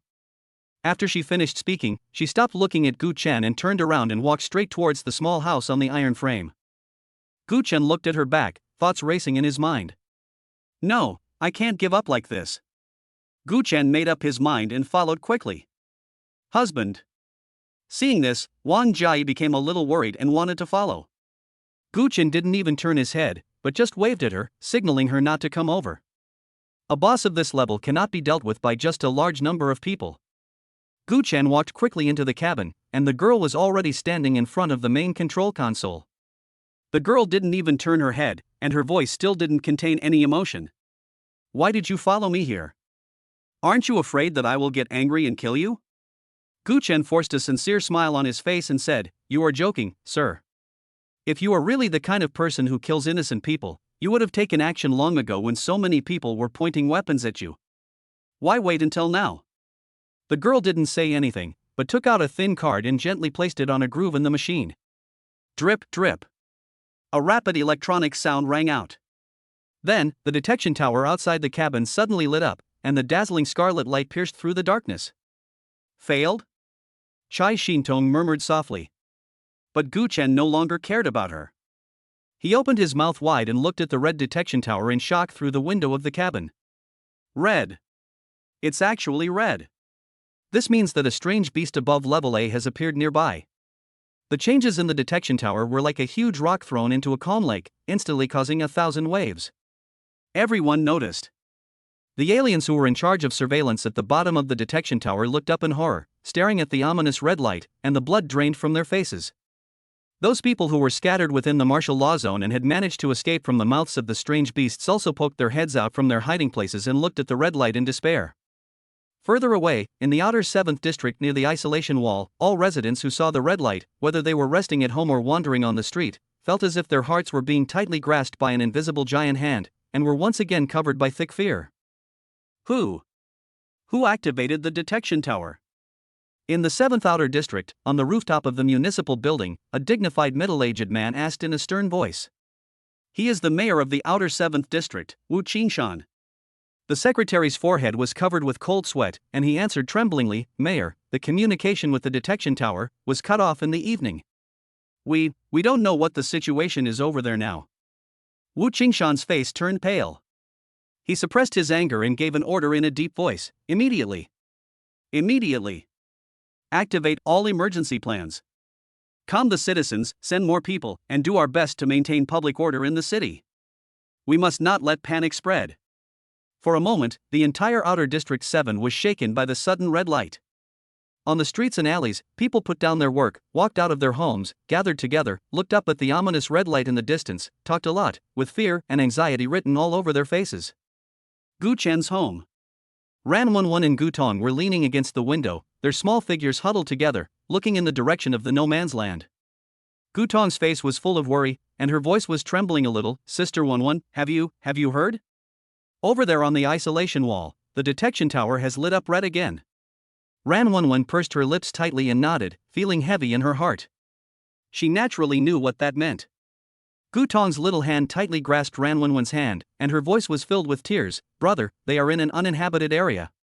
If they encounter an A-level monster, what should we do? Ran Wenwen's heart suddenly tightened. Encountering an A-level monster? What else can you do? Ordinary people, and even most aliens, are like ants in front of A-level alien beasts and have no power to resist at all. But she couldn't show any weakness in front of Gu Tong. She reached out and took Gu Tong into her arms, gently patting her back, and comforted her in the gentlest and most resolute tone possible. Don't be afraid. Your brother has always been very lucky. He has survived so many dangers before, and he will be fine this time. He promised us that he would come back safely. Having said that, she herself had no idea. At this moment, the loudspeakers installed on all the streets of the Outer 7th District suddenly rang, and a female voice broke the oppressive silence. Attention, all citizens. Attention, all citizens.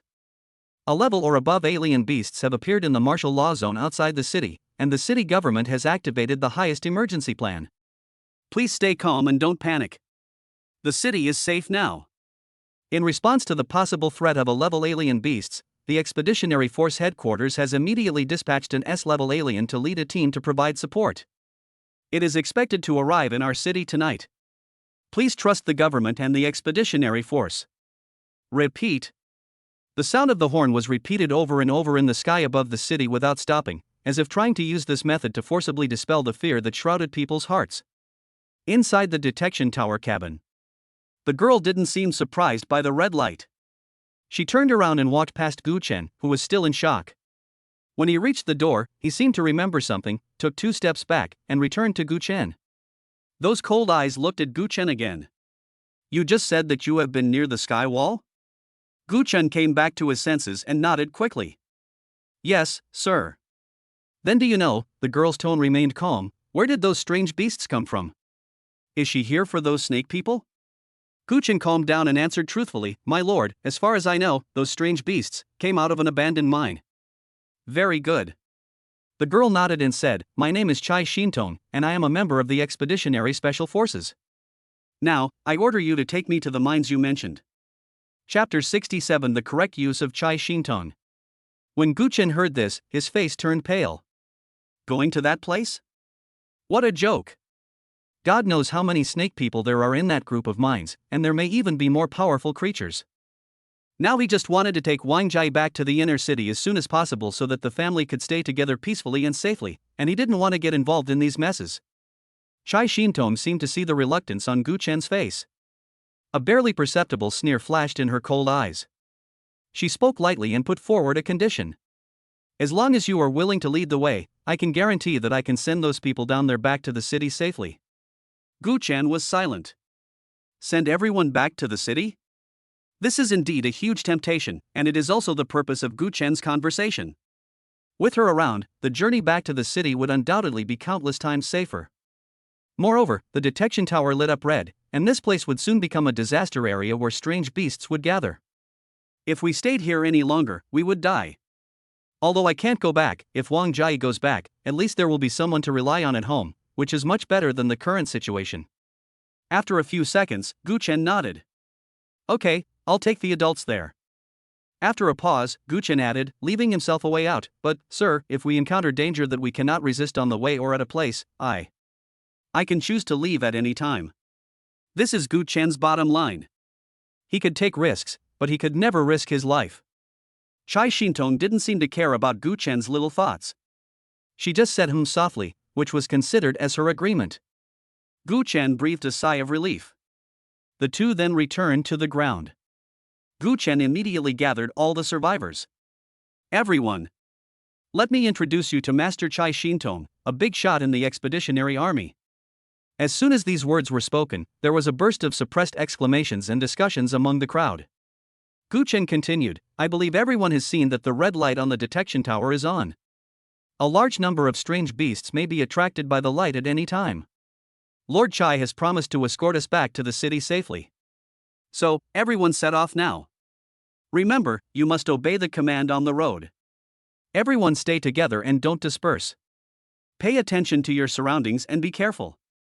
Gu Chen was talking endlessly about various precautions, fearing that these people who had just escaped might cause trouble again. I'm leaving.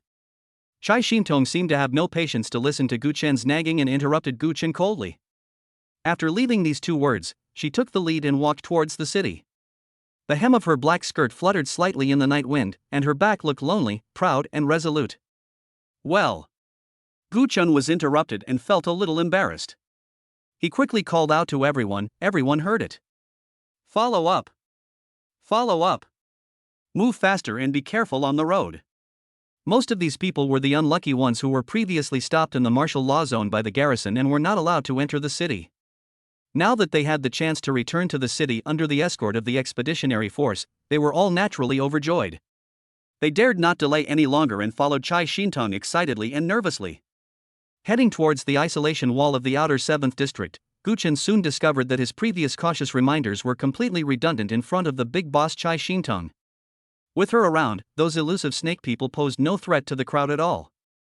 Whenever a snake man jumped out from the shadows and tried to attack the team, Chai Shintong would not even turn her head, even without waiting for them to get close. She would just raise her slender hand slightly, and in an instant, a biting cold air would spread.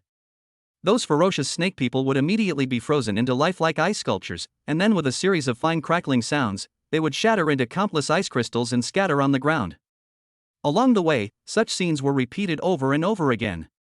Everyone knows that there are many strong people in the expeditionary force.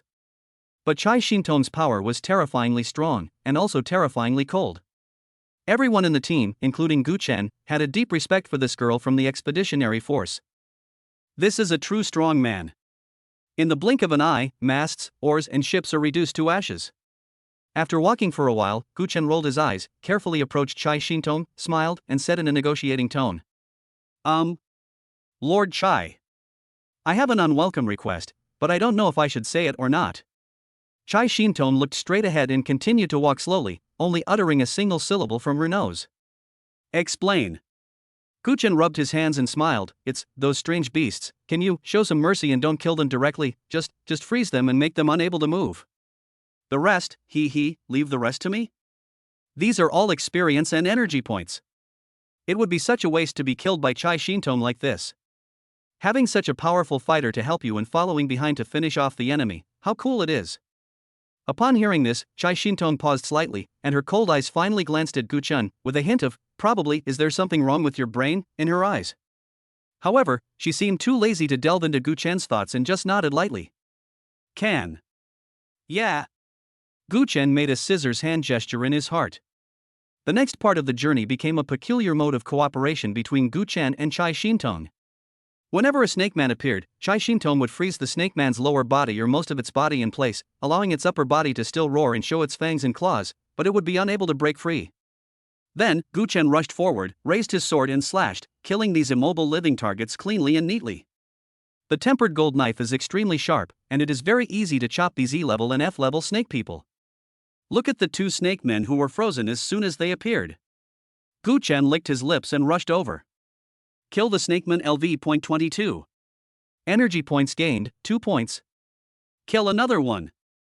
Kill the snakeman LV.37. Energy points gained, 5 points. Text prompts appeared in front of Guchen one after another, which made people feel comfortable just by looking at them. Guchen's energy points and experience points were also steadily increasing bit by bit during this pleasant cooperation. Chapter 68, Blocked Outside.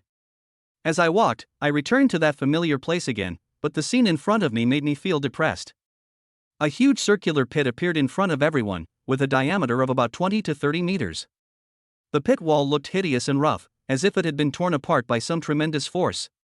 Some dark red liquid could be vaguely seen at the bottom of the pit, emitting a faint fishy smell. What was even more disgusting was that there were some shapeless pieces of meat and bone remains scattered around the bottom and edges of the pit, as if they had been crushed by something heavy, and their original appearance was no longer recognizable. This place, Guchen had never seen such a big pit when he passed by before. Could it be something falling from the sky? Is this a meteorite crater? Wang Jiayi was the first to exclaim, with a hint of curiosity in her tone, "Honey, do you think there are any treasures underneath? Meteorites from outer space are very valuable." As soon as she said this, Chen Jingxing smiled bitterly and shook his head. "Don't let it be a meteorite. You all know that 100 years ago, it was because of a meteorite that fell from outer space that strange beasts appeared and turned our world into the mess it is now. If it happens again, I'm afraid that mankind will really be finished." Chen Jingxing's words made many people turn pale, obviously bringing back some bad memories. Guchen carefully observed the surroundings and said, "It's probably not a meteorite. The soil and trees around the crater have no signs of being burned or burnt by high temperatures. If it was a meteorite falling at high speed, it would be impossible to leave no trace at all. What would that be?" Wang Jiayi blinked, looking puzzled. The people in the team were also talking and guessing the origin of the deep pit, but no one could explain it. Compared to everyone's curiosity and suspicion, Chai Xintong acted as if she had seen nothing. She still led the team around the edge of the deep pit with an expressionless face and continued to move forward. There was not even a trace of fluctuation in those cold eyes. Gu Chen glanced at her and suddenly understood clearly. Judging from her calm expression, she probably knows what the pit is, or even, maybe she was the one who made it. However, Gu Chen was not stupid enough to ask. It seems that the other person doesn't want to say it. If I approach him, I will just be asking for trouble. Besides, what will happen if I know? Curiosity kills the cat. It's better to know less at times like this. The team continued to move forward, but the atmosphere became a little depressing because of the strange deep pit and Chen Jingxing's words. After walking a little further, the smell of blood in the air became stronger. Then, the scene before them made everyone gasp. The crowd that was originally talking in low voices suddenly fell silent. There were corpses everywhere, lying in disarray among the ruins and weeds. There are human ones and there are snake ones. Most of the human corpses died in a miserable state, and many were incomplete, obviously having been eaten by strange beasts. The internal organs and minced meat were mixed with dirt and exposed to the cold air, emitting a disgusting stench. Although Guchen had seen life and death before, such a large-scale tragedy still made him feel sad. These people who fell here were just like them not long ago, struggling to survive and trying to return home. Although everyone knows from the day they become an alien that this road is full of dangers and they may lose their lives at any time.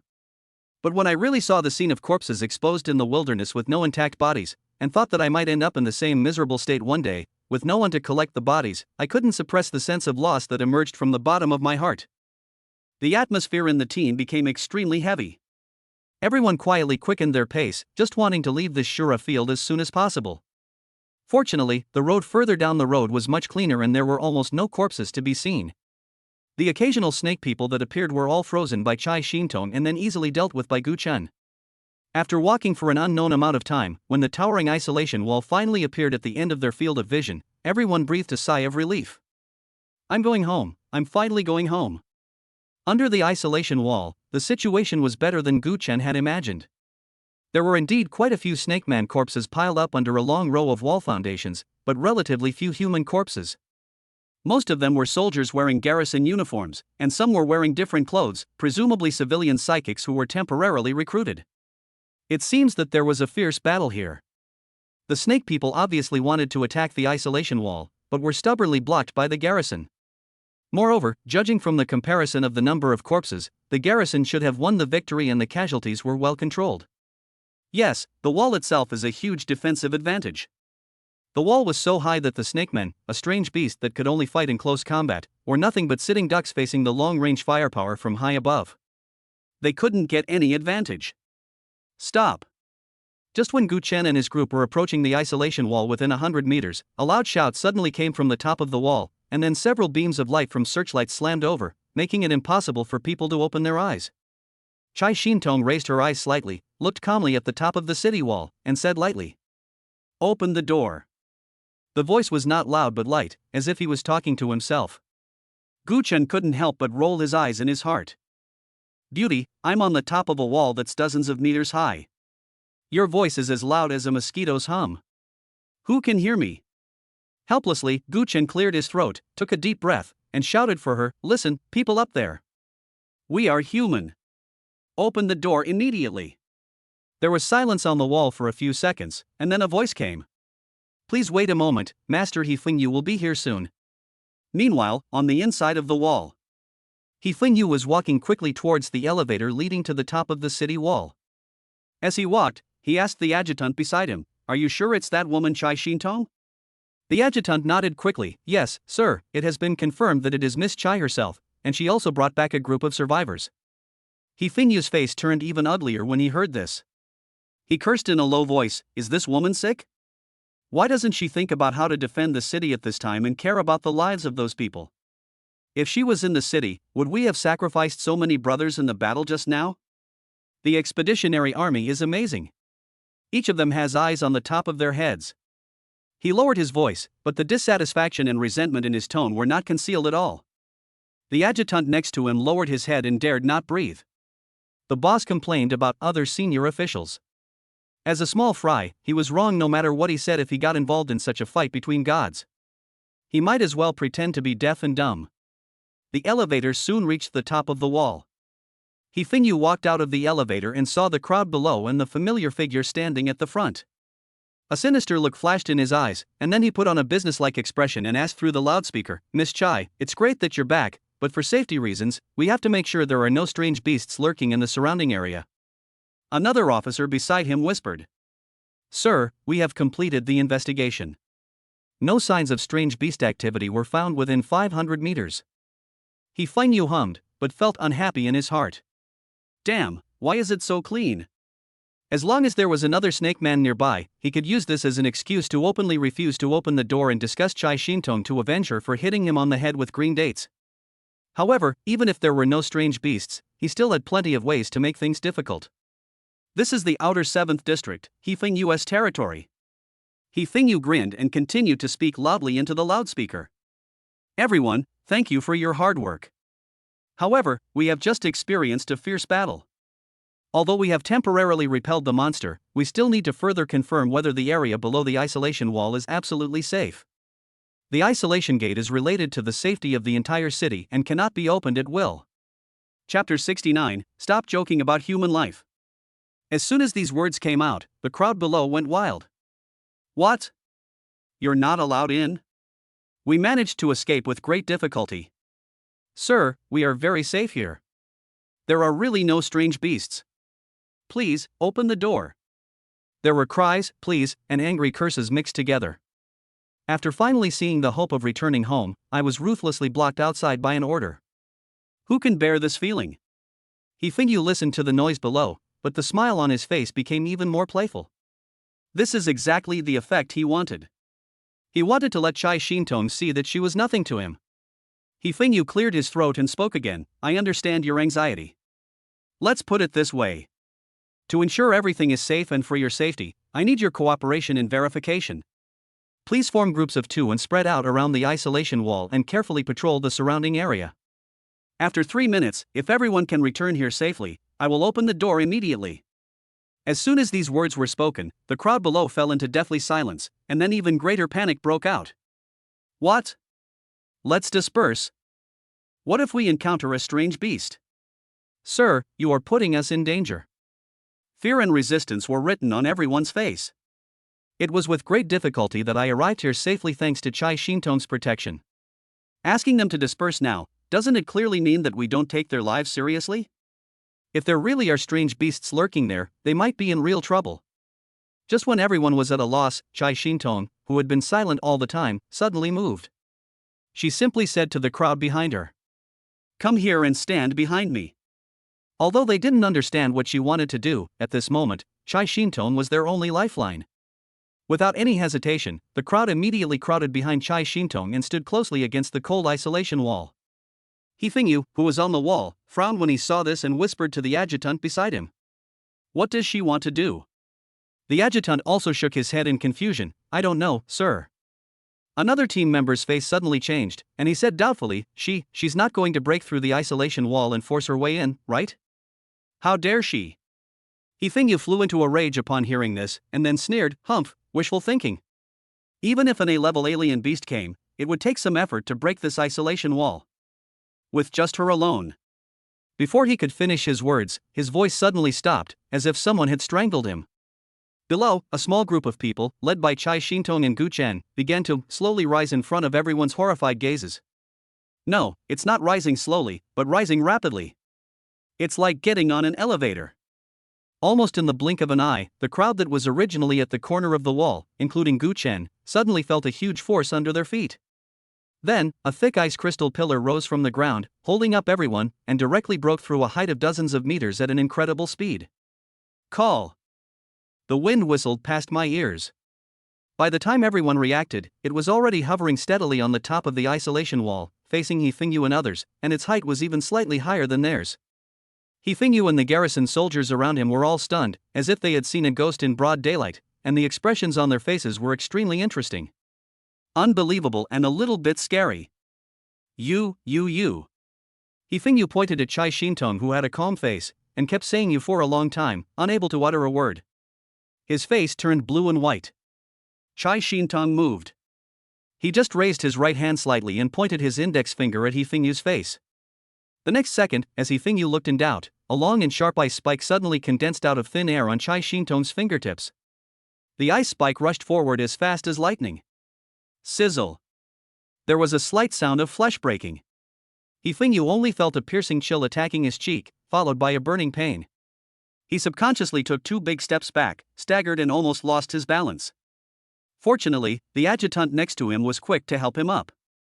A trickle of blood slowly flowed down He Fingyu's cheek, looking particularly glaring under the pale light. He covered his face and stared at Chai Shintong in disbelief.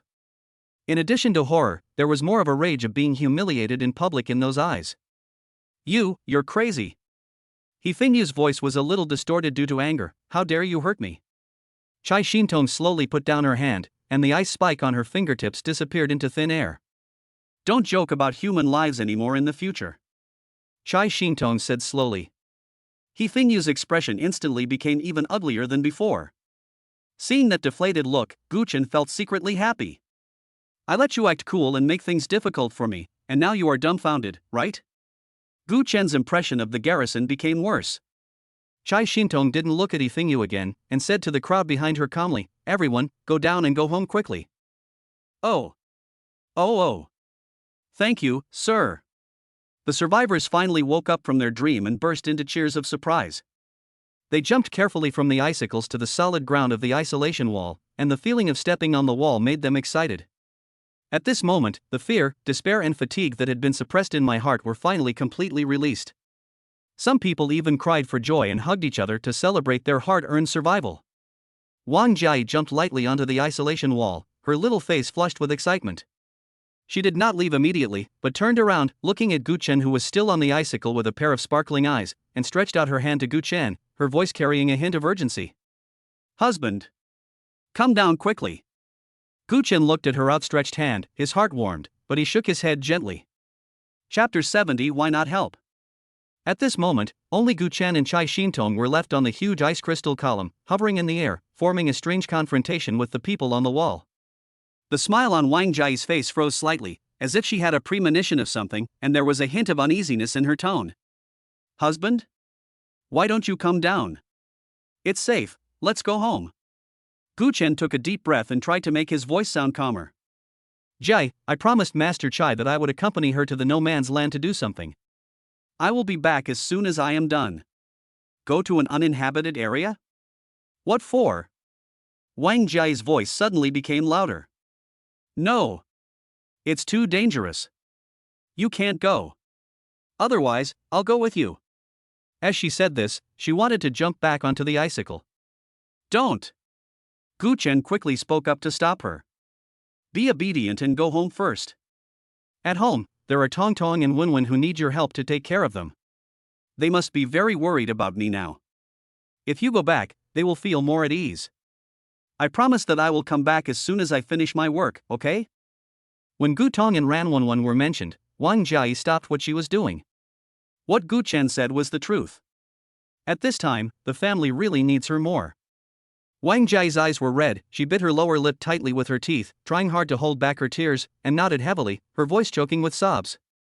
Okay, husband, don't worry about home, I will take good care of Tong Tong and sister Wen Wen. You must pay attention to safety and come back safely.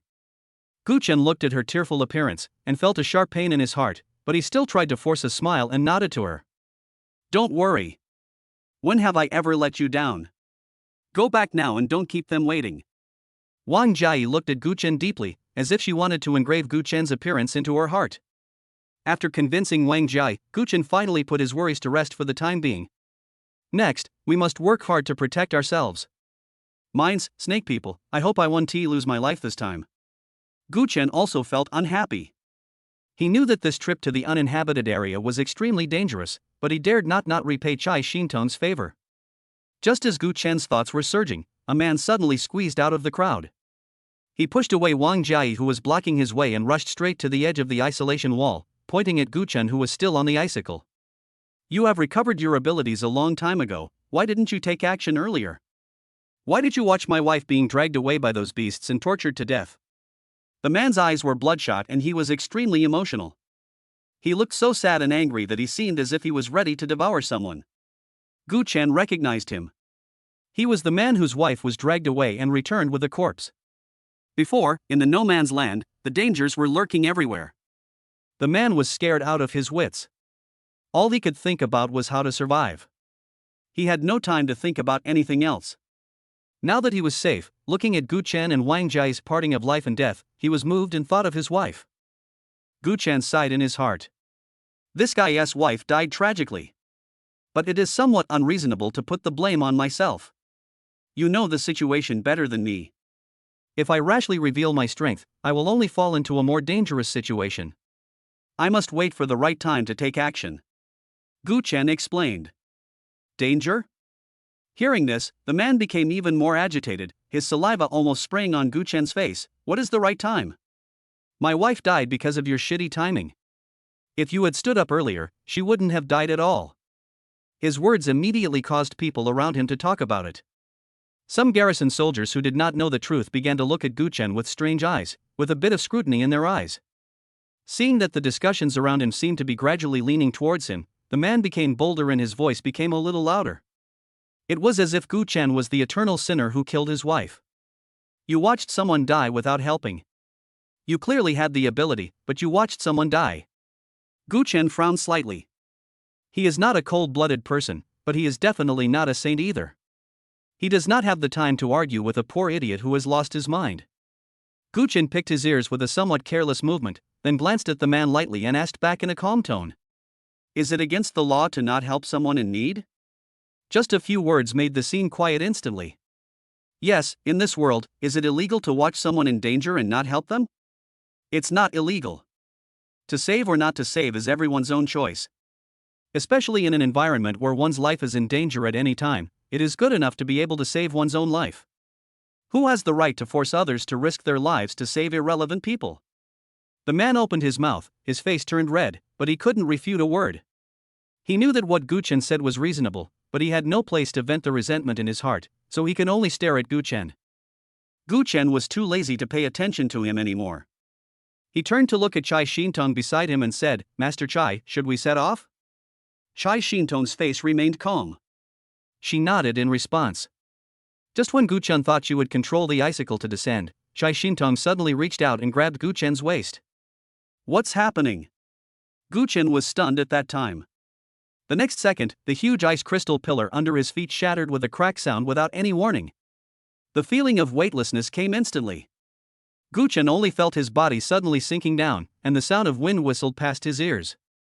The free fall did not last long.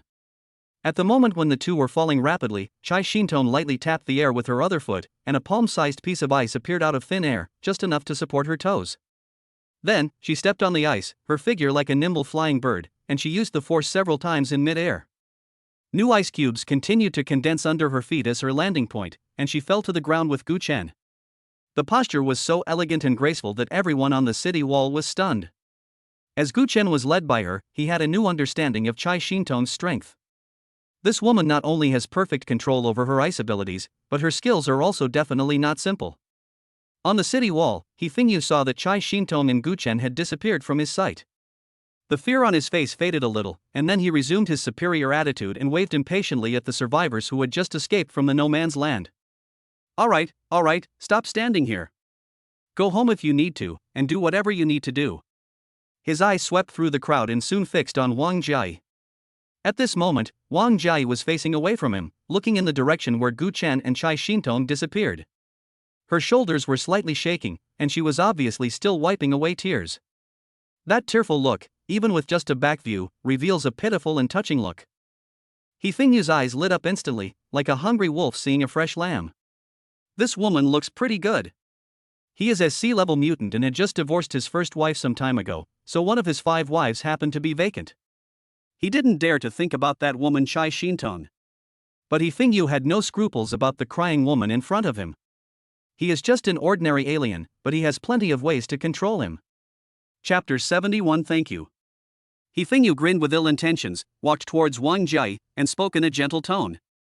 Girl, don't be too sad. Men always have to go out and work hard. As he said this, he put his hand on Wang Jiai's shoulder in a dishonest manner.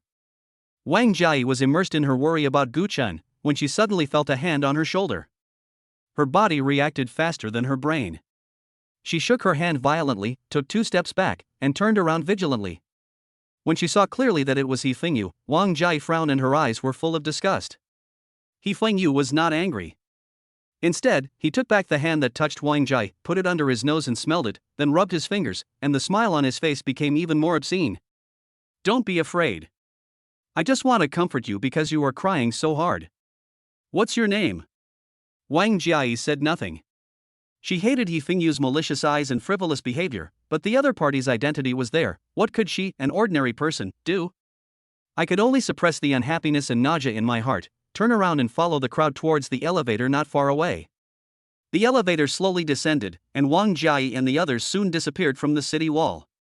He Fengyu stood on the wall, looking in the direction where the elevator disappeared, still with that frivolous smile on his face. He nodded to a subordinate who looked like an adjutant beside him and whispered. Send 2 smart ones to follow quietly and find out where the woman lives. The adjutant nodded in understanding. Yes, sir. After saying that, he immediately turned around to make arrangements. Chai Shintong brought Gu Chen back to the ground lightly. The feeling of weightlessness has not yet completely faded from Gu Chen's senses. The hand around the waist loosened. Gu Chen stood there, his feet on the solid ground, but he was still a little dazed. Being held and jumped around in the air in that way by a woman, especially a woman like Chai Shintong who exudes an aura of keep away from strangers, this experience is absolutely the first time for him.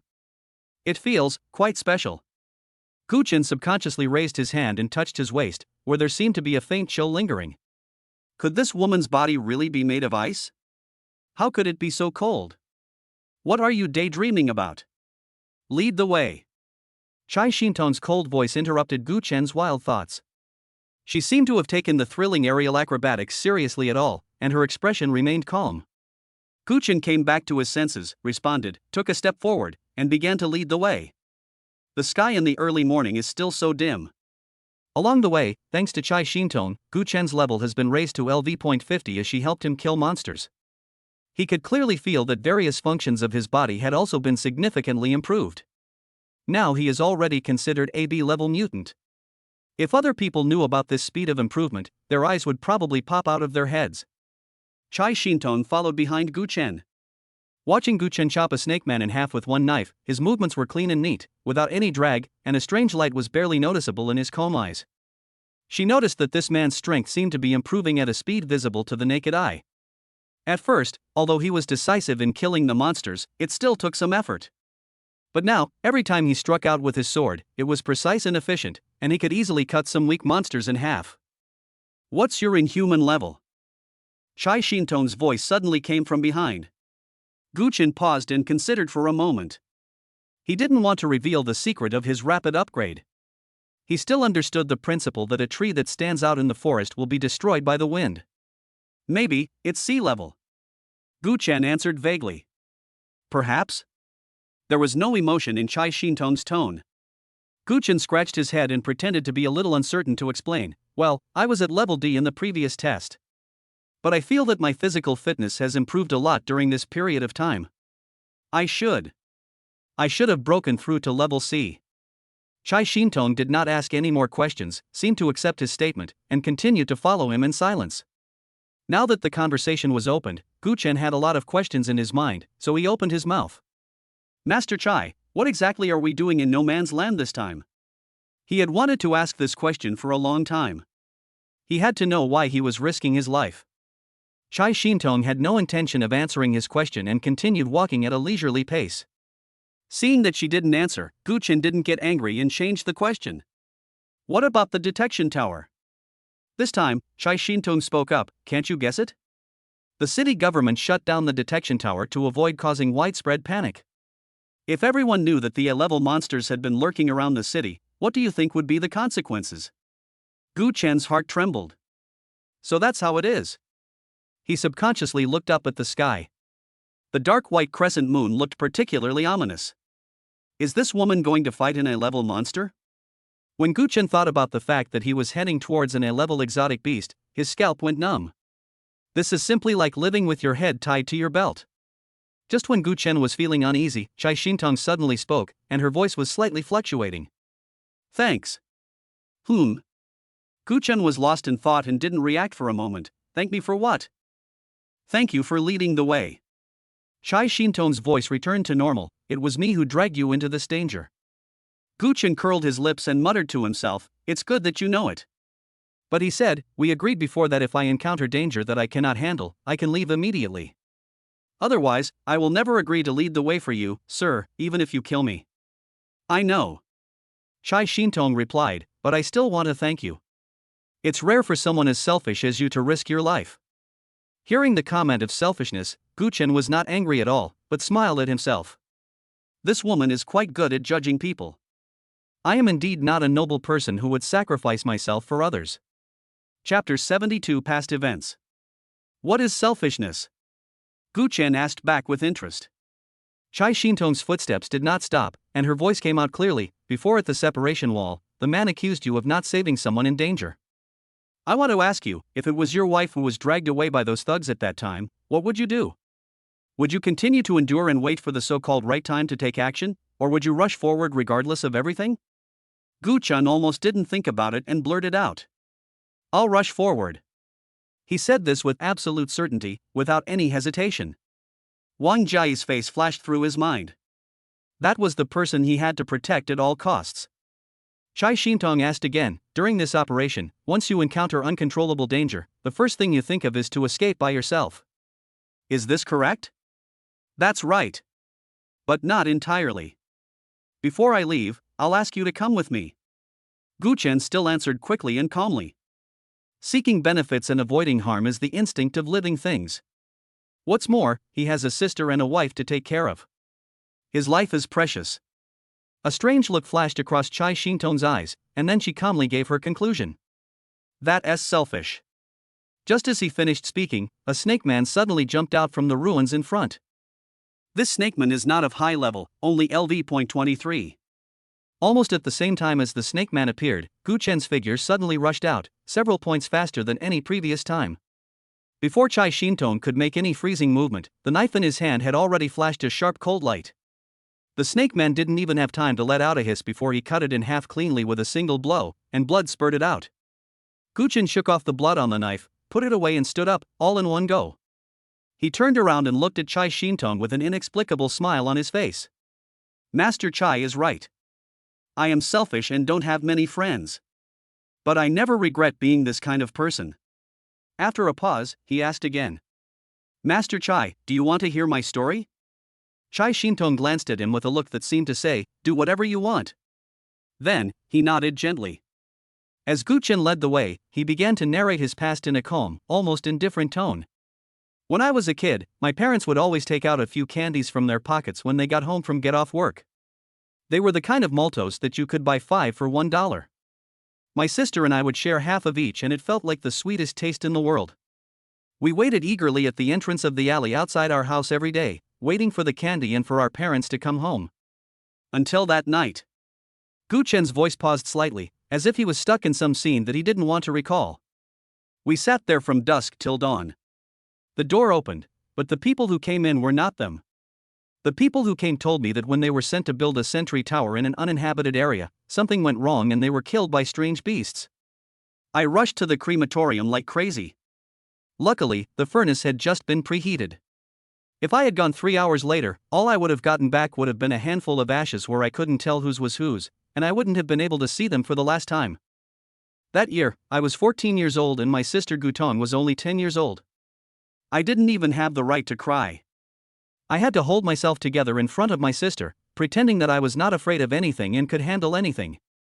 My father's best brother, a man I always called uncle, helped us deal with the funeral with a smile and sold our house.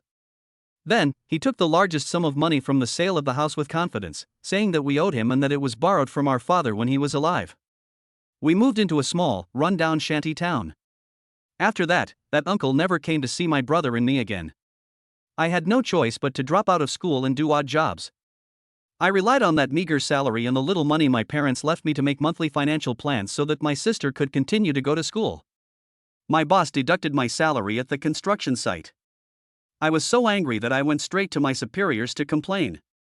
I just wanted to get back the money I had worked so hard for, but they scolded me for not knowing the rules. Every day after get off work, I rush home as fast as I can, just to prepare dinner for my sister so that she can have a hot meal when she gets home from school and review her lessons with peace of mind. But they scold me for being lazy and having no dedication. They keep talking about rules and dedication, but they feel comfortable exploiting me, sucking my blood, and treating me like a slave. I remember one time when I was sick and had a high fever, I was still called to work, and no one gave me a pill. Sometimes when I was in a tight spot, I was so hungry that I felt dizzy and couldn't even stand, but no one was willing to share a bite of food with me. They just watched coldly, even with a smile, as if they were looking at a starving stray dog. Later, I slowly learned some things. As a human being, all you have to do is live your life well. One of my co-workers was dishonest and stole things from the factory. I reported him and got a bonus of several dozen yuan. My sister and I could have an extra dish at dinner. The factory asked me to buy some kind of insurance, saying that injuries and medical treatment can be reimbursed, but I didn't pay a penny. With the money I saved, I could enroll my sister in an extra weekend cram school. Those foremen and team leaders climbed up the ladder by giving gifts and using connections. I don't have that kind of money, so I can only work hard. I don't seek promotion, but only hope to keep my current job and work hard to keep my brother and I alive and well. Gradually, there was no one around me who could be called a friend. They all said that I was unsociable, selfish, and unscrupulous. That man's wife, if I had taken action at that time, his wife might not have died, but other people would have died, and even more. He scolded me, but I don't regret it at all. Gu Chen's voice calmed down, with a hint of relief. I don't want my sister to be left at home, foolishly waiting for someone who will never come back. I just want to live in peace and accompany her to grow up. In the silent forest, there were only the light footsteps of two people and Gu Chen's low narration. After listening to Gu Chen's statement, Chai Shintong's expression still did not change significantly. She just said calmly after Gu Chen finished speaking. There is no absolute right or wrong in this world. What exists is just different choices made by each person based on his or her own standpoint. Upon hearing this, Gu Chen twitched the corners of his mouth and revealed a complicated smile. This statement is quite clear. Lord Chai, you are from the inner city? You should not have the same worries as us little people, right? Gu Chen sighed. In his opinion, people like Chai Shintong should stand in the clouds and look down on the suffering of all living beings. Chapter 73, A Level Exotic Beast, Green-Winged Python. Chai Shintong's eyes seemed to drift into the distance, somewhat vacant, and there was a barely perceptible hint of desolation in her voice. There is no one in this world who has no worries. I once had a very good friend. He's a poor fellow who looks a lot like you. Oh?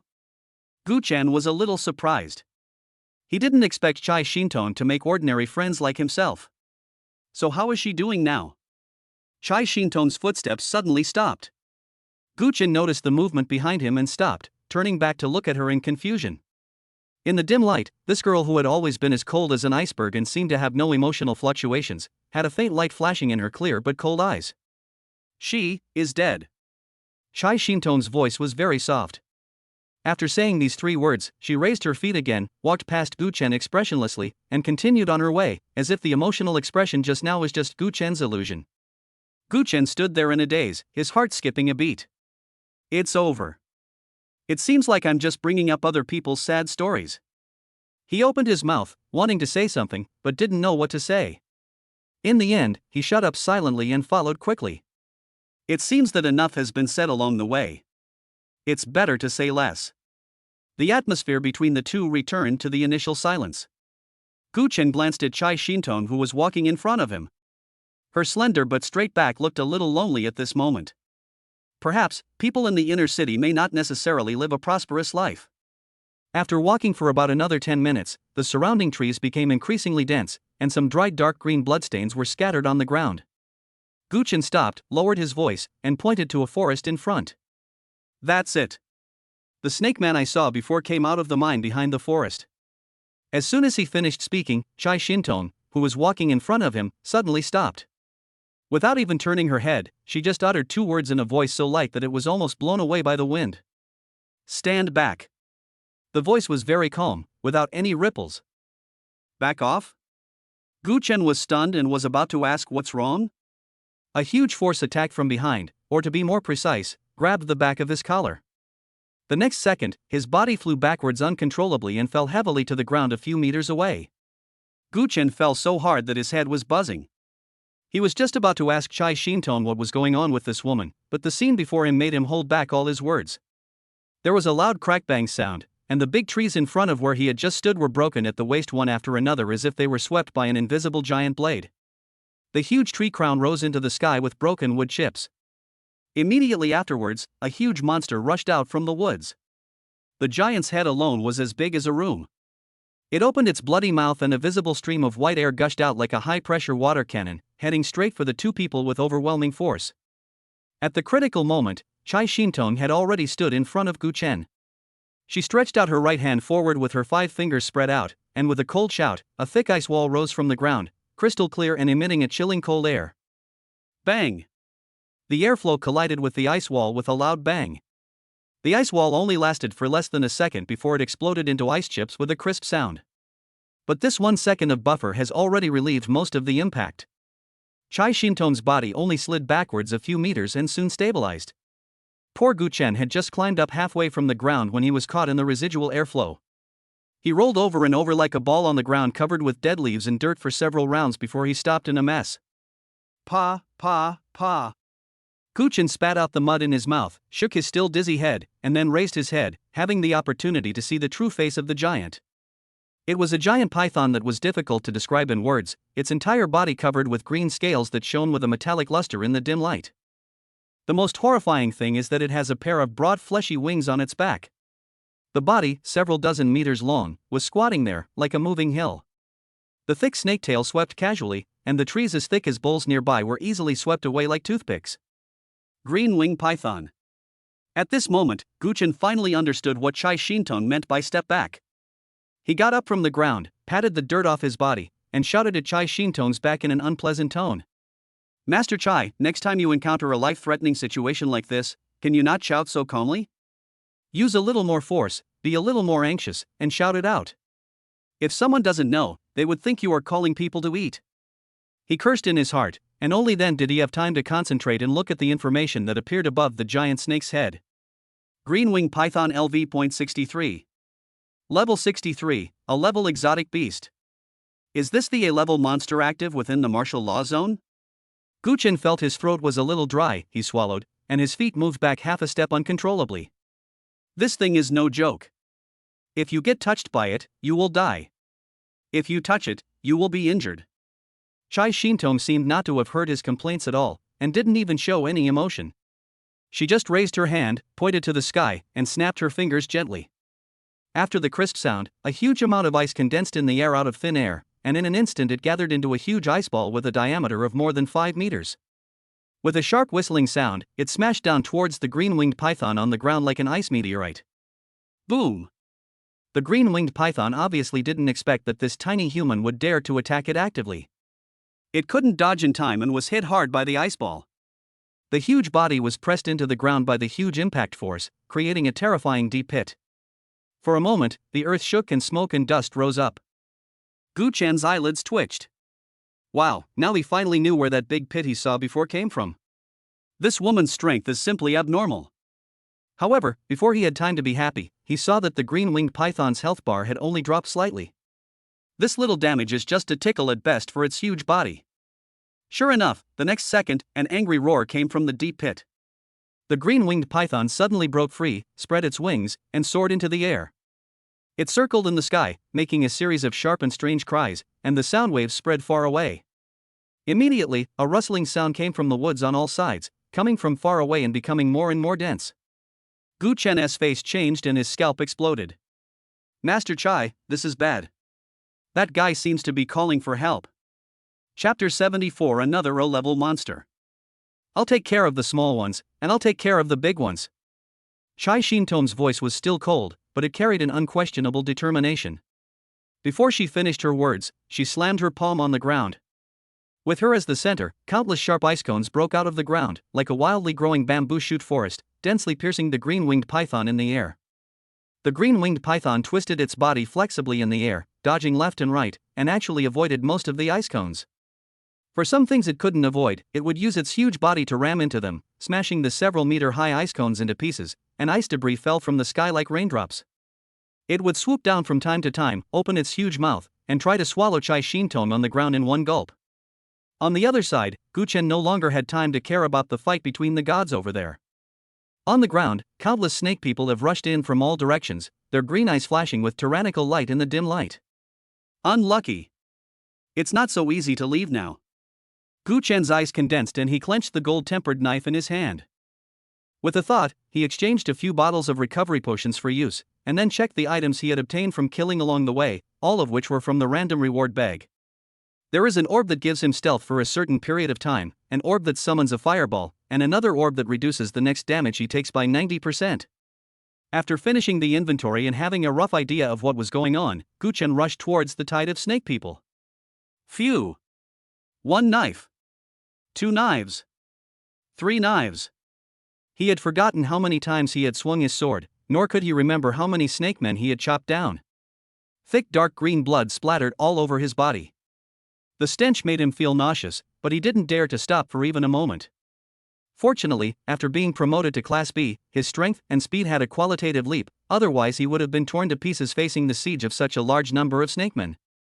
Taking advantage of the brief gap when one wave of snakemen was cleared out and the subsequent ones had not yet surrounded him, Gu Chen took out a bottle of recovery potion and drank it with his head tilted back. A warm current surged through my body, and my consumed strength quickly recovered. Only then did he take the time to glance at the battle situation on Chai Shintom's side. The battle over there seemed to be coming to an end. Chai Shintom was standing on top of an icicle more than 3 meters high, breathing slightly. Her clothes were torn in several places, and some strips of cloth were fluttering in the wind. Through the broken gap, you can vaguely see the white lace inside. This kind of disheveled yet stubborn beauty of battle damage is indeed a bit moving, but Gu Chen doesn't have the leisure time to appreciate it now. He looked away. The green-winged python in the air was not in a much better condition. Its body was covered with wounds of varying sizes, and its green scales were stained red with blood. Its flying speed and altitude had obviously slowed down, and it seemed a little overwhelmed. It seems that Chai Shintom's strength is just at the A-level threshold, or it is a bit difficult for her to deal with this kind of flexible A-level aerial beast, otherwise she would not have failed to resolve it after fighting for so long. Gu Chen looked down at the remaining recovery potion in his storage space. As long as she drinks this, with the explosive power she just showed, the battle should be over quickly. But Gu Chen hesitated again. How should I explain the origin of this thing? Did it appear out of thin air? What should I say if she asks about it? He didn't want to expose his biggest secret. Just as he was struggling with his conscience and hesitating, there was suddenly a huge roar, as if something was rushing out from deep underground. Boom! Suddenly, less than 50 meters away from them, the ground suddenly arched upward and then exploded with a loud bang. A twisted figure 3 or 4 meters tall jumped out from the broken soil. It was a strange beast that Gu Chen had never seen before. Its forelimbs can no longer be called limbs, but rather two huge, ferocious bone blades, like the scythe of the god of death, with teeth-grinding serrations on the edges. However, all these horrors are nothing compared to its torso. From the top of the head to the chest, its entire upper body seemed to have been split vertically by an axe, and it rolled weakly to the sides, revealing the bloody, constantly wriggling and contracting scarlet tissue inside. There was no face, no eyes, no mouth, nothing. There was only a disgusting mass of flesh and blood exposed to the air. A sticky, unknown liquid was dripping from the horrible crack, leaving behind dark stains emitting white steam on the ground. Disemboweled ghost. Broken bore LV.67. Gu Chen's heart sank to the bottom in an instant. Level 67. It's several levels higher than that green-winged python. There isn't just one A-level exotic beast, there are two. This is a difficult situation. The broken-bellied ghost that had just appeared casually swung the bone blade on its right side. A black shadow was thrown away from the bone blade, drew a parabola in the air, and fell heavily on the ground not far away. Only then did Gu Chen realize that there was actually a person hanging on its bone blade. After the man fell to the ground, he actually struggled to move, then supported himself with his hands and stood up shakily. His body was covered with wounds so deep that the bones could be seen, and blood was oozing out. The situation looked terrible. I knew you wouldn't die that easily. Chai Shintong's voice was still as cold as ever.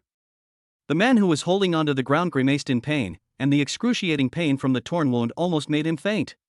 But he still used all his strength and shouted hoarsely, "Didn't I tell you not to come out? If the situation is not right, go back to the capital first? You know, I have never been an obedient person since I was a child." Chai Shintong's answer was still brief. She stared at the two A-level beasts, not daring to relax at all. Listening to the conversation between the two, Gu Chen roughly guessed the purpose of Chai Shintong's visit. Probably looking for this guy. This person was the man who appeared in the camp with Chai Shintong. But the current situation is simply terrible for Gu Chen. This new barrel breaker is level 67 and is more difficult to deal with than the green-winged python. It seems to be in very good condition and has about half of its health left. On the other hand, Chai Shintong had consumed a lot of physical energy. Her companion was a half-dead bloody man. It was a miracle that he could stand, let alone fight. As for myself, a strange person who has just touched the threshold of B-level, I am just cannon fodder in this kind of fight between gods. Must run. This thought popped into Gu Chen's mind the first time. Chapter 75 S-Class Alien. But he didn't run away immediately. Gu Chen shouted at the two men, "My lords. Since the person has been found, should we retreat first? As long as the Green Mountains are there, there will be no shortage of firewood." He didn't directly shout "you can't win, run away," because he was afraid of offending the self-esteem of these two big guys. Anyone who is not blind can see that if you continue to fight, you will just be asking for trouble. However, Chai Shintong and Wu Sihua, as if they did not hear his words, still stood there without moving. Fortunately, the two strange beasts did not rush to attack. The green-winged python slowly flew to the side of the broken-bellied ghost, stretched out its huge tongue, and licked the broken-bellied ghost's split, bloody chest. The scene was weird and disgusting. What's going on now? Chai Shintong lowered her voice. Wu Sihua panted heavily, his eyes full of unwillingness. The mission, the analysis was wrong. The information from the city government was wrong. There are no snake eggs at the bottom of the lake. Underwater, there is a passage underwater that leads to another place.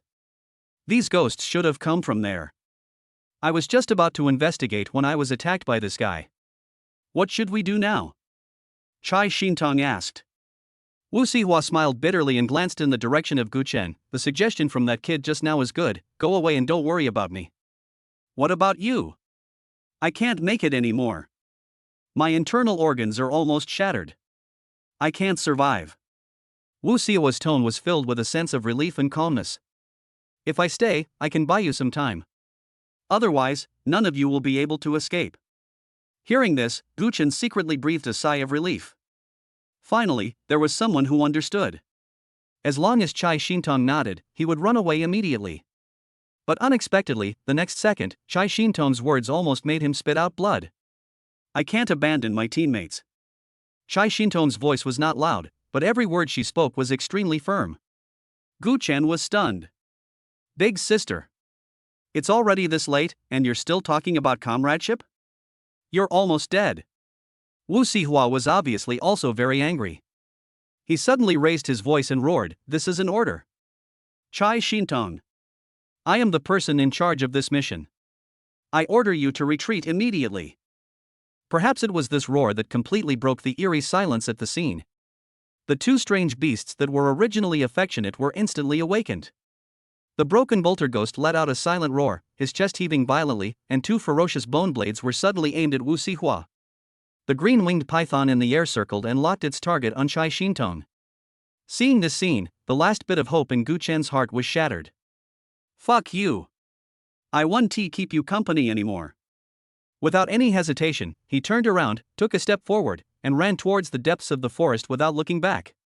It was agreed at the beginning that his mission was only to escort Chai Shintong to the mine, and now that the person has been found, he has done his best.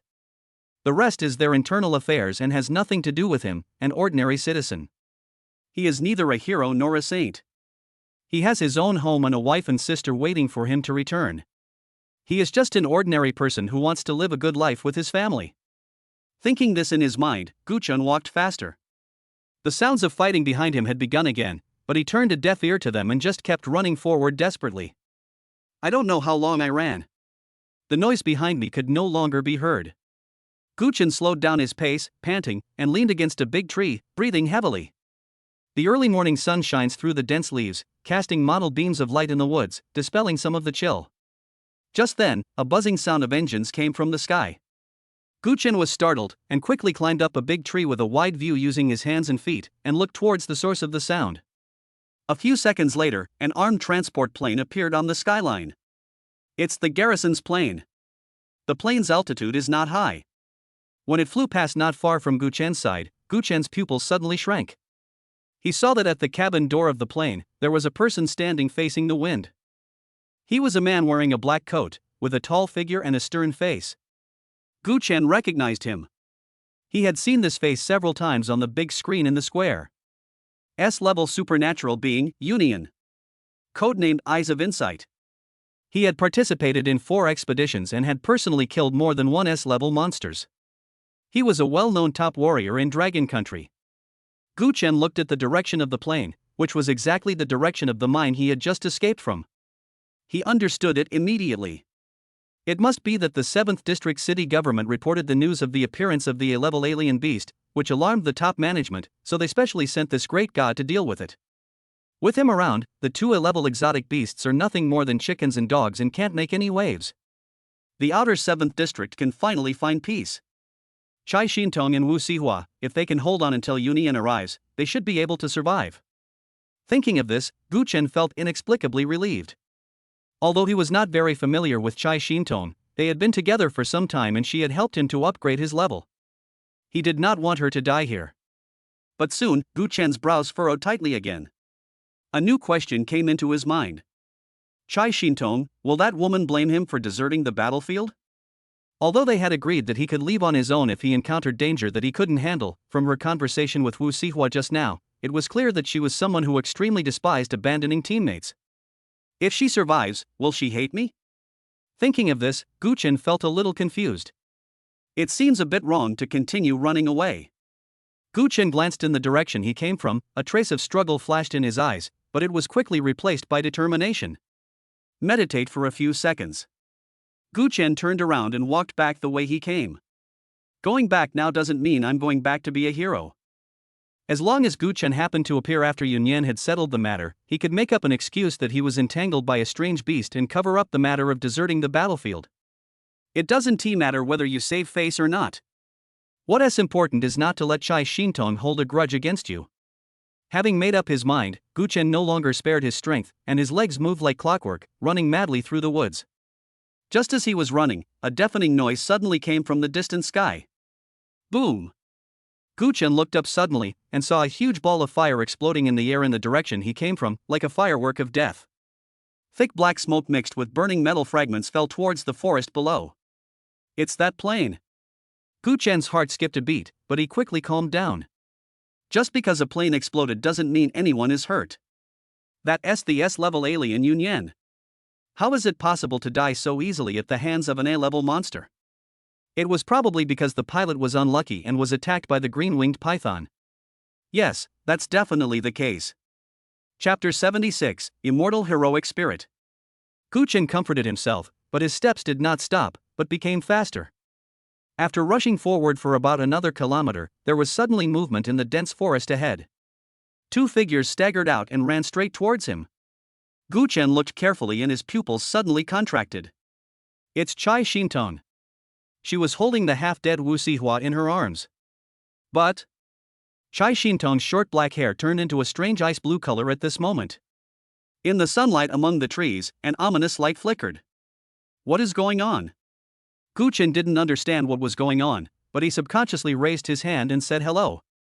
Hey! This. Before he could finish his words, Chai Shintong, who had rushed in front of him, suddenly felt limp and fell straight towards him while holding Wu Sihua in her arms. Gu Chen was quick-witted and quick-handed. He took a step forward and caught the two of them. So heavy.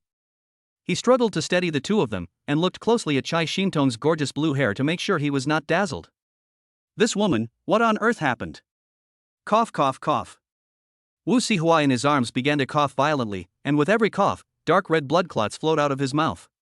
He grabbed Gu Chen's arm with such amazing strength that his nails almost dug into Gu Chen's flesh. Take her away, quickly. The hoarse voice sounded like it was squeezed out of a broken bellows. Chai Shintong, who was standing next to her, supported herself on the ground and took a deep breath. Her ice blue hair faded at a speed visible to the naked eye and slowly turned back to its original jet black color. She panted, looked up at Gu Chen, her voice weak but still commanding. You, carry him on your back and go. After saying this, she struggled to get up, as if she wanted to lead the way. Gu Chen glanced at the cuts on her body caused by the sharp blade, some of which were deep enough to see the bone. Then he looked at Wu Sihua, who was almost breathing his last breath, and his heart went numb. Go? Where can you go in your current state? Wu Sihua pushed away Gu Chen's hand that was trying to support him and shook his head with difficulty. He raised his hand tremblingly and pointed at his chest. Gu Chen looked down and discovered that Wu Sihua's chest was already a bloody mess with wounds of varying sizes. Where the heart was, there was a bloody hole the size of a fist, with the edges turned outward, and one could even see the broken organs inside. Blood gushed out and there was no way to stop it. This injury, even a god can't save him. Gu Chen's heart sank, but he somehow managed to take out a bottle of healing potion. We don't know what the situation is right now. If Wu Sihua is alive, it will at least provide an extra layer of security. If you ask about the origin of the healing potion, you can only make up nonsense. He put the bottle mouth to Wu Sihua's mouth. However, a strange scene happened. As soon as the red liquid was poured out, before it touched Wu Sihua's lips, it disappeared in mid-air, as if it was evaporated by an invisible barrier. Gu Chen was stunned. It seems that this potion can only be used by myself. What did you feed him? Chai Shintong noticed his movements and asked. A healing potion, Gu Chen said casually. I thought it might be helpful. Wu Sihua smiled bitterly and shook his head. It's useless. My internal organs are all broken. Unless there is an S-level healing mutant here, otherwise, no one can save me. As he spoke, he suddenly used up the last bit of his strength, struggled to slide out of Gu Chen's arms, and knelt straight down towards Chai Shintong. This action made Gu Chen stunned. What kind of plot is this? In the previous conversation, wasn't Wu Sihua the leader of the team? Why did he kneel down to Chai Shintong? Chai Shintong did not help him, and even her facial expression did not change at all. She just looked at him quietly with complicated eyes. Wu Sihua raised his head, with an unprecedented solemnity and piety on his face, and said word by word. Miss, please leave quickly. Time is running out. He will catch up soon. It is my fault that I failed to protect you and teach you anything during this trip. Please, return safely. I hope that the Chai family will take good care of my wife and daughter in consideration of my many years of service. Miss? Gu Chen's mind buzzed. This name contains too much information. Chai Shintong finally responded and nodded solemnly. After receiving a positive answer, Wu Sihua seemed to have gotten rid of his last worry, and a relieved smile appeared on his face. He raised his right hand tremblingly, drew a complex symbol on his forehead, and used up his last bit of strength to utter 4 words. Heroic spirit is immortal. Chai Shintong also raised her hand and made the same sign on her forehead, then bowed deeply to Wu Sihua and responded softly. Heroic spirits are immortal. After he finished speaking, Wu Sihua's head slowly drooped and he was completely silent. There was dead silence all around. Chai Shintong stood up straight, turned around and slowly walked towards the city. But she had obviously reached her limit. After taking just 2 steps, her body swayed and she fell down. Gu Chen rushed over and held her again, but she felt icy soft in his hands. Her clothes had long been torn to pieces, and large areas of her snow-white, delicate skin were exposed to the air. The cold touch spread along her arms and spread throughout her body, causing ripples in Gu Chen's heart. Really comfortable. It feels completely different from the 2 at home. But the thought only flashed through my mind. The cool temperature and weak breathing of the delicate body in his arms instantly woke him up. Now is not the time to think about these messes. Gu Chen picked up the unconscious Chai Shintong, looked at the road, and decisively changed direction, walking towards the place where the plane crashed. Now, the safest place is where the S-level alien Yunyan is. The 2 seemed to have good luck. Gu Chen had not walked far with Chai Shintong in his arms when he saw a figure walking towards him in the forest ahead. It was the man in the black coat, Yunyan. Gu Chen was overjoyed, as if he had seen a savior, and he shouted at the top of his voice. Master Yunyan! Here! Help! Yunyan obviously noticed them at the first moment and took a few steps forward. He glanced at Chai Shintong, who was unconscious in Gu Chen's arms, a hint of subtle surprise flashed in his eyes, and asked. What's going on? Lord Yunyan. This is Lady Chai Shintong from the Expeditionary Force. In order to protect her companions, she was attacked by a strange beast and was seriously injured and fell into a coma. Gu Chen explained breathlessly. From the Expeditionary Force? Yunyan nodded, saying calmly, leave it to me. It's safe here. Okay. Gu Chen responded repeatedly, hurriedly stepped forward, and carefully handed Chai Shintong in his arms over. Yunyan stretched out his hands, ready to take it. At this moment, Gu Chen's gaze inadvertently fell on Yunyan's hand. In his right hand, he held a strangely shaped long knife with blood still lingering on the blade. He was shocked, and his eyes suddenly turned from the knife to the shocking wounds on Chai Shintong's body. The shape, depth, angle of these wounds, and the knife. It's a damn accurate match. Chapter 77 Unexpected Enemy. Gu Chen's brain was in a mess, but his body did not stop moving. He handed Chai Shintong to Yunyan's arms, then took a step back and forced out a simple smile. Sir, please take care of it first. I will go and check the surroundings to see if there is any danger. After saying that, he turned around and tried to run away. Just after taking 2 steps, Yunyan's voice with a hint of smile came from behind. It seems that you have discovered it. Gu Chen's steps froze, and his heart almost jumped out of his throat. He turned back with an expression of forced calmness, his face full of confusion. Sir, what did you say? I don't understand. Yunyan hugged Chai Shintong, gently patted her face with the bloody knife, and said with a smile, of course. I was the one who found this woman and got hurt like this. Boom! Gu Chen felt that all the blood in his body solidified in an instant. Run? Can you escape from an S-level alien who is determined to kill you and silence you? The answer is, no. Since we're going to die anyway, we might as well give it a try. Fuck it. Gu Chen cursed angrily, murderous intent boiling in his heart. Without any hesitation, he turned around, drew his sword, and gathered all his strength at one point, transforming it into a sharp cold light, and chopped fiercely towards Yunyan's neck. It's better to strike first. However, facing this life-and-death attack, Yunyan didn't even move an inch.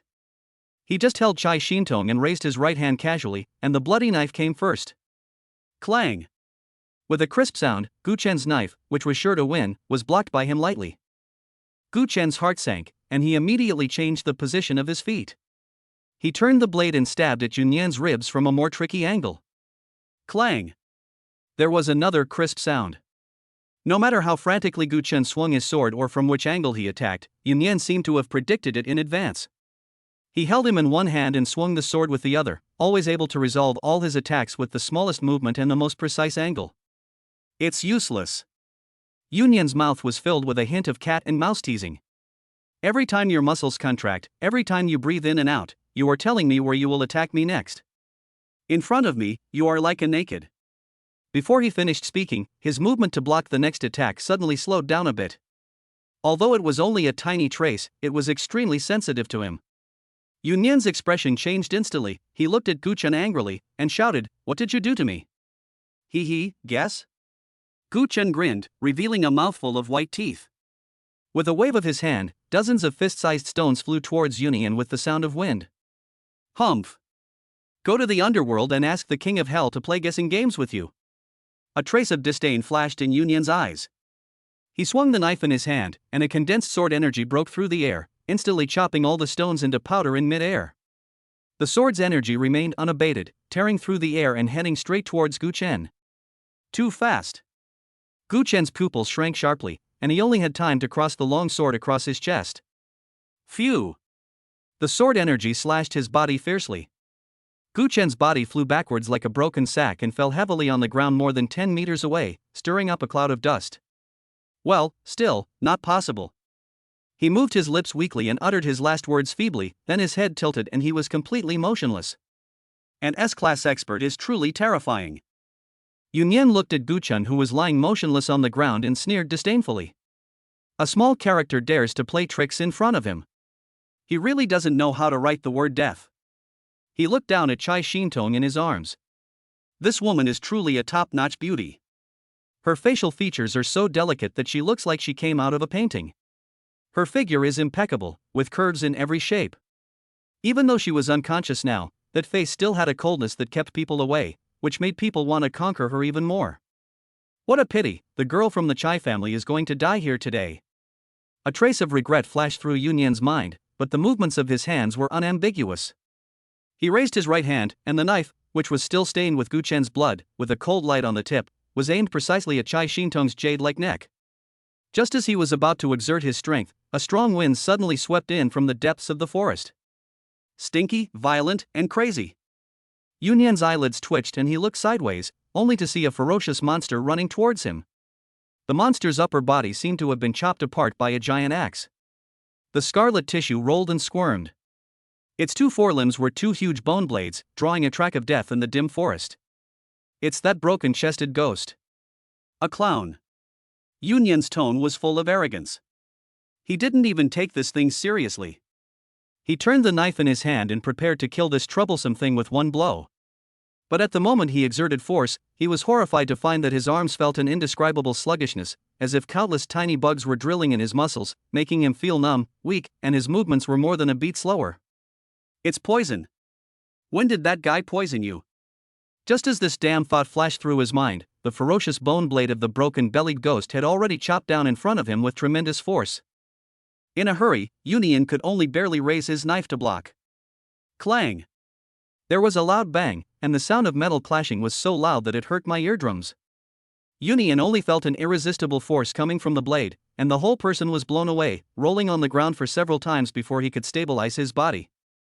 Chai Shintong, who was in his arms, also slipped out of his hands under the violent impact and was thrown into the bushes beside him like a broken doll. Yunyan's face turned pale. He didn't bother to care about Chai Shintong. He immediately took out a blue medicine from his arms and drank it down with a gulp. A cool feeling spread through the throat and throughout the body, slightly suppressing the strange feeling of numbness, but the movement of the arm was still a little unsmooth. Roar! The broken bolter ghost succeeded in his attack and didn't give him a chance to breathe. He rushed up again with a roar. Yunyan's eyes were filled with murderous intent, and he rushed forward with a knife in hand. At the beginning, due to the influence of the poison, he was a little restrained and fought back and forth with the broken-bellied ghost. But after a few rounds, the terrifying strength of the S-level strongman was fully revealed. Although the toxins in his body have not been completely eliminated, he still has no pressure in dealing with Grade A. Every attack of the broken bolter ghost seemed to be within his expectations. Just like that? Yunyan snorted coldly, and his body flashed, dodging a bone blade like a ghost. The knife in his hand was like a poisonous snake out of a hole, and the moment the broken chest ghost raised its other arm, it fiercely stabbed into its joint. Crack! The sound of bones breaking was crisp and harsh. Yunyan succeeded in one strike and his offensive became more fierce. He was like a skilled butcher who could always find the weakest point in the defense of the torn demon and cut it with one knife after another, leaving deep wounds on its body. The broken bolter ghost roared madly and waved the bone blade, but it couldn't even touch the corner of Yunyan's clothes. In the end, as Yunyan rushed forward with a knife and cleanly cut off its only remaining bone blade arm, the battle became a one-sided massacre. Puff! Puff! Puff! The knife flashed and blood and flesh flew everywhere. The huge body of the broken-bellied ghost fell to the ground with a loud bang, cut into pieces and completely lifeless. At the moment it fell, the detection tower in the distance also dimmed. Yunyan spat at the corpse of the broken board ghost and cursed, "You don't know how to live or die. Instead of hiding yourself, you come here to avenge your stupid snake. Let's go together."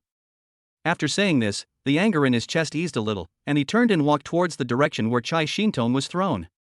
But when his eyes swept across the grass, his pupils suddenly contracted. The grass was empty. Where was Chai Shintong's shadow? Chapter 78 Under the Lake. A bad premonition came to his mind, and he turned his head sharply to look at the place where Guchen fell. Where are the people? That damn B-level kid is gone too. Asshole. A roar mixed with shock, anger, and disbelief shook the leaves of the entire forest rustling. You two can't get away. At the same time, Guchen was running frantically in the woods with a person on his back. The mountain road was rugged and bumpy, and the soft body on his back kept rising and falling as he ran. The amazing elasticity could be clearly felt from behind. Under normal circumstances, this would definitely be an experience that would make any man fantasize, but right now, Guchen was not in that mood at all. He now had only one thought in his mind. Run. Run as far as you can. He didn't dare to walk back to the city. He knew with his toes that Yunyan would definitely chase him back to the city as soon as possible. The only way to survive is to do the opposite and go deeper into the more dangerous no man's land. Master Chai, you must remember that I saved your life. Saving your life is more important than anything else, don't you understand? Guchen was panting heavily and muttering to himself to Chai Shintong, who was unconscious on his back. You can't just turn your back on me when you wake up. You have to help me. You can't let Yunyan kill people to silence them. He didn't care whether Chai Shintong could hear him or not, he just kept nagging over and over again in different ways. In his opinion, he really took a gamble this time, and it would not be too much to ask Chai Shintong to repay his kindness with her body. A B-class snatched a person away from an S-class who was about to kill him to silence him. No one would believe this if this story were told to others. Fortunately, everything went right. He started to think about it the moment he noticed that there was something wrong with the knife in Yunyan's hand. When he handed Chai Shintong over, he seemed to be very cautious, but in fact he quietly released the paralyzing venom and smeared it on Chai Shintong's exposed skin. This toxin is very explosive and takes effect very quickly. When Yunyan took over Chai Shintong, he didn't notice the slight abnormality on her skin. Sure enough, she was infected. As for Yunyan's determined sword energy, it was also thanks to the damage reduction magic ball that blocked more than 90% of the damage for him. Otherwise, he would not be pretending to be dead, but really dead. His original plan was to sneak away using the concealment orb while Yunyan wasn't paying attention. But plans cannot keep up with changes. The broken both ghost unexpectedly appeared and was still so powerful that it managed to hold back the poisoned Yunyan. Chance. This is definitely a once-in-a-lifetime opportunity. Guchen, who was lying on the ground pretending to be dead, was torn between his conscience and his desires. In the end, he gritted his teeth and decided to take a greater risk and take Chai Shintong with him. If he ran away alone, after Yunyan found out, he would definitely hunt him down as a witness all over the world, and he might not be safe even if he returned to the city. But if I take Chai Shintong with me, as long as this woman can survive, with her identity, maybe she can help me get rid of Yunyan's trouble. After much thought, I decided to do it. So, he quietly got up, picked up Chai Shintong, and covered them both in a halo of invisibility. While Yunyan was dealing with the broken-bellied ghost, he slipped away. Just as Guchen was running and nagging, a cold voice sounded in the woods without any warning. Hide well, don't let me find you. It's Yunyan. Guchen's heart skipped a beat. He caught up so quickly? Does this guy have a dog nose? He looked around. The forest was so deep and dense that there was nowhere to hide. What to do? In a hurry, his eyes locked on one direction. Gritting his teeth, Guchen carried Chai Shintong on his back, turned around, and rushed towards the mine. Perhaps because all the snake people were lured away, there were only a few snake people left nearby. Gu Chen raised his knife and slashed, quickly clearing out several snakemen that were blocking the way. Soon, he rushed to the foot of the cliff. The sight before him made him gasp. The original pitch-black entrance to the mine had completely disappeared, and in its place was a huge, hideous crack on the mountain, like a huge mouth of an abyss opened in the earth, surrounded by piles of rubble as big as a hill. I think this is the masterpiece that the green-winged python squeezed out from the ground. Without stopping for a moment, Gu Chen exerted force on his feet and rushed into the depths of the cave that looked like a rift valley, carrying Chai Shintong on his back. Not long after he entered, Yunyan's figure appeared outside the cliff. He glanced at the snake man corpses on the ground and frowned. Strange. The beast was clearly just killed, how could the person disappear out of thin air? He raised his head suspiciously, his eyes fell on the huge crack in the mountain, and then walked in. Soon, Yunyan came out again. The passages in the mines are intricate, and although most of them have been destroyed, many are still intact, making it difficult to find someone. Yunyan glanced at the hole and said hatefully, "Do you think I can't do anything to you if you hide in there?" The long sword in his hand burst out with a blazing white light, and then he slashed at the cliff wall several times. The mountain collapsed and the cave entrance was buried. The deafening sound gradually disappeared, and then the area around the mine returned to silence. Wu Sihua was not talking nonsense. The bottom of the lake in this mine was indeed very large, and there was a passage leading to an unknown place. The lake water is icy cold. Gu Chen held the unconscious Chai Shintong tightly in his arms. That body in the water was like a heavy piece of iron, constantly pulling him deeper. Gu Chen knew very well how terrible it was for a person to drown in a state of severe coma. There was no struggle, no instinctive coughing after choking on water. The cold lake water poured into her lungs unimpeded, taking Chai Shintong's life silently. He didn't know what Chai Shintong's current condition was, nor did he know how long she could hold on. This woman is his life-saving talisman, she must not be gone like this. As I swam, the air in my chest became thinner and thinner, and a suffocating feeling of oppression pressed in from all directions. Gu Chen took out a bottle of life potion from the storage space, unscrewed the lid and poured it into his mouth. A warm current instantly surged through my limbs and bones, and the feeling of suffocation that was on the verge of limit receded like a tide, and my lungs were filled with strength again. He could only drink this potion 5 times a day, and this time it was gone. Gu Chen did not dare to delay, and his arm paddling movements became even faster. At this moment, there was a violent shaking behind me, and the entire underwater world seemed to be shaking. Boom boom. A dull roar came through the water layer, and Gu Chen subconsciously looked back. They saw that the ground above their heads where they had just swam was collapsing on a large scale. Countless huge rocks and soil mixed together and smashed into the water, instantly making the area turbid. It must be that bastard Yunyan. He wanted to destroy the entire mine and bury them alive. This person acts so ruthlessly and decisively, leaving no room for maneuver. Gu Chen no longer dared to look back. He held Chai Shintong in his arms and swam desperately towards the unknown depths of darkness with all his might. Chapter 79 Escape. Fortunately, the violent collapse did not affect too far away, and the turbid muddy water was gradually left behind. I don't know how long I swam underwater, maybe 10 minutes, maybe longer. Just when Gu Chen felt that the effect of the 4th bottle of life potion was about to run out, he finally saw that there seemed to be something different in the upper front. It was an area that was completely different from the deep darkness around it. Is it an exit? Gu Chen was delighted, and he exerted force with his legs and rushed upwards. Crash! Water splashed everywhere, and Gu Chen's head was the first to break out of the water. Hoo ha ha! Fresh air! He opened his mouth greedily and breathed in big gulps. His lungs felt a burning pain as he regained oxygen, but this pain was so wonderful and soothing. It feels so damn good to be alive and breathing.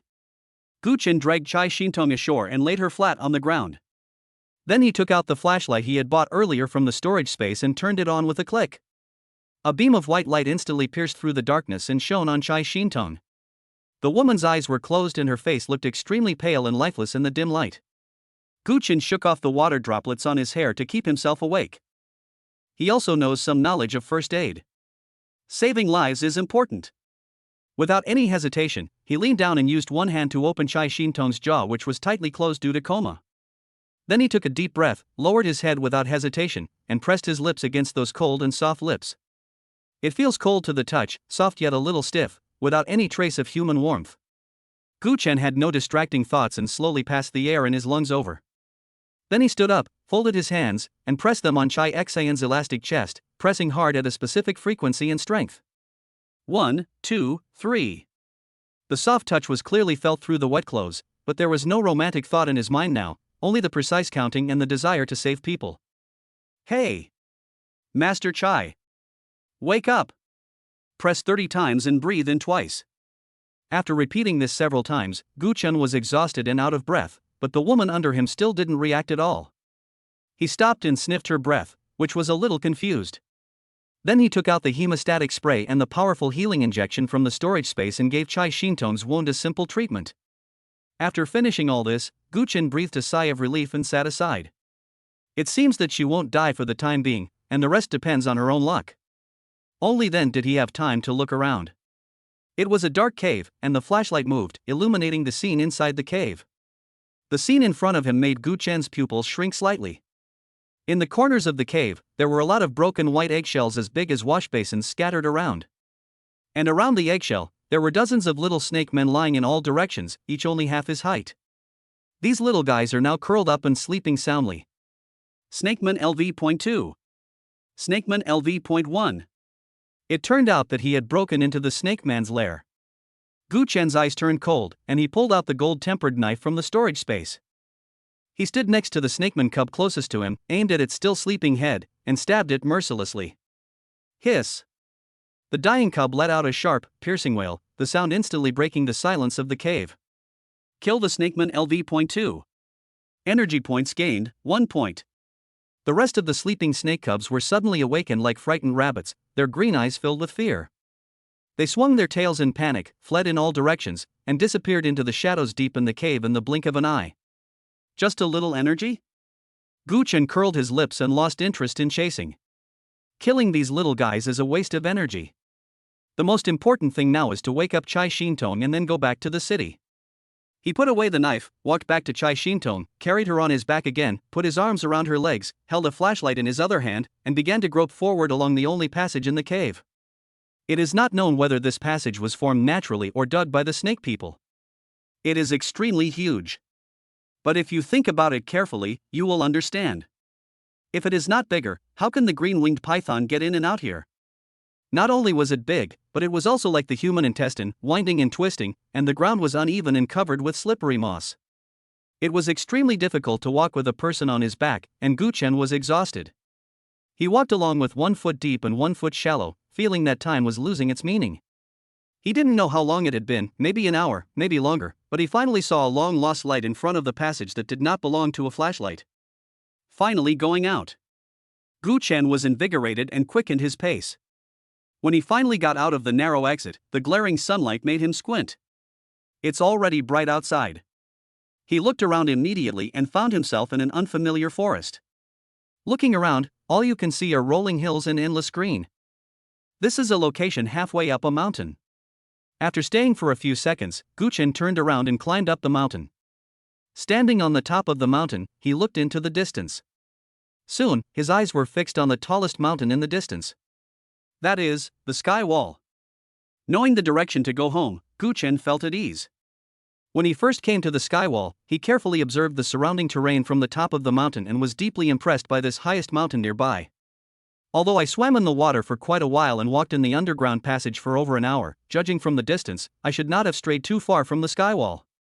As long as you find the highest mountain, you can determine the location of the skywall and roughly judge your current location.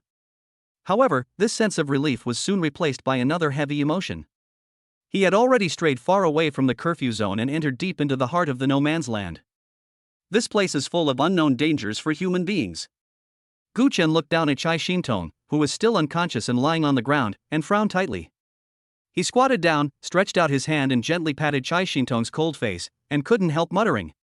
"Miss Chai, when will you wake up? If you don't wake up, I'm really going to throw you here to feed the wild animals." Of course, this is just a rant. He pulled out a bottle of bright red healing potion and decided to try again. What if this potion can't be drunk by men, but can be drunk by women? Gu Chen roughly pried open Chai Xintong's small mouth, pressed 2 fingers against her upper and lower teeth to prevent her from closing them subconsciously, and then carefully placed the glass tube containing the medicine into her mouth. The blood-red liquid slowly flowed out of the tube. Chapter 80 Choice. However, a strange scene happened again. The bloody liquid seemed to have life. As soon as it touched Chai Shintong's mouth, it disappeared out of thin air. Not even a drop could actually flow in. It was exactly the same as when I poured it to Wu Sihua before. Oh shit. Gu Chen cursed under his breath and gave up completely. It seems that this thing can only be used by him and no one else can use it. There's nothing I can do. He drank a bottle of recovery potion himself, feeling the fatigue in his body slowly dissipating, then resigned himself to his fate and carried Chai Shintong on his back again, identified the direction of the skyscraper, and began to go down the mountain. Deep in the no man's land, it was not as he had imagined before, where he could encounter a strange beast every 2 steps. There were deadly dangers lurking everywhere. He carried Chai Shintong down most of the hillside and only encountered a foolish E-level monster, which he easily dealt with. The journey was relatively safe. Just as he was about to reach the foot of the mountain, his eyes suddenly caught a detail. In the wet mud beside the path, there was a clear shoe print. Gu Chen immediately stopped and squatted down to take a closer look. Judging from the clarity of the footprints, they were definitely left not long ago. There is someone nearby. A thought instantly jumped out of Gu Chen's mind. Most of those active in the no man's land are teams of aliens. In order to ensure the survival rate of a team, they usually find a special person who has healing abilities or is proficient in medicine. This may be a good opportunity to rescue Chai Shintong. But this cannot be done rashly. Gu Chen didn't dare to show up rashly. People's hearts are hidden, and in this no man's land without law and order, murder and robbery are commonplace. Who knows whether the other person is good or bad? If you happen to encounter a group of ruthless characters who, seeing that you are outnumbered and powerless, have evil intentions, you would be asking for trouble. Not to mention. Gu Chen looked back at the unconscious woman on his back. Chai Shintong looks like a fairy. After all the trouble she had gone through, her clothes had turned into strips of cloth, exposing large areas of her snow-white skin. The scattered wounds did not affect her beauty at all. Her current condition, naked and unconscious, is simply a test for men. Not everyone is like him, able to keep the clarity in his heart. Gu Chen didn't believe that any rough man who had licked blood from the edge of a knife could remain rational and act like a gentleman after seeing such a beauty. But under the current circumstances, returning to the city for treatment is obviously not realistic. First, the journey is too long. Carrying an unconscious person on a long journey, who knows what accidents might happen on the way, and whether it would delay the best time for treatment. Second, remember. That person will definitely not give up. With his power, it will be easy for him to find out his identity information. The city might have already set up a tight net, waiting for you to fall into it. Thinking of this, Gu Chen's heart sank suddenly, and he thought of his family. Gu Tong, Ran Wenwen, Wang Jie. Will Yunian attack them because she can't find herself? As soon as this thought came to mind, a violent murderous intent instantly surged from Gu Chen's heart, and his fists clenched involuntarily. He swore that if Yunian dared to touch a hair on his family, no matter what the price he had to pay in the future, he would make Yunian pay with blood. Gu Chen took a deep breath and forced himself to suppress the emotions surging in his heart. Now is not the time to think about these things. The most urgent task is to solve the current difficulties. In the end, he decided to look for the person who appeared here. Gu Chen looked carefully at the direction in which the footprints extended, and he became extremely alert, paying close attention to the surrounding plants and trees. He followed the subtle traces of trampled grass and broken branches, and followed them carefully step by step. He seems to have good luck. After following the trail for about 20 minutes, the sound of rushing water and the faint aroma of grilled fish drifted over on the wind. Gu Chen's heart moved, he slowed down his pace, and quietly pushed aside the dense bushes in front of him. Scenes came into his sight. There was a clear stream not far away, and 2 tents were set up on the flat grass beside the stream. There was a bonfire in front of the tent. A man who looked to be about 50 years old was sitting on a stone, holding a sharpened branch, roasting a fat river fish with great concentration. The fat dripped into the flames, making a sizzling sound, and the aroma filled the air. On the open space next to the man, there were several pieces of exotic animal skins that had just been peeled off and the blood on them had not yet dried. At this moment, a man's voice came from the tent, with a somewhat boastful tone. "Brother, you didn't see how fierce that wolf cub was today. Its claws came at me in an instant. If I hadn't reacted quickly, I would have had my kidneys ripped out." The man called brother didn't even turn his head. He just chuckled twice and replied in a hoarse voice, "Okay, I told you to stay away and help me recover from my wounds. You always get so close to me. Come out and eat something when you've had enough of lying down." The fish is grilled. There are two people? It seems that there really is an alien with healing abilities. Gu Chen's heart began to beat faster. Chapter 81, Asking for Help. As the curtain of the tent was opened, a man with shoulder-length hair walked out. He looked a little younger than the man by the fire, probably in his 40s, and the frost in the corners of his eyes made him look a little weathered. He sat down beside the fire, stretched out his hand to break off a large piece of roasted fish from the campfire, and stuffed it directly into his mouth without fear of the heat, mumbling incoherently, "It smells really good. Brother, your cooking skills are getting better and better." The long-haired man chewed the beer in big mouthfuls while picking up a beer can from the ground. He knocked it against a stone and pulled the ring open. The cold beer poured down his throat, making a gulp-gulp sound. "Cool." The short-haired man called Brother chuckled, picked up a beer can, clinked it with the long-haired man's can, making a crisp clang sound, and then he tilted his head back and drank it all in one gulp. Pooh. Pooh. As soon as he took a sip, the short-haired man suddenly spat twice, and a small red ladybug came out with it. He frowned and cursed with disgust. This worm really knows how to pick places. Why did it drill into the wine? Seeing this, the long-haired man laughed and shook the beer can in his hand with a gloating look. "It means you attract bugs." As he spoke, he proudly raised his head again, ready to take another big gulp. However, the smile froze on his face before it could fully bloom. He made a strange sound in his throat, and then, like his brother, he spit out some wine and a similar little ladybug with a puff. "What bad luck!" The long-haired man cursed and wiped his mouth. "Do the bugs in these mountains like wine so much?" Now it was the short-haired man's turn to make fun of him. He laughed so hard that the grilled fish in his hand almost fell into the fire.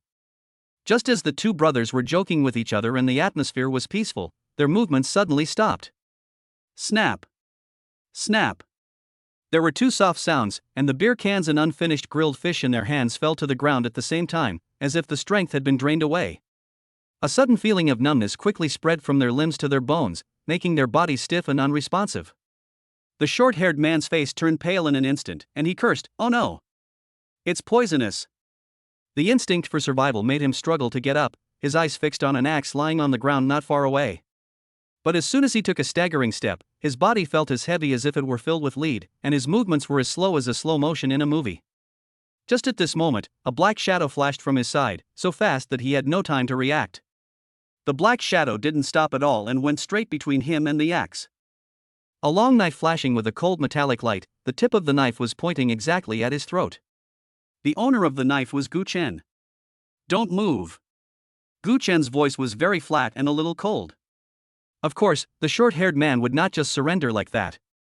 He clenched his teeth, gathered all the remaining strength in his body, twisted his neck, and punched Gu Chen in the face. As long as he can fight this guy off, even for just a moment, he can get the axe. Unfortunately, he thought too much. In Gu Chen's eyes, his punch was soft and ridiculously slow. Gu Chen didn't even move his weapon, he just slightly turned his body and easily dodged his fist. Then he raised his foot and kicked the short-haired man accurately in the chest. With a dull bang, the short-haired man flew backwards and fell to the ground, stirring up a cloud of dust. The long-haired man on the side was stunned.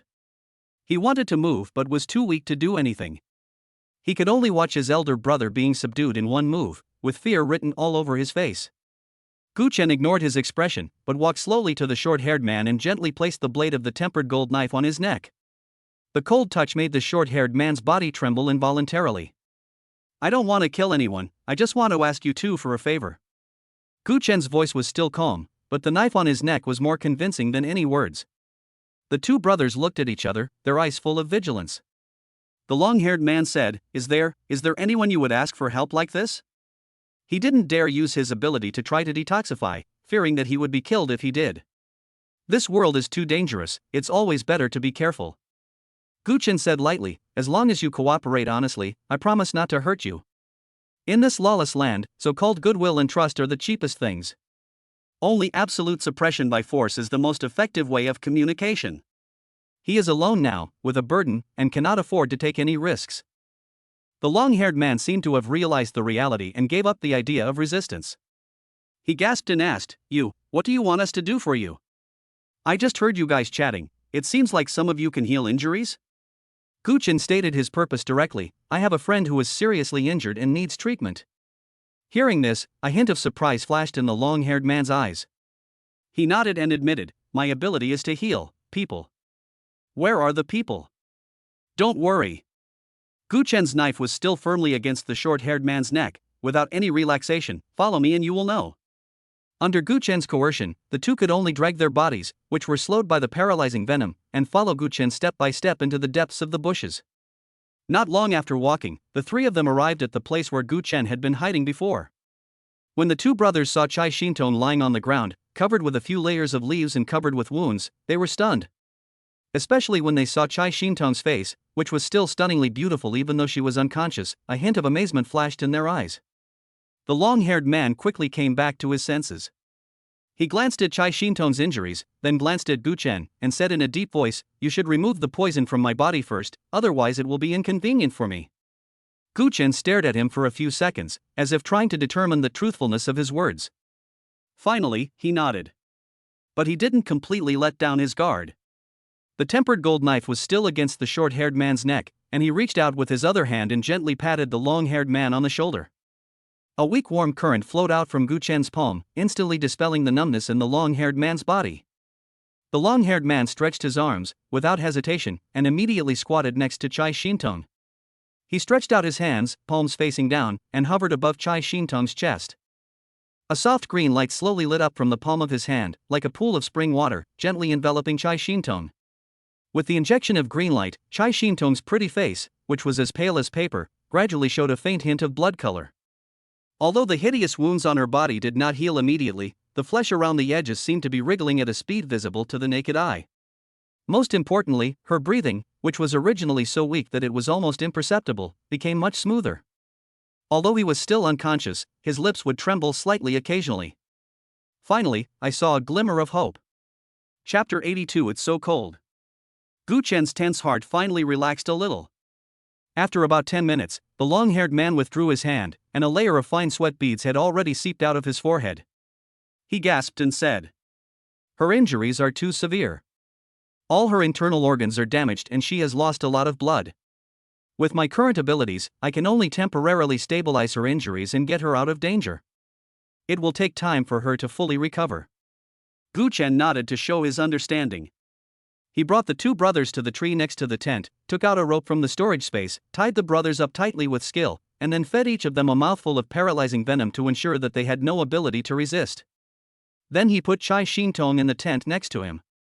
After doing all this, he found a clean stone to sit down and looked at the two brothers tied together. Don't worry, I told you, as long as you cooperate, I won't do anything to you. Gu Chen took out some water and some dry food from his backpack and handed them to them. Just tell me if you're hungry or thirsty. In order to kill time during the long wait, Gu Chen started chatting with them. Through the conversation, Gu Chen learned that the short-haired man was called Qin Lin and the long-haired man was called Qin Mu, and they were brothers. They were originally people with decent jobs in the city. Although they did not earn much, their lives were relatively stable. Unfortunately, things don't go as planned. Their mother got cancer and the drugs to treat cancer were extremely expensive. In order to raise medical expenses for their mother, the two brothers had to quit their jobs and take the risk of becoming aliens. They ran to this uninhabited area to hunt alien beasts and exchange the materials of the alien beasts for huge sums of money. Aren't you afraid of encountering danger? Gu Chen asked. Qin Lin smiled bitterly. Of course I am. But there is nothing I can do. I can't just watch my mom die, right? Chemotherapy, targeted drugs, various tests, all these costs are just like water. This area was previously cleared by an organization, and most of the powerful high-level monsters were killed. There are only a few minions left. If my two brothers are careful, we can still handle it. As he spoke, Qin Mu looked towards the tent and asked curiously, Brother, what happened to your friend? She doesn't look like she was injured while hunting a strange beast. A hint of coldness flashed in Gu Chen's eyes, but he quickly regained his composure. We also came here to hunt exotic animals, but we ran into a group of blind guys who wanted to kill and rob. My friend was seriously injured in order to protect me. So, don't blame me for being cruel. In a place like this, I have to be on guard against you. Once my friend wakes up and confirms that you have no ill intentions, I will naturally let you go. Hearing this, Shin-Mu nodded, revealing a look of understanding. No wonder. I saw the wounds on her body, some of them really look like they were caused by swords. Guchen took the opportunity to recount the story of how he and Chai Shintong jumped into the water to escape, and embellished it a little, omitting the existence of Yunyan. After Shin-Mu heard this, he frowned and said with a somewhat reproachful tone, "Brother, you are too reckless. She was seriously injured and unconscious at the time, how could you carry her into the water? If it were someone else, even if they didn't drown, they would have been choked to death. Your friend is really lucky." Guchen nodded silently and admitted, "The situation was urgent at the time, and I did neglect to consider it." But he didn't feel any regret at all. If it happened again, he would still jump into the bottom of the lake with Chai Shintong in his arms. Are you kidding? If they don't jump down and face Union, both of them will die. If he jumped, at least he would have a chance to survive. As for Chai Shintong, to be cold-blooded, her life or death was not Gu Chen's primary consideration at the time. The first thing he had to protect was his own life. Of course, he was not just gambling on luck. Gu Chen thought at that time that the abilities of aliens came from the essence and blood of alien beasts, and their bodies would more or less acquire some characteristics of alien beasts. For example, some fire-type mutants are not afraid of fire, and some lightning-type mutants are not afraid of electricity. Then, for a woman like Chai Shintong who was good at using ice abilities, would her body's resistance to water and tolerance to low temperatures be much stronger than that of ordinary people? This woman's skin is different from normal people's, it's cold. As it turned out, he made the right bet. Just as the three were chatting, there was a sudden noise in the tent next to them. Gu Chen immediately stood up and rushed in. Inside the tent, Chai Shintong still had her eyes closed. Her complexion looked much better than before, but she still hadn't woken up. Only her lips kept moving and faint and vague moans came from her throat. Cold, very cold. Gu Chen leaned down and put his ear close to her mouth, only then could he hear what she was muttering. Cold? Gu Chen quickly reached out and touched her forehead, it was icy cold. Same as before. Unable to figure out what was going on, Gu Chen picked up the quilt next to him and covered Chai Shintong tightly with it. But even so, Chai Shintong's body continued to tremble under the quilt, and she never stopped moaning, cold, so cold. Useless? Gu Chen frowned and ran to the next tent, took the quilt from there, and covered himself with both quilts together. But Chai Shintong was still dazed and shouting that she was cold. Now Gu Chen was completely at a loss. He walked out of the tent quickly and asked the two tied-up Chin brothers, "She keeps saying she's cold. What's going on?" Shin-Mu thought for a moment and said, "This should be a good sign. It means that her body functions are recovering, and she is beginning to feel and react. What should we do now that she is so cold?" Gu Chen asked. "First check if her clothes are wet." Shin-Mu reminded, "She was badly injured and has been in the water for so long. Wet clothes stick to her body and her body temperature will be lost very quickly. This is probably the reason. Take off her wet clothes first, change her into dry ones, and then wrap her tightly with a blanket, and she should feel much better. A word can wake a dreamer up." Gu Chen suddenly remembered that Chai Shintong was still wearing the clothes that had been soaked in water. The forest was damp along the way, and there was no sunshine at all. Her clothes were probably still half dry. He was really confused. He actually forgot such an important thing. Chapter 83 Hug for Warmth. Gu Chen walked quickly back to the tent, looking at Chai Shintong who was trembling in the quilt. A hint of hesitation appeared on his face. Change clothes. This meant that he had to take off all her clothes himself. He, Gu Chen, is not a villain who takes advantage of others. But in the current situation, it seems that there is no other choice. After hesitating for a moment, he finally made up his mind. Saving lives is the most important thing, I can't care about anything else. Gu Chen took a deep breath, as if to encourage himself, then leaned over and whispered in Chai Shintong's ear in the calmest voice possible. "Master Chai, you are not feeling well now. You must change your wet clothes, otherwise it will be very dangerous. We have to make decisions in an emergency. I don't mean to offend you. I hope you can understand when you wake up." I don't know whether I am saying this to her or to myself. Gu Chen stretched out his hand. First, he lifted a corner of the quilt, revealing Chai Shintong's upper body. The red shirt, which had turned into strips of cloth, had become dull due to being soaked in water and stained with blood, and it stuck tightly to her exquisite body. Gu Chen tried his best to keep his eyes level and not look around. His fingers touched the first button on his chest with some stiffness, and he gently unbuttoned it. Then the second one, the third one. As the buttons were undone one by one, the lapels opened to both sides, exposing large areas of skin to the air, and the crisscrossing wounds looked even more shocking at this moment. Gu Chen could smell a faint scent, a mixture of blood and a woman's fragrance, lingering at the tip of his nose. My heartbeat involuntarily quickened a few beats. He shook his head, forcing himself to focus. After taking off the outer garment, the tight-fitting bra underneath was revealed, which had been torn in several places. Gu Chen closed his eyes, gritted his teeth, and quickly untied it and pulled it out, and then the equally torn black skirt on his lower body. Throughout the whole process, Gu Chen felt like he was going through a long ordeal. Beads of sweat broke out on his forehead, and his movements seemed a little clumsy due to nervousness. Finally, all the wet clothes were taken off by him. Chai Shintong's skin was as white as the finest mutton fat jade.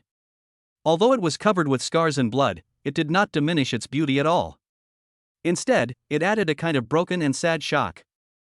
Gu Chen only took a glance and quickly looked away, feeling his cheeks getting hot.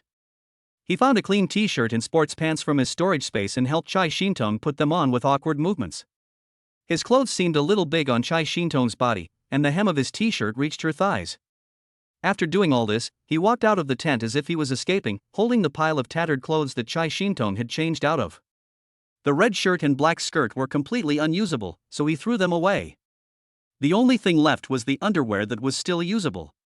He found a branch and hung it in the sun with some embarrassment. Back in the tent, he covered Chai Shintong with 2 quilts again. However, the situation did not improve as he expected. Chai Shintong was still shivering, and her mumblings changed from "it's so cold" to a monotonous cold. Although there was one word missing, the bone-chilling chill seemed to be conveyed through her voice. What's going on? I've changed my clothes and used 2 blankets, but why am I still cold? Gu Chen ran out of the tent again and looked at the Qin brothers anxiously. It still doesn't work, she still says she's cold. What should I do? Qin Mu also frowned, unable to figure out the reason for a moment. Qin Lin, who was tied to the side, curled his lips and said in a matter-of-fact tone, "Isn't this easy to do? The simplest and most direct way is to go in and hold her to sleep, and use your own body temperature to keep her warm. I guarantee it will work better than anything else." What? Gu Chen was stunned. Holding Chai Shintong? He shook his head, almost subconsciously refusing. It's not that he was so averse to such intimate contact with Chai Shintong. To be honest, any man would have some thoughts when facing such a stunning beauty. What he was afraid of was that Chai Shintong would kill him directly after waking up. Changing her clothes just now was already a huge offense, but at least it could be explained by saying that saving a life is like putting out a fire. If we sleep together. That's really like yellow mud falling into your crotch. It's either shit or shit. There's no way to explain it. This woman looks like a tough character. Seeing Gu Chen hesitate, Qin Lin rolled his eyes. Hey, you are so fussy. It's already this time, what are you still worried about? Saving people is the most important thing. Is face more important, or life more important? Is this method reliable? Gu Chen still had some doubts. Why is it unreliable? Qin Lin said confidently, when I was a child, my family was poor and it was so cold in the winter that I couldn't sleep. My brother and I would sleep together and we didn't feel cold at all. Qin Mu beside him also nodded and echoed. I have seen a similar method in an ancient medical book before. The book said that for people with low body temperature, a healthy person can sleep on the same bed with them. The yin and yang can complement each other and transfer yang energy to warm them up. To put it simply, if 2 people hug each other, they will both be warm. One speaks from personal experience, the other quotes from classics. Gu Chen looked at the tent behind him that kept groaning with the word cold, and he felt torn between his conscience and his desires.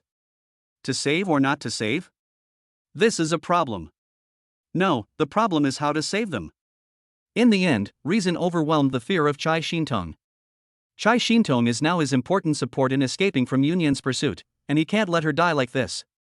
As for what will happen after waking up, that was later.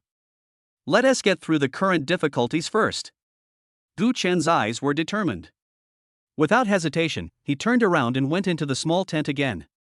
In the dim light inside the tent, the air seemed to freeze.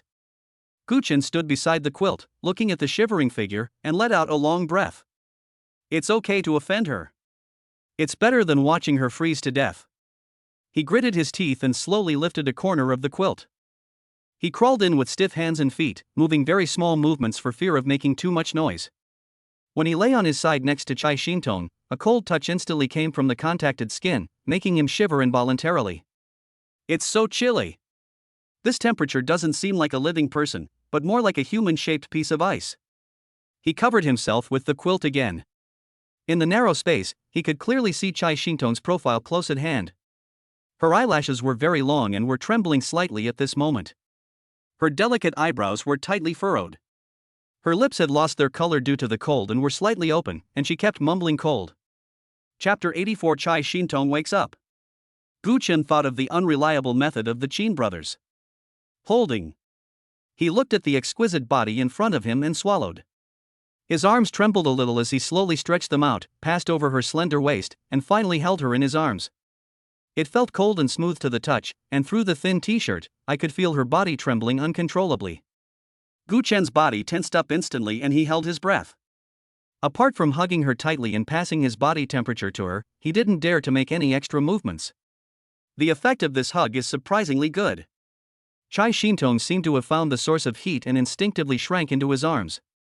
The violent trembling caused by the cold gradually subsided.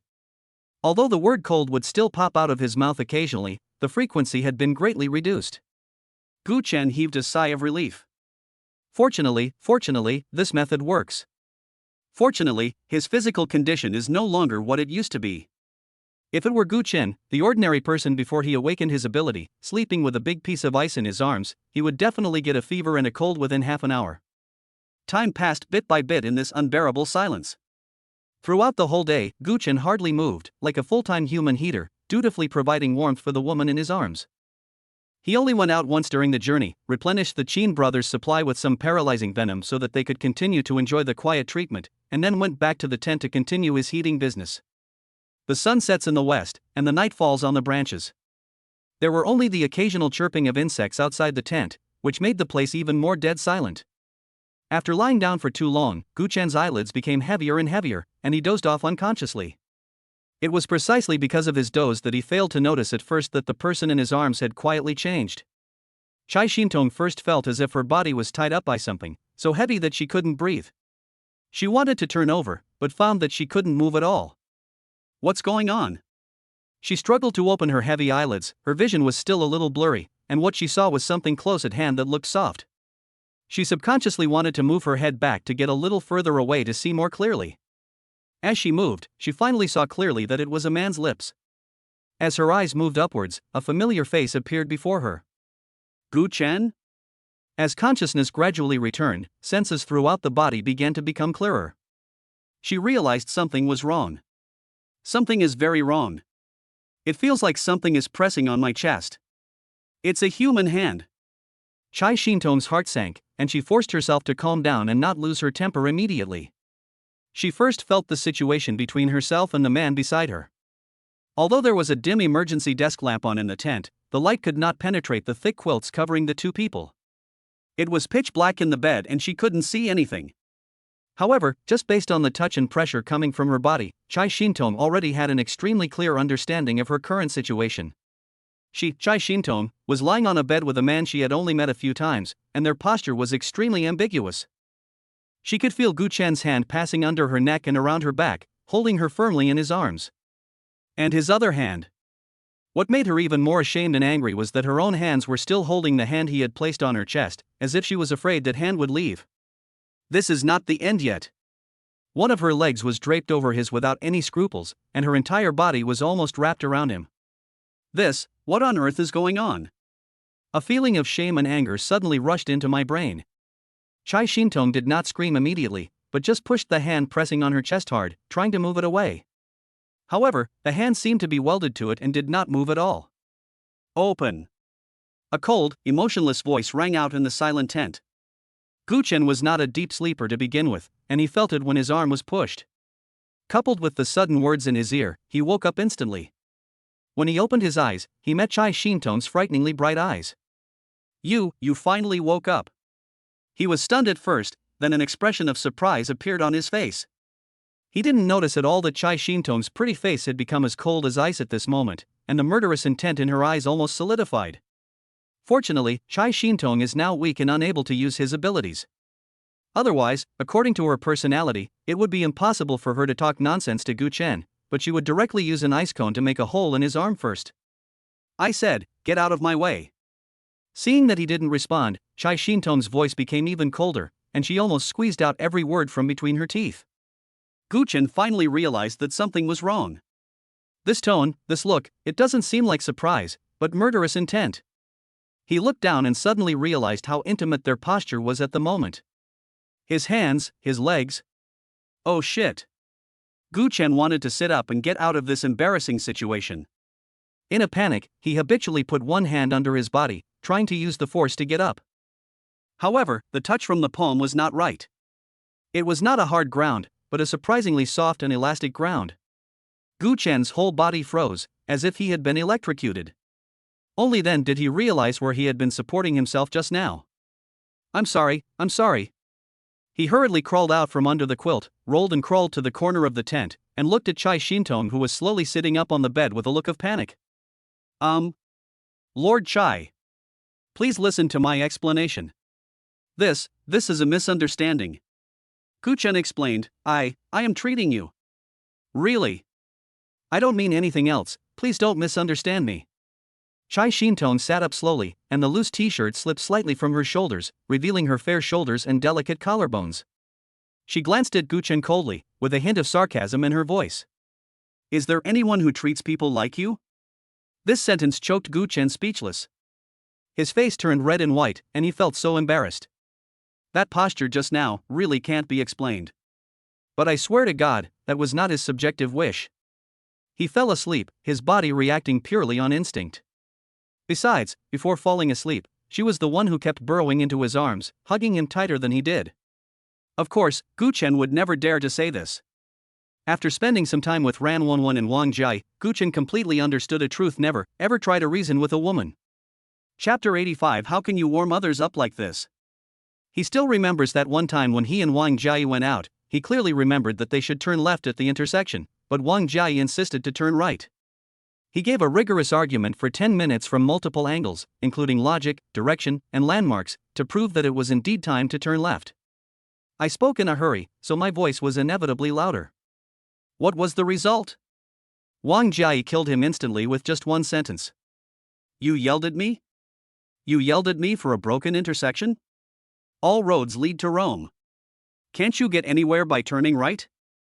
From then on, Gu Chen understood that at certain times, reason is useless. So he resolutely gave up his excuses and promised sincerely. Master Chai, I really didn't mean it. I fell asleep and had no idea what I did. I swear. I saw you kept complaining about being cold, and I was afraid you'd get frozen, so I held you in my arms while sleeping, purely to keep you warm and make you feel more comfortable. Chai Shintong listened silently, her eyes fixed on Gu Chen the whole time, as if judging the truthfulness of his words. She looked down at herself, at the loose clothes that obviously belonged to a man, and thought about her physical condition and the warmth she had just felt when she was hugged. She knew in her heart that her quick recovery was probably related to this man. Although the process is shameful, the result is good. After realizing this, most of the anger in her heart dissipated, leaving only a lingering awkwardness. She rolled her eyes at Gu Chen unhappily, and her tone softened a little. How can you keep someone warm like this? When Gu Chen heard this, he knew that the matter was over, and he immediately breathed a sigh of relief. His mind raced, and he immediately found someone to blame. He pointed outside the tent and said indignantly, "It's all the fault of those two guys outside. They were the ones who came up with the evil idea, saying something like if the two of them hugged each other, they would be warm. Don't worry, Master Chai, I will go out and teach them a lesson later." Hearing Gu Chen's complaints, Chai Shintong couldn't help but let a faint smile appear on her cold face. That smile was like a crack in the frozen lake, letting in a burst of spring light. Although it lasted only for a brief second, it was enough to make the heaven and earth pale in comparison. Gu Chen was instantly stunned. It was the first time he saw Chai Shintong smile. It turned out that this woman who was like an iceberg looked so beautiful when she smiled. Chai Shintong naturally noticed Gu Chen's dull reaction. She has always been confident about her charm. From childhood to adulthood, there have been so many men around her who have lost their minds because of her eyes or smile, and she has long been accustomed to it. After knowing the whole story, although she was taken advantage of by this guy, she decided not to bother with him for the time being because he actually saved her life. She restrained her smile, returned to her cold and aloof look, and spoke calmly. You, get out. Ha? Oh, okay. Gu Chen nodded quickly as if he had been pardoned. He didn't dare to look at her any longer and turned around in embarrassment to leave the tent. As soon as I took a step forward, a cold voice came from behind me. Stop. He turned around stiffly and forced a smile that looked as innocent as possible. Master Chai, do you have any other instructions? Chai Shintong didn't look at Gu Chen's face. Her eyes fell on the loose men's t-shirt on her body. She pinched the collar with her slender fingers and pulled it gently. Who changed this outfit? The air in the tent was a little cooler. Gu Chen's scalp instantly went numb. This is really what you fear. Your clothes are all soaked. It's not good for your health to keep wearing them. You'll catch a cold easily. He tried to explain incoherently, trying to shift the focus to his good intentions. However, Chai Shintong didn't give him this opportunity at all. Who changed it? Chai Shintong interrupted him, raised her eyelids, and stared at him with her cold eyes without a trace of emotion. Gu Chen felt his throat was a little dry. Well, there's no way to hide from it. He gritted his teeth and admitted, it was me, I changed it. The situation was urgent, you were unconscious, and there were no other women here. I really had no choice. When someone was unconscious, they were holding him and taking off his clothes. How can we seek justice for this? No matter how you listen to him, he sounds like a hooligan taking advantage of someone's misfortune. Sure enough, Chai Shintong's face turned cold at a speed visible to the naked eye, and a layer of frost formed between her brows. She was silent for a moment. The silence made Gu Chen suffer a lot, and it felt more uncomfortable than being surrounded by dozens of snake people. Finally, Chai Shintong spoke again, her voice as soft as a breeze. So, did you see everything? Gu Chen quickly shook his head like a rattle, and waved his hands desperately. No. Absolutely not. I swear. I asked you to face away from me, and I pulled the wet clothes out from your back and put on the dry clothes. You definitely closed your eyes, and I didn't see anything I shouldn't have seen. He spoke these words quickly and urgently. Chai Shintong looked at him steadily for a few seconds, as if analyzing the truthfulness of his words. Finally, she retracted that almost murderous gaze and lowered her eyes again. Go out. Finally, she added another sentence, with a tone of warning that left no room for argument. I'll keep this to myself once I get out of this door. Don't ever mention it again. Understood. Understood. I will forget it right now, and I promise to forget it completely. Gu Chen nodded repeatedly as if he had been pardoned. He didn't dare to stay for another second and walked out of the tent. When the cold wind blew outside the tent, he realized that his back was covered in cold sweat. Brother Gu, what's going on? Is that girl feeling better? Xin Mu asked hurriedly in a low voice when he saw him come out. Xin Lin next to him also looked expectant. I seem to have heard you talking just now. It seems that my method is not bad, right? The people are fine now, can you let us go? Gu Chen had just gotten angry, and when he heard this, he raised his leg and gently hit Xin Lin's butt. You're such a jerk. It was you who came up with such a bad idea. You almost killed me. He cursed, his voice neither too loud nor too soft, just enough for the people in the tent to vaguely hear. This blame must be passed on. No matter what Chai Shintong thinks, sharing some of the responsibility and letting her know that the culprit is someone else will always reduce her pressure. As for the Qin brothers, he just pretended to be nice. He kicked them twice symbolically, then walked aside and sat down without saying anything else. Seeing his expression, the two Qin brothers knew that the person in the tent was not someone to be trifled with, so they immediately shrank their necks and wisely chose to shut up. Chapter 86 Ability Guidance.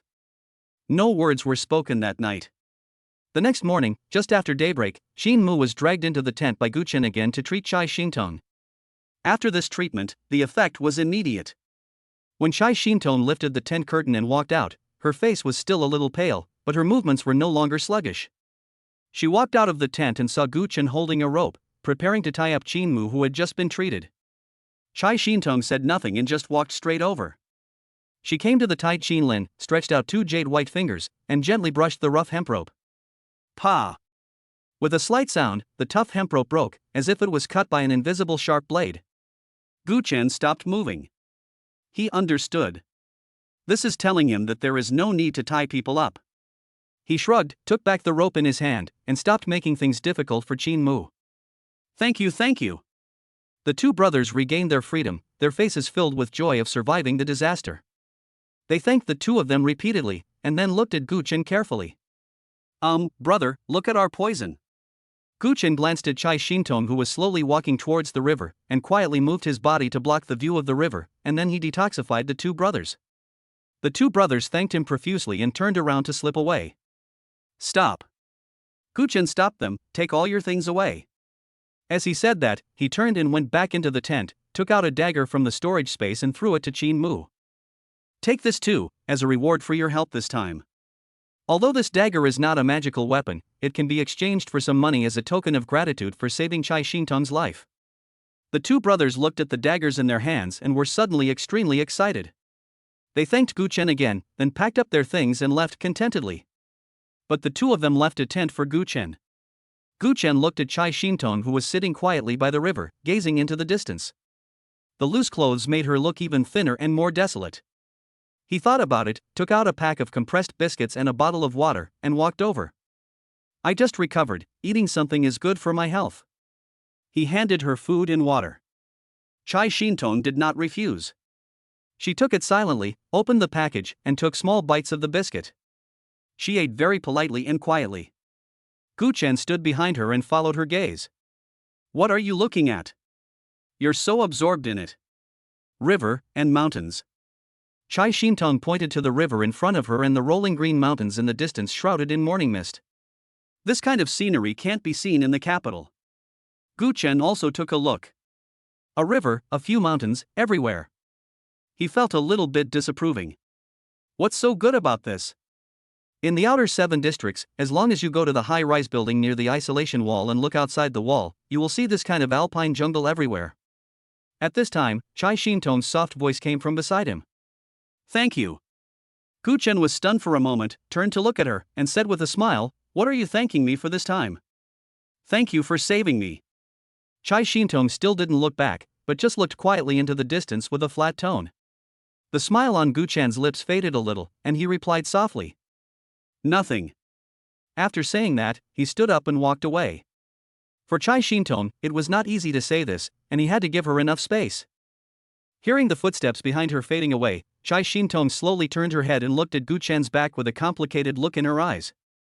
In my mind, scenes of dusty memories surged up uncontrollably. When she was very young and her abilities had just awakened, the extreme cold power that came from deep in her blood made her hands and feet cold all day and all night, and she curled up in her quilt and shivered.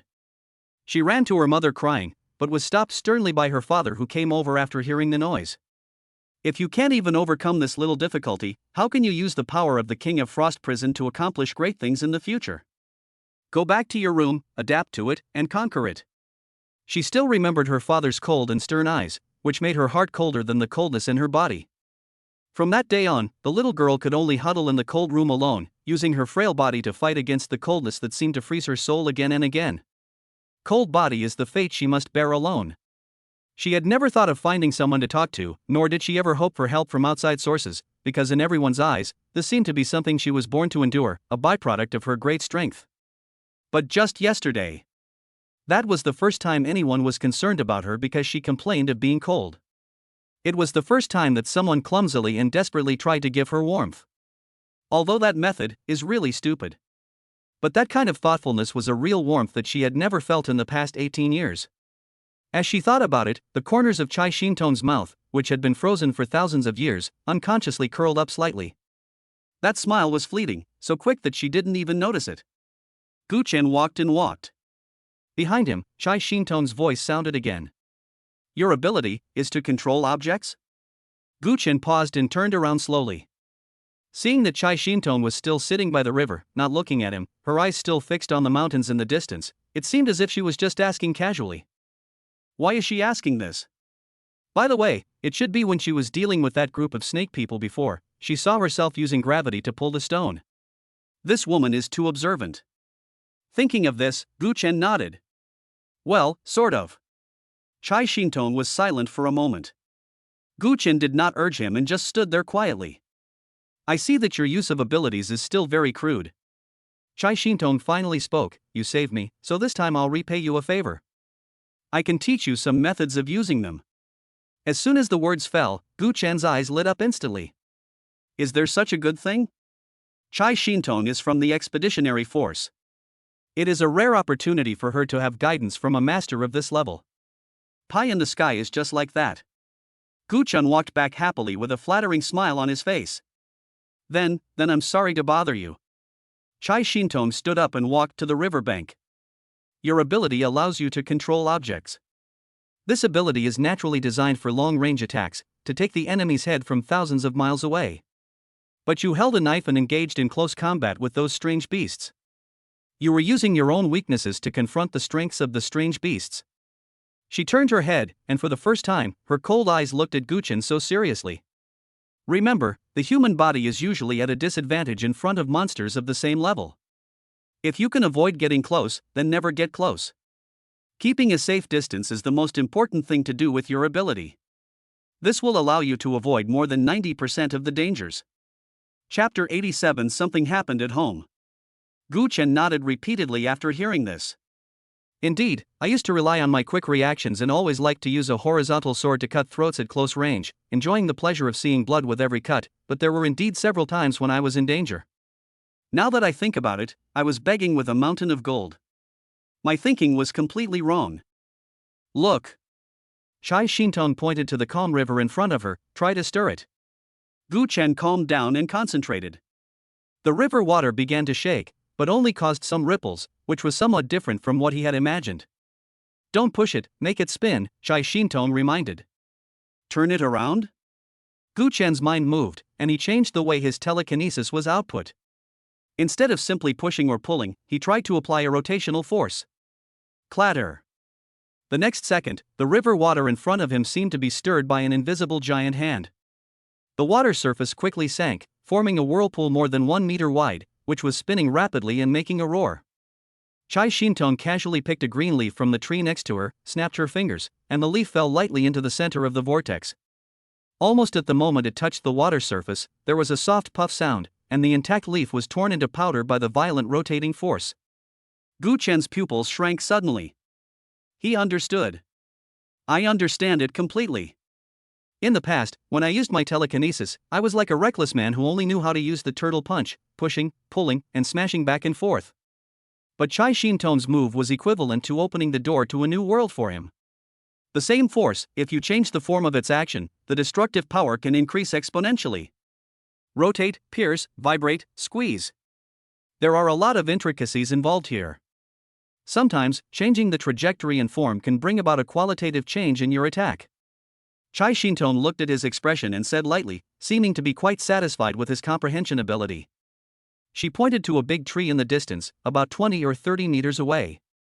If your telekinesis is only effective within a 10-meter range, but the enemy is right under that tree, how do you attack? I'll move over and get within 10 meters before attacking?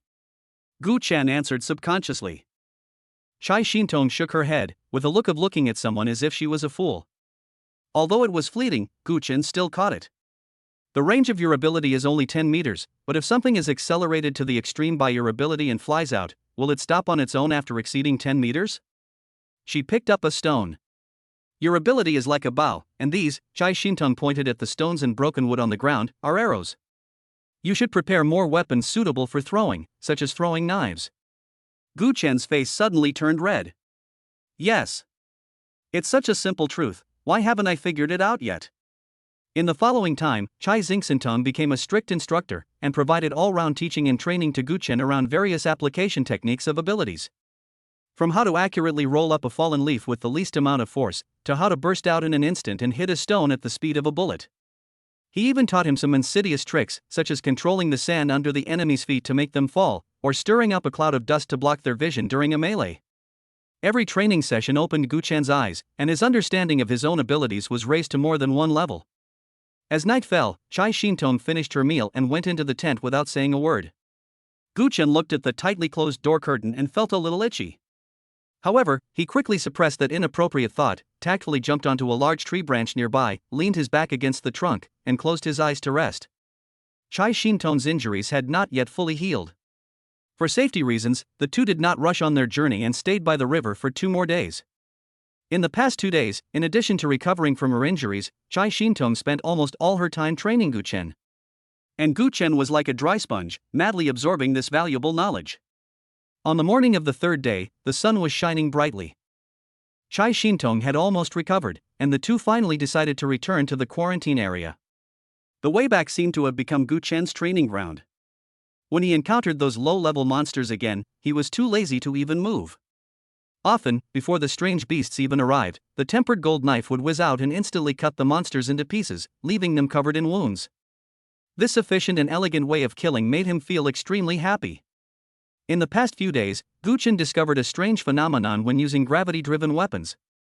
There were some weapons that he couldn't even drive through gravity. This problem also occurred that night in the detection tower. At that time, there were many weapons scattered on the ground, some of which he was able to drive smoothly with gravity, while others had no reaction at all. But I can't figure it out for the time being, so I'll have to explore it another day. Along the way, they encountered a Class B monster the size of a small truck, the armored bull. Gu Chen's attack hit the guy's thick shell, just like tickling, without even leaving a white mark. Just as the bull was about to charge, a flash of white light appeared. Chai Shintong took action. In just a moment, the armored bull let out a painful roar, one of its eyes was pierced by an ice spike, blood gushed out, and its huge body fell to the ground with a bang, leaving only twitching. Just when Chai Shintong was about to give it the final blow, Gu Chen shouted quickly, "Stop! Leave it to me." Chai Shintong paused, looked at him, and silently withdrew her hand. Gu Chen aimed at the other intact eye of the barbarian bull, stabbed it hard, and then stirred it. Kill the armored bull. LV.55. Energy points gained, 10 points. Level up. LV.50. LV.51. Ever since Gu Chen reached level 50, the experience bar for upgrading seemed to be welded shut. I have killed so many strange beasts, but I have only reached the next level now. It seems that at this level, just killing low-level creatures is no longer of any use. It was past 3 in the afternoon and we were not far from the separation wall. The closer he got to home, the more eager Gu Chen was to return. At this moment, a figure suddenly jumped out of the woods next to them and rushed towards them. The man was wearing a large hoodie with the hood pulled down so low that his face could not be seen at all. Who is it? Gu Chen's body reacted faster than his brain. He instinctively took a step forward and blocked Chai Shintong behind him. He stared at the person who came and shouted, "Stop!" The man paused after being shouted at by him, and then pulled off his hood. A pretty face full of anxiety and tears was revealed. When Gu Chen saw who was coming, he was stunned and shouted in surprise, "Yu Qiang? Why is it you?" When Li Yuqiang saw him, tears suddenly flowed down her face. He rushed over in 2 steps, his voice trembling with anxiety. "Brother Gu. Something big happened. My husband, and your family. Your sister. Your wives, have all been taken away." Chapter 88. The whole story. Gu Chen only felt a buzzing in his head, as if he was hit hard by a heavy hammer. He was immersed in the joy of returning home 1 second ago, but the news brought by Li Yuqiang gave him a chill in the next second. "What did you say?" Gu Chen could hardly believe his ears. He rushed to Li Yuqiang and held her trembling shoulders with both hands. Only then did he notice that the loose hoodie on Li Yuqiang was covered with dirt and grass clippings, and her originally pretty face was now haggard and filled with deep fatigue. She is no longer the somewhat delicate woman who remains strong despite being in danger. She looks more like a wanderer. "What's going on? Take your time and tell me. Don't be impatient." Gu Chen forced himself to calm down, but his anxious tone still betrayed his inner panic. His caring words were like the last straw that broke the camel's back. The fear and grievances that Li Yuqiang had accumulated for several days were like a flood that broke through the dam and could no longer be suppressed. "Wow." She hugged Gu Chen's arm and burst into tears, her cry was shrill and helpless. Gu Chen's heart was in a knot. He did not urge her, but just stood there quietly, allowing Li Yuqiang to vent her emotions, but his eyes were as cold as ice. The seriousness of the matter was far beyond his imagination, as it could have caused Li Yuqiang to collapse to such an extent. Chai Shintong next to him also frowned, and a solemn look appeared in her calm eyes. After crying for a long time, Li Yuqiang gradually stopped crying and sobbed as she told the whole story in a disjointed manner. That night when we went back home, my husband and I were both terrified and thankful to have survived. Jai said that when the sun rises, let us go to your house and have some fun together, just as a celebration, so we agreed. But who would have thought that the next day when we arrived at your doorstep, we saw several people in garrison uniforms escorting Jai out. Jai, she had blood at the corner of her mouth and wounds on her arms, and it was obvious that she had fought with them. Hearing that Wang Jai was injured, Guchen clenched his fists instantly, his nails dug deeply into the flesh, and a violent aura spread uncontrollably from him. Li Yuqiang continued. There was a man standing next to the people holding Jai. Brother Gu, do you remember him? He was the man who blamed you for his wife's death in the detection tower that night. His name is Ma Tengfa. Ma Tengfa? That face full of resentment and cowardice instantly appeared in Gu Chen's mind. I saved your life, and this is how you repay me? We were all stunned at the time. Ma Tengfa looked like a smug villain, nodding and bowing to an officer. Li Yuqiang's voice was filled with hatred. My husband wanted to go up and ask what was going on, but I stopped him. We saw them sending Jai to the direction of the hospital. Later, my husband and I thought that we couldn't just watch Jai get arrested. So we got 2 sets of medical staff clothes, sneaked into the hospital, and finally got into Jai's ward. Jai told us to ignore her and go to Fengling Academy quickly to pick up your sister and your other wife, find a place to hide, and wait for you to come back. But before we could leave, that damn Ma Tengfa came with his men for inspection. He recognized us at the first sight. My husband rushed over to hold them back so I could escape. He was also caught. At this point, Li Yuqiang burst into tears again, her face full of worry and guilt towards her husband. Gu Chen's heart seemed to be grasped by an invisible big hand, and he could hardly breathe. In order to help him, Chen Zhengxing actually got involved. I followed Jai's instructions and went to Fengling College immediately without delay. Li Yuqiang wiped her tears and said in a hoarse voice, but I was still late. I found their classmates separately, and they said, your sister and wife had asked for leave. I asked their class teachers, and both teachers said that the garrison took them away, saying there was something they needed to assist in investigating. Hearing this, the string of reason in Gu Chen's heart broke completely with a bang. His younger sister, Gu Tong, is the softest spot in his life. Ran Wenwen and Wang Jai were the women he vowed to protect with his life when they were together. Now, they have all been captured. My husband and I don't know any important people in the city, so we don't know what to do. Li Yuqiang's voice was full of helplessness. I can only pin all my hopes on you. I thought you would take this route when you came back from your business. So I put on makeup and made a fake alien ID. The people guarding the city gate didn't check strictly, so I sneaked out. I've been waiting for you in this forest for several days. I've almost run out of food. I even thought that you were dead outside. I had planned that if you didn't come back tonight, I would sneak back to the city and think of other ways. Chapter 89 Wang Jai is tortured. After listening to Li Yuqiang's story, Gu Chen's eyes turned red. The air around seemed to have dropped several degrees, and even the fallen leaves on the ground stopped swaying. That bastard named Ma Tengfa, who repays kindness with enmity, must be holding a grudge against me, which is why he wags his tail and acts like a dog for the garrison, bringing harm to his own family. As for the garrison, why would the garrison listen to a dog and attack an unknown stranger like me? There is only one reason. That S-level alien Yun Yan. This is not some bullshit assistance in the investigation, this is revenge. It is naked revenge. Gu Chen turned around abruptly, staring at Chai Shintong with his bloodshot eyes. The madness and brutality in his eyes made Chai Shintong feel a little nervous. Master Chai, something has happened at home, it's extremely urgent. Please help. What a smart woman Chai Shintong is. When Li Yuqiang was telling the story, she had already guessed the whole story. Gu Chen had done nothing wrong. She couldn't think of anyone else except Yun Yan who could mobilize the garrison and use such despicable means to target an ordinary alien family. As for what the man Yun Yan was thinking, she could figure it out with her eyes closed. There are only 2 possibilities. He was worried that he would die from his injuries, but Gu Chen survived. He was afraid that Gu Chen would spread his affairs after he came back. Therefore, he had to strike first, use Gu Chen's family as hostages, force him to submit, and then quietly deal with this hidden danger. Another possibility is that even if Gu Chun and himself were both dead, or came back alive, Gu Chen's remarks would not cause any waves. But with Yunyan's self-conceit and arrogance as an S-level strong man, he absolutely could not tolerate a low-level alien who dared to go against his will. This was a great humiliation for him. Therefore, he wanted to touch Gu Chen's family. It had nothing to do with interests, it was purely for revenge and for his dignity. No matter which one it was, the root of this matter was the conflict between himself and Yunyan. Gu Chen's family had suffered an unprovoked disaster. Thinking of this, a trace of determination flashed across Chai Shintong's cold face. She couldn't ignore it. Don't worry yet. Chai Shintong's voice was as calm as ever. She looked at Gu Chen and said seriously, "This matter was caused by me, I will not sit idly by. Let's go back to the city immediately and find out the situation first. Don't worry, I will help you rescue your family. As for the garrison, I will make them pay the price and give you justice." Her promise made Gu Chen feel a little more at ease. Gu Chen nodded.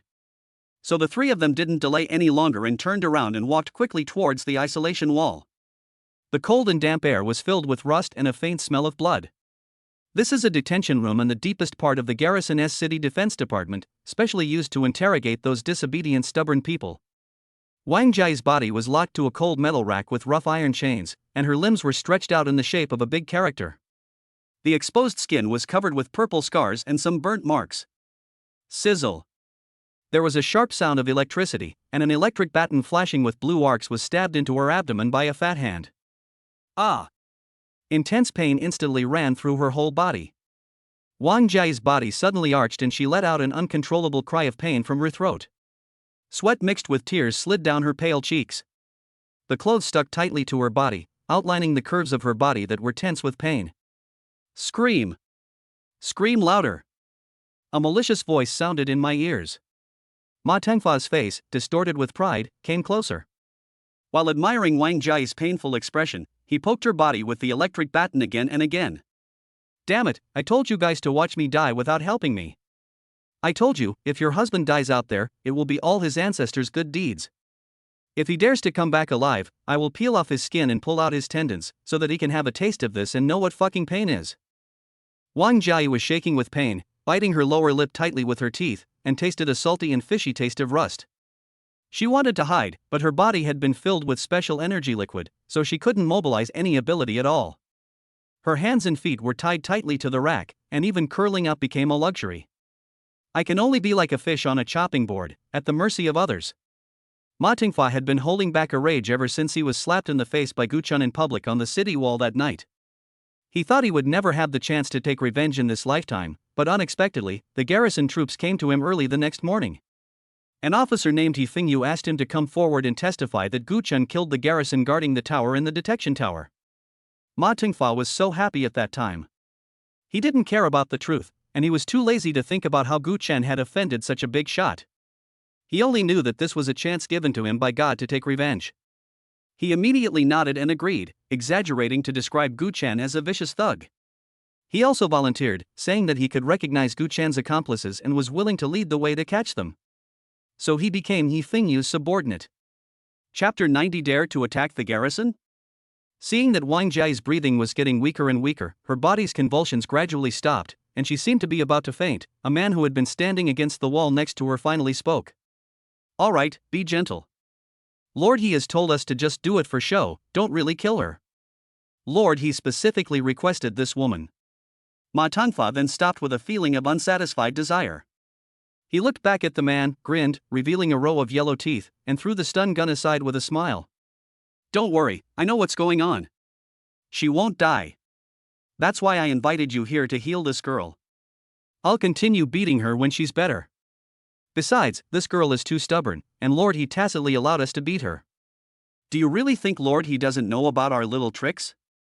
The man chuckled and walked out from the corner, wearing the uniform of a garrison soldier. "Ah, it's not easy to earn your wine money. Once this matter is settled, I won't treat you unfairly," Ma Tengfa promised, patting his chest.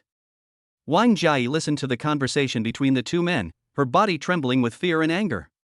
His eyes were like poisoned knives, staring at them intently. It's these two beasts. These 2 days, whenever they are free, they will appear here. One of them beat her so badly that she was covered in bruises and was dying. The other one then heals her so that the first one can continue to enjoy the pleasure of torturing her. This cycle of pain is more cruel than killing her directly. I don't know either. I don't know how Tong Tong and my elder sister are doing. Wang Jia only heard from Ma Tingfa that Gu Tong and Ran Wenwen seemed to have been taken directly to the home of that beastly man named Yifengyu. When she thought that the two might have met with an accident, Wang Jia's heart felt like it was crushed by an invisible hand. I promised my husband that I would protect them, but now, not only did I fail to do so, I also dragged my entire family into this. Husband, where are you? Despair and guilt surged in her heart. Wang Jia could no longer hold back. She buried her head and suppressed tears escaped from her throat.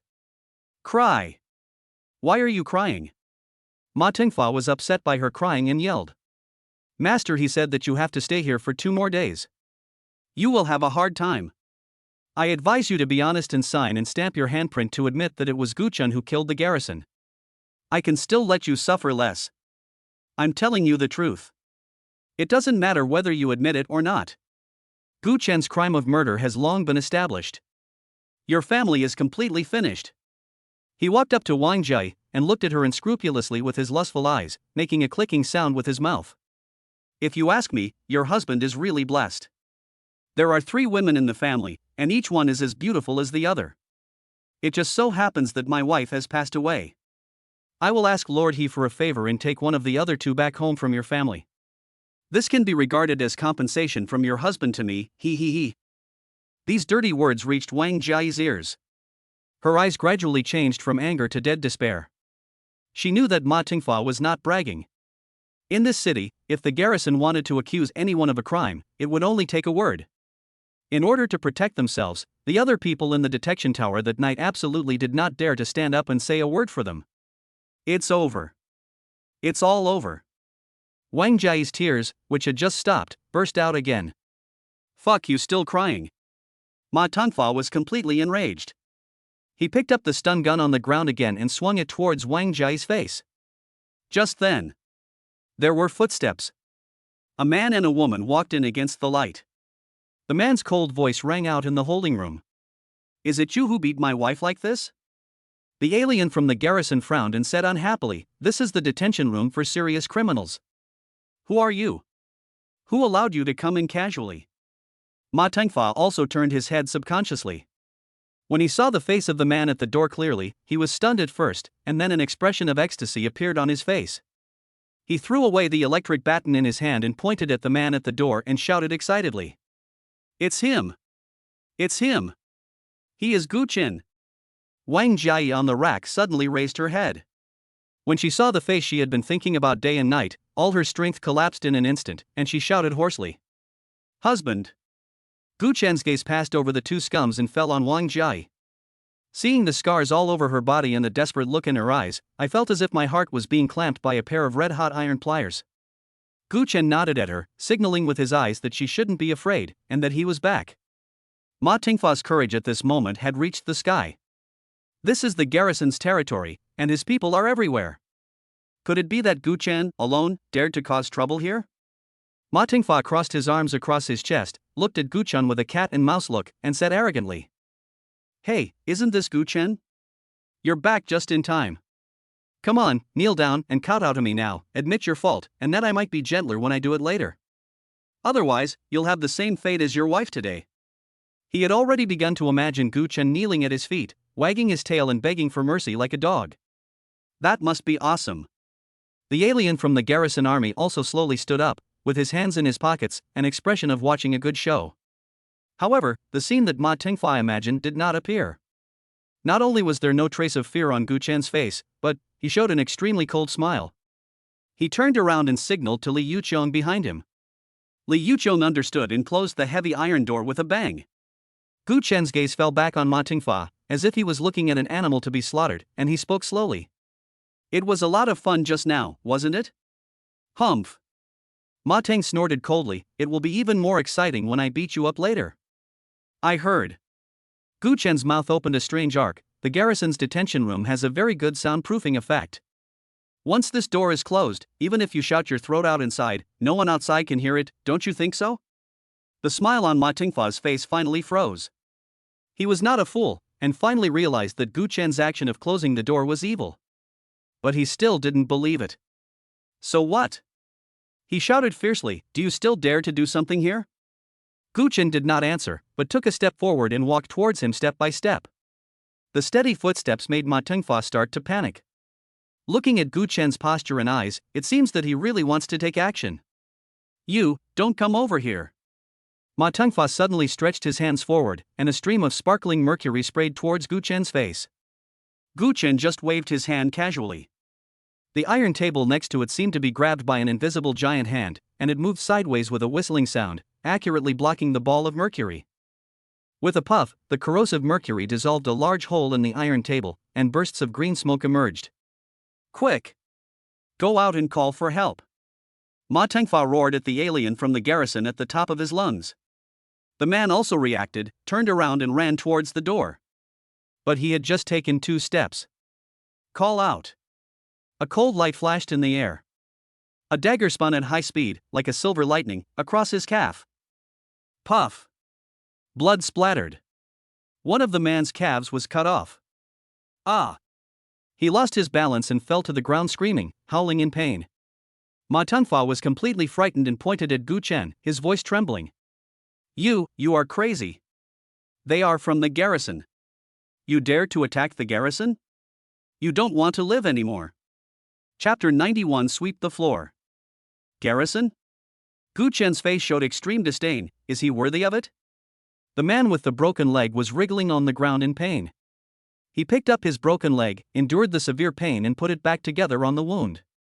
He stretched out his hands, ready to activate his healing ability. At this moment, another cold light flashed. Puff! Puff! 2 muffled sounds. The pair of his hands that were about to use his supernatural powers were broken at the wrists and fell to the ground like 2 pieces of rotten meat, with blood gushing out from the broken wrists. A scream that was 10 times more miserable than before echoed throughout the entire detention room. Ma Tengfa pointed at Gu Chen and screamed in horror. "You're done. You're dead. When the garrison rushes in, they'll tear you into pieces." Gu Chen ignored him and continued walking towards him. Ma Tengfa shuddered all over and subconsciously raised his hand, wanting to shoot mercury again. Then he saw the third cold light. Puff! His right hand, like that man's, fell off cleanly at the wrist. Inside the house, the screams of 2 men could be heard one after another. Li Yuqiang had already run to the wall, took down the key hanging on it, rushed to Wang Jai, and hurriedly untied the chains on her body. After Wang Jai was helped down, her legs went limp and she fell directly into Li Yuqiang's arms. The 2 women hugged each other tightly and turned their heads away at the same time, unable to bear to watch the bloody scene any longer. Gu Chen walked in front of Ma Tengfa and looked down at the waste rolling on the ground. He raised his foot, stepped on Ma Tengfa's head, and then pressed down slowly and forcefully. With a strange smile on his face, Gu Chen said softly, "It turns out that torturing people is such a pleasant thing. No wonder you like it so much. Wu spare my life." Ma Teng wailed incoherently, feces and urine flowed out, and a fishy smell instantly filled the air. The playful expression on Gu Chen's face instantly disappeared and turned cold. It would be pointless to beg for mercy so soon. As soon as he finished speaking, he exerted force on his feet. Bang! There was a dull sound, like a watermelon being smashed. Ma Tengfa's head was stepped hard into the hard concrete ground, and red and white blood splattered all over the ground. In the holding room, the screams suddenly disappeared. The man with the missing arms and legs was so frightened when he saw the scene. He even forgot the pain and moved towards the door using his hands and feet. He looked as funny as could be.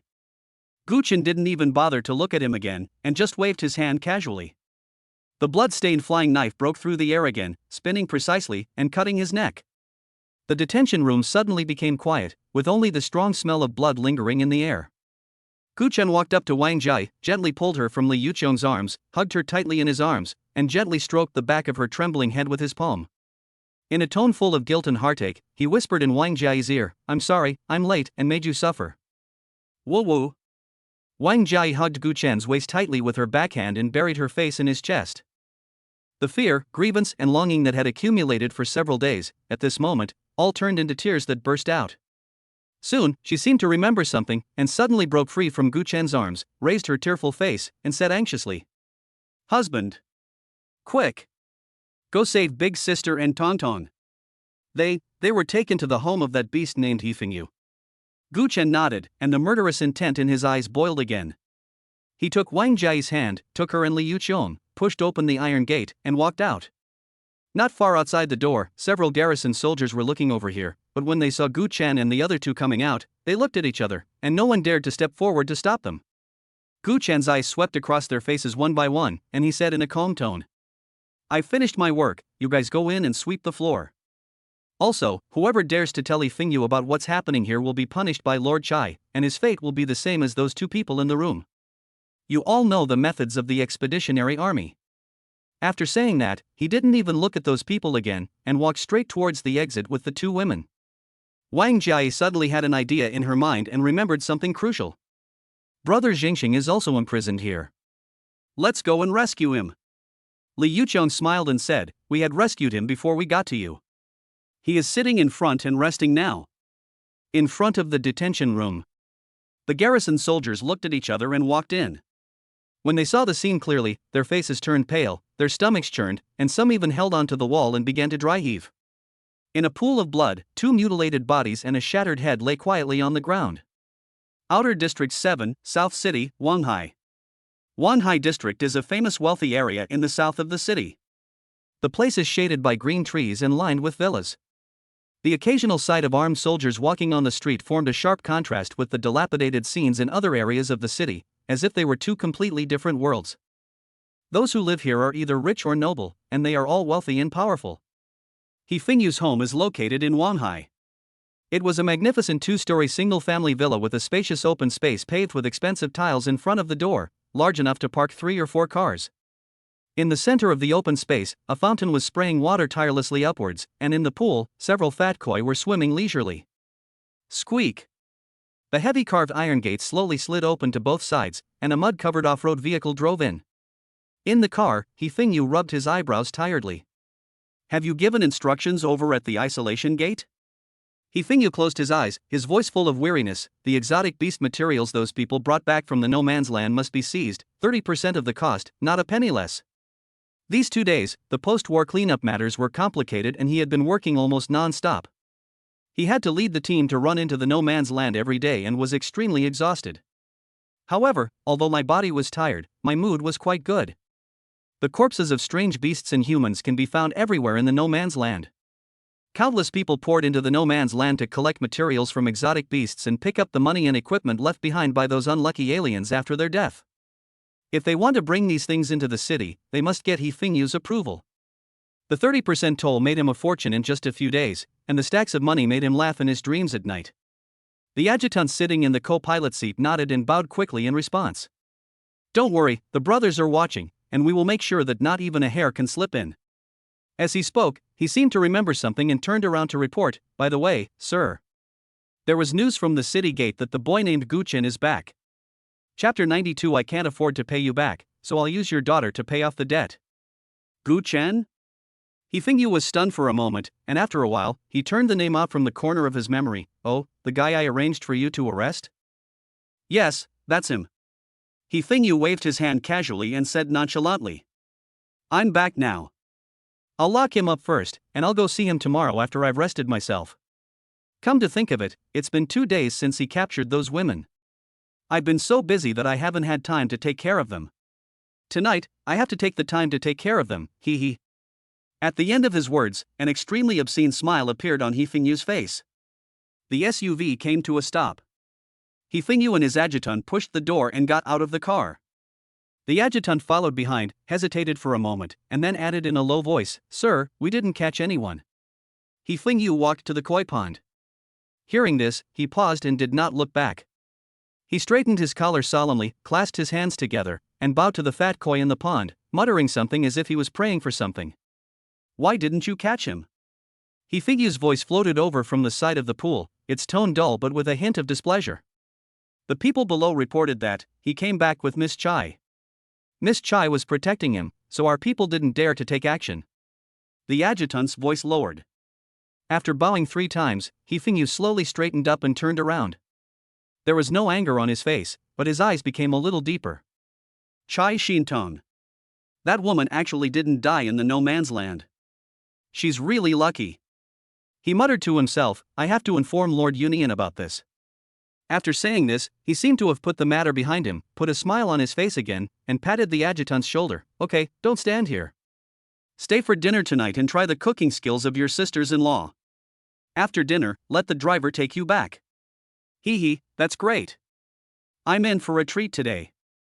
The adjutant immediately put on a flattering smile. At this moment, a harsh electronic prompt sound suddenly sounded at the gate of the villa. It was an alarm that the gate could not be closed. In the courtyard, the servants who were trimming flowers and plants all looked towards the gate at the same time. I saw the 2 heavy iron doors slowly closing, and they were about to close tightly. A hand suddenly stretched out from the crack in the door, and with a gentle push, the iron door was opened again. A figure walked in from the door slowly. As he entered, the alarm stopped abruptly and the door closed quietly again. Gu Qin. He Fengyu recognized the person almost immediately. This man was the guy who followed Chai Shintong on the city wall that day. There was a faint smile on Gu Chen's face, with his hands in his trouser pockets, looking as leisurely as if he was visiting a neighbor. It's me. He nodded, and his eyes swept around the courtyard, finally landing on He Fengyu. I just found this place and I ran into Lord He. It seems that I am lucky. He Fengyu looked past Gu Chen and looked behind him where no one was. Are you alone? Just me. Gu Chen's answer was crisp and clear. He Fengyu smiled. He took 2 steps forward and looked at Gu Chen with interest, as if he was admiring an interesting toy. So what do you want to do by coming to my place? It's nothing serious. Gu Chen said in a relaxed tone, I heard that my family is visiting you. I'm not used to troubling others, so I came here specially to take them back. Oh? To pick up your family?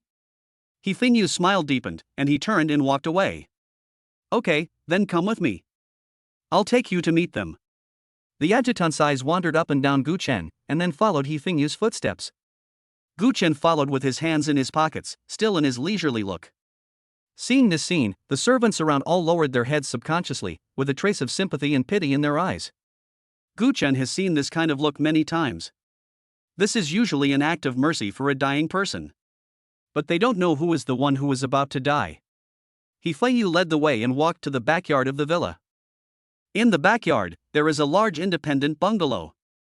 The door is a heavy protective door with a sophisticated electronic combination lock next to it. Normally this place is used to store various valuables looted by He Fengyu, and its protection level is higher than his own bedroom. Ding ding ding. He Fengyu entered a password, and the protective door made a dull mechanical sound and slowly opened. He walked in first, followed by his adjutant. Gu Chen looked at the door and walked in without any hesitation. The room was brightly lit, with a large chandelier hanging from the ceiling. Just as Gu Chen began to look around at the wooden shelves filled with debris, a click sound came from behind him. The adjutant who remained at the door had already closed the heavy protective door. This place instantly became a secret room isolated from the world. Gu Chen seemed not to hear the door closing sound, and just asked lightly, "Where are my sister and wife?" "Ha, don't be impatient." He Fengyu crossed his arms and walked slowly to a mahogany shelf. He picked up a blue and white porcelain vase and wiped it carefully with a handkerchief. "They are in the back room. They are fine. But, before you meet them, shouldn't you pay a small price for your rudeness?" As soon as he finished speaking, the adjutant who had been standing beside Gu Chen moved. Call. A powerful right hook, with a whistling sound that tore through the air, hit Gu Chen's temple fiercely. The punch was fast and powerful. If an ordinary person were hit by it, his head would probably explode like a watermelon. However, Gu Chen's reaction was incredibly fast.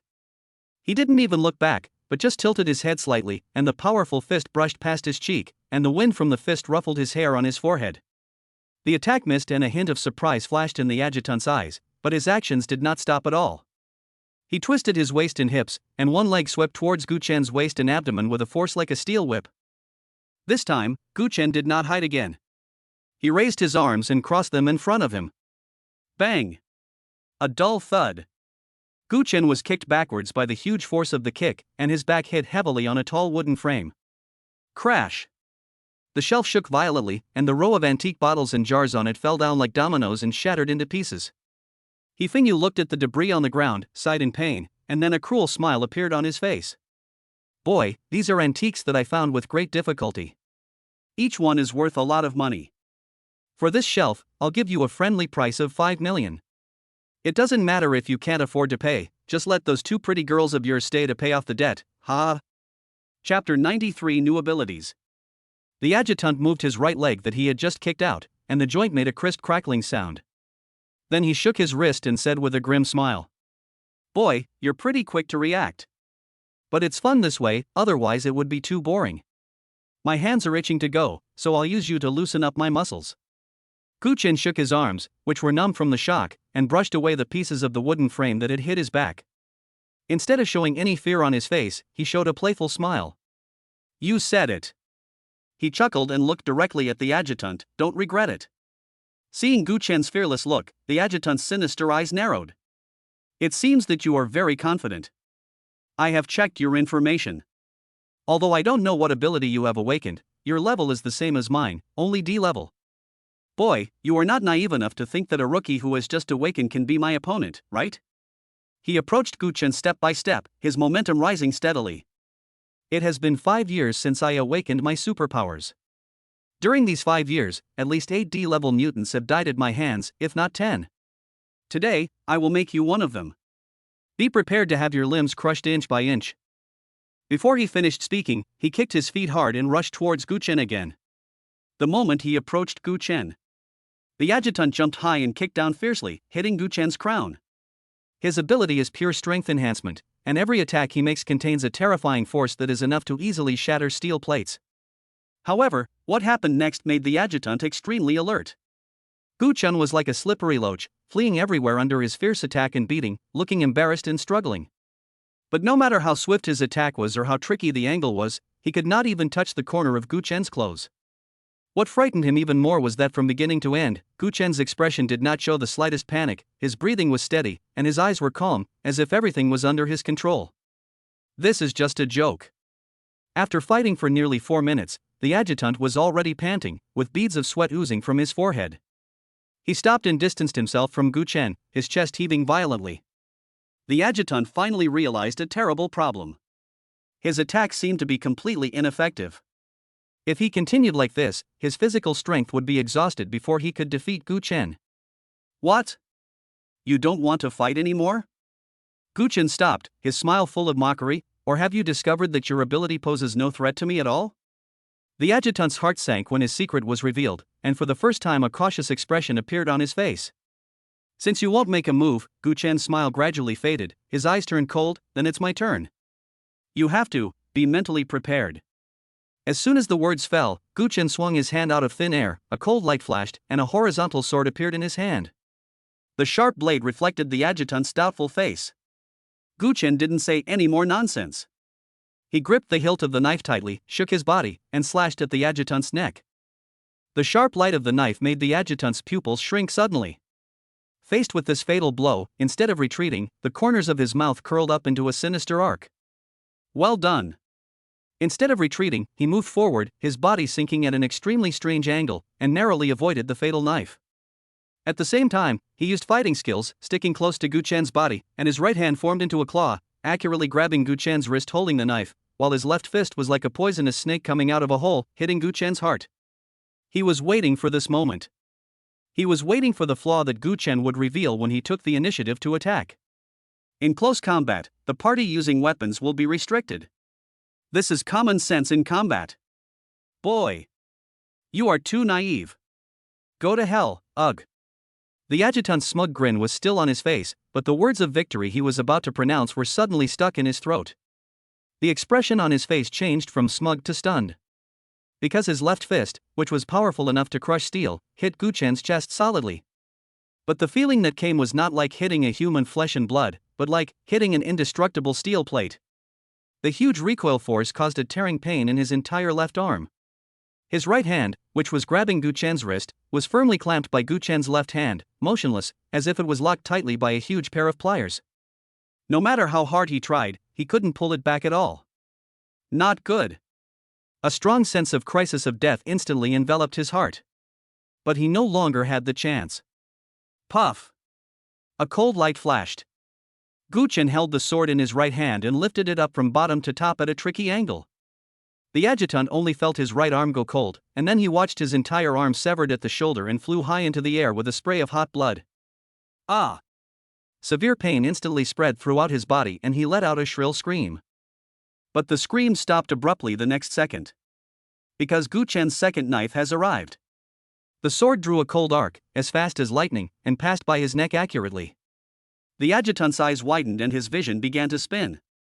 The last thing he saw was his headless body spurting blood, and then his consciousness fell completely into eternal darkness. Thump! The body fell limply to the ground. Gu Chen shook off the blood on the knife, glanced at the mutilated body on the ground, and spoke slowly, as if explaining to him, or as if talking to himself. Sorry, I forgot to tell you. My power is called the Man of Steel. Your strength isn't even enough to tickle me. He got this ability from the random reward bag he obtained after killing the exotic armored bull. Just like obtaining paralyzing venom before. Combined with his initial ability of gravity control, Gu Chen now has 3 completely different abilities. Although he himself couldn't figure out why he was able to break the iron rule that people below S level could only possess one ability, this did not prevent him from enjoying the benefits of this power. At least for now, it should be more than enough to deal with the enemy in front of us. Chapter 94 Get Up.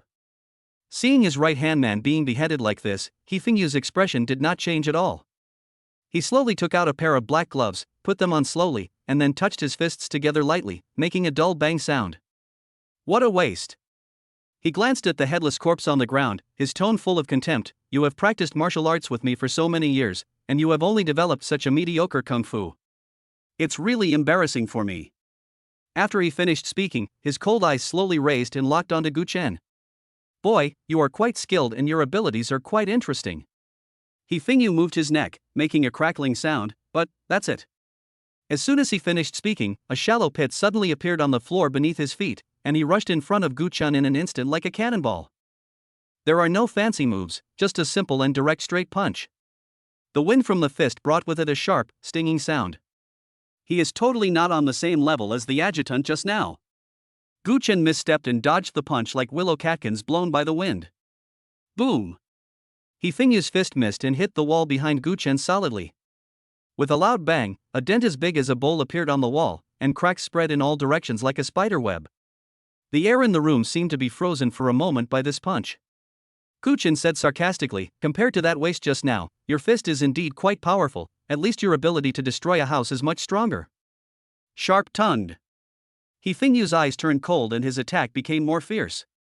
For a moment, fist shadows flew in the small storage room, and the whistling wind pressure made the surrounding wooden frames rustle, and fragments were constantly swept by the fist wind and exploded. Gu Chen's figure kept dodging and moving in the violent attack.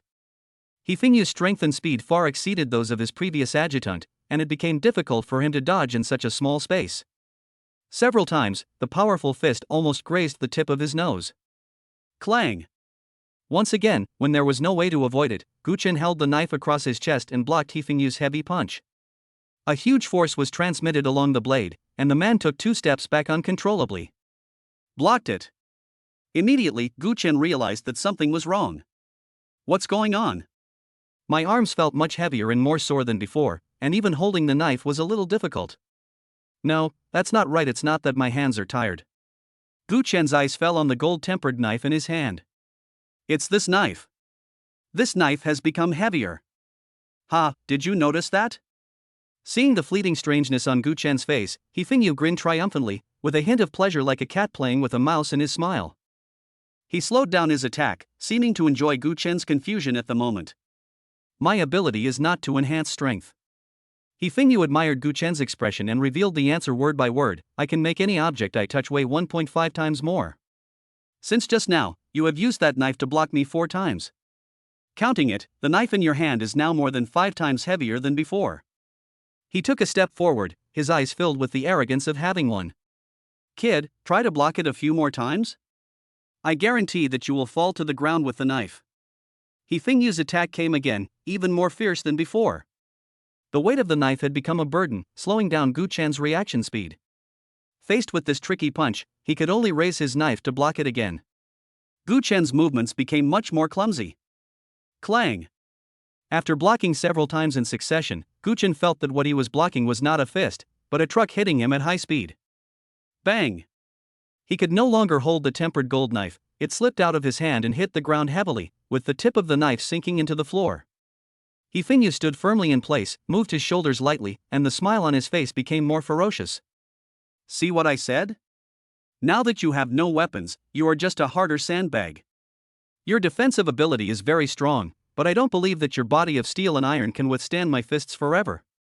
Wait until I smash all your bones inch by inch, and see how you can still be so arrogant.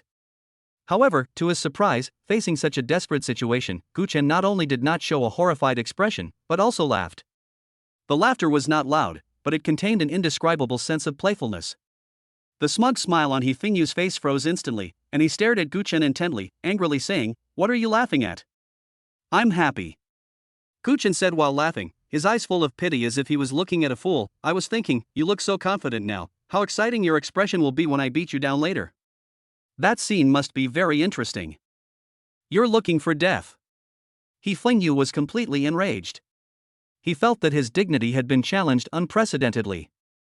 With a roar, he gathered all his strength and punched Gu Chen's head, vowing to completely crush this ignorant kid. But just when his fist was about to touch Gu Chen took action. He didn't even look at the tempered gold knife that fell on the ground, he just threw it away casually. The next second, a solid iron rod as thick as an arm appeared in his hand. Without any pause, Gu Chen swung the iron rod and smashed it down on Hifengyu's head. What? Hifengyu's pupils shrank to the size of needle points at this moment. He never dreamed that Gu Chen could actually conjure up a second weapon. This came too suddenly. His old strength had just gone and his new strength had not yet regenerated. He had no time to dodge. He could only watch as the iron rod with a whistling sound rapidly enlarged in his field of vision. Bang! With a dull, teeth-grinding thud, Hifengyu screamed and flew backwards, smashing a row of wooden frames behind him into pieces, and finally fell heavily to the ground. Cough, cough, cough. He coughed up a few mouthfuls of blood foam and felt like half of his body was about to fall apart. Gu Chen swung the iron rod in his hand, making a woo sound, and then walked towards Hifengyu with a smile. "If you can't hold the weapon anymore, can't you just change it?" Gu Chen looked down at him. "Don't you think this is the truth?" Hifengyu was completely dumbfounded. He stared at Gu Chen blankly, his mind going blank. Change one. It's easy to say. This is something that appeared out of thin air. He suddenly remembered something. The sword before also appeared out of thin air like this. This guy clearly said that his ability is the body of steel. A thought popped into his mind. Dual abilities? This word, like a thunderbolt, exploded in his mind. You. Hifengyu pointed at Gu Chen. "Who are you?" "Hush." Gu Chen smiled and put a finger on his lips. "The fun has just begun, don't be scared so soon. Now, we can play seriously. You have to be mentally prepared." He tapped the ground gently with the iron rod, making a bang-bang sound. "Get up, hurry up, and get up. It would be too boring if you don't resist, and I would be very disappointed." Chapter 95. Did they bully you? Hifengyu's heart was twitching wildly. In his eyes, Gu Chen was no longer a human being, but a monster in human skin. There was only one thought in his mind: run. Must leave here immediately. This kid is too weird, he doesn't have the strength a D-level mutant should have. Get out first, avoid the enemy's attack, and then make long-term plans. He quickly scanned the surroundings, and his gaze instantly fixed on the tightly closed door. The next second, he jumped up from the ground and rushed towards the door like crazy. However, he had just rushed to the door and his hand had not yet touched the door handle. Whoosh! A sound of breaking through the air was heard behind him. Hifengyu only felt a chill on the back of his hand, followed by a piercing pain. Looking down, he saw that the solid iron rod had pierced through his right palm, nailing his hand firmly to the thick protective door. Blood dripped down the iron rod. A. Heart-wrenching screams echoed throughout the room. Hifengyu was shaking with pain and wanted to pull his hand out. But if he moved the slightest, the piercing pain almost made him faint, and he dared not move at all. Gu Chen walked over slowly, still with a smile on his face. "What? Have you had enough fun so soon? You want to leave? He tilted his head and looked at He Fingyu, but I haven't had enough fun yet. I was wrong. I surrender. I admit defeat. He Fingyu completely collapsed, tears and snot streaming down his face, begging without any dignity, please, let me go. I won't dare to do it again. Let you go? The smile on Gu Chen's face gradually faded, and his eyes became cold. When you decided to touch my family, you should have been prepared to be retaliated tenfold or 100-fold by me. It's too late to beg for mercy now. These words were like a basin of ice water poured over He Fingyu's head, chilling him from head to toe. Now, take me to my sister and my wife. Gu Chen's tone left no room for doubt. I'll take you there. He Fingyu nodded repeatedly, then shook his head violently, pointing at his hand that was nailed to the door, his face full of pain. I'll help you. As Gu Chen spoke, he stretched out his hand and grabbed He Fingyu's arm that was pierced by a nail. Under He Fingyu's horrified gaze, Gu Chen suddenly pulled back. Puff! Ah! With a disgusting sound of flesh being torn apart, He Fingyu's palm was roughly pulled off the iron rod, leaving a bloody hole. The pain made him let out a scream that was not like a human voice. Gu Chen didn't care about his life or death at all. He dragged him deeper into the room like a dead dog and came to several doors lined up side by side. Which one? Gu Chen asked coldly. He Fingyu was trembling all over. He raised his intact left hand tremblingly and pointed to the two rooms in the middle. It's best if everyone is inside and safe. Gu Chen's mouth opened into a cold arc, otherwise, I promise that you will experience a game that is 10,000 times more interesting than before. After saying that, he let go of her hand, pushed open one of the doors and walked in. He Fingyu collapsed on the ground and watched Gu Chen walk into the room. His instinct for survival overwhelmed his fear again. He gritted his teeth, endured the severe pain, and tried to crawl out using his hands and feet. But he had just taken 2 steps. Whoosh! There was another rapid sound of breaking through the air. A spear appeared out of nowhere, like a black lightning, accurately piercing his calf and nailing him firmly to the ground. Gu Chen walked out of the door backwards, without even looking at him, and just said coldly, "Don't run around. The last guy who tried to run away from me had all his limbs fall into the holding room of your city defense department." After saying that, Gu Chen walked into the room again. In the room, a large bed looks particularly out of place. Ran Wenwen was lying on the bed, with cold iron chains wrapped around her wrists and ankles, and the other end was firmly fixed to the head of the bed. Her mouth was sealed with a layer of tape, and her beautiful eyes were filled with tears. The moment she saw Gu Chen coming in, tears burst out, and she began to struggle violently with sobs, and the iron chains made a clattering sound. Gu Chen's heart seemed to be tightly grasped by a hand, and the pain made him a little breathless. He suppressed the murderous intent that was surging in his heart and walked quickly to the bed. Without bothering to look for the key, Gu Chen directly took out a machete from the storage space. There was a flash of cold light, and with a crisp clang sound, the chains that bound Ran Wenwen broke. Then he reached out and, with unprecedented tenderness, bit by bit, he tore off the tape on her mouth. Husband! The moment the tape was torn off, Ran Wenwen could no longer hold back and cried and threw herself into Gu Chen's arms. Her body was trembling slightly, and her arms were tightly wrapped around Gu Chen's waist, as if as long as she let go, the man in front of her would disappear. It's okay, Wenwen, I'm back. Gu Chen hugged her tightly, patted her back gently, and rubbed her soft hair with his chin. Don't be afraid, everything is over, no one can hurt you again. His words seemed to have magic power. Ran Wenwen's intense emotions slowly calmed down, but she still refused to let go. She just buried her face in his chest, greedily breathing in the familiar scent from him. Gu Chen lowered his head and asked softly, "Did they bully you?" The delicate body in his arms froze for a moment, then he shook his head and said in a muffled voice, "No. In the past 2 days, someone came regularly to deliver food and water, and left after feeding them, without saying a word." After hearing this, the huge rock hanging in Gu Chen's heart finally fell to the ground. Fortunately, nothing irreversible happened. Let's go and save Xiaotong. Gu Chen took Ran Wenwen's soft hand and led her out of the room. As soon as she went out, Ran Wenwen saw the tragic scene on the floor not far away. He Fingyu was lying there like a puddle of mud, one of his hands was bloody and a black spear was stuck in his calf, nailing him to the floor.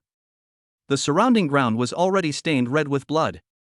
He was wailing and struggling in vain.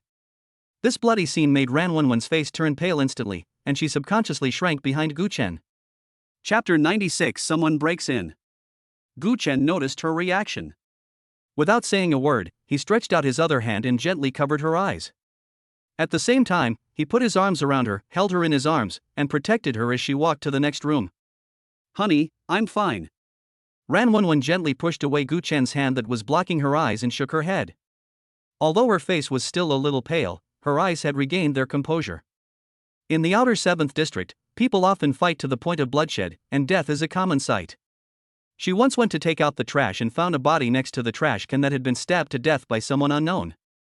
In comparison, although the miserable condition of He Fingyu in front of her was more shocking, she could still bear it. She couldn't let Gu Chen worry about such things and become a burden to him.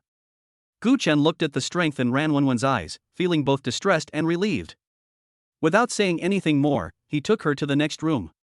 As soon as the door opened, the scene inside was almost exactly the same as before. Gu Tong was also chained to the bed and her mouth was sealed with tape.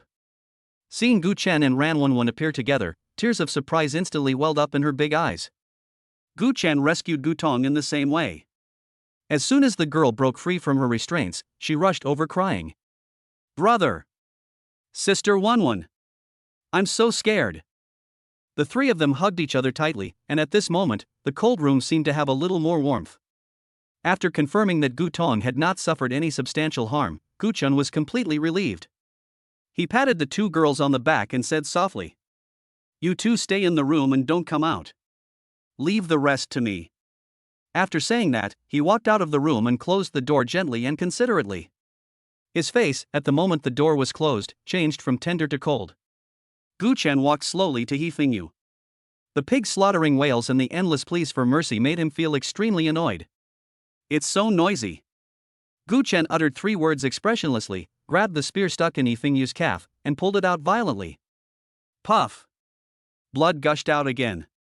He raised the spear high, and bright red blood flowed down the black tip of the spear, drop by drop, slowly dripping onto He Fingyu's terrified face. You can't kill me." He Fingyu felt the murderous aura on Gu Chen and shouted at the top of his lungs, I am a senior officer of the garrison. Even if you kill me, you can't escape. The entire outer 7th district will be looking for you." "Oh? Really?" Gu Chen seemed to have heard something funny, his eyes full of mockery. The next second, the spear in his hand stabbed down like a poisonous dragon emerging from a cave. Puff! The spear accurately pierced He Fingyu's intact left palm, nailing his hand to the ground. Another heart-wrenching scream. "You devil! You lunatic!" He Fingyu was in so much pain that he saw stars and his arms were disabled. This was more painful than killing him. Over the years, he climbed to this position, offended countless people, and made countless enemies. If there was any problem with his hands and it affected his strength, once his enemies knew about it, they would pounce on him like sharks smelling blood and tear him into pieces. "I'll kill you. I'll definitely kill you." He Fingyu started to curse. Hearing these curses, Gu Chen's face was so gloomy that water seemed to be dripping out. Holding the gun barrel, he slowly turned it. Crack! The sound of bones being crushed makes one's scalp tingle. "I was thinking that if you could say something nicer, I might be able to save you some pain." Gu Chen's voice was cold and emotionless. "But why did you scold me and add drama to yourself? Do you really think that I dare not kill you?" He leaned close to He Fingyu's ear, and said contemptuously, "When a dog is beaten, it knows to wag its tail and beg for mercy. You are worse than a beast." Just at this moment. Boom! Boom! Boom! There was a sudden heavy and rapid knock on the door. A look of ecstasy instantly appeared on He Fingyu's face. Gu Chen frowned. Who is outside the door? Is it He Fingyu's reinforcements? Or? The knocking continued, but the heavy protective door did not move at all, obviously unable to be easily opened from the outside. He Fingyu was anxious and angry, cursing himself for having ordered the door to be built so sturdy, and why he had locked the door when he came in. Gu Chen looked at his expression and felt relieved. This guy must die. Not only because he touched his reverse scale, but also because he knew some secrets of his own abilities. Letting him go alive would be like planting a time bomb for yourself. He slept restlessly. It seems that they won't be able to get in for a while. Gu Chen stood up slowly, with a strange smile on his face. Just in time, enough for me to kill you and then give myself a few more cuts, pretending it was self-defense. I think Lady Chai should be able to keep me safe, right? Before he finished speaking, he pulled out the spear that was pinning He Fengyu's left hand, raised it high again, and pointed the tip of the spear directly at He Fengyu's forehead. Just when the spear was about to fall. Boom! With a loud bang, the sturdy protective door was broken open from the outside by a huge force. The door panel deformed and flew inward. Immediately afterwards, a chaotic and hurried sound of footsteps rushed in, and judging from the sound, there were quite a few people. Help! Here! I'm here! He Fengyu used all his strength to roar for help. Chapter 97. My life is not mine alone. Gu Chen's raised spear stopped in mid-air, his eyes flickered, and he hesitated for a moment. If he was killed now, there would inevitably be a conflict with the people rushing in from outside. Even if he brought Ran Wonwon and Gutong with him, he could not guarantee that all three of them would escape unscathed. If they don't kill him and keep him as a hostage, perhaps they can ensure the safety of the three of them and then go to Chai Shintong for help? In the few seconds he was weighing the pros and cons, the group of people had already rushed forward. When he saw who was coming, Gu Chen's tense nerves suddenly relaxed and he breathed a long sigh of relief. The leader, with short hair and a heroic look, was Chai Shintong. Then it's okay. The moment this thought flashed through his mind, the murderous intent in Gu Chen's eyes gathered again. Without any hesitation, he swung the spear in his hand down suddenly, determined to completely eliminate this trouble. Stop! Chai Shintong's cold voice sounded. The tip of Gu Chen's gun stopped less than a centimeter away from He Fengyu's forehead. He raised his eyes and looked at Chai Shintong, and saw that her expression was extremely serious, and there was no room for negotiation in her eyes. After weighing the pros and cons for a moment, Gu Chen finally dropped the spear to the ground with a dang sound. He Fengyu violated the rules and abused his power. The law will judge him. Chai Shintong said expressionlessly, Gu Chen, hand him over to me. I will give you justice. At this moment, He Fengyu didn't care about the trial or not. He just knew that he survived, and the severe pain seemed to be relieved a little. He gasped for air and shouted resentfully, Miss Chai. You saw it all. This Gu Chen broke into an official's residence with the intention of murder. He must be arrested and severely punished. Severely punished. Chai Shintong seemed not to hear his words and just waved her hand lightly. A soldier immediately walked out from behind her, went forward to help He Fengyu, who was like a pile of mud, up, and carried him outside. Chai Shintong then turned her gaze to Gu Chen and asked, Is your family okay? It's okay, everyone is in the room. Gu Chen replied, pointing to the door. Chai Shintong nodded and walked towards the room where Gutong and Ran Wonwon were. However, just as she pushed open the door and stepped in, suddenly, there was a muffled thump sound behind me, accompanied by a scream. Chai Shintong turned back suddenly. The soldier who was supporting He Fengyu fell to the ground with him. The soldier struggled to get up and looked at He Fengyu on the ground, only to see that his body was twitching violently, blood gushing from his neck, and he soon became motionless. The soldier looked at Chai Shintong with a terrified face, at a loss, his voice trembling. Chai. Lord Chai, he. The body was turned over by someone, and everyone could see clearly that there was a sharp piece of glass stuck in He Fengyu's carotid artery. The soldier stammered, finally squeezing out the last two words. Dead. Chai Shintong's face instantly turned several degrees colder, and her clear eyes swept over the frightened soldiers present. Take the body out. You have nothing to do here. The soldiers acted as if they had been pardoned. They dared not even look at the body any longer and hurriedly lifted it up, fleeing from this dangerous place.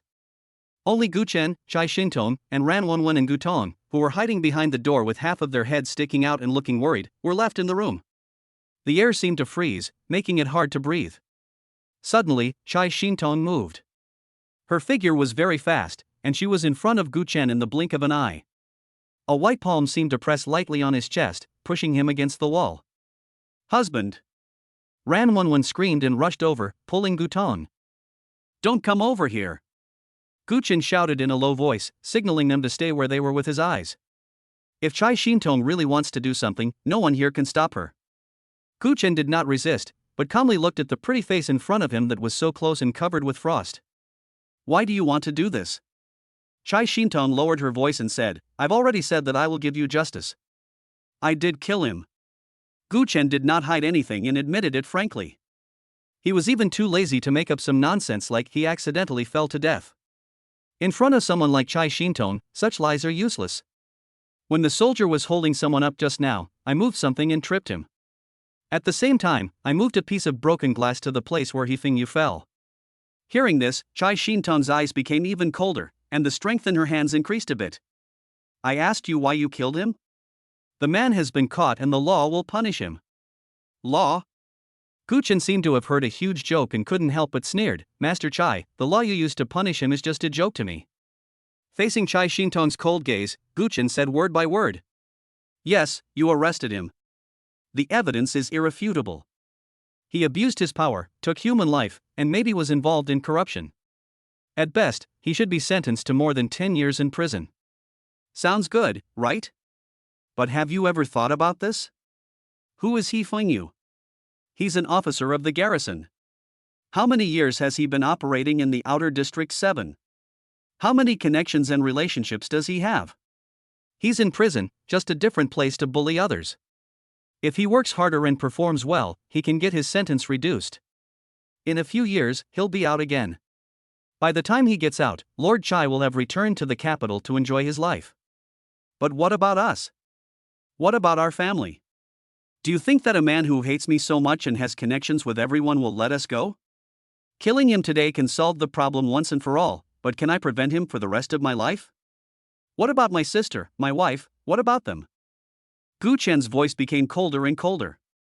At the end, he almost stuck it close to Chai Shintong's ear and said in a voice that only the two of them could hear. I have a family, I can't afford to gamble. Chai Shintong's body shook slightly, and the hand that was pressing on Gu Chen's chest slowly loosened inadvertently. She was silent, looking at Gu Chen with complicated eyes. There was confusion in those cold eyes. Ran Wenwen and Gu Tong's hearts, which had been in a knot, finally settled down a little when they saw the scene.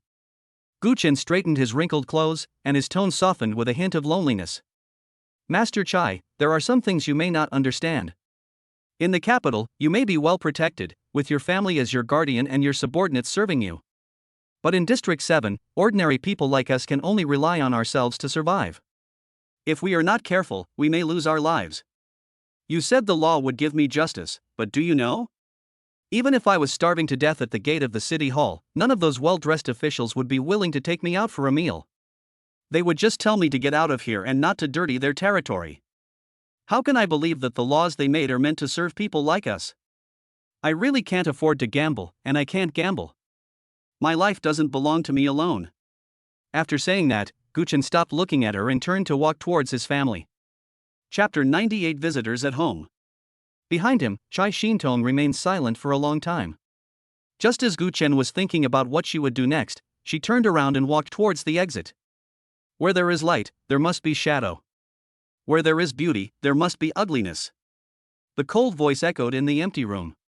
My dad said that I wasn't ruthless enough, so he asked Wu Sihua to bring me to the 7th district to train. After I came here, I really saw a lot of dirty things. I saw my colleagues plotting and scheming to achieve their goals, I saw people hurting other people's lives for a little bit of profit, and I even saw my own brothers fighting for a piece of meat bun until they were bloody. But even so, I still firmly believe that the light has not disappeared. She stopped, turned her head, and looked at Gu Chen. Besides, didn't I meet you here? For a person I just met, you were willing to risk your life in a place like no man's land to protect me. Maybe you had other purposes, but to me, you are the one who saved my life. In my eyes, you are that light. After she finished speaking, she did not stop, and her heroic figure quickly disappeared around the corner. Husband. Ran Wenwen hugged Gu Tong and called softly. Gu Chen shook his head, walked to their side, gently embraced the two most important people in his life, and whispered, "It's okay, it's all over. Let's go home." The three of them walked out of the bungalow and left the Yi family. After all this commotion, it was already dark. The night in Wanhai is exceptionally quiet, with only the occasional passing car making slight noise. As he walked, Gu Chen suddenly stopped and looked up at the dark sky. "Brother, what's wrong?" Gu Tong followed his gaze and saw that the night sky was pitch black and there was nothing. Gu Chen said softly, "No, it's not nothing. Look." He pointed to the depths of the sky. "Look there, there, and there." Following the direction he pointed, Gu Tong and Ran Wenwen looked carefully, but could not see anything different at all. There really is light. Gu Chen murmured to himself, as if he was talking to them, or to himself, even in the darkest night, there are still stars shining. Light always exists. Above the endless inky black sky, there are countless faint stars, trying hard to flash their insignificant light. The second day. Gu Chen asked Ranwenwen and Gu Tong to rest at home for a few days and not go to school for the time being. The recent events obviously scared the two girls a lot, and the mental fatigue needs time to slowly ease. The sunlight shines into the cabin through the gaps in the window, adding a bit of warmth to this simple home. In the kitchen, Gu Chen and Ranwenwen were preparing lunch together, the sound of pots and pans colliding and the aroma of food intertwined. Sitting on the wooden chair in the living room, Wang Jiayi was chatting quietly with Gu Tong. The warmth of home is enough to heal all wounds. Boom boom boom. Just then, there was a knock on the door. It should be Zhengxing and the others. Go open the door. Gu Chen's voice came from the kitchen. Just as Wang Jiayi was about to stand up from the chair, Gu Tong pushed her back. Sister Jiayi, your injury hasn't healed yet, don't move, I'll go. Gu Tong said this and ran over. The door opened, and standing at the door were indeed Chen Jingxing and Li Yuqiong. Please come in, come in. Gu Tong greeted warmly. Chen Jingxing and his wife walked in with some fruits in their hands and smiled. It was the first time that they formally met Ranwenwen and Gu Tong, so Gu Chen briefly introduced them to each other at the kitchen door. The few of them had just finished exchanging pleasantries and hadn't even sat down yet. Boom boom boom. There was another knock on the door. Ranwenwen, who was frying dishes in front of the stove, turned to look at Gu Chen beside her with some confusion. Honey, are there any other guests? Gu Chen shook his head and wiped his hands. I don't know. At this time, Gu Tong had already run to open the door again. After opening the door and seeing who was coming, Gu Tong was stunned for a moment, then turned around and shouted towards the kitchen. Brother, it's the sister from yesterday. Upon hearing this, Gu Chen handed the spatula to Ranwenwen, told her to keep an eye on the fire, and quickly walked to the door. The person standing outside the door was Chai Shintong. With neat short hair and a calm expression, the aura that keeps strangers away is still enough to make people dare not look directly at him. How did she get here? Although Gu Chen was surprised in his heart, he remained calm on his face and invited her in. Master Chai, why are you here? And you found this place. Chai Shintong walked into the house and glanced at the faces of Chen Jingxing and his wife, Wang Jiayi and others. He gave them a barely perceptible nod as a greeting. It's not that difficult to find someone's address. I'm going back to the capital soon after I finish dealing with things here. Before I leave, I came to say goodbye to you. Everyone in the room knew that Chai Shintong was a member of the expeditionary force. For a moment, the originally relaxed atmosphere suddenly became a little restrained, and no one dared to interrupt. Li Yuqiong quickly pulled out a clean stool and said nervously, Sir, please sit down. Thanks. Chai Shintong thanked him and simply sat down. She looked past everyone and looked at Ranwenwen, who was still busy in the kitchen. She sniffed lightly, a subtle fluctuation flashed in her eyes, and she said lightly, It smells so good. Gu Chen smiled and made an invitation. If you don't mind, Master Chai, please stay and have a simple meal together. Chai Shintong asked politely, Is it too much trouble? It's not a big deal to just buy a set of bowls and chopsticks. Gu Chen waved his hand. Master Chai, please wait a moment. The food will be ready soon. After saying that, he turned back to the kitchen and started working with Ranwenwen. The living room suddenly became quiet. Chai Shintong's arrival seemed to bring an invisible pressure field. Gu Tong and the others sat there, and even spoke in subconsciously lowered voices. Fortunately, the meal was ready quickly. When plates of home-cooked dishes that looked ordinary but smelled fragrant were served on the table, Gu Chen asked everyone to sit down and eat together. Almost all the topics at the dinner table were led by Gu Chen. Everyone was chatting away, but Chai Shintong was still the quiet one. Basically, she only answered when someone asked her a question. The rest of the time, she was seen silently eating. Yes, eating. She was used to eating delicacies from the mountains and the sea in the capital, and she had never expected that these ordinary-looking meat dishes in front of her would taste so amazing. It's no worse than the one cooked by her own chef. Chapter 99 Farewell. Chai Shintong's hands were always filled with a pair of chopsticks. Not long after the food was served, the two plates near her were almost empty. Seeing this, Ranwenwen stood up considerately. It seems like there aren't enough dishes. I'll go fry 2 more. Chai Shintong then realized her own gaffe. A faint blush rarely appeared on her fair cheeks. She said a little embarrassedly, Sorry, this food is so delicious, I couldn't help it. Gu Chen smiled. If you like it, eat more. This time, it's all thanks to Master Chai. If it weren't for you, I don't know if our family would be able to sit here and eat peacefully today. Hearing this, Chai Shintong put down her chopsticks and her expression became serious. She wiped the corner of her mouth, looked at Gu Chen, and said slowly, I accept your thanks. However, this time, in addition to saying goodbye, I have one more thing to formally inform you of. Gu Chen's heart moved, and he put down his chopsticks. He leaned forward slightly, looked at her seriously, and listened to what she said next. Chai Shintong's cold eyes were fixed on Gu Chen's face. The voice was clearly heard by everyone. He Fingyu is dead, and the position of the commander-in-chief of the city defense isolation gate is vacant. I have recommended you to the higher-ups. If nothing unexpected happens, the appointment will come soon, and someone will officially notify you then. Ah! The first person to scream was Gu Tong, whose mouth was open so wide that an egg could fit in it. Then, there was the crisp sound of chopsticks falling on the table.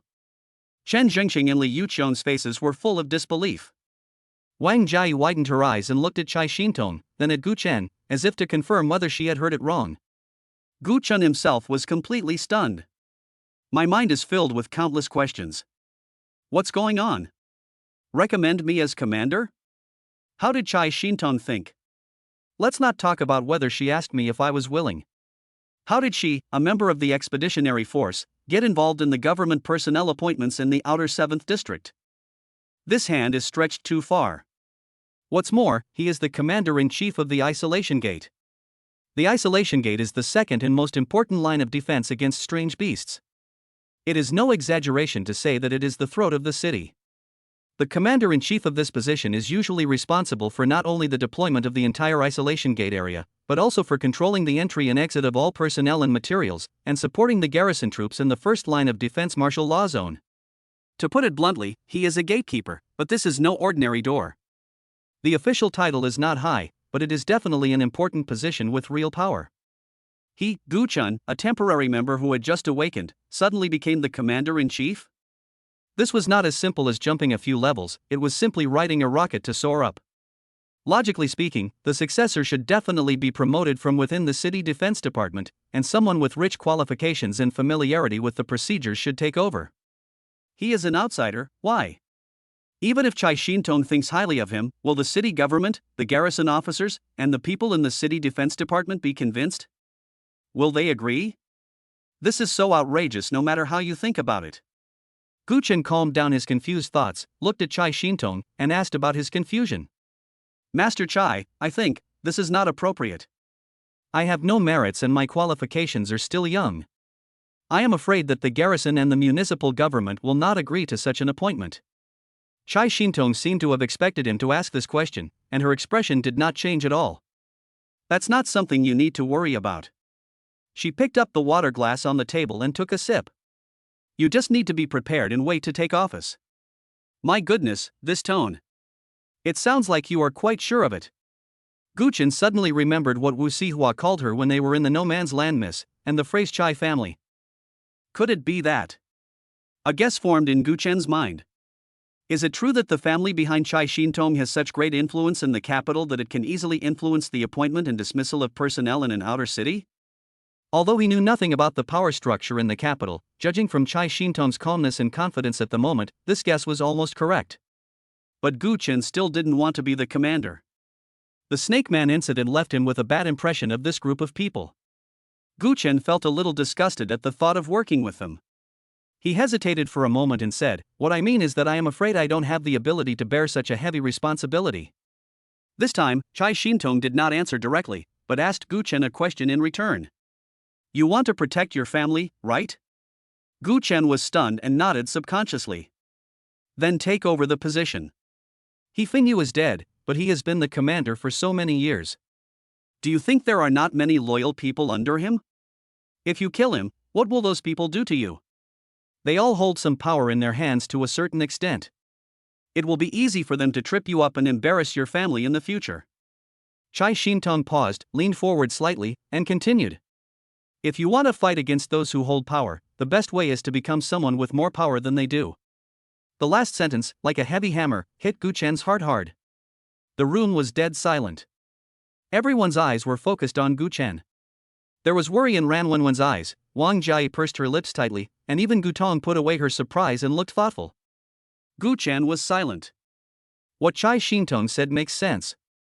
His killing of He Fenjiuzi does not mean that everything is over. In fact, it may just be the beginning. Chen Zhengxing at the side coughed lightly and lowered his voice to persuade, Brother Gu, what Lord Chai said makes sense. This is a rare opportunity, you should seize it. Gu Chen's eyes slowly swept across the faces of his family members. I saw the dependence and trust in their eyes. Yes, he is the head of the family and their support. He couldn't let this happen again. About a minute later, Gu Chen raised his head, met Chai Shintong's gaze, and nodded solemnly. I understand. His voice was not loud, but very firm. In that case, then I will follow Lord Chai's arrangements. Seeing Gu Chen nod, Chai Shintong's mouth corners seemed to bend upwards, but the arc was so small that it was almost invisible, and soon returned to its cold look. I'm sure you'll make a good commander. She nodded with satisfaction and picked up the chopsticks again. After the meal, everything was discussed, so Chai Shintong stood up and said goodbye, saying that she would go directly back to the capital. Gu Chen sent her to the door. Outside the house, the wind swirled the garbage on the roadside. Gu Chen looked at Chai Xian's back. She walked away step by step, and her footsteps became quieter and quieter. For some reason, Gu Chen felt a little reluctant and even had an impulse to hope that she would stop, even if it was just for one day later. Perhaps it was because his gaze was too scorching, or perhaps it was some mysterious feeling. Chai Shintong, who had already taken a few steps, suddenly stopped. She turned around and, under Gu Chen's gaze, turned back. He took out a palm-sized pink object from his pocket and handed it to Gu Chen. Here. Chapter 100 Chai Shintong's Gift. Gu Chen took it and it felt cold to the touch. He looked at it over and over again, a little confused. What is this? My cell phone, Chai Shintong explained succinctly, it's a more advanced communicator. You may not be used to it now, but it will be useful in the future. You can use it to contact me after I leave. Cell phone? Gu Chen had heard of this term before. It was a very popular term in the inner city. But this thing shouldn't be useful in the outer 7th district, right? There's no signal here at all. The outer district 7 just doesn't have a large area of civilian base stations. Chai Shintong explained, but all important government and military facilities are covered by independent highly encrypted signals. The number of this phone is already on the whitelist of the government network. You can use it to contact me in the office area behind the isolation gate. I have already registered an account for you on the chat software inside, and you have also added me as a friend. Gu Chen looked down at the mobile phone in his hand, and the weight of this thing seemed to become heavier all of a sudden. In his opinion, Chai Shintong gave this thing to him not just for the convenience of contact. This is leaving him a thread. A line that connects him and her, the outer 7th district and the distant capital. As long as this thread is still there, the bond between them will not be broken. Okay. Gu Chen tightened his fingers, held the phone tightly in his palm, looked up and said to her, I will use it. Keep in touch. Chai Shintong nodded lightly, turned around and took a step forward. This time, she never looked back, and that lonely and cold figure slowly disappeared from Gu Chen's sight. Gu Chen stood at the door, and didn't look away until Chai Shintong's back completely disappeared. He looked at the phone in his hand and turned back to the house. The atmosphere in the room became much more relaxed due to Chai Shintong's departure. Brother, what good thing do you have in your hand? As soon as he entered the door, Gu Tong's eyes were very sharp and immediately locked onto the pink square in his palm. Cell phone. As soon as Gu Chen finished speaking, the girl jumped up from the chair, rushed to him like a gust of wind, and snatched the phone away. Wow! A cell phone. Is this a cell phone? Gu Tong held the pink cell phone in her hands, her eyes sparkling as if she had seen a rare treasure, and she exclaimed softly. She has been longing for this thing for a long time. I used to hear classmates who had been to the inner city bragging about how magical the mobile phones in the inner city were. Not only could they talk to people thousands of miles away, but they could also watch all kinds of interesting videos with all kinds of fun things on them, and they could also make friends from all over the world. To Gu Tong, who had never left the outer 7 districts, this thing was no different from the magic props in novels. Let me see. Wang Jie couldn't hold back her curiosity either, so she squeezed over and put her head next to Gu Tong. The two of them exclaimed in amazement at the small pink phone as if they had discovered a new continent. There is just no signal, so I can only take photos and play the games that come with my phone.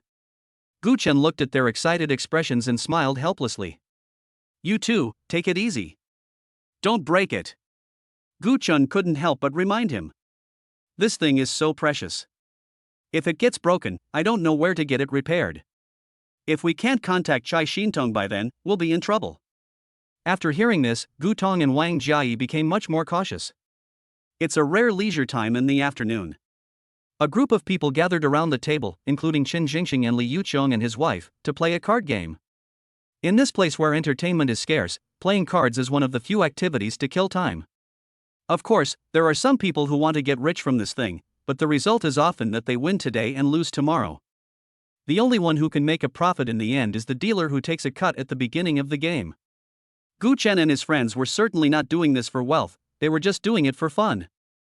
The stakes are pitifully small, with only a few dollars to win or lose. You don't feel bad if you lose, and you can be happy if you win. The main purpose is to add some excitement and atmosphere. Amidst the laughter and chatter, there was a sudden knock on the door.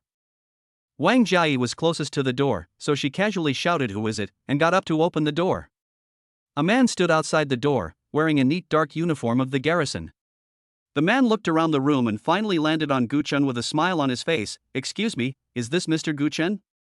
Gu Chen put down the cards in his hand and stood up. "It's me." "Congratulations, Sir Gu." The officer bowed slightly, took out a sealed document from his briefcase, and handed it over with both hands. "This is your appointment document. You are officially appointed as the Commander-in-Chief of the Isolation Gate of the City Defense Department. Because there are many things to do at the Isolation Gate, Sir Gu, please report to the City Defense Department early tomorrow morning to take up your post. Also, can you verify your ID card and alien ID for me?" Appointment came so soon? Gu Chen once again marveled at Chai Shintong's energy. Her efficiency was even faster than a rocket. He handed the certificate to the visitor for inspection, then took the document and held it in his hand, feeling that it was a little unreal. "Thank you for your help," Gu Chen said politely and sent the person out the door. When he returned to the room, the card game could no longer continue. Everyone's eyes were focused on him and the document, their eyes full of envy. The night deepens. In the room, Ran Wenwen was bending over, looking for something in a pile of books. The soft light outlined her beautiful figure, making her look particularly attractive. Gu Chen approached silently from behind, stretched out his arms, and hugged her in his arms. Warm and soft, full of fragrance. Ran Wenwen was startled by him, and then scolded, "Stop it, wait for me."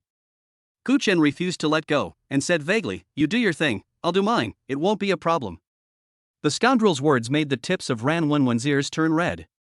She rolled her eyes helplessly, simply ignored the rogue guy behind her, and continued to search through the pile of books. Soon, she pulled out a small notebook the size of a palm from a thick professional book. "What is this? Your diary?" Gu Chen leaned over curiously. "I don't have the habit of writing a diary," Ran Wenwen slapped his head away, "these are my lecture notes." As she spoke, she opened her notebook and took out a bank card from the interlayer. Chapter 101 Reporting. Seeing this card, Gu Chen was stunned. "Why are you taking this out?" He was very familiar with this card, as all the family savings were stored in it. He is not interested in trivial matters such as food, clothing, housing, and transportation now. Gu Tong is still young, and Wang Jiayi is the type of person who spends whatever she has, so they can't save money at all. Ran Wenwen, who studied business management, is thrifty, gentle, and considerate, making her the perfect choice to manage the household. Therefore, the financial power of the family naturally fell into the hands of her, the eldest wife. Ran Wenwen turned around and said seriously, "You will be taking up your new post tomorrow. You can't go to a new place empty-handed, right? Buy something and visit your leader." Gu Chen frowned slightly, somewhat disapprovingly. "Isn't this necessary? Why send them things? This money is earned by my life, it's better to use it to buy you some new clothes, I will be happy to see it." In his opinion, it is enough to do one's own job well, and it is a waste to do those useless things. "Don't move, get out of the way and sit down." Ran Wenwen's face suddenly became serious and she gently pushed him away. Gu Chen rarely saw her so serious, so he reluctantly let go of her hand and sat down obediently beside the bed. Ran Wenwen turned to face him, holding up the bank card in her hand, and said in an unquestionable tone, Interpersonal relationships are the most complicated in the officialdom. You are an outsider, but you became the commander-in-chief by relying on the relationship with Lord Chai. Even if the people below don't say it, can they accept it in their hearts? Can your immediate superior not look at you more? If you don't manage your interpersonal relationships well, I'm afraid there will be countless troubles and obstacles waiting for you in the future. Gu Chen looked up at her, still a little puzzled. I just need to do my own thing. What can be the stumbling block? You really should change your temper. Ran one side and stuffed the cold bank card into Gu Chen's warm palm. There are many tricks here. Listen to me, when you take office tomorrow, go buy 2 packs of good cigarettes and a few bottles of good wine and send them to your direct superior. I don't ask him to help you more, but at least make him familiar with you and don't let him make things difficult for you. As for the people under you, find a time to invite everyone out for a meal and a drink to build relationships. Now our family is not as tight as before. If spending a little money can make life more comfortable, then it's okay to spend a little. Gu Chen looked at the card in his hand, then looked at Ran Wenwen, who was teaching him with a serious face, and suddenly smiled. How do you understand all these twists and turns? Ran Wenwen rolled her eyes at him and said with a little pride, I have an elective course called Behavioral Etiquette, which talks about how to deal with these interpersonal relationships. I see. A warm current surged in Gu Chen's heart. With a wife like this, what more could a husband ask for? He put the bank card away and nodded vigorously. Okay, I'll listen to you. My Wenwen is really beautiful and intelligent. Not only is she beautiful, but she's also smart. After being praised by him, Ran Wenwen felt a little embarrassed. Gu Chen smirked, stretched out his hand and pulled her into his arms while she was not prepared, and they both fell on the soft bed. We're done.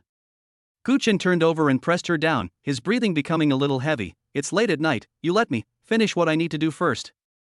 The next morning, it was just dawn.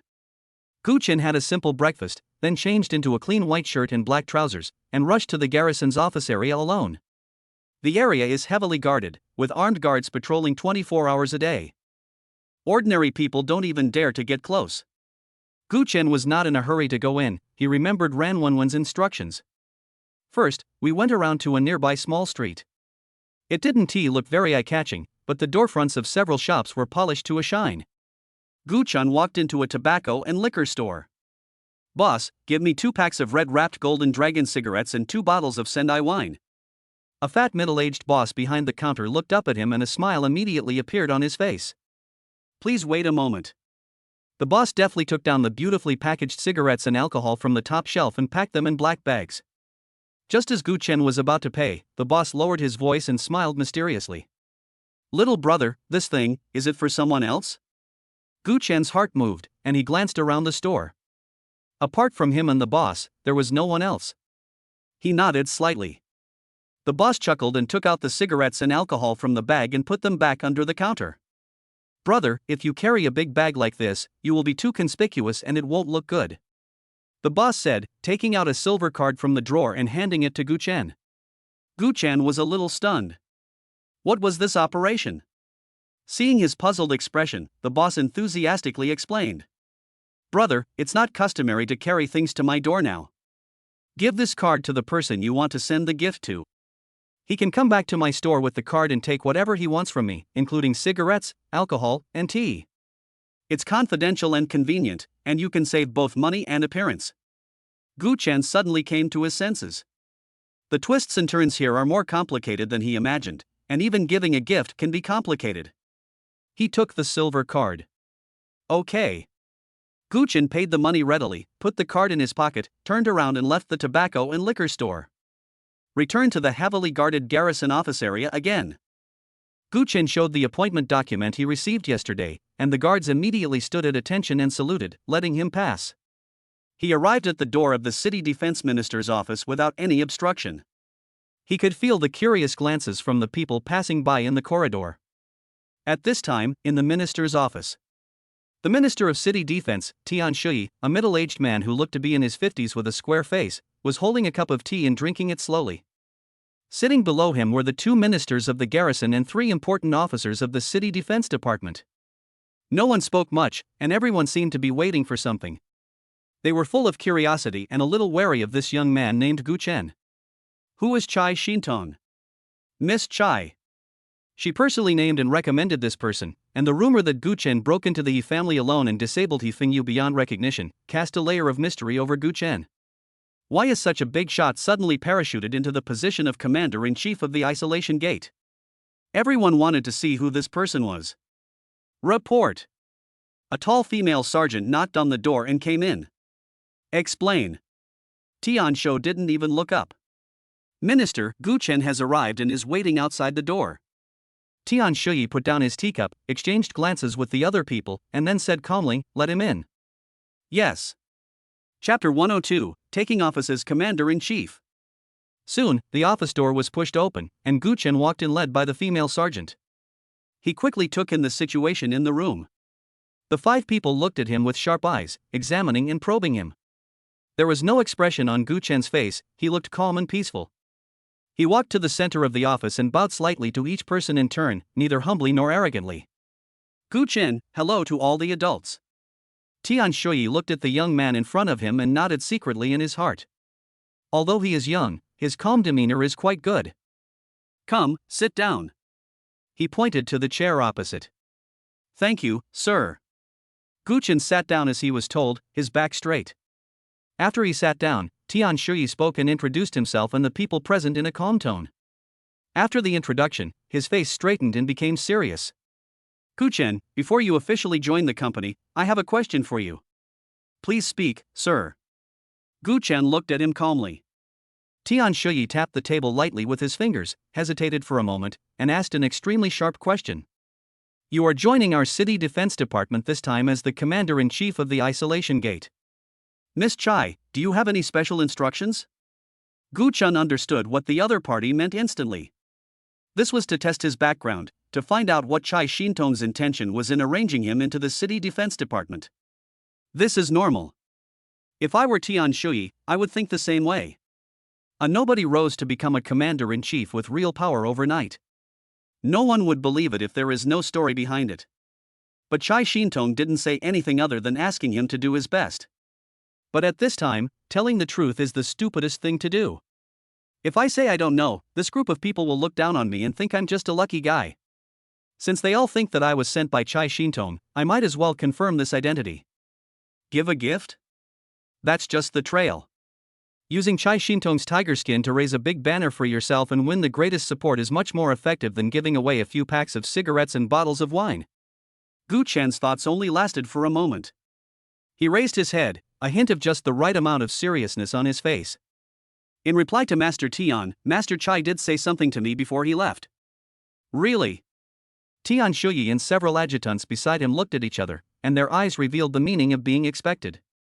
This Gu Chen really came with the purpose of that young lady. Oh? Tell me about it. Tian Shuyi leaned forward slightly, showing great interest. Gu Chen sat up straight, his face became extremely serious, as if he was repeating a sacred decree. The reason why Lord Chai asked me to take over the commander-in-chief is because she wants to make some changes to the current situation of the Isolation Gate. Change? What do you mean? Tian Shuyi was a little confused after hearing this. Gu Chen slowly explained, the last commander-in-chief, He Fengyu, disregarded human life during his tenure. I'm sure you all have heard about this. In particular, there was one time when Lord Chai personally escorted a group of survivors back to the city, but He Fengyu stopped him outside the Isolation Gate with a ridiculous excuse and refused to let him in, putting Lord Chai and the survivors in danger. Having said this, he paused and his tone became more serious. Lady Chai is very dissatisfied with this. She believes that the Isolation Gate is a line of defense to protect the citizens in the city and a door of hope, rather than a tool for some people to abuse their power and harm their compatriots. This trend must be changed. This is what Lady Chai wants me to do. These words were so powerful that they stunned everyone present. Tian Shuyi and others nodded frequently, with expressions of sudden enlightenment and approval on their faces. Of course they had heard about He Fengyu making things difficult for Chai Shintong. Now after hearing what Gu Chen said, I realized that Chai Shintong had always kept this account in mind. Makes sense. I don't know what's wrong with He Fengyu's brain. Even if you didn't know Chai Shintong's true identity at that time, her identity as an expeditionary force was real. She fought bloody battles outside the city to protect the country and the people. It's extremely stupid of you to make things difficult for others like this. They believed what Gu Chen said, and believed it without a doubt. Well said. Tian Shui slapped his thigh and immediately expressed his opinion. The foul atmosphere at the isolation gate should have been rectified long ago. Sir Gu, just go ahead and do it. On behalf of the City Defense Department, I fully support your work. If you have any problems that you can't solve, feel free to come to me. With just a few words, Gu Chen turned the City Defense Department's boss into his backer. This is more effective than any other gift. In this way, he would have a backer when he acted at the isolation gate in the future. Thank you for your support, Mr. Tian. Gu Chen showed his gratitude and added appropriately, when I contact Mr. Chai later, I will definitely convey your support in its original words. You still have Miss Chai's personal contact information? An adjutant nearby couldn't help but exclaim, his eyes full of shock and envy. This is much more important than a recommendation. Gu Chen nodded and calmly took out the pink mobile phone from his pocket. When Lady Chai left the Outer District 7, she left me her cell phone so I can contact her at any time. Hiss. There was a slight gasp in the office. Tian Shuyi's face instantly broke into a smile, and his attitude became more than 10 times more enthusiastic than before. Oh, it seems that Miss Chai is really concerned about the work of our City Defense Department. I believe that with a serious and responsible leader like Lord Gu, the isolation gate will be able to get back on track soon and live up to Miss Chai's expectations. Several other senior officials also nodded in agreement, their words full of approval and flattery. Thank you for your praise, my lords. Gu Chen responded modestly. He felt no guilt at all about his behavior of using the tiger's skin and flying the banner. Because he knew Chai Xintong's character well. What she said she was going to do at this moment was completely in line with her code of conduct and was truly a good thing that would benefit the people. Even if she knew, she would only praise him and would never blame him. Even if Tian Shuyi could contact Chai Xintong to verify it now, given her personality, she would definitely admit that it was she who arranged for Gu Chen to do this. Tian Shuyi was in a good mood. He picked up the letter of appointment that Gu Chen had placed on the table, stamped it with a bright red seal, and then handed it to Gu Chen personally. Master Gu, welcome to join us. From this moment on, Gu Chen's identity changed completely. He is no longer a commoner who has to look at other people's faces and depend on them for his livelihood, but the commander-in-chief of the isolation gate with an official position. Chapter 103 Welfare of the Garrison. Looking at Gu Chen's face, which still had a hint of immaturity, Tian Shuyi couldn't help but feel a lot of emotions in his heart. This kid is so lucky. He was able to get hold of the thigh of the eldest daughter of the Chai family and rise to the top overnight. Back then, when he was this age, he was still a patrolman on the streets. After all, it is just that they are short-sighted. At the beginning, Chai Xintong was active in District 7 as an ordinary expeditionary force member. Who could have imagined that there was such a huge monster behind her? Until the day before yesterday, she who was thought to have been buried in the no-man's land suddenly returned and revealed her identity, which shocked the entire top management of District 7. The eldest daughter of the Chai family. These 4 words are of great importance in the entire Dragon Kingdom. After the matter was settled, Gu Chen slowly stood up and prepared to say goodbye. There are so many people here now, so it's not appropriate to give out gift cards. I'll have to wait until another day. This time, he gained more than he expected. Not only did he initially intimidate the old foxes in the City Defense Department, but he also established himself as a perfect person who did things according to orders. Master Gu, don't leave in a hurry. Tian Shuyi raised his hand and pressed him, motioning him to sit down. There is something else. Gu Chen was a little confused, but he still obediently sat back in the chair, his back still straight, waiting for the next step. Tian Shuyi turned his gaze to a middle-aged man with a mustache who had not spoken much and had a friendly smile on his face. Master Gu, let me introduce you. This is Director Yun Chuanyun of our garrison's logistics department. Then, he said to Minister Yun, Old Yun, you came here today, please talk to Lord Gu about that matter. Hey, look at what Tabe said. Yun Chuan smiled and said, his eyes darting around Gu Chen, it's not a big deal. It's mainly because you, Lord Gu, are a new official. You can't stay in the same place, right? That would be too unreasonable.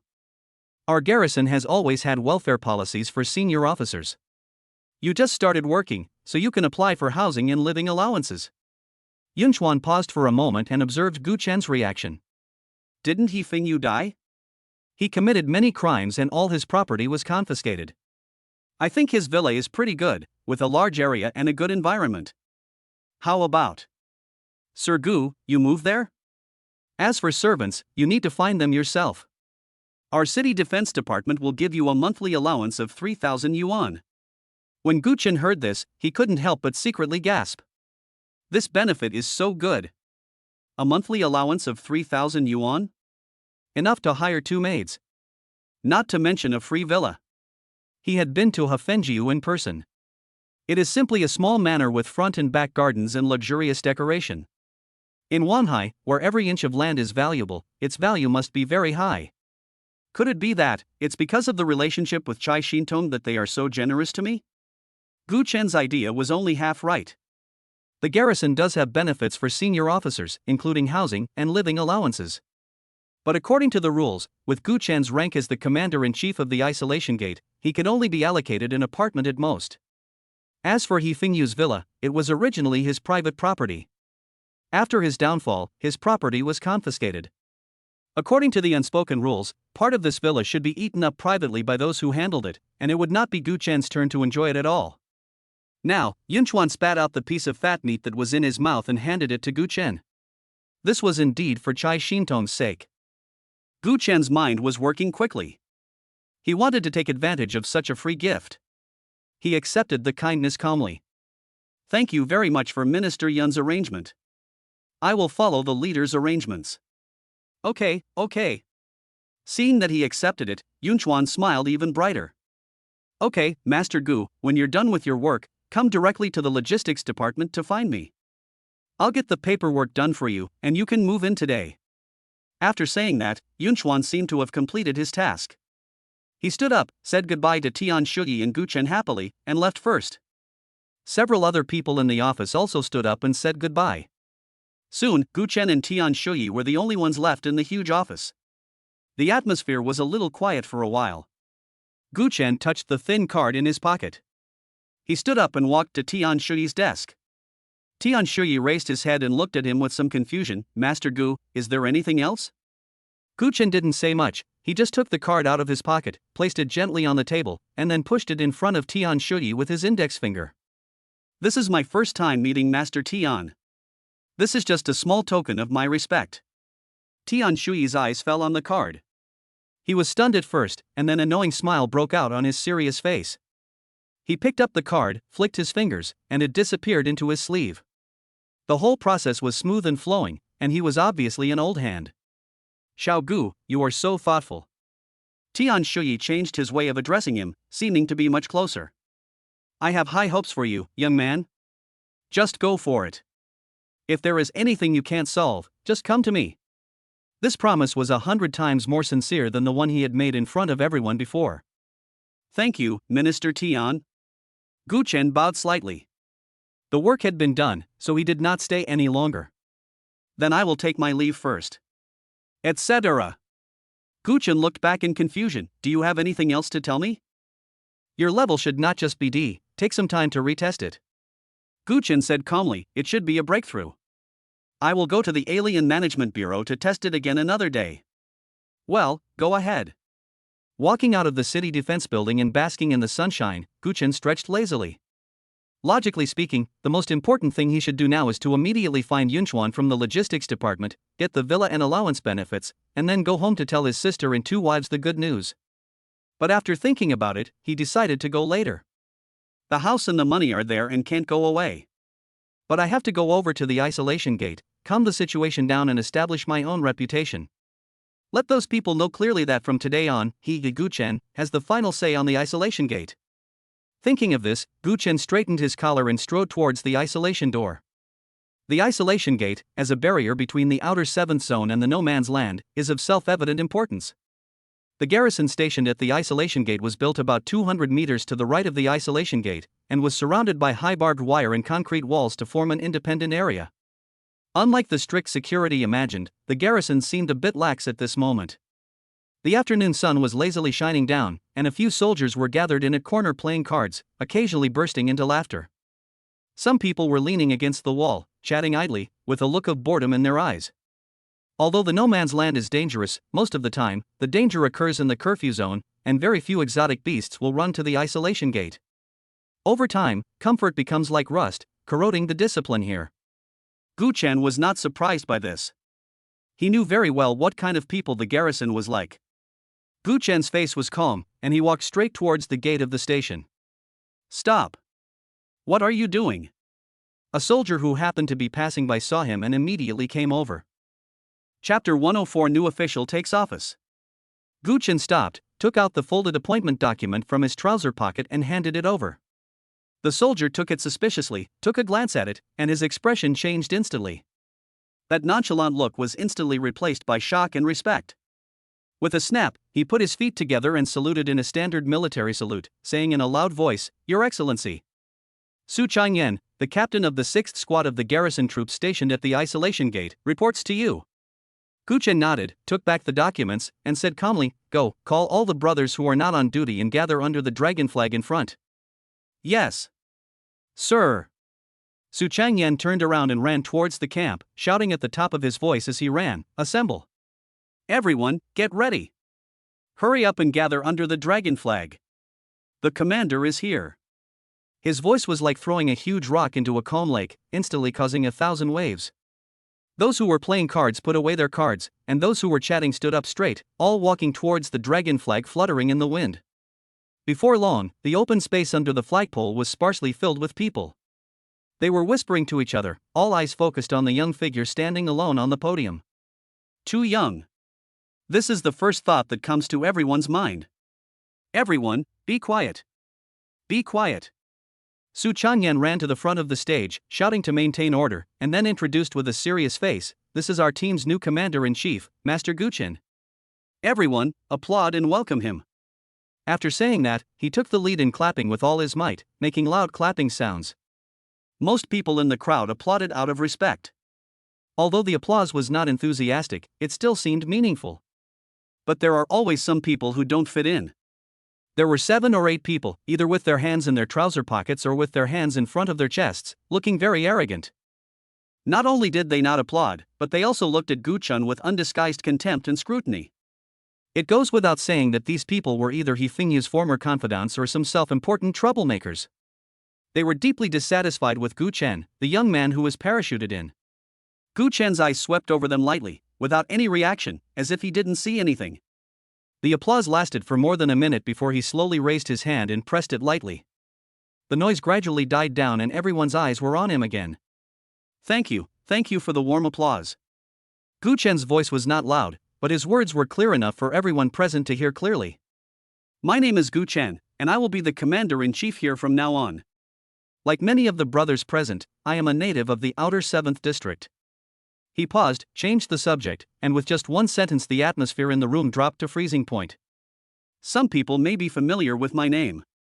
Yes, before the last commander-in-chief He Fingyu died, it was me who broke into his house and beat him half to death. So, his death did have a lot to do with me. He had to pull out the thorn of He Fingyu himself. Instead of letting these people gossip about him behind his back, it would be better to put it on the table and make it clear all at once. He wanted to see which fish would jump out of the water. But that was a personal grudge between him and me. It has nothing to do with the garrison or any of you. From the day he died, the matter was over. I hope that everyone can work together in the future to guard this door behind us." There was dead silence in the audience, and you could hear a pin drop. Everyone stared at him blankly, like a duck with its neck strangled. No one expected that the first fire the new official started on his first day in office would be to burn the corpse of his predecessor. This is too direct and merciless. Those who originally still remembered He Fingyu's old friendship now turned pale and blue in the face, and dared not speak out in anger.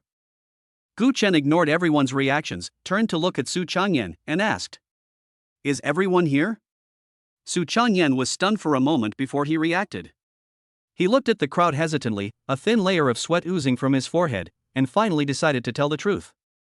"Report to the master, in addition to the brothers on duty, there are 3 captains and 5 team members training in the training room, so the new boss is not easy to deal with, and those troublemakers are not easy to deal with either. He can't afford to offend either side, but at the moment, he can only choose to stand on the side of power." "Oh?" Gu Chen raised his eyebrows slightly. "Didn't you tell them that it was the new commander-in-chief who asked everyone to assemble?" "They did." Su Changyan wiped his sweat and lowered his voice. "They said, the training goal has not been completed yet, and we can't stop halfway. They said, they will come to visit you in person later. This is said politely, but the meaning is clear, it's to give you a warning. Su Changyan cursed in his heart.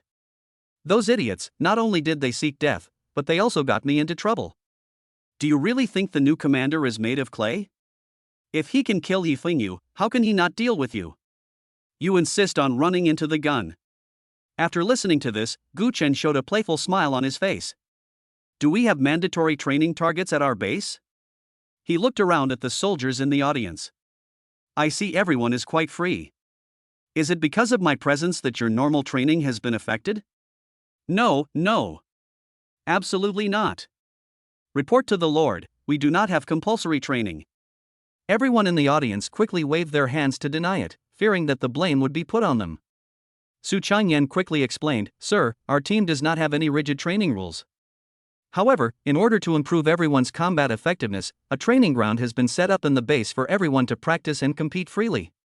Those captains are indeed very hardworking. Hard work is a good thing. Gu Chen nodded and walked down from the platform. Since they are so busy that they don't even have time to see me, the commander-in-chief, then I, as the commander-in-chief, must personally go and comfort our most hardworking soldiers. He patted Su Changyan's shoulder and said, Come on, take me to see him. Now that we are here, we have to meet him. As soon as the words fell, everyone understood that something interesting was about to happen. A large group of people followed Gu Chen in a mighty manner and walked towards the training ground. Chapter 105, Show Off Your Skills.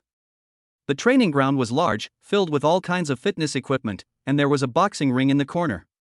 The sounds of metal colliding and heavy breathing echoed in the empty space. At this moment, there are 8 people in the field. 7 men and 1 woman. Some were doing bench presses, some were struggling with sandbags, and 2 were engaging in a fierce fight in the boxing ring. Everyone was sweating and their muscles were bulging. When Gu Chen came in with a large group of people, they finally stopped what they were doing. 8 people gathered together without any prior arrangement. A strong man with naked upper body and muscles as hard as stone walked in front. He casually grabbed a towel and wiped the sweat off his face, then looked at Gu Chen nonchalantly, with a condescending tone in his words. Oh, this should be Master Gu, right? Why did you come here in person? My brothers are practicing very hard and said that they will come to see you together after they finish practicing. This posture is not like a subordinate meeting a superior, but clearly an examination of an uninvited intruder. Gu Chen's eyes calmly swept over the 8 people one by one, and finally fell on the muscular man. He said nothing, but started unbuttoning his shirt in front of everyone. Soon, he took off a clean shirt and handed it to Su Changyan next to him. He doesn't have exaggerated muscles, but his body is well proportioned and strong. Years of hard work at the bottom have made every inch of his muscles full of explosive lines. Combined with that handsome face, the eyes of several female soldiers in the crowd suddenly lit up and glowed with a strange brilliance. Gu Chen moved his shoulders, and the joints made a crisp sound. I also like training. He looked at the 8 people and grinned. My hands are itching to play, why don't we all play together? Do you guys mind? The muscular man's pupils shrank slightly. He is not stupid. He also had an idea of Gu Chen's strength. He was able to beat sea level Yifengyu half to death single-handedly, so his strength was definitely far above theirs. If it really comes to a one-on-one fight, he has no chance of winning. Master Gu, you are joking. The muscular man refused with a fake smile. You are the commander-in-chief, how dare we fight you? Besides, we definitely can't beat you. Really? Gu Chen's smile became even brighter, is that so? His eyes slowly swept across the 8 unruly faces, and then he uttered a sentence that instantly made the whole audience explode. You 8, come together. This sentence was like a thunder, exploding in everyone's ears. The 8 people's faces were first filled with surprise, which was then replaced by an expression mixed with anger and ecstasy. They thought they were no match for Gu Chen if they fought alone, but what if 8 of them came together? This kid is too arrogant. Do you really think they are made of clay? Master Gu, you said this. Behind the muscular man, a tall and thin man couldn't help but shout excitedly. Right. We don't want to be known as someone who bullies the weak with their numbers. The other one followed suit. The muscular man stared at Gu Chen, his eyes flashing dangerously. This is an opportunity that the other party has brought to you. 8 people fighting against one of him, even if they can't beat him, they can still make him look humiliated and lose all his dignity. Thinking of this, the muscular man grinned and nodded heavily. Okay. Since Lord Gu is interested in this, we brothers will have some fun with you. In an instant, the atmosphere became tense. The 9 people walked to the center of the training ground and consciously kept their distance. The soldiers around excitedly retreated to the edge of the stands, craning their necks for fear of missing any details. The atmosphere in the training ground was dead silent. The competition begins. The 8 people took the lead. They did not rush forward, but dispersed in tacit understanding, their footsteps stomping quickly on the ground, making rustling sounds, intending to open a huge encirclement in the wide field and lock Guchen in the center. Guchen stood there, his expression did not change at all, as if he was watching a group of children playing a boring game. His calmness also angered the other party. The woman at the outermost edge of the encirclement was the first to attack. She had short hair and fierce eyes, and at this moment she took a deep breath, her chest swelled visibly. The next second, she suddenly opened her mouth, and an orange-red tongue of fire came out like a poisonous snake coming out of a hole, bringing with it a scorching airwave, roaring and rushing towards Guchen. The soldiers watching all cried out in surprise, and many of them subconsciously covered their mouths with their hands. Everyone is aware of the woman's strength. She is one of the top 30 fighters in the Isolation Gate garrison, and her attacks are extremely destructive. This move was made with all his strength, which showed that he really wanted to win the competition. However, Guchen just calmly raised his left hand and stretched out his palm towards the surging flames. There were no spells, nor any fancy moves. Buzz. With a low humming sound, a huge shield taller than a man appeared out of thin air in front of him. Boom! The fire snake crashed into the giant shield and exploded, turning into sparks all over the sky, but it failed to shake the shield at all. Guchen's move stunned everyone. At this moment, taking advantage of the moment when the shield blocked the flames, the other 3 strong men had already pounced on Guchen like a cheetah. They were good at close combat, with energy halos of different colors wrapped around their fists, and with a whistle that tore through the air, they attacked Guchen's vital points from 3 different directions at the same time. The cooperation is perfect. However, just when their fists were about to touch Guchen's body. Swoosh! Swoosh! Swoosh! A few silver lights suddenly appeared, and the last one to come arrived first. The silver light was so fast that people could not catch its trajectory at all. Only a few crisp ding-dang-dang sounds were heard, and the attacks of the 3 strong men were forcibly blocked. The offensive stagnated and their bodies involuntarily retreated backwards. When they looked closely, they found that they were several flying knives as thin as cicada wings. But that's not all. The flying knives that had forced back the 3 men drew an elegant and deadly arc in the air, then changed direction and flew towards them again. Careful! The 3 of them were horrified and tried to dodge, but the flying knife was too fast and the angle was too tricky. They only felt a chill on their arms and cheeks, and a few slight stings. Looking down, I saw a few shallow bloodstains on my skin, and blood was oozing out. On the other side, the fire-breathing woman saw that her flames were easily blocked, and a trace of unwillingness flashed in her eyes. She did not stop, but exerted force on her feet and ran quickly on the field, trying to bypass the shield and attack Guchen from another angle. But a strange scene happened. No matter where she ran to, the huge dark gold shield seemed to have eyes, always accurately placed between her and Guchen, blocking every flame she spewed out. Oh my god, what kind of ability is that? Weapon materialization? Too strong. He withstood the attacks of 4 people alone, and still handled it with ease. Did you see that? Those flying knives can turn. Is this controlled by mental power? The soldiers who were watching were completely in an uproar, with discussions rising one after another. The look in their eyes when they looked at Guchen had changed from initial curiosity to complete shock and awe. The atmosphere on the field also became solemn. Chapter 106: Shocking the Audience. Go! This kid is weird, don't hold back. The muscular man roared, his face looking extremely ugly. The other 4 people who were originally watching from the outside now realized that they could not watch any longer. One of the men shouted loudly, and his arms seemed to have no bones. They stretched several meters in an instant, like 2 long whips, and lashed at Guchen's legs cunningly. The muscular man's body shook, leaving a series of phantoms in his place, making it difficult to tell which one was the real one and which was the illusion. Finally, the 2 remaining people stood together, one of them pressed his hands tightly against the back of the other, and the latter muttered something and pushed his hands forward suddenly. When? A bell rang throughout the venue. A golden bell phantom made of pure energy pressed down towards Guchen, with the power to block everything. The abilities of the 8 people were unreservedly exerted at this moment, trying to crush Guchen in the most violent manner. Looking at the attacks coming from all directions, Guchen just shook his head slightly. The chasm between levels is like a natural chasm and cannot be bridged by numbers. Judging from the energy fluctuations emitted when these people attacked, the strongest muscular man was only in the middle stage of D level, and the rest were mostly hovering between D and E levels. In Gu Chen's opinion, it was just like a child's juggling. Through this competition, he also had a general understanding of the strength of the aliens in this garrison. It's time to end it. Gu Chen's mind moved, and the tempered gold knife appeared out of thin air in his hand. He didn't even look at the golden bell pressing down on his head, he just casually swung the knife upwards. Crack! The seemingly indestructible golden bell was as fragile as glass in front of the blade. It shattered and turned into golden spots of light all over the sky. Then, Gu Chen raised his foot and simply and directly kicked the muscular man who ran out of the phantom. The kick seemed slow, but it accurately captured the muscular man's true body. There was a dull thud, and the man flew backwards with his body hunched over, as if he had been hit by a speeding truck. He rolled on the ground for several times before he stopped, holding his stomach and squatting on the ground, gasping for breath. At the same time, the two outstretched arms also came over.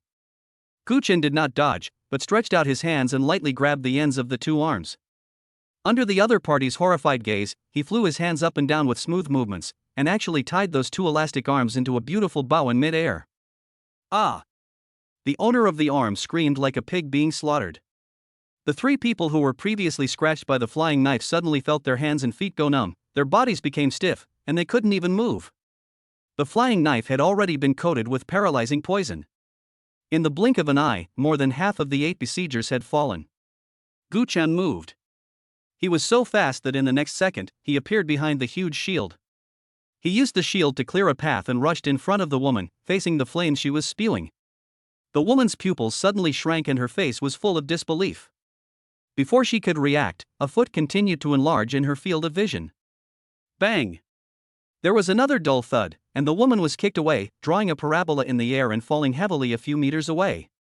At this point, the only two men still standing on the field were the two men who performed the combo skills. They watched Gu Chen slowly walk towards them, looked at each other, and saw the bitterness and helplessness in each other's eyes. The man, who was pressed against his back by his companion, raised his hand tremblingly. We lost.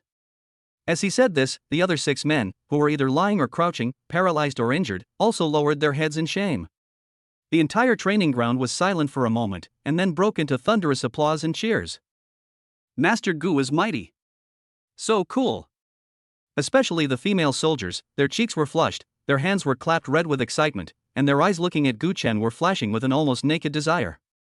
A man who is so handsome, holds such a high position, and is so powerful, and he works right next to me, isn't he a golden son-in-law that fell from the sky? Yes, they all knew that Gu Chen had a wife. It was said that Feng Yu was killed by Gu Chen because he touched Gu Chen's wife. But what does that matter? Even if I just marry her as a concubine, it is 100 times better than marrying those ordinary men. In this era, it is normal for truly outstanding men to have 3 wives and 4 concubines.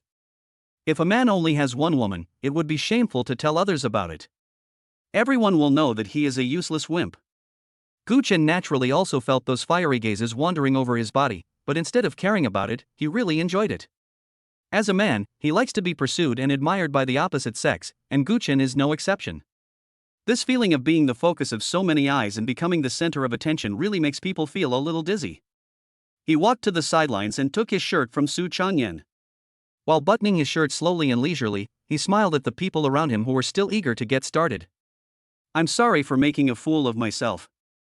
There were too many people, and I was a little nervous. I didn't perform very well. His casual words instantly relaxed the tense atmosphere. But then, there was a huge booing from the crowd. Cut. Master Gu, please stop being so Versailles. 1 against 8, winning effortlessly, like a piece of cake, how can you say that he didn't perform well? If you had performed well, wouldn't these 8 people have died on the spot? Isn't this a clear mockery of those 8 people who overestimate their own abilities? Everyone was laughing and the atmosphere was harmonious. However, the smile on Gu Chen's face slowly faded. He turned around, glanced calmly at the 8 dejected men, and spoke lightly. You 8 don't need to come here starting tomorrow. As soon as these words were spoken, the whole place fell silent. Chapter 107 Assistant Zhu Muxue. The 8 men suddenly raised their heads and glared at Gu Chen, and the muscular man among them struggled to stand up. Why? Sir Gu, we lost, but you are taking revenge for your personal gain. Yes.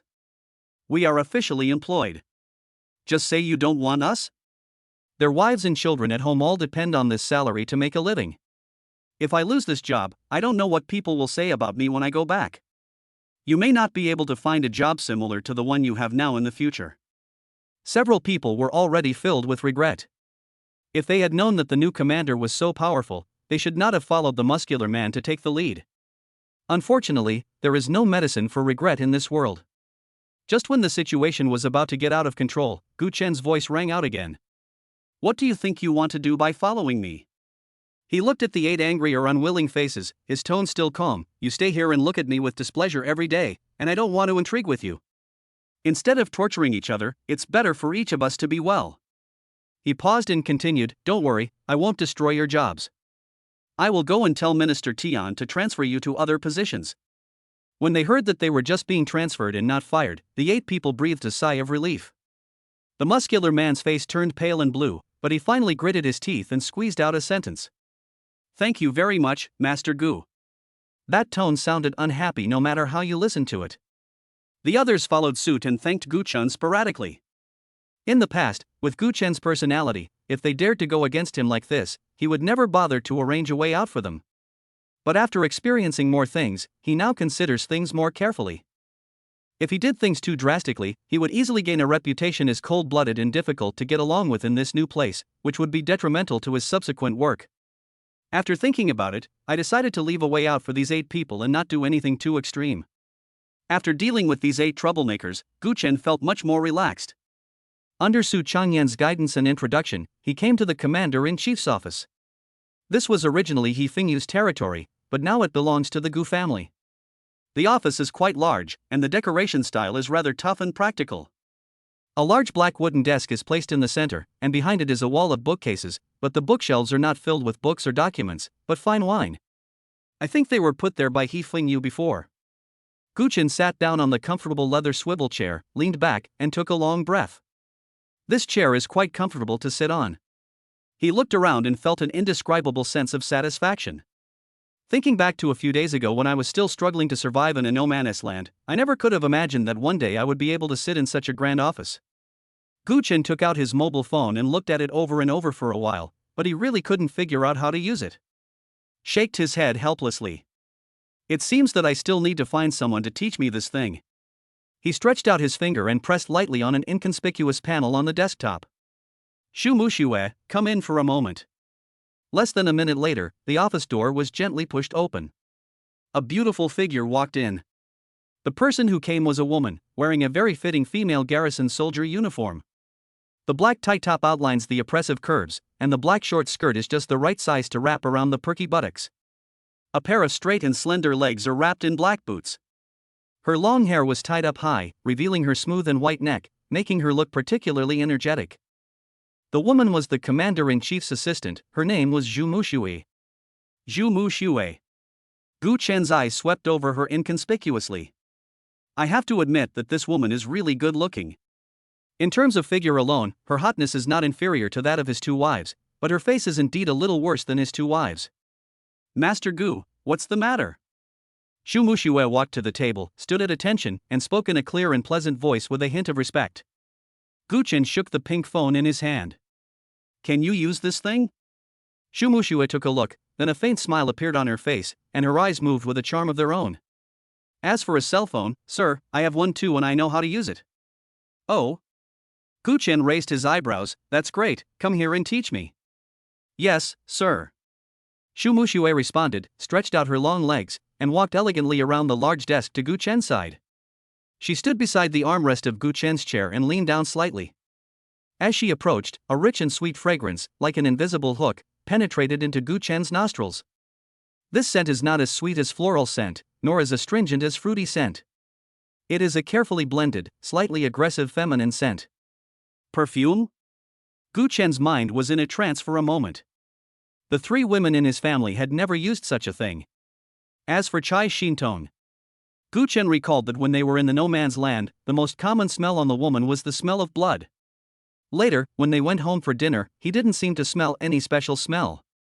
This stuff, you know what, it smells really good. Guchen subconsciously slowed down his breathing, and while Zhu Mushua's attention was focused on the phone screen, he sniffed twice without leaving a trace. Zhu Mushua's fingers were slender and white. She tapped deftly on the screen and patiently explained to Guchen the function of each icon. Sir, look, this is the address book, you can save other people's numbers. This is the message, you can send and receive text. This one is shaped like a ball, it is the most popular social software. Zhu Mushua's voice was gentle and soft, her breath was as fragrant as orchid, and her warm breath would occasionally brush against Guchen's earlobe, causing a slight itch. Guchen listened and nodded, but his eyes involuntarily slid from her red-nailed fingers to her slightly open collar. This woman didn't even button her collar properly. She's so careless. From Guchen's perspective, he could see a breathtaking snow-white ravine. He quickly looked away. I cursed myself inwardly, thinking that I was acting like a young boy who had never seen a woman. However, I have never met a girl who knows how to dress up and exudes feminine charm all the time. Chapter 108 Sir Gu, can you add me as a friend? After spending more than 10 minutes, Guchen finally had a general understanding of the functions of this phone. In order to test his learning results, he opened the chat software and found Chai Shintong's friends. She was the only one there and could be seen at a glance. He thought about it, poked at the screen for a long time, and typed a few words. I already know how to use it. Please contact me when you have time. After clicking send and watching the message being successfully sent, he felt inexplicably relieved. Thank you, I understand. Guchen put down his phone and nodded to Zhu Mushue beside him. Zhu Mushue stood up with a perfect blush on her face. His hands were crossed in front of him, his fingertips slightly clenched, as if he was having some ideological struggle. After hesitating for a few seconds, Zhu Mushue finally plucked up the courage and looked up at Guchen with a hint of expectation and uneasiness in her eyes. Mr. Gu, I wonder if I have the honor to add you as my friend? Guchen felt a little funny when he saw her cautious look, but he didn't refuse. Can. After getting permission, Zhu Mushue's eyes lit up instantly, and she quickly took out her mobile phone and called up the QR code. Guchen scanned the code and added a friend. After the application was approved, he clicked on Zhu Mushue's profile picture and took a look. The profile picture is a group photo, in which Zhu Mushue is leaning against a man with a beautiful smile on her face, and the posture is very intimate. It's just the man next to me looks really hard to describe. Her face was covered with acne scars and was as bumpy as the surface of the moon. Her eyes were as small as slits and her nose was a little collapsed. Standing next to Zhu Mushue, who has delicate features and beautiful appearance, it is simply a public execution, fully interpreting what flowers and green leaves mean. Whoever is the supporting actor is being too flattering to this man. Guchen pointed at the avatar and asked curiously. Is this your brother? He doesn't look much like you. When Zhu Mushue heard this, she burst out laughing and her whole body trembled. Master Gu, you are such a joker. You said he doesn't look like me, how could he be my brother? She blinked, with a bit of shyness like a little woman. He's my boyfriend. Boyfriend? These 3 words really shocked Guchen. He looked Zhu Mushue up and down a few more times. She was pretty and had a great figure, so why would she fall for such a ugly girl? If it was her husband, Guchen could still understand. After all, there is a policy of compulsory marriage, and it all depends on luck which one you get. But this is my boyfriend. The product of free love. Several outrageous thoughts flashed through Guchen's mind. Could it be that this man had some magic power and drugged her? Or, what kind of unknown special hobby does this girl have? Why does she like this? He really couldn't help but teased in a half-joking tone, did your boyfriend give you some kind of magic potion? Is he making you hallucinate? With your conditions, you can find someone who is 100 times better looking than him even with your eyes closed. If a woman likes her boyfriend, she might be unhappy to hear this. But Zhu Mushue was not angry at all. On the contrary, because of Guchen's down-to-earth teasing, she felt that the distance between them was shortened a lot. I feel that this new boss seems not so cold and is easy to get along with. Zhu Mushue covered her mouth and chuckled, and spoke much more freely. You are joking, sir. She explained calmly, I also know that he looks, well, average. But he is good to me, and his family is in business, so he has some money and some ability. When she said this, there was an undisguised longing and pride in her tone. After a while, his family will be able to obtain the residency status in the inner city. When I marry him, I can live with him in the inner city. She shook the phone in her hand and added, look, This phone was bought by him. In addition to this, he has always given me gifts during festivals. A while ago, our parents met each other. My parents are very satisfied with him, and the marriage is basically settled. His family said that once they get the inner city qualification, they will buy a house immediately. We have already decided that we will buy 2 houses, one in my name and one in his name. This way, I will have my own assets in the inner city. After listening to her long explanation, Guchen completely understood. The doubts in my heart suddenly disappeared, replaced by a sense of clarity. To put it bluntly, this guy gave too much. Inner city residency qualifications. 2 apartments in the inner city. One of them is directly in the woman's name. With this kind of trick, let alone Jumushue, how could any girl struggling in the outer city not be confused? This is no longer just some magic potion, it's a mountain of gold and silver hitting you in the face. Who among the people from the outer city doesn't want to squeeze into the inner city? The living conditions and security there are completely different from those in the outer city. The inner city does not need to be like the outer city, where people are frightened when they see the detection tower turn red, fearing that the isolation wall will be breached by strange beasts one day. However, there are only a handful of places available for settlement in the inner city each year, and ordinary people would be unable to get even a chance if they tried their best. Although this man looks ugly, his condition and attitude are absolutely perfect. The unbalanced feeling in Gu Chen's heart caused by the pairing of beauty and the beast disappeared instantly. This is not a pig trying to find cabbages, it's clearly the cabbages finding a golden pig pen. One is after the money, and the other probably wants to improve family genes. They just get what they want. Gu Chen looked at Zhu Mushue, and the teasing on his face turned into a sincere smile. So that's how it is. That's indeed a good destination. When you have your wedding banquet, please be sure to treat me to a drink. Zhu Mushue smiled even sweeter and nodded repeatedly. That's for sure. No matter who I forget, I can never forget you, Master Gu. You are a rare talent, and you will surely rise to higher positions in the future. I might even run into you there when I enter the inner city. By then, I, your little assistant, will have to rely on you to take care of me. The flattery was done smoothly and without leaving any trace. Gu Chen smiled and waved. Okay, go do your thing. I don't have anything to do here for the time being. Yes, sir, you can call me anytime if you need anything. Zhu Mushue bowed respectfully, turned around and left the office with brisk steps. As soon as she went out, several colleagues in the waiting area outside the office immediately surrounded her like cats smelling fish. Mushue, how are you? Why did the commander-in-chief ask you to come in? You've been here for so long. Tell me quickly, do you like me? Chapter 109 Taking over the He family villa. Looking at their gossipy eyes, Zhu Mushue's face flushed with a mysterious smile. Nothing, it's just that Master Gu doesn't know how to use a cell phone, so I went in and taught him. A girl who was on good terms with her came over and pinched her arm with a look of disbelief. That's all? Nothing else? Then why are you blushing? Exactly. How can a cell phone last so long? Tell the truth. The people around started to make a fuss, obviously not believing such a simple explanation.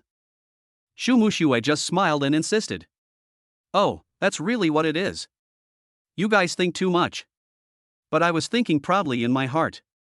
Humph, I have added Lord Gu as my friend, so I want to tell you about this. With this relationship, as long as I work harder, isn't it only a matter of time before I become Lord Gu's most trusted confidant here? When the time comes, you can just be envious.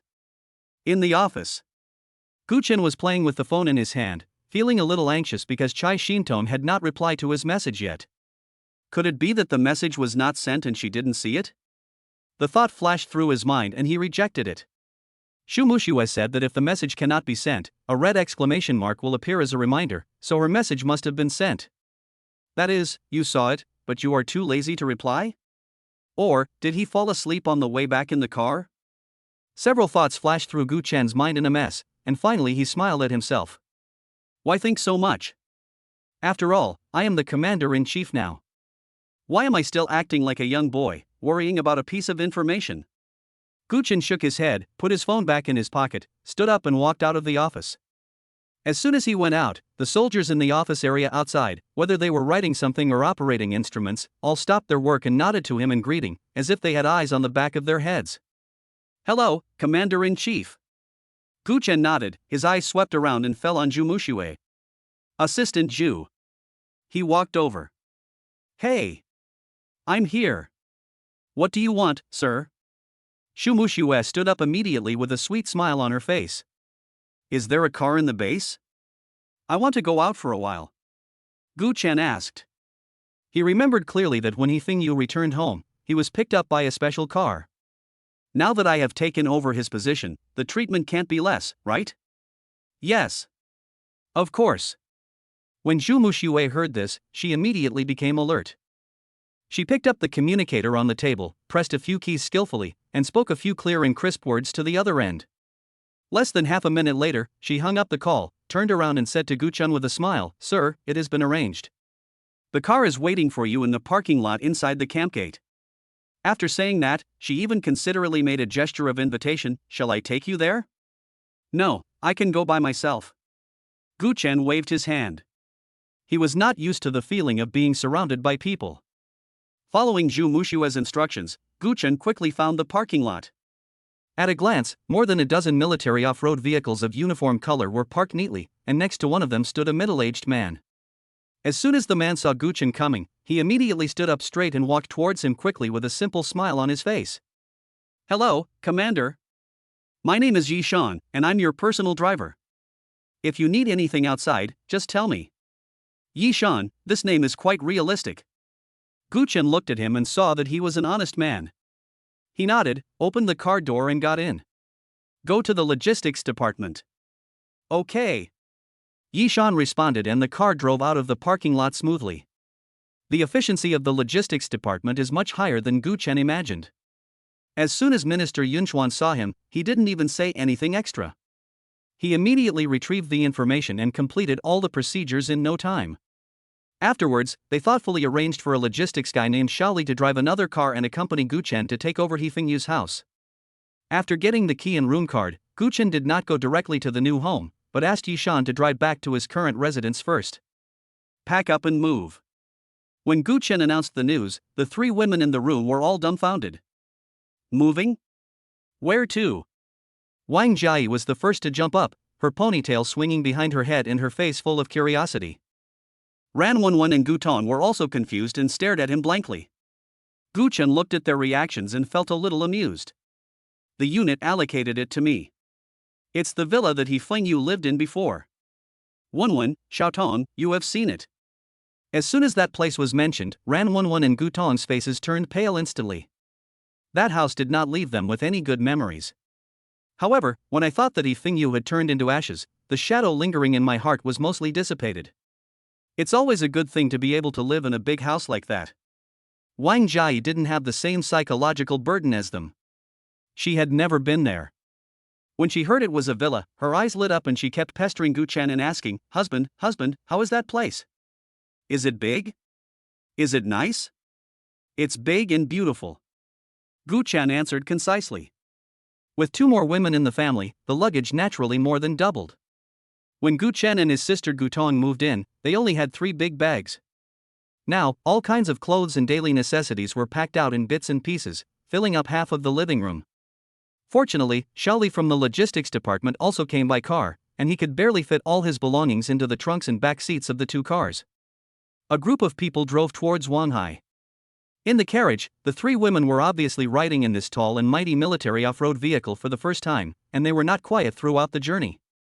Wang Jiayi was like a curious baby, touching this, knocking that, and saying wow all the time. Although Ran Wenwen and Gu Tong were more reserved, their sparkling eyes revealed their inner excitement and curiosity. Gu Chen sat in the passenger seat, watching them chattering in the rearview mirror, feeling warm in his heart. This feeling is really good. The car soon arrived in front of the familiar villa. Yi Shan jumped out of the car, walked to the imposing door, and manually entered the password. The previous servants were dismissed and the automatic sensing system was temporarily turned off. But Yi Shan still knew the He family's password. The gate slowly opened, and 2 cars drove into the spacious courtyard one after the other. Several people worked together to move down all the large and small bags and piled them on the floor. Shaoli walked up to Gu Chen and handed him a folder. Master Gu, please take your family to check the inside and outside of the house to see if there are any problems. If there are no problems, please sign this acceptance document, and our final procedures will be completed.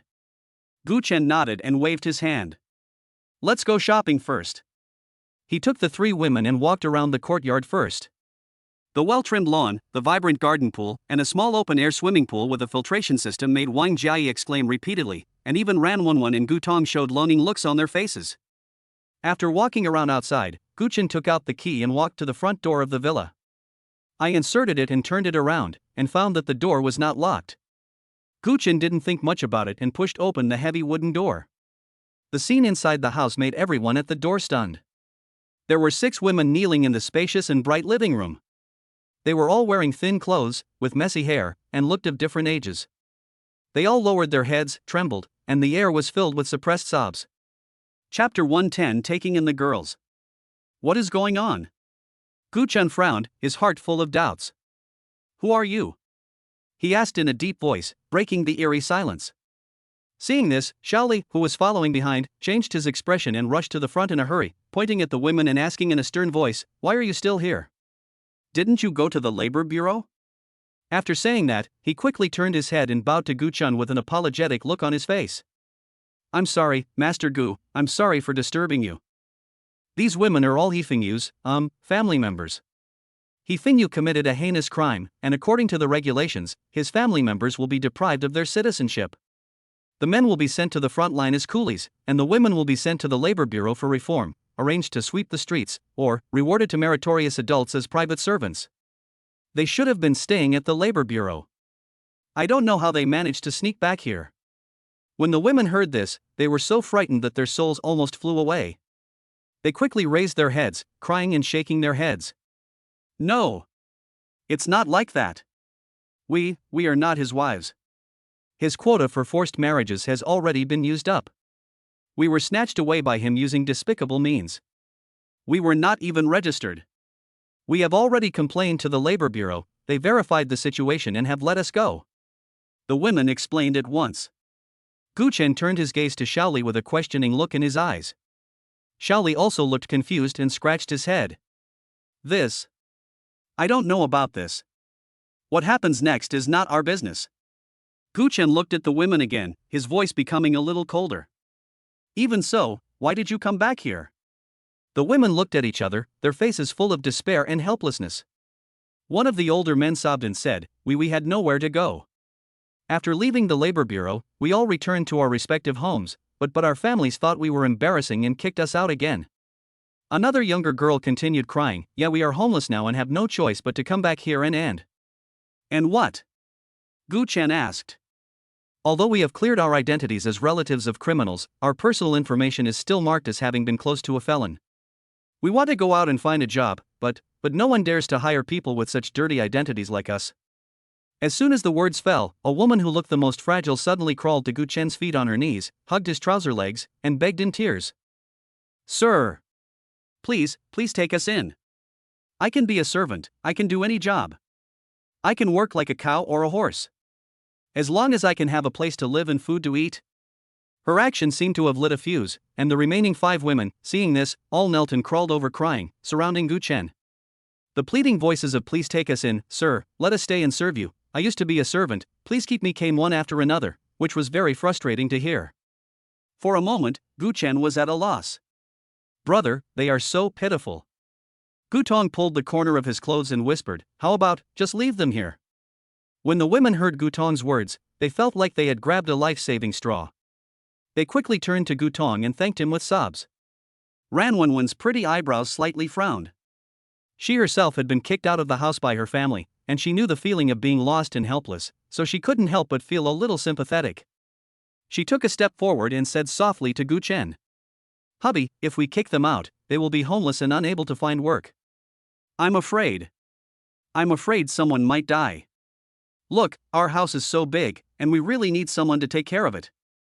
Otherwise, why don't we just let them stay?" At this point, she changed the subject, revealing her true nature as a thrifty housewife. "But our family doesn't have much money right now, so we can't pay too much." When the women heard that there was a chance, they kowtowed like crazy and rushed to express their opinions. "We don't want money. We really don't want money. As long as you give me a place to stay and food to eat every day, that's all." Gu Chen's eyes slowly swept over the 6 women kneeling on the ground. It has to be said that those who are favored by a man like He Fingyu and forcibly abducted are naturally good looking and have good figures. The oldest one looked to be in his early 30s, still quite charming. The youngest one looked to be about the same age as Ranwanwan, just at the age when she was about to blossom. Although their faces were covered with tears and they looked disheveled, their delicate facial features and beautiful figures could not be concealed. Gu Chen sighed in his heart. Ranwanwan's words hit the nail on the head. He had originally planned to hire a few servants to take care of such a large house. Now that we have ready-made ones, and they don't cost any money, it really saves us a lot of trouble. Drive him out, whether he is dead or alive, out of sight, out of mind. But staying is just a matter of adding a few more pairs of chopsticks. That's all. Okay, everyone, get up. Gu Chen finally spoke. You will stay here from now on, responsible for cleaning in 3 meals a day. If you want to leave in the future, you can leave at any time. Thank you, sir. Thank you, sir.